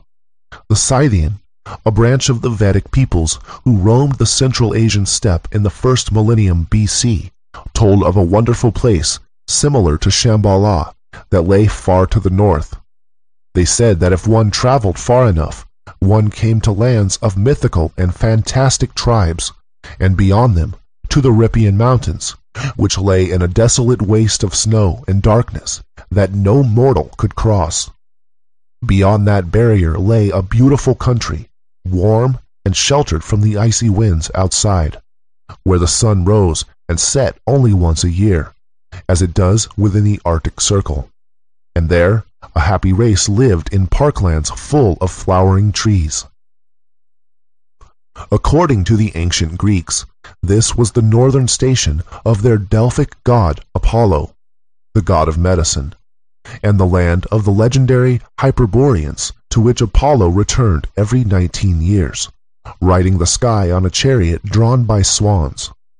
It was a secret paradise where the heavens turned on the polar axle, which the Hyperboreans revered as the pillar of Atlas and heaven-bearer, and it belonged to a wise and prosperous people who lived for 1,000 years in harmony with each other, free from suffering, sickness, and old age. To the Greeks, these semi-deified sages were the stuff of myth, for their land was accessible only to gods and heroes, not to mere mortals, and could only be reached by an aerial way. The poet Pindar wrote that neither by ship nor by foot couldst thou find the wondrous way to the assembly of the Hyperboreans. Air travel is another recurring theme in the legends of Shambhala. Interstellar travel was attributed to its inhabitants long before the development of modern technological and astronomical knowledge. According to ancient Chinese lore, the aircraft and space vehicles of the immortals journey among the stars, observing the habitants of other races and kingdoms. Andrew Thomas says there is a well-known Tibetan legend that the Chintamani stone, whose inner radiation is said to be mightier than radium, was brought to earth on the back of a winged horse or a lungta, which he believed to be a metaphor for a space vehicle. Lungta was supposed to be able to traverse the whole universe as a messenger of the god, and tales of Tibetan kings and saints making flights on it over enormous distances circulated in Tibet for centuries. Quote, from Shambhala, a real place or only myths? By bibliotecapleiades.net. Tibetan sacred texts speak of a mystical kingdom called Shambhala, hidden behind snow peaks somewhere north of Tibet, where the most sacred Buddhist teachings, the Kalachakra or Wheel of Time, are preserved.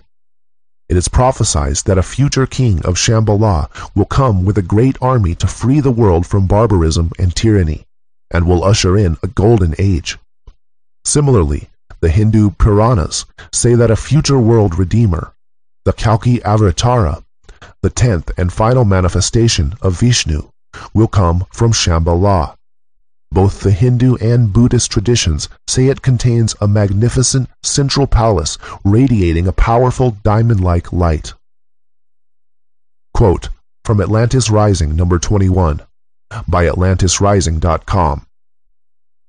Though its true location has never been found, its beginnings are unknown, and its existence is unproven, Shambhala is recognized and honored by at least 8 major religions, and is regarded by most esoteric traditions as the true center of the planet and the world's spiritual powerhouse.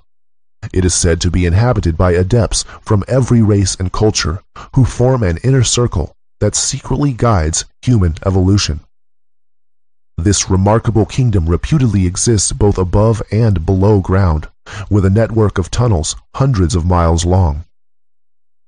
Cars of strange design flash along their length, writes Andrew Thomas, author of Shambhala, Oasis of Light, and they are illumined by a brilliant artificial light which affords growth to the grains and vegetables and long life without disease to the people.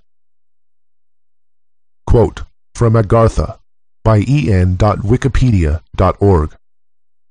Agartha, sometimes Agartha, Agartai, Agartha, or Agartha, is a legendary city that is said to reside in the Earth's core. It is related to the belief in a hollow Earth and is a popular subject in esotericism. Agartha is one of the most common names cited for the society of underground dwellers. Shambhala, also known as Shambhala or Shangri-La, is sometimes said to be its capital city. While once a popular concept, in the last century little serious attention has been paid to these conjectures, and the theory is not supported by modern science. Ferdinand Antoni Ossendowski's 1920 book, Beasts, Men, and Gods, discusses Agartha.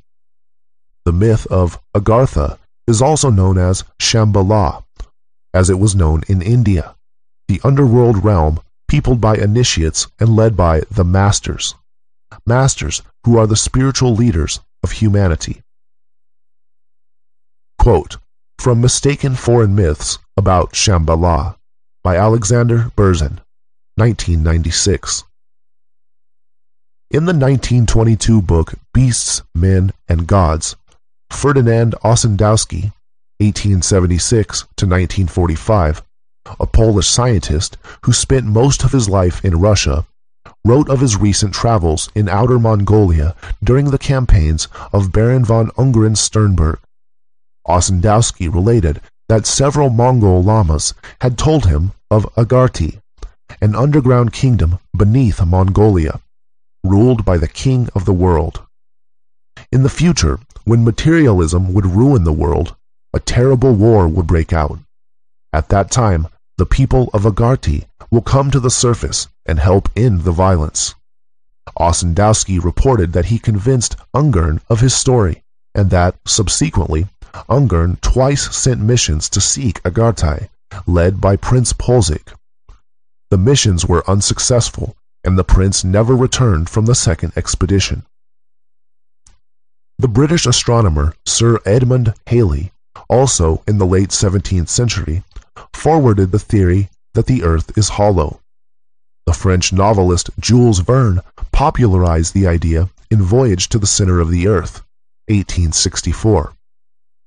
In 1871, the British novelist Edward Bulwer Lytton, in The Coming Race, described a superior race, the Vril-Ya, who lived beneath the Earth and planned to conquer the world with Vril, a psychokinetic energy. In Les Fils de Dieu, The Sons of God, 1873, the French author Louis Jagellot linked Vril with the subterranean people of Thule. The Indian freedom advocate Bal Gangadhar Tilak, in The Arctic Home of the Vedas, 1903, identified the southern migration of the Thulians with the origin of the Aryan race.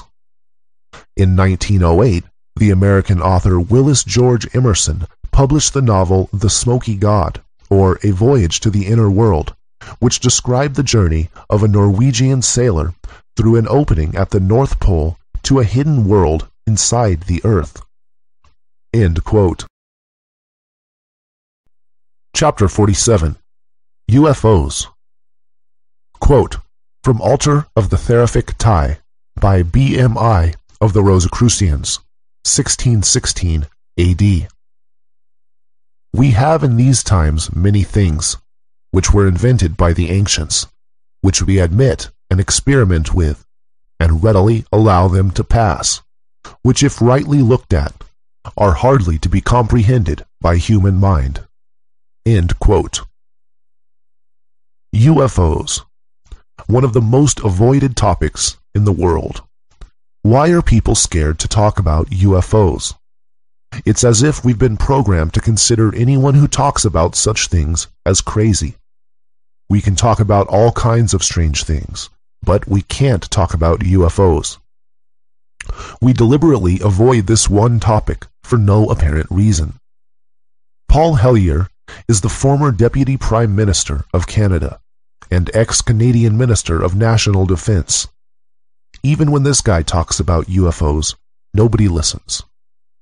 In Britain, on 2nd July 1995, the big London daily, The Mail, reported that Nick Pope, head of the Ministry of Defence's Air Staff Secretariat's Office of Special Reports, had resigned and publicly announced that he is a believer in UFOs and had seen numerous official reports while working in the Ministry of Defense. There are also plenty of paintings of UFOs which are already hundreds of years old. Look up UFOs in art. I could go on, but there's no point. There is overwhelming evidence already. I just hope you see how this all fits together and who really flies those UFOs.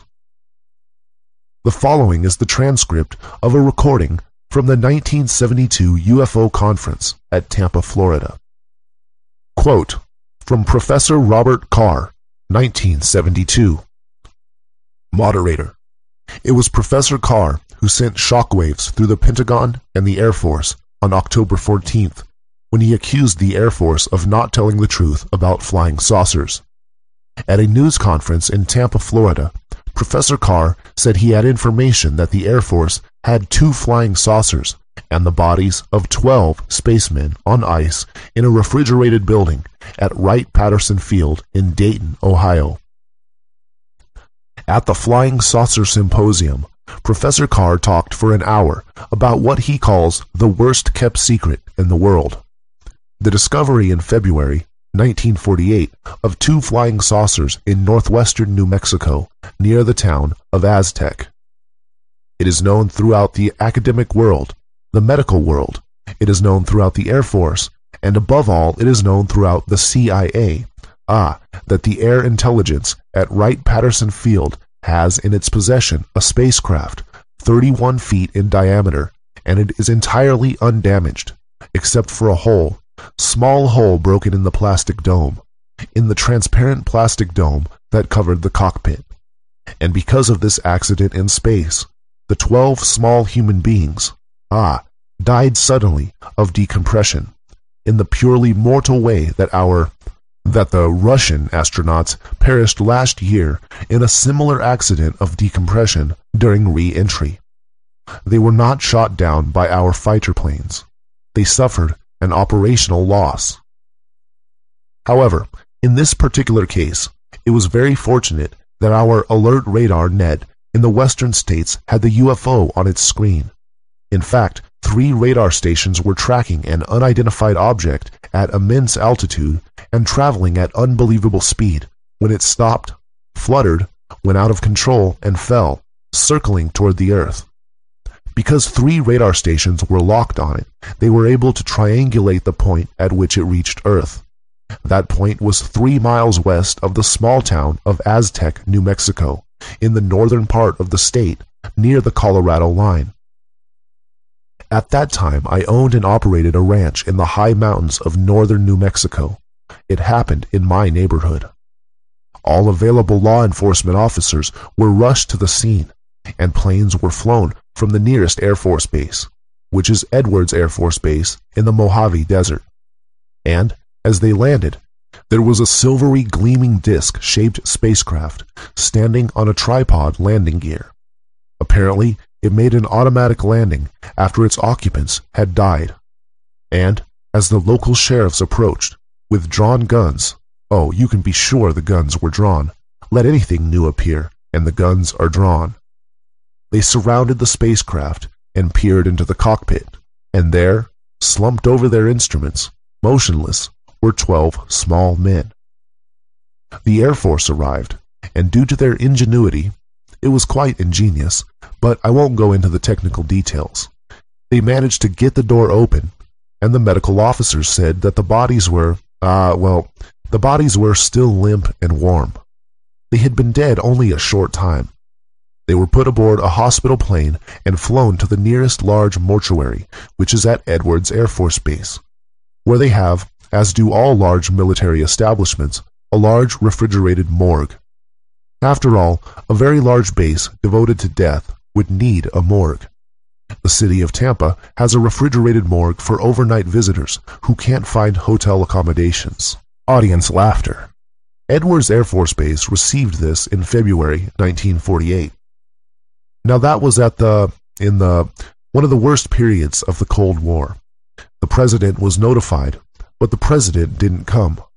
No one knew quite what to do.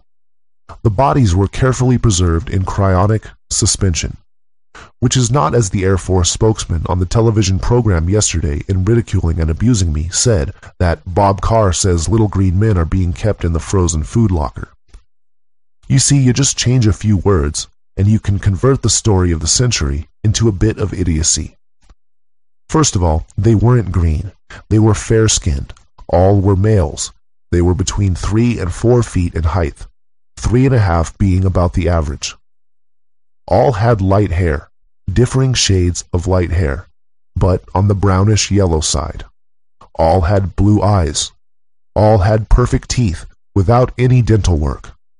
All were superb physical specimens, with null asymmetrical development. Dressed in American clothes, they could pass unnoticed on the streets of Tampa, as small men or as children. Now, it was decided. Carr pauses. Which do you want to hear about first? The really important news of what our leading metallurgists, electronics experts, and aeronautical engineers were able to find out about the spacecraft itself? Or do you want to hear about the bodies? First, let's have a vote. How many of you want to hear about the construction and content of the spacecraft itself? Pauses to take note of raised hands. Now, how many of you will not rest easy until you hear about the autopsy? Crowd laughter. This is by far a majority, and frankly, it's human. Who wants to hear about a giant solenoid when you can hear about an autopsy? One body was selected for autopsy by a carefully screened group of government physicians. 6 performed the autopsy. It was photographed. Motion pictures were made. You may be assured that it was done in an operating theater under many watchful eyes. And, as our unfortunate little visitor from far away was dismembered and disemboweled, and his organs were laid out and identified, he was found to have the same organs that a human being has, and in about the same place. He was human.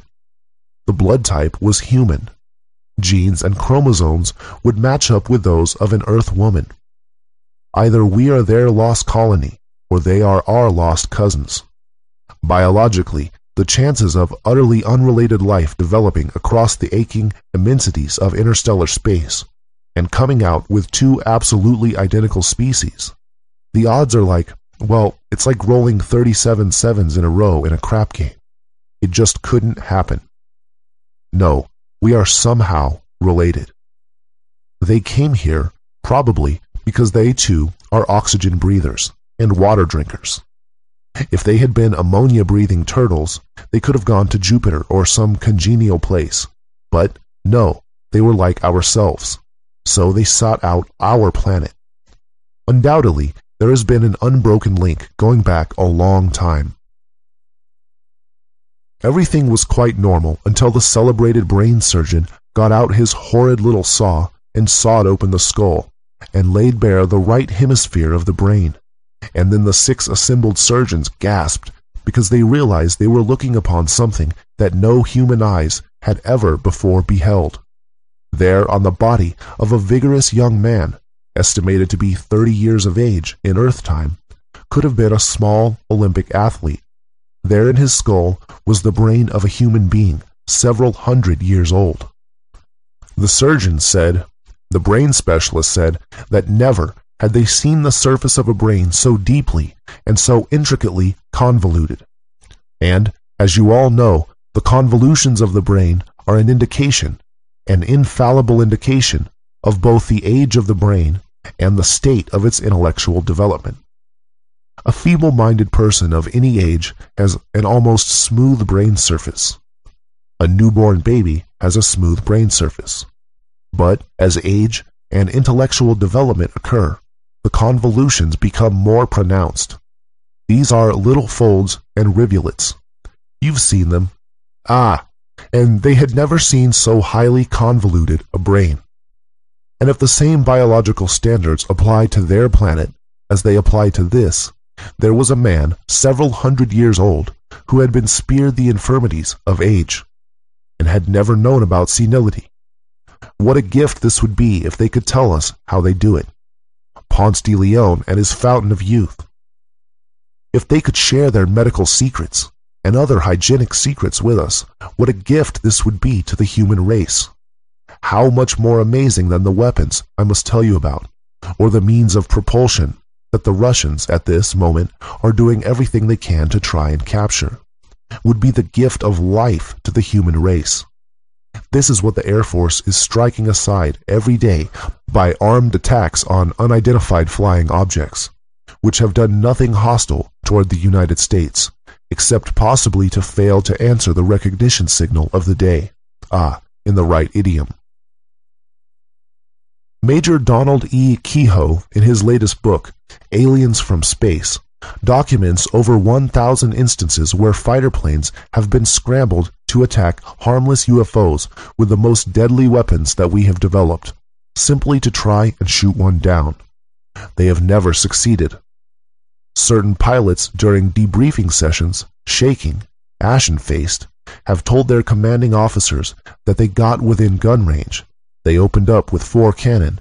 Not one shall ever struck the skin of the UFO.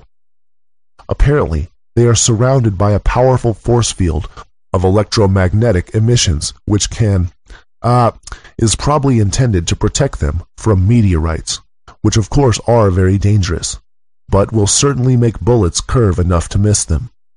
Think what that secret would be worth. This great age of the beautiful young man has profound psychic significance as well. Think what an opportunity it would be to develop the psychic powers, to develop culture, to develop literature, history, and how little space travel would mean to a race whose lifespan was several times longer than our lifespan. Ladies and gentlemen, I am an old man, a retired professor. I have spent my life in pursuit, however, feeble and limping, the pursuit of truth. And I can tell you that the central tragedy of the human race on this planet is not the curse of war, horrible as that is. It is not the burden of poverty, inexcusable as that is on a rich planet. It is not the grief and pain of disease, which is merely a measure of our ignorance because our scientists are making valiant efforts to overcome disease. No, the central tragedy of human life is so commonplace that most of us never face it. It is the tragic brevity of human life. A man or woman just about learns to do his or her job well, and we retire them. They live a little longer and get a few glimpses of understanding, of comprehension, of psychic insight, and we bury them. The life is over long before 100 years. A 100-year-old person is quite a curiosity, and is usually quite feeble. Or, as a Pennsylvania Dutch farmer once said to me, in a very pithy statement, which is much more eloquent than my plea, so slow we get smart, and so quick we get old. That is the tragedy of human life, and that is one of the secrets that our friends from space, that is one of the benefits they might bring us in this 20th century. If we would only stop shooting at them and let them land in peace at a designated safe zone in the southeastern United States, southwestern United States, at a certain part of New Mexico where there are no military installations for many miles, would be plainly designated as a safe landing zone. This is Operation Lure, and I want to tell you that in the entire 25 years that we have been shooting at them, there is not one authenticated case of a UFO intentionally harming a human being. Imagine what patience and what forbearance for them to have been fired upon and chased and repulsed in their efforts to be friendly and not once have harmed a human being. Let us prepare our minds then by banishing fear. Let us put aside all boogeymen and silly talk of little green men and bug-eyed monsters. And furthermore, those who talk that way, let us gently correct them. They're doing a very great disservice to our country, especially to the children. A little child called me up in the middle of the night last night. Is it true we are being invaded from Mars? That's cruel to children. There's nothing to be afraid of. Now, we also stop calling them UFOs, because if anything in the sky has ever been fully identified, it is the so-called unidentified flying object.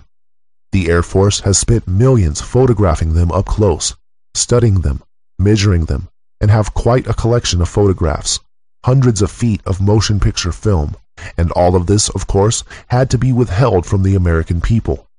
Not through any sinister conspiracy, but for our own good. Because back in the days when this material evidence came into the possession of air intelligence, most of you are too young to remember, but we were in the worst days of the so-called Cold War. People here in Tampa were digging air raid shelters in their backyards. If a truck backfired, school children dove under their desks thinking the Russians had attacked. And when the spacecraft itself, with the 12 dead occupants, was picked up, then of course the Central Intelligence Agency had to intervene. Up until that time, it had been an Air Force problem, chasing spooks, chasing something. But when a foreign intrusion occurs, the appearance of the CIA on the scene is prima facie evidence that the UFOs are real. Let me repeat, the CIA would never have taken over had there not been real UFOs from another world. How foreign can you get? So they, in their wisdom, caused the Brookings Institution in Washington to make a national survey to predict what the effect on the national psychology would be if the president came on the air and calmly announced that, ladies and gentlemen, these things you are seeing are real. They're from another world. They are piloted by intelligent small human beings like ourselves. There is nothing to be afraid of, and will everybody please stop shooting at them? The Brookings Institution replied that this must never be released because the American people are teetering on the ragged edge of hysteria already. The nervousness, the tension over the Cold War is so great that for the president to make such a statement official, to give it sanction, would be too much. Too many people would go over the deep end. End quote. Chapter 48. New World Order. I will now write a few words on the New World Order. There is a prophecy of the New World.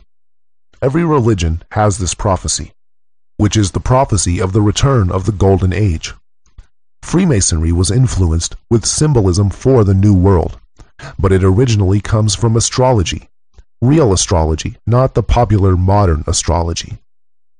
The preparation for the Golden Age, or New World, has been going on since we left the Golden Age, thousands of years ago. Now we are just about there. Anyway, what happened is that when alchemy was no longer believed in, and the alchemist disappeared, the symbolism, legends, and prophecy still remained.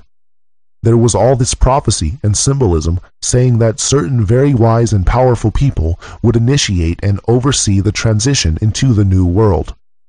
This caused certain people who were initiated into the symbolism but without full understanding of it, to think that they were at the top of the invisible ladder.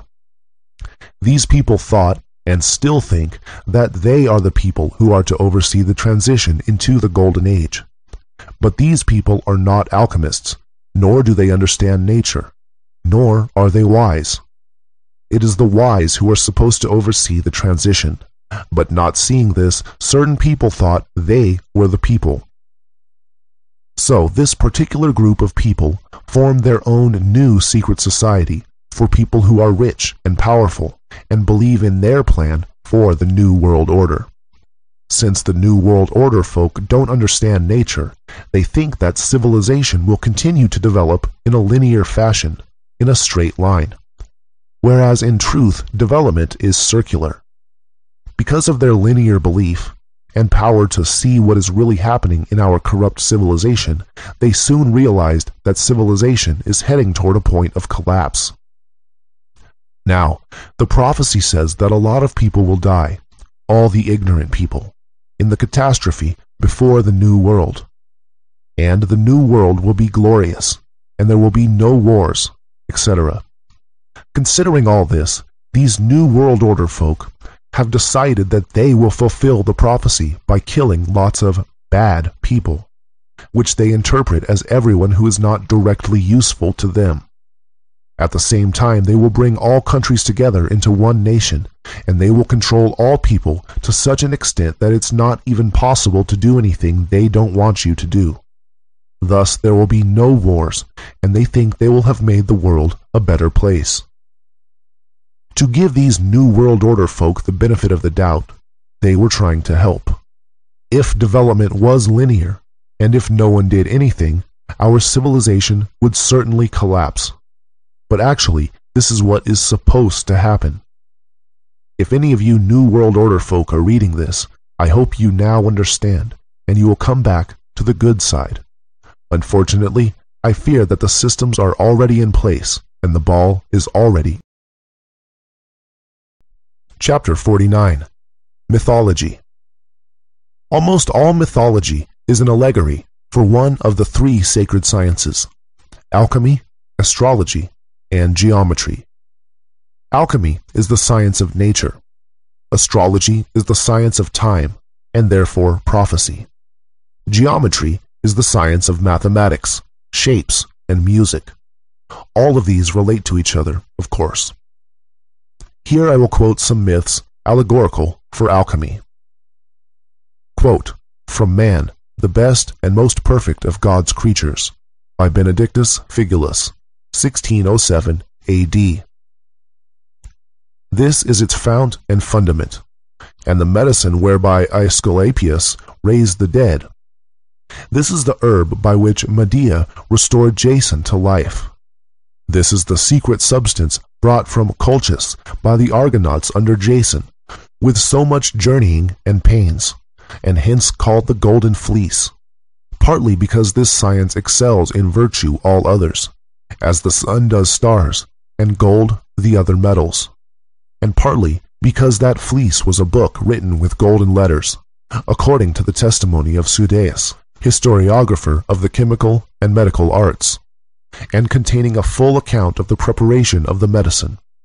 For in that book is the first material for the creation, restoration, and preservation of our most true medicine.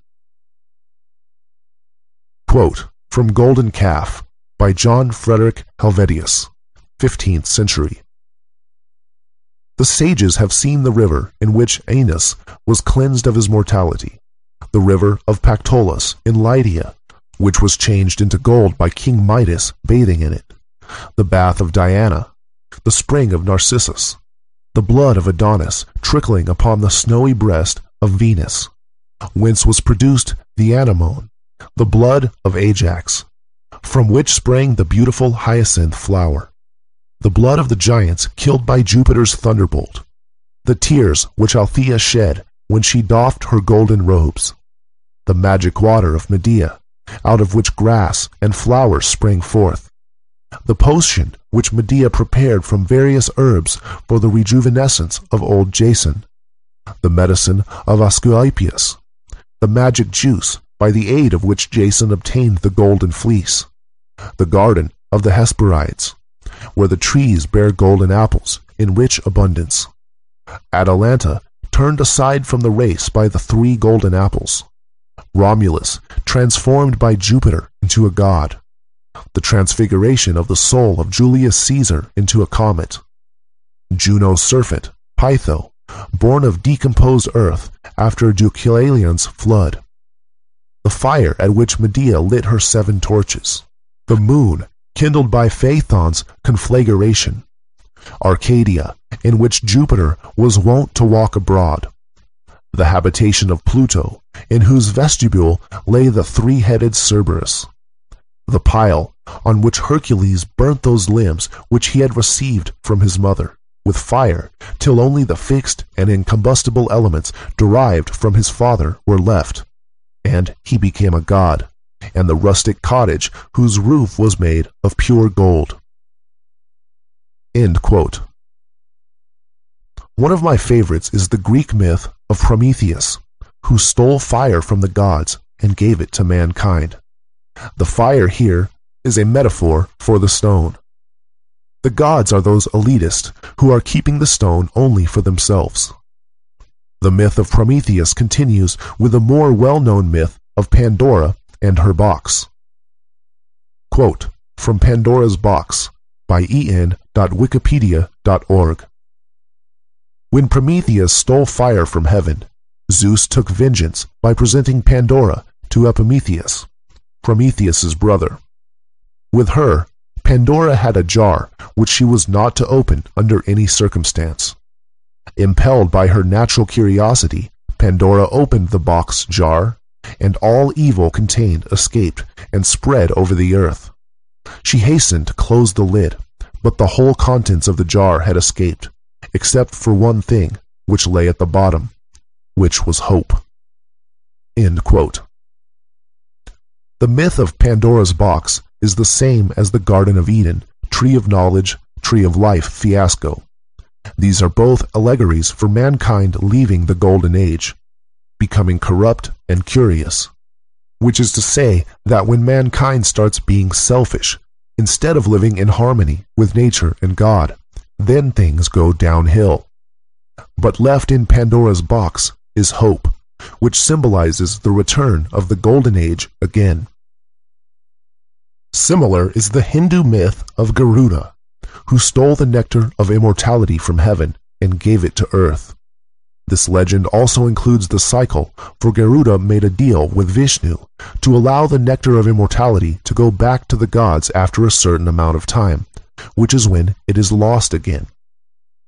The Garuda is the national symbol of both Thailand and Indonesia. The Garuda appears to symbolize a race of bird-like beings who were enemies with snake-like beings. There is a lot of mythology concerning the war of the birdmen and snakemen. Mexico also has an eagle eating a snake on their flag. However, they are not aliens or shape-shifting reptilians. These myths are from the Silver Age, when 2 races of humans were at war. One race lived in the mountains and had flying machines, whereas the other race lived near the sea and had submarines, and also flying machines. They were just different races of humans. Another Hindu myth, the churning of the ocean. At the suggestion of Vishnu, the gods, devas, and demons, asuras, churn the primeval ocean in order to obtain amrita, which will guarantee them immortality.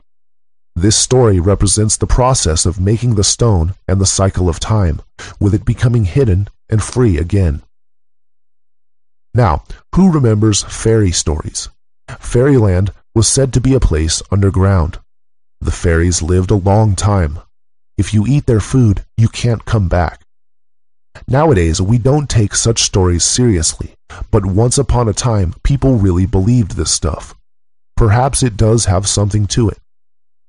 Quote from Green Children of the Wool Pit by en.wikipedia.org. The Green Children of Woolpit reportedly appeared in the village of Woolpit in Suffolk, England, sometime in the 12th century, perhaps during the reign of King Stephen. The children brother and sister, were of generally normal appearance except for the green color of their skin. They spoke in a strange language, and initially the only food they would eat was green beans.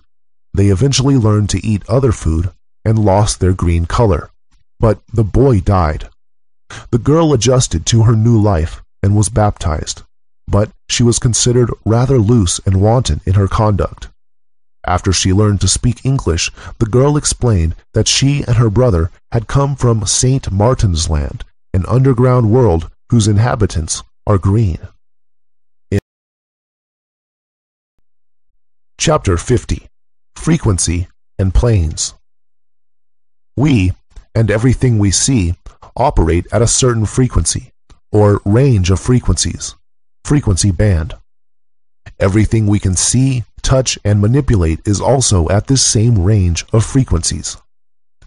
There are higher and lower frequencies, which we are not aware of, some of which are just outside our band, and so we can detect them using sensitive equipment, but most of which we are unable to detect as our equipment is still made from matter at our frequency. There are many frequency bands which we are totally unaware of, since they do not interact with anything at our frequency. If you can't see, hear, smell, taste, touch, or in any way detect something, then for us it is not there. But that doesn't mean it doesn't exist. We take for granted that solid objects can't pass through one another, but there is no scientific or natural law which says that two things can't be in the same place at the same time. The reason why we don't see two things in the same place at the same time is simply because the forces operating from these objects repel each other. This is why we can see and touch an object, because it repels light and our hands. But an object outside of our band of frequency would not repel this object, or us, or light, electromagnetic waves, which we can detect, and so we would not detect it. Radio waves, electromagnetic waves too, are a little outside of our frequency, and so can pass through solid objects, but we can still detect them with specialized equipment, and so we use them for communications. I will call different bands of frequency which interact independently planes. The sun operates at a massive range of frequencies, and so exists in many different planes. The planets exist across a wide range of frequencies, but not so many as the sun. The planets will of course appear different on the different planes. Here and now, at our frequency band, on our plane, Earth is the only planet capable of supporting life in our solar system. This is due to many factors, most notably the distance of the Earth from the sun, and the atmosphere of the Earth at our frequency, and the abundance of water make it perfect for life. The other planets are capable of supporting life on different planes, but not on our plane. There will also be suns and planets on higher planes, higher frequency bands, or lower planes, which we can't detect at all. On vastly higher or lower planes, the concept of suns and planets likely doesn't exist, and there will be something else, which we have no concept of. Suns and planets are also evolving to higher frequencies through the cycles of nature, same as the development of the stone. We as humans are also evolving into higher frequencies. Actually, our souls exist totally outside this whole concept of planes, which I will cover later. Meanwhile, we are here, and we adopt bodies according to our spiritual development, which is just a way of saying frequency band we are tuned into. Our bodies can only exist on a planet which is capable of supporting them, which is why we are all here, because we are all tuned into this plane, and so born here on Earth. The Earth is about to shift to a higher frequency. Everyone who is unable to shift their frequency with the Earth will die, since Earth will become uninhabitable for the frequency they are tuned into. But no worries, as these people will be born again on another planet, which is more suitable to their development. The stone excels everything it interacts with, bringing it towards its own higher frequency. All frequencies are influenced by higher frequencies, but low frequencies cannot influence high frequencies. By expanding your awareness, traditionally by meditation, or by taking the stone, you can tune yourself into a higher frequency.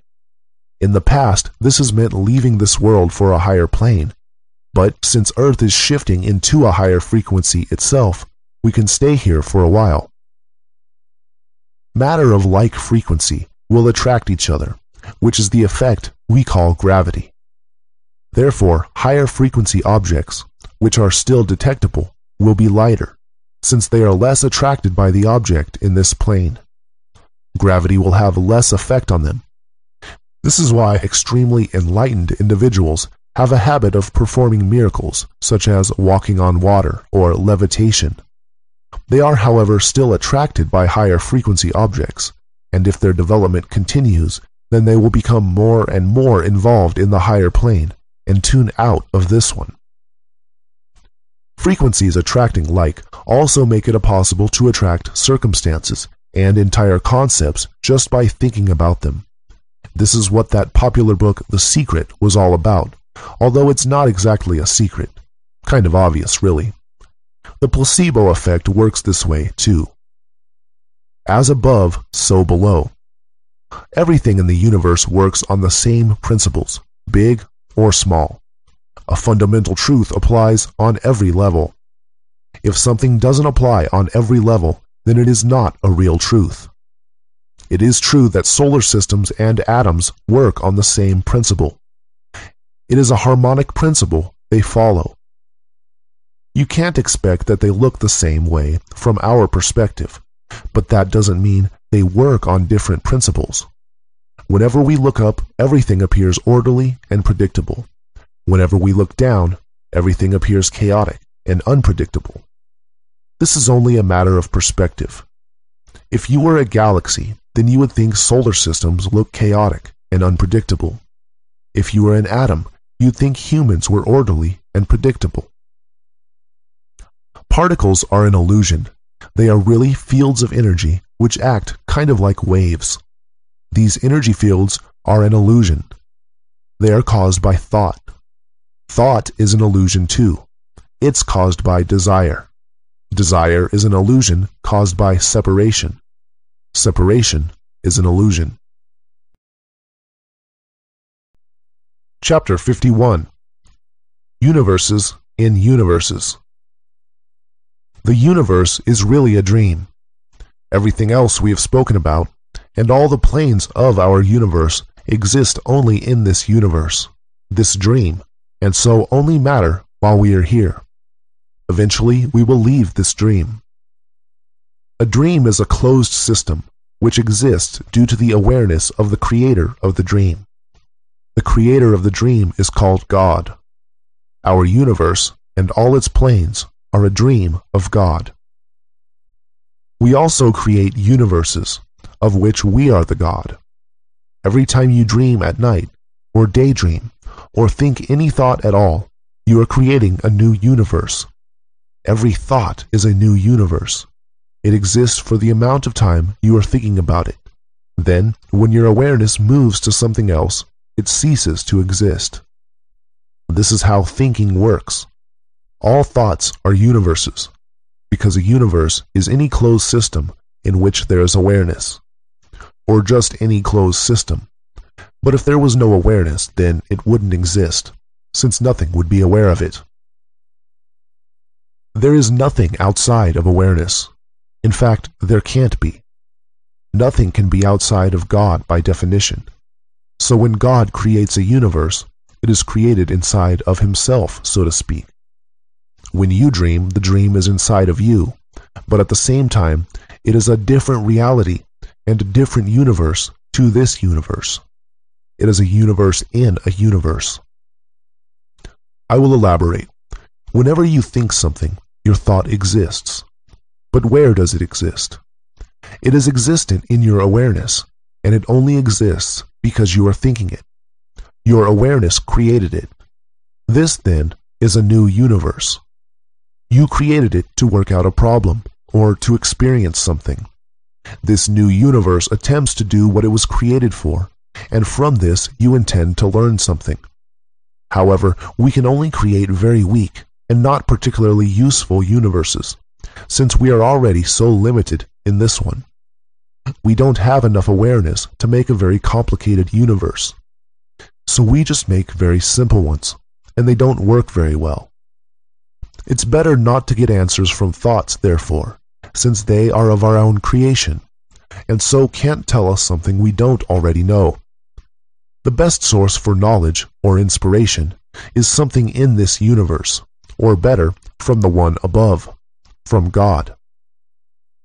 So anyway, God created a universe, the one we are in, with a thought, and He wanted to experience it, so He created life forms and lent His awareness to each one. Each one of us does our own thing, and we have our own opinions, but the awareness in you, your consciousness, is God. We are all God. He's playing all of us at the same time. But pretty much everything in this universe has awareness, including rocks and planets and suns. They just have awareness in a different way to us humans. God is in everything. Everything is awareness. Most of us have had the experience of lucid dreams, which are common in childhood. A lucid dream is when you are dreaming and then suddenly you are aware that you are dreaming. You remember who you are, but you are still in the dream. At this point, it becomes possible to control the dream, and since it is a dream, you can make anything happen. Before you are lucid, you are running around in some dream story, thinking that you are this dream character. But when you become lucid, you remember yourself and stop acting. The experience of lucid dreams is the same experience as the true awakening in this dream also. We are all running and playing dream characters of our own creation, and we have forgotten who we really are. When awakened, we understand we are really God, and since we now understand we are just in a dream, we can do fun things, such as make water turn into wine, etc. But there's more. God is also in a dream of another God. Everything is dreams, since I'm using the word dream for any closed system of awareness. So the journey does not end here. So when we awaken from this dream and transcend, we will be able to create new universes according to our desires, and play around like this until we get bored and decide to transcend again. The only reason we are here is because of desire. Actually, our existence as an individual, which becomes less and less until we reach the highest God, is only a chain of desires. If you didn't want anything, you wouldn't be here. There is a method for enlightenment called the path of renunciation, which teaches you to become enlightened by not wanting anything. But the problem with this is that even wanting to become enlightened, or wanting to not want, is desire.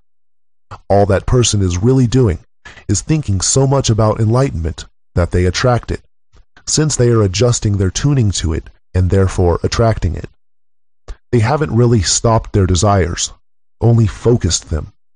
Not desiring is not something we can do at this stage, else we wouldn't be here. Focusing your awareness on something does attract it, in the same way that matter attracts matter, gravity. But it also works for concepts and more sophisticated ideas. Matter is just a concept. Quote, "If God knows everything there is to know, then I ask, how can God learn or grow? If you knew all that was and all that will be, then how can any decision you make be free? If you were everything and everything was you, then there would be nothing for you to do." And there we find God, in this very position, imprisoned by the power of His own condition.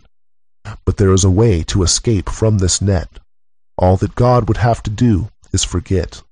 Forget what He was, and in ignorance find choice and free will from confusion of mind.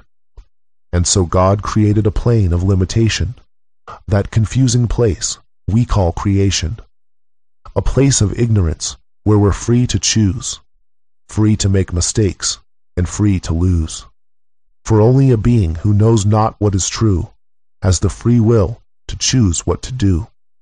Through us, God can live, think, feel, and see, and experience he knew, but now he can be. Yet though we've forgotten where we come from, the closer we get, the happier we become. With control of awareness, you can return, but you have less choice the more you learn.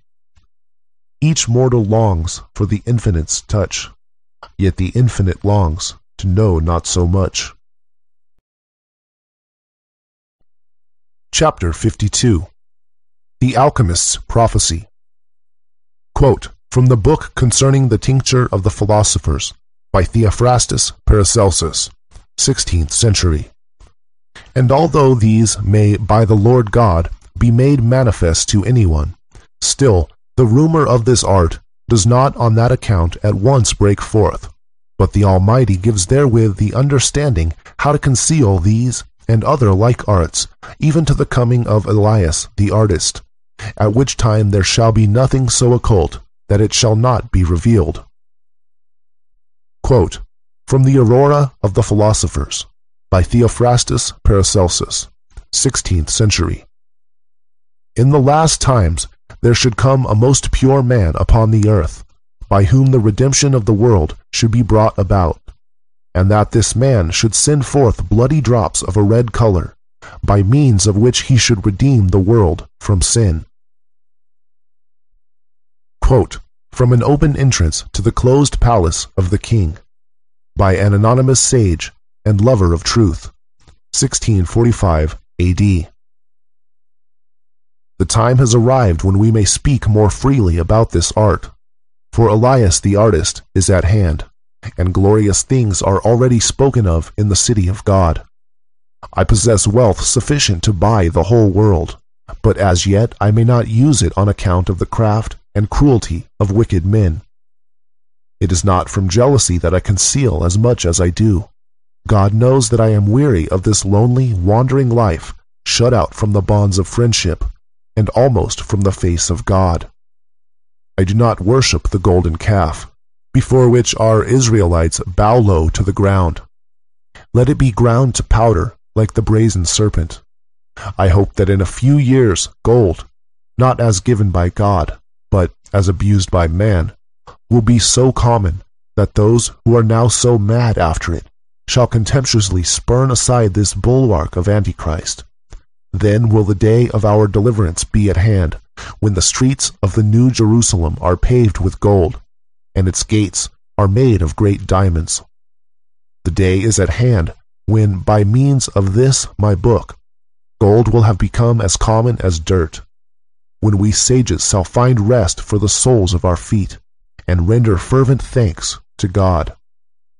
My heart conceives unspeakable things, and is enlarged for the good of the Israel of God. These words I utter forth with a herald's clarion tones.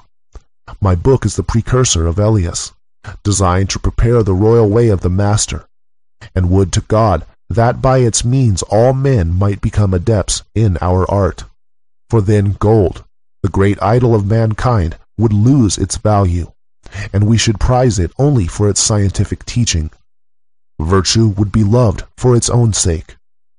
I am familiar with many possessors of this art who regard silence as the great point of honor. But I have been enabled by God to take a different view of the matter, and I firmly believe that I can best serve the Israel of God and put my talent out at usury by making this secret knowledge the common property of the whole world. Hence I have not conferred with flesh and blood, nor attempted to obtain the consent of my brother sages. If the matter succeeds according to my desire and prayer, they will all rejoice that I have published this book. Quote, from the Chemical Treatise, or The Ordinal of Alchemy, by Thomas Norton, 1477 A.D. One who shall have obtained his honors by means of this art will mend old manners, and change them for the better. When he comes, he will reform the kingdom, and by his goodness and virtue he will set an everlasting example to rulers. In his time the common people will rejoice, and render praise to God in mutual neighborly love. O king, who art to accomplish all this, pray to God the king, and implore his aid in the matter. So the glory of thy mind will be crowned with the glory of a golden age, which shall not then be hoped for as future.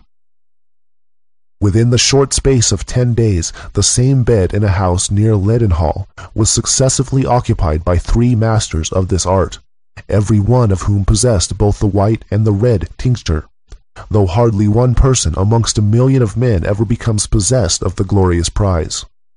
One of them, as I was told, was from the Duchy of Lorraine. The second hailed from the Midland counties of England. The third was the youngest, and was born near a cross, which stands at the boundary of the 3 shires. Wise men had foretold from the conjunction of planets that prevailed at his birth that he would be an ornament to England.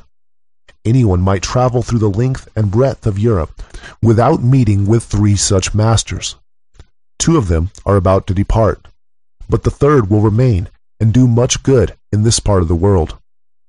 Nevertheless, the sins of our rulers will delay the good, which otherwise he might confer upon our country at once.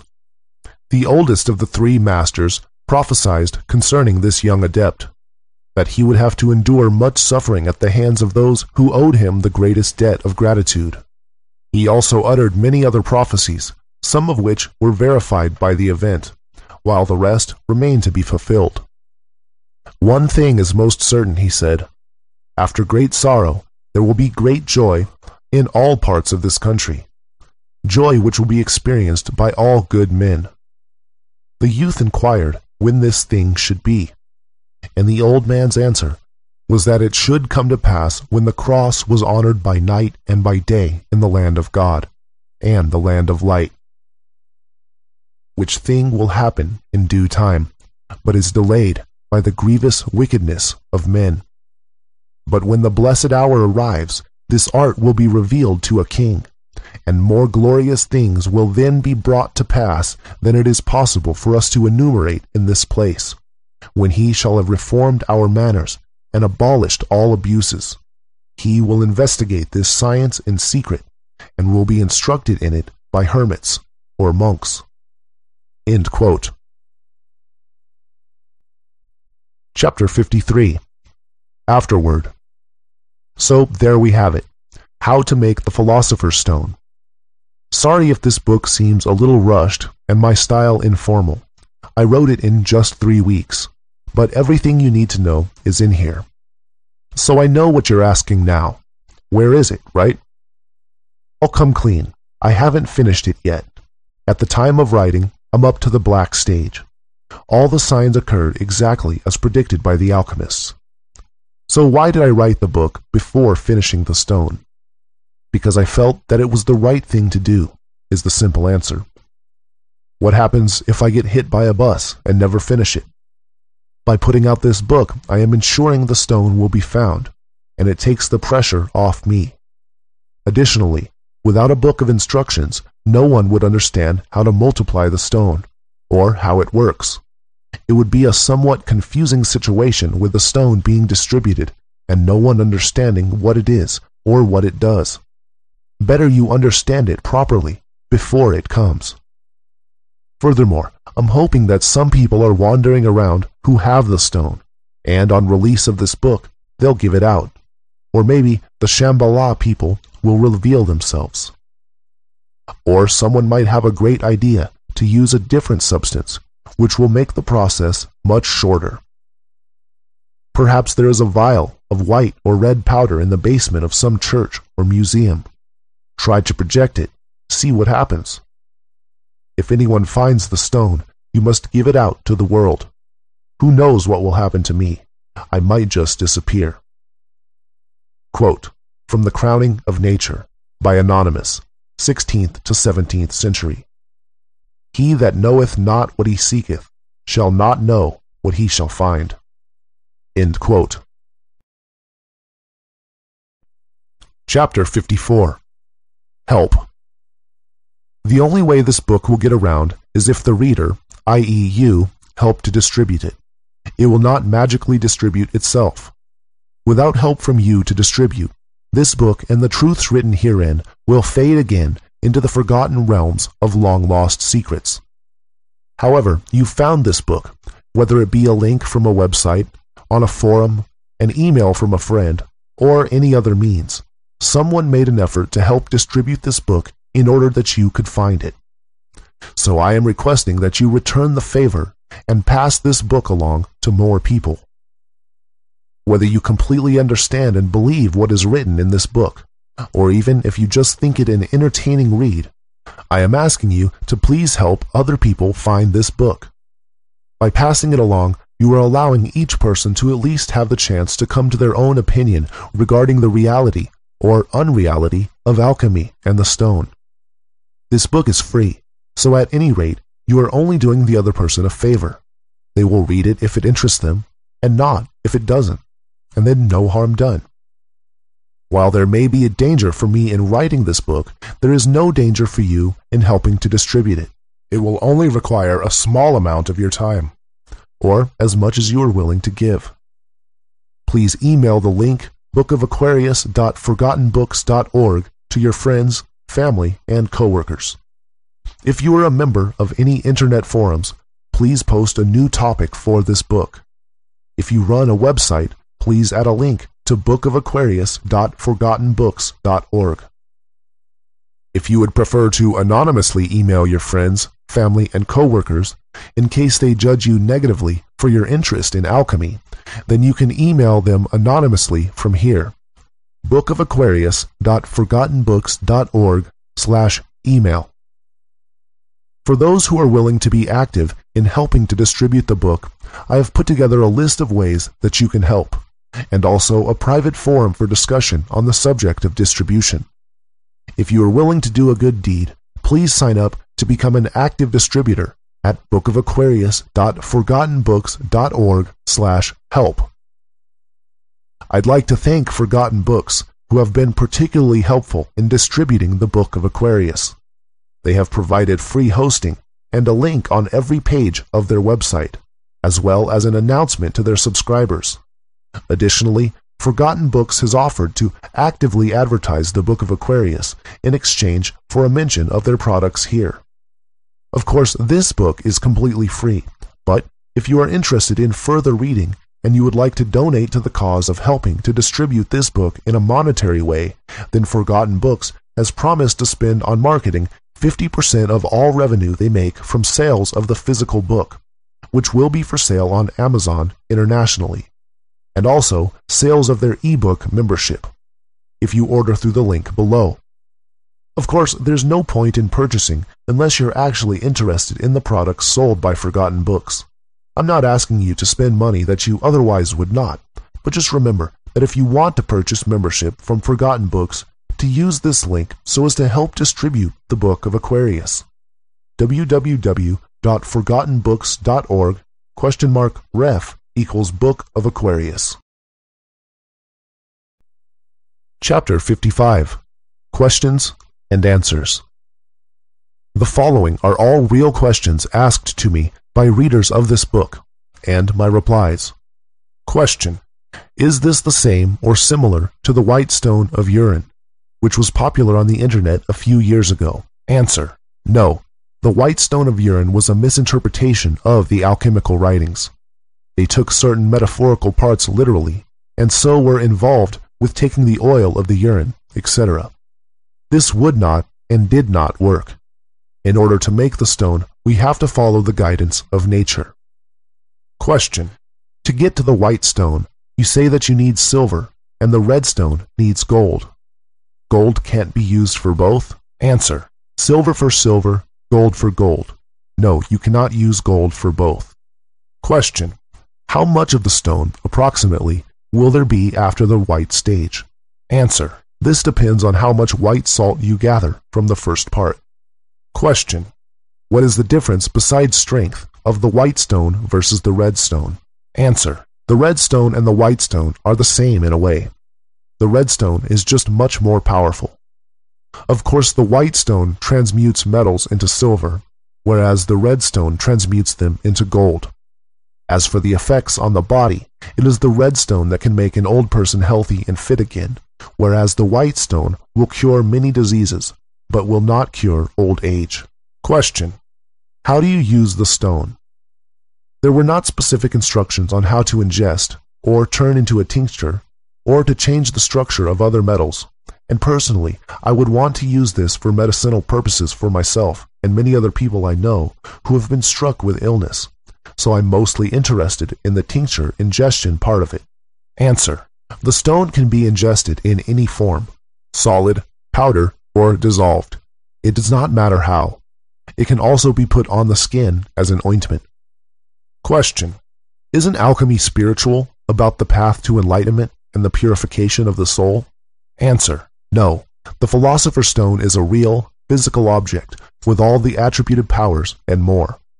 The whole thing about the journey being worth more than the destination in alchemy is only because that in order to do alchemy, you must understand the cycles of nature.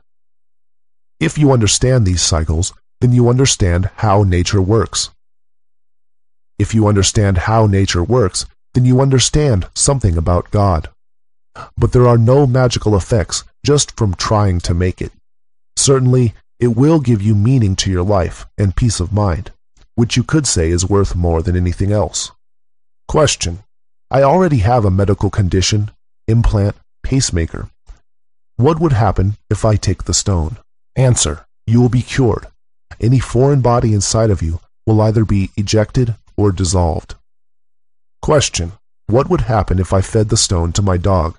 Answer: same effect as on a human.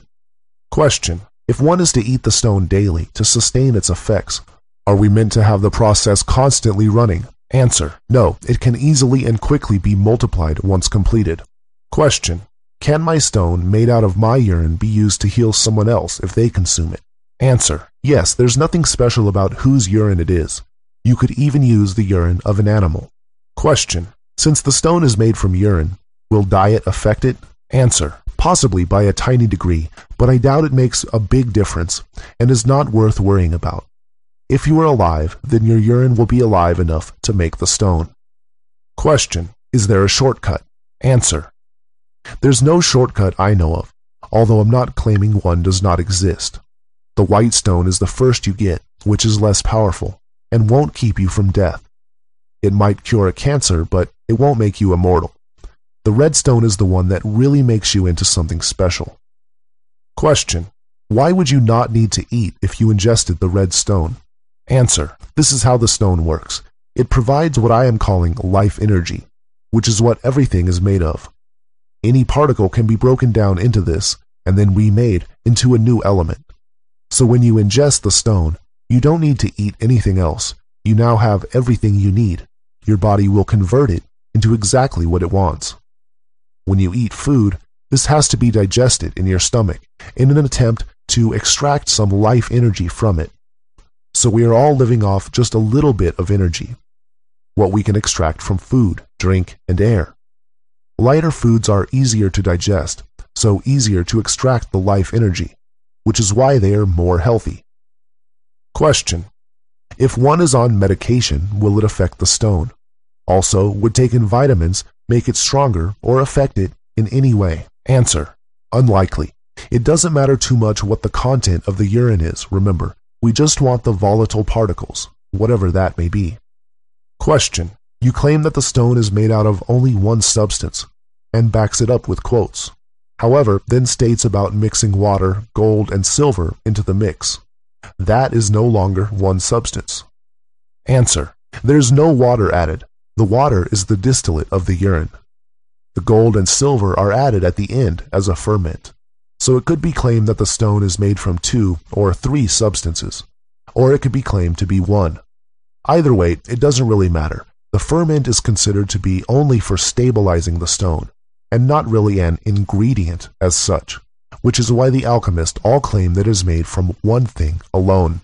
Question: since energy cannot be created nor destroyed, even if the urine contains life energy, or chi or whatnot, 1 liter of urine will contain the same amount of it today as it will in 3 years. Answer: matter contains a lot of energy, but it is already in a stable form, which is why we can't just turn any matter into energy. The process of making the stone breaks the matter down into energy, then traps it with the stable form of the ferment, silver or gold. Question. You say that the substance mixed with anything makes more of itself, since it breaks down the other substances and just further mixes it with its own structure. If that was true, then that means as soon as you ingested it, you would die, because the tissue that would touch this substance would break down. Answer. This was said in the context of projecting the stone onto molten metal. The stone must penetrate the metal in order to transmute it into gold or silver, or more stone. It does not penetrate so easily, which is why it is recommended to wrap the stone in wax or project it in a liquid state so that it penetrates into the metal. I said the stone converts what it overpowers into itself, but it can only overpower something of its same nature, which is a metal or mineral.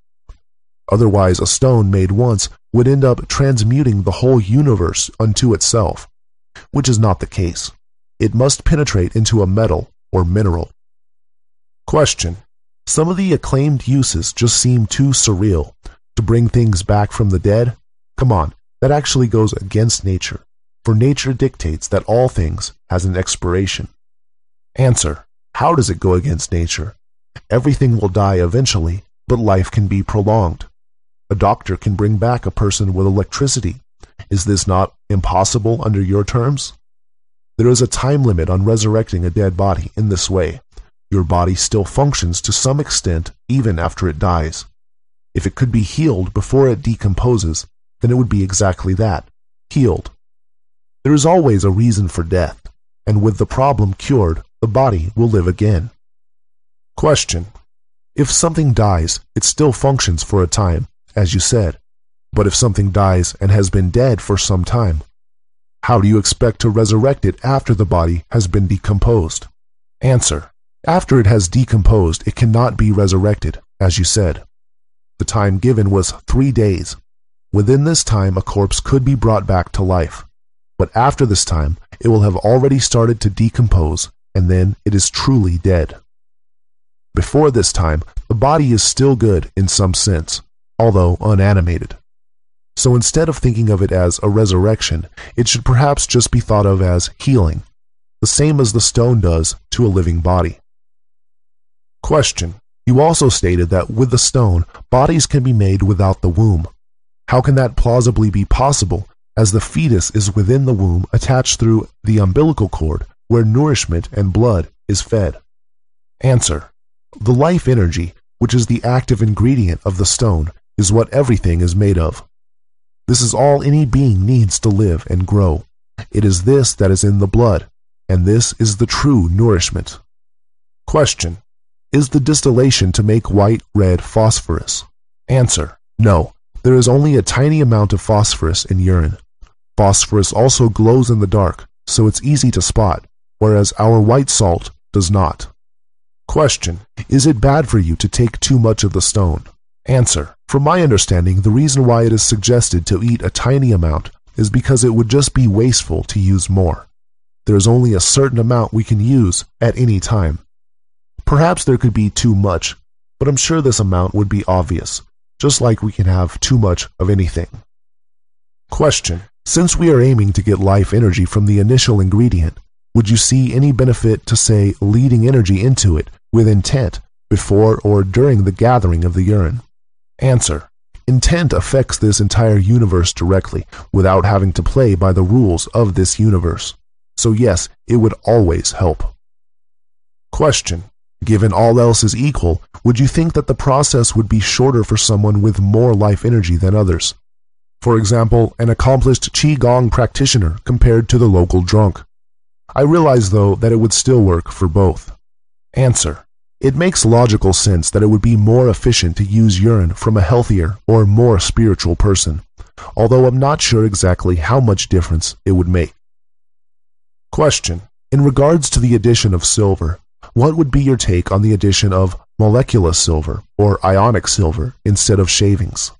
Answer. The ferment, silver or gold, must be 100%, or at least close to that, pure. In these other states, the silver is mixed in with other elements. Question. If the urine is so full of life energy, why does our body dispose of it in the first place? It is already broken down enough, isn't it? Why doesn't the body simply consume the supposed life energy instead of rejecting it? Is the problem in our body? Answer: the life energy is in the water of our blood. Our body cannot separate it from the water directly, and so when it needs to get rid of the water, the life energy has to go with it. Question: the author has mentioned that the salt of the urine is one of the essential parts of it.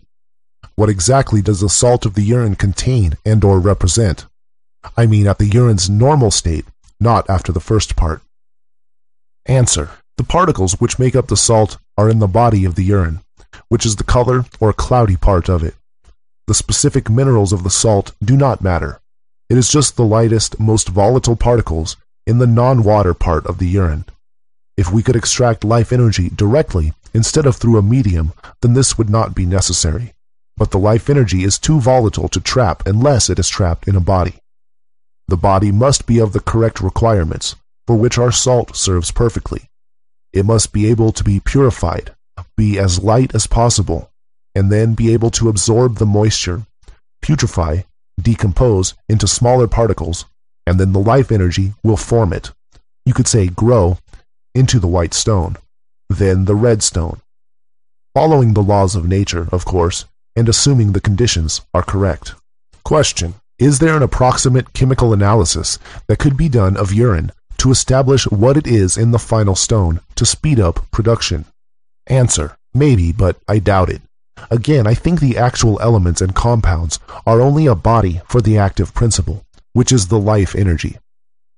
Question: in the text, gold is mentioned as the purest, most evolved metal. What of platinum? Would the stone turn platinum to gold? Answer: platinum wasn't well known in the time that the alchemical books were written, so it was not mentioned. I don't know is the honest answer. It might turn out that the stone could be fermented with platinum and make platinum, although I doubt that. It's likely that platinum would be transmuted into gold. We'll find out, I suppose. Question: why gold, or silver for that matter? The only reason these two metals are so valuable is their rarity, along with the fact that they're quite pretty, and so can be made into nice things. At the end of the day, there's nothing particularly special about either of them, no?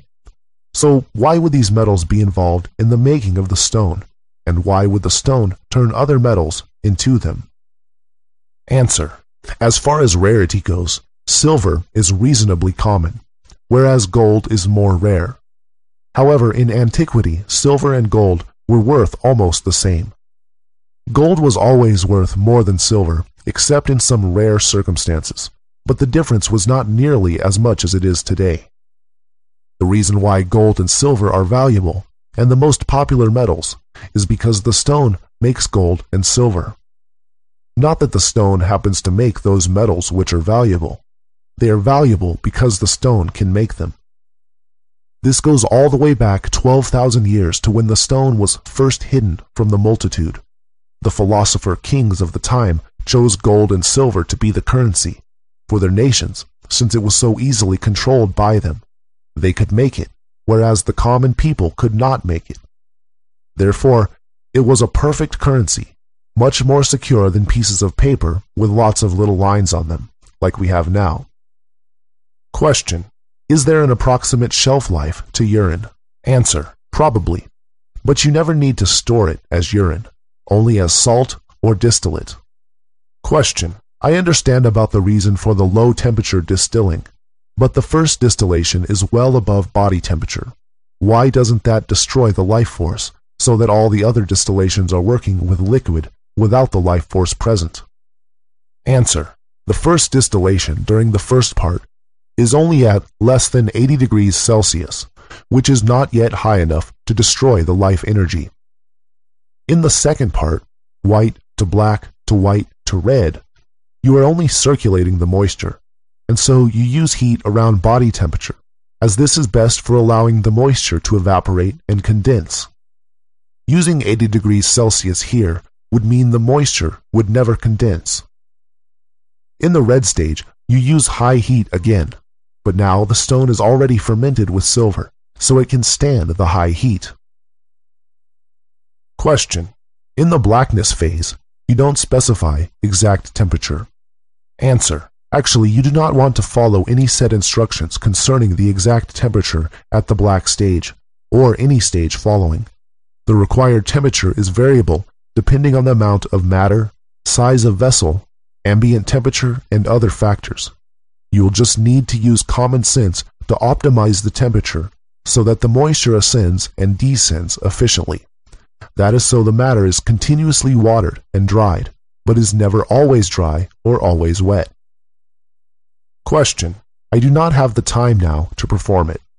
Answer. For most of it, you are just making sure the heat is at the right temperature, and there are only 4 adjustments of the heat. So that's only one adjustment every 6 months or so. The rest of the time, the water bath is just running on electricity, all happy by itself. In the first part of the great work, you have to do more, but still it takes 1 week to distill the urine, and you have to do this 10 times.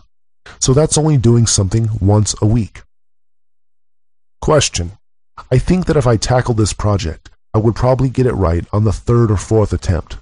Let's say I get really good at making sure all the variables are precise. So 7 years the first time, 4 to 6 the second, and maybe 2 to 4 the following 1 or 2 attempts. Answer. You can't go wrong as long as you don't burn it. The stone might not develop any further if you do something wrong, but will always continue once you have corrected your mistake. This is where 5 or 8 years comes from. But that means that it is still only 5 or 8 years total, even if you make a mistake. As long as you don't burn it, that is. But the old alchemist didn't have electricity, and so had to use coals. We are using an electric water bath, which has temperature control, so there's probably not too much risk of burning it. Question. How much does it cost to buy all the apparatus? Answer. The glassware cost only a few dollars. The retorts are maybe $50. The water bath is the most expensive. They range from $100 to $1,000. You might be able to get a cheap one on eBay. Silver is not expensive. The gold will cost maybe $100 to $500, though you could sell silver you've transmuted to buy the gold. Question. Could I make a few batches in case one goes wrong? Answer. It might be a good idea, but then if you put them in the same water bath, you would not be able to adjust the heat independently, in which case you may as well just have one batch. Several water baths would be expensive, and they use a lot of power.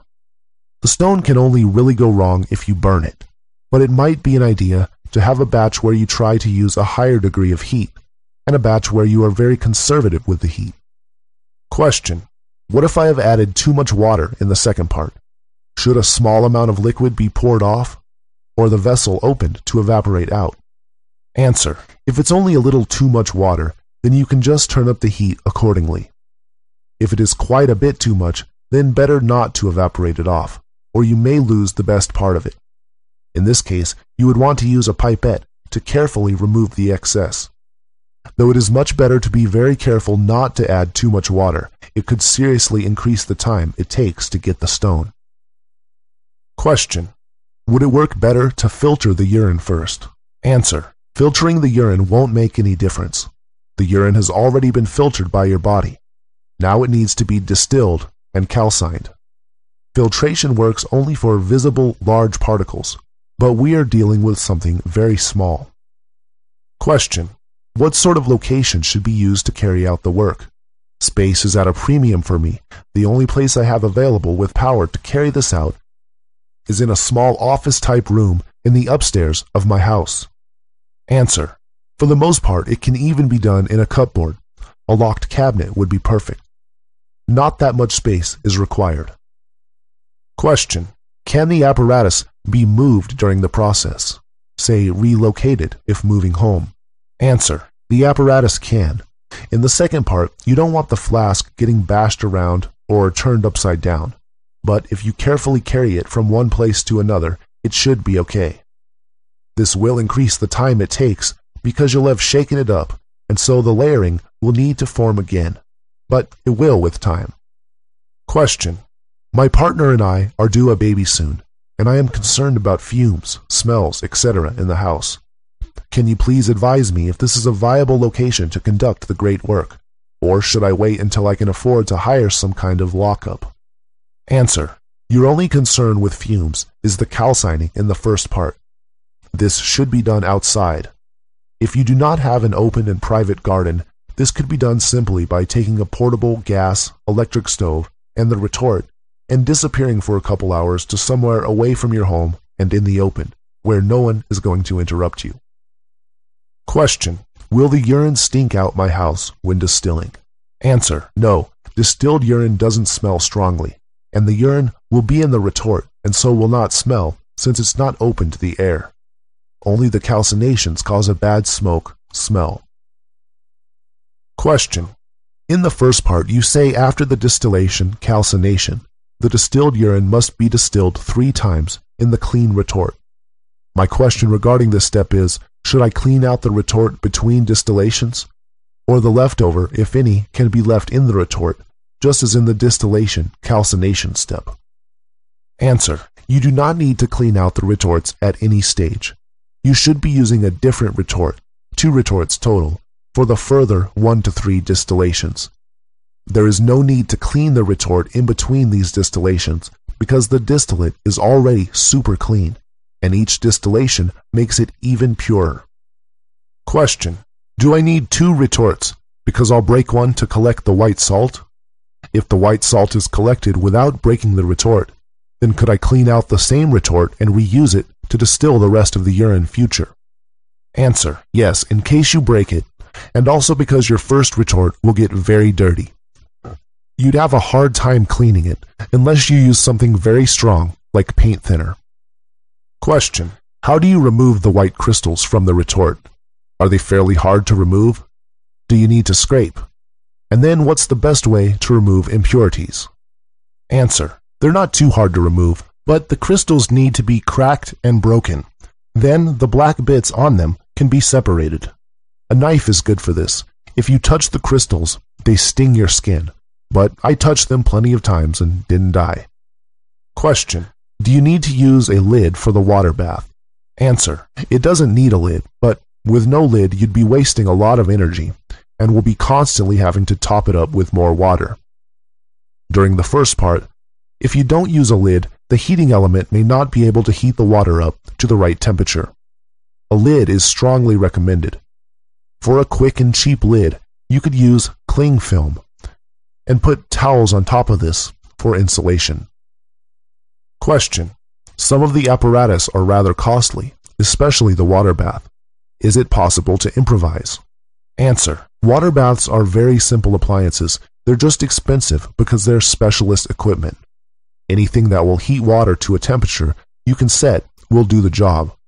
I'm sure there are cheap alternatives. If you're into electronics, I'm sure it's possible to put one together from the components easily and cheaply. eBay is a good place for all the necessary apparatus. The largest piece of glassware you put into the water bath is only a 500 milliliter retort, and so the capacity of the water bath need not be larger than this. Unfortunately, it is difficult to find a water bath this small. It doesn't matter if you use a larger one, it is just more expensive and more wasteful of power. Question: during the first part distillation, could the vapor contact with, for example, silicone used to glue glass, metal as in a jar lid, or other reasonable solid building materials? Would this affect the process negatively? Answer: metal is maybe not a good idea, but silicone is fine. Just make sure it's completely dry before you begin. Question: is the retort a must? I have a 500 milliliter glass still with a gram condenser and all the glass joints. No good? Answer: the reason for the retort is simply because the water will not ascend very high before it condenses when you are only using low heat. The water will not be boiling. It will just be slowly evaporating, which means it does not have much energy and will condense again as soon as it can. If you use glassware where the opening for it to escape to the condenser is too high, then the water will never get this high, and so it will not distill. This is why a retort is recommended, but If your apparatus allows the water to escape and condense still very close to the heat source, like a retort, then this will work fine. Question: what is your opinion on the pelican? Answer: the pelican is not a piece of apparatus. It is just the theory that the moisture circulates, based on a strange medieval idea that pelicans feed their young with their own blood. These pelican vessels you can buy are not for real alchemy. Our pelican is a round-bottom Florence flask. Question: how could we produce enough of these stones so that everyone could have one? Answer: once the stone is made once, you can easily make more of it, so you only have to make it once using the long process. Then you can quickly multiply it. It would be possible for only one person in the world to make the stone. Then they would be able to give it out to everyone. Each person would be able to quickly multiply it and give it to more people. Question: how do we avoid greedy and stubborn people from trying to keep the stone for themselves and form a superhuman elite? Answer: this already happened. I'm now releasing the secret for everyone. Question: what will happen to the world economy if everyone is suddenly able to make gold out of every piece of metal junk they find at home? Answer: the release of the stone will bring down our civilization to make way for the golden age. Our civilization is built on lies and so will fall. To reveal the roots is to destroy the tree. Additionally, everyone keeps their money in banks. Banks are invested in energy, medicine, gold. So with the release of the stone, the banking systems will all crash, which means all business will stop. Question: I get the impression that you learned this from someone. Answer: I just learned from reading the alchemical writings, the same ones everyone else reads. Question: the making of the stone is just a method in the process of making you believe in what you are doing. Answer: no, there is the stone, then there is changing the world by intention. These are different. The stone is a real physical object and energy in this dream universe, whereas our intentions change the dream universe. Question: it is a little suspicious, like a guy that wants to make himself a reputation, maybe to sell his future book, or just for fame.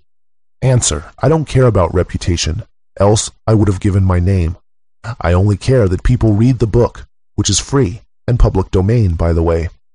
Question: I don't understand the motive to share it with the world. You should know human nature is not love, peace, compassion, friendship. Actually, humans are hateful creatures and always want more money and power.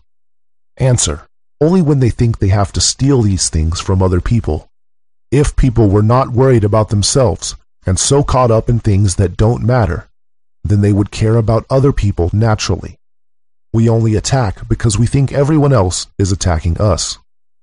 Question: if alchemists didn't share it, I think it's because they knew it wouldn't work.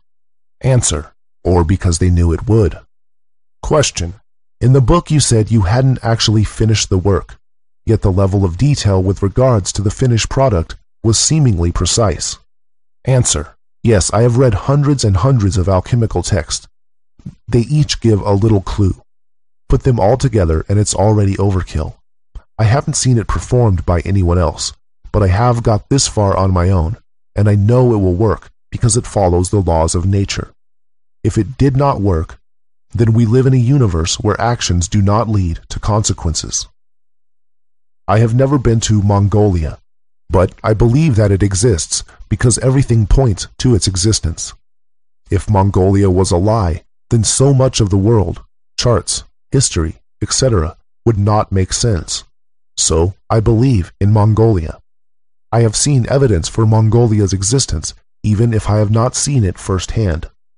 My belief in the stone is the same. I am sure of it, as it makes perfect sense, and I understand how it works, and why it works. The universe would not make sense if it did not exist. Question: what makes you certain that this is the right recipe? Perhaps when we try it, we'll get poisoned. Answer: this is the right recipe. If you're worried about the stone being toxic, then all the person has to do is try first to transmute some metal into gold with it, and they will see it work. No one is forcing them to immediately ingest something without testing it first. It could also be fed to an animal, or given to a plant, etc., to test the effects. Question: what will you do if you find out that it doesn't work as you believe it will? Will you write that you have made it and the process doesn't work? Will you be convinced that it is impossible? Will you try again? Will you expose yourself? Answer: if something goes wrong with my stone, then I will start again, and let everyone know of this so they can avoid the same mistake. But I am already at the black stage, so much of the danger has passed already. The signs come as predicted. They would not appear in exactly the order as described by the alchemists, and then the stone not work in the end. That would make this a universe where actions do not lead to consequences, as I understand why it is working and can see the evolution and the work of nature with my own eyes. My belief has a solid foundation. Nothing will convince me this is impossible any more than I can be convinced that the sun is made of jelly beans, even though I have not been to the sun personally, but that is no argument for the sun being made of jelly beans. Question: is the life of a sage really as lonely as it has been said? Answer: I expect sages are less lonely than the average person. They just have nothing else to complain about. Question: I'm scared about what will happen to me and my family if there is a catastrophe. Answer: in the big picture of things, everyone is going to be so much happier than they are now, and everyone after the event will know and understand this. But before the event there is and will be a lot of fear, since we are always scared of what we don't understand. The stone will enable some people to survive what happens. It is perhaps not the stone itself that does this, or perhaps it is. But the stone enables one to see things how they truly are, both just by understanding it, and also by its direct effects on our body and mind. What will happen? It's kind of up to you. There is not really any benefit to living here on Earth any more than there would be to die and go up to the higher planes. So you don't need to feel sorry for yourself or anyone else, or worry about what will happen to yourself or others. It might be scary, but it's worth it, and you can at least appreciate that you're only living through this because you chose to be born into this time, so it was already your choice to experience what will happen. And we can't really save each other. Actually, there is nothing to be saved from, since both options are better than what we have now. Because in a way, everyone judges themselves, and not only that, but they already made their choice of whether to stay or leave before they were even born here. The only thing to fear is fear itself. Question: will you begin to distribute the replicas of your stone when you can create them in short periods of time? Answer: yes, but don't rely on me to do this. It might not get to you in time.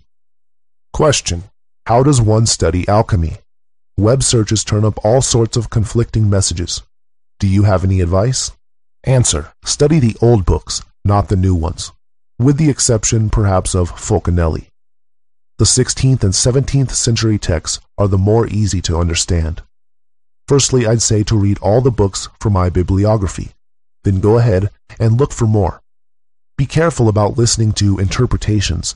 If something is true, it has to make sense with nature. This is a natural process. You should be able to understand how it works, not assume it is something beyond you. Most people who don't understand feel this way not because it is too complicated for them, but because it is too simple for them. Question: I'd like to begin the process. Any other tips you have? Answer: everything is in the book. Read it through several times until you fully understand how the process works. Perhaps read the full source of any quotes you find interesting. Then start by obtaining the apparatus and just following the instructions. Be patient. Chapter 56. Bibliography. In this book, I quoted from 47 different alchemical texts, which are listed alphabetically below. I have read more than 100 alchemical texts, but many are useless, so I don't feel the need to list them here. All of the following can be read on the internet for free, from the 4 sites I mentioned in the foreword. A Brief Guide to the Celestial Ruby by Irenaeus Philalethes, 1694 AD. A Demonstration of Nature by John A. Mehung, 16th to 17th century. A Dialogue by Alexander von Suchten, 16th to 17th century. A Golden and Blessed Casket of Nature's Marvels by Benedictus Figulus, 1607 A.D. A Magnificent and Select Tract on Philosophical Water by Anonymous, 13th to 17th century. A Short Tract or Philosophical Summary by Nicholas Flamel, 15th century. A Subtle Allegory Concerning the Secrets of Alchemy by Michael Mayer, 1617 A.D. A Tract of the Great Price Concerning the Philosophical Stone by a German sage, 1423 A.D. A Very Brief Tract Concerning the Philosophical Stone by an unknown German sage, 15th to 17th century. Altar of the Therific Tie by B.M.I. of the Rosicrucians, 1616 A.D. An Anonymous Treatise Concerning the Philosopher's Stone by Anonymous, 12th to 17th century. An Excellent Introduction to the Art of Alchemy by Peter Bonus, 14th century. An Explanation of the Natural Philosopher's Tincture of Paracelsus by Alexander von Suchten, 16th century. An Open Entrance to the Closed Palace of the King by an anonymous sage and lover of truth, 1645 A.D. Aphorisms of Eubigerus by Barrow Eubigerus, 1690 A.D. Book of the Chemical Art by Marsilius Ficinus, 15th century. Compound of Compounds by Albertus Magnus, 13th century. Dwellings of the Philosophers by Fulcanelli, 1929 A.D. Fama Fraternitatis by the Rosicrucians, 1614 A.D. Golden Calf by John Frederick Helvetius, 17th century. Man, the Best and Most Perfect of God's Creatures by Benedictus Figulus, 1607 A.D. On the Gold Medicine and on the Yellow and the White by Ko Hung, 4th century, Chinese. On the Philosopher's Stone by Anonymous, 12th to 17th century. Shi Sing Ling, disciple of Chang Pao Tuong, and Sai Tao Kuang, disciple of Shi Sling Ling, 11th to 13th century, Chinese. The Aurora of the Philosophers by Theophrastus Paracelsus, 16th century. The Book of the Revelation of Hermes by Theophrastus Paracelsus, 16th century. The Chemical Treatise, or The Ordinal of Alchemy, by Thomas Norton, 1477 A.D. The Chemist's Key by Henry Nollius, 1617 A.D. The Crowning of Nature by Anonymous, 16th to 17th century. The Emerald Tablet by Hermes. The Epistle of Bonus of Ferrara by Peter Bonus, 14th century. The Fount of Chemical Truth by Irenaeus Philalethes, 1694 A.D. The Glory of the World, or Table of Paradise, by Anonymous, 1526 A.D.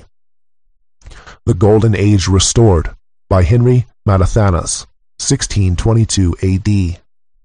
The Golden Tract Concerning the Stone of the Philosophers by an anonymous German philosopher, 16th to 17th century. The Metamorphosis of Metals by Irenaeus Philalethes, 1694 A.D.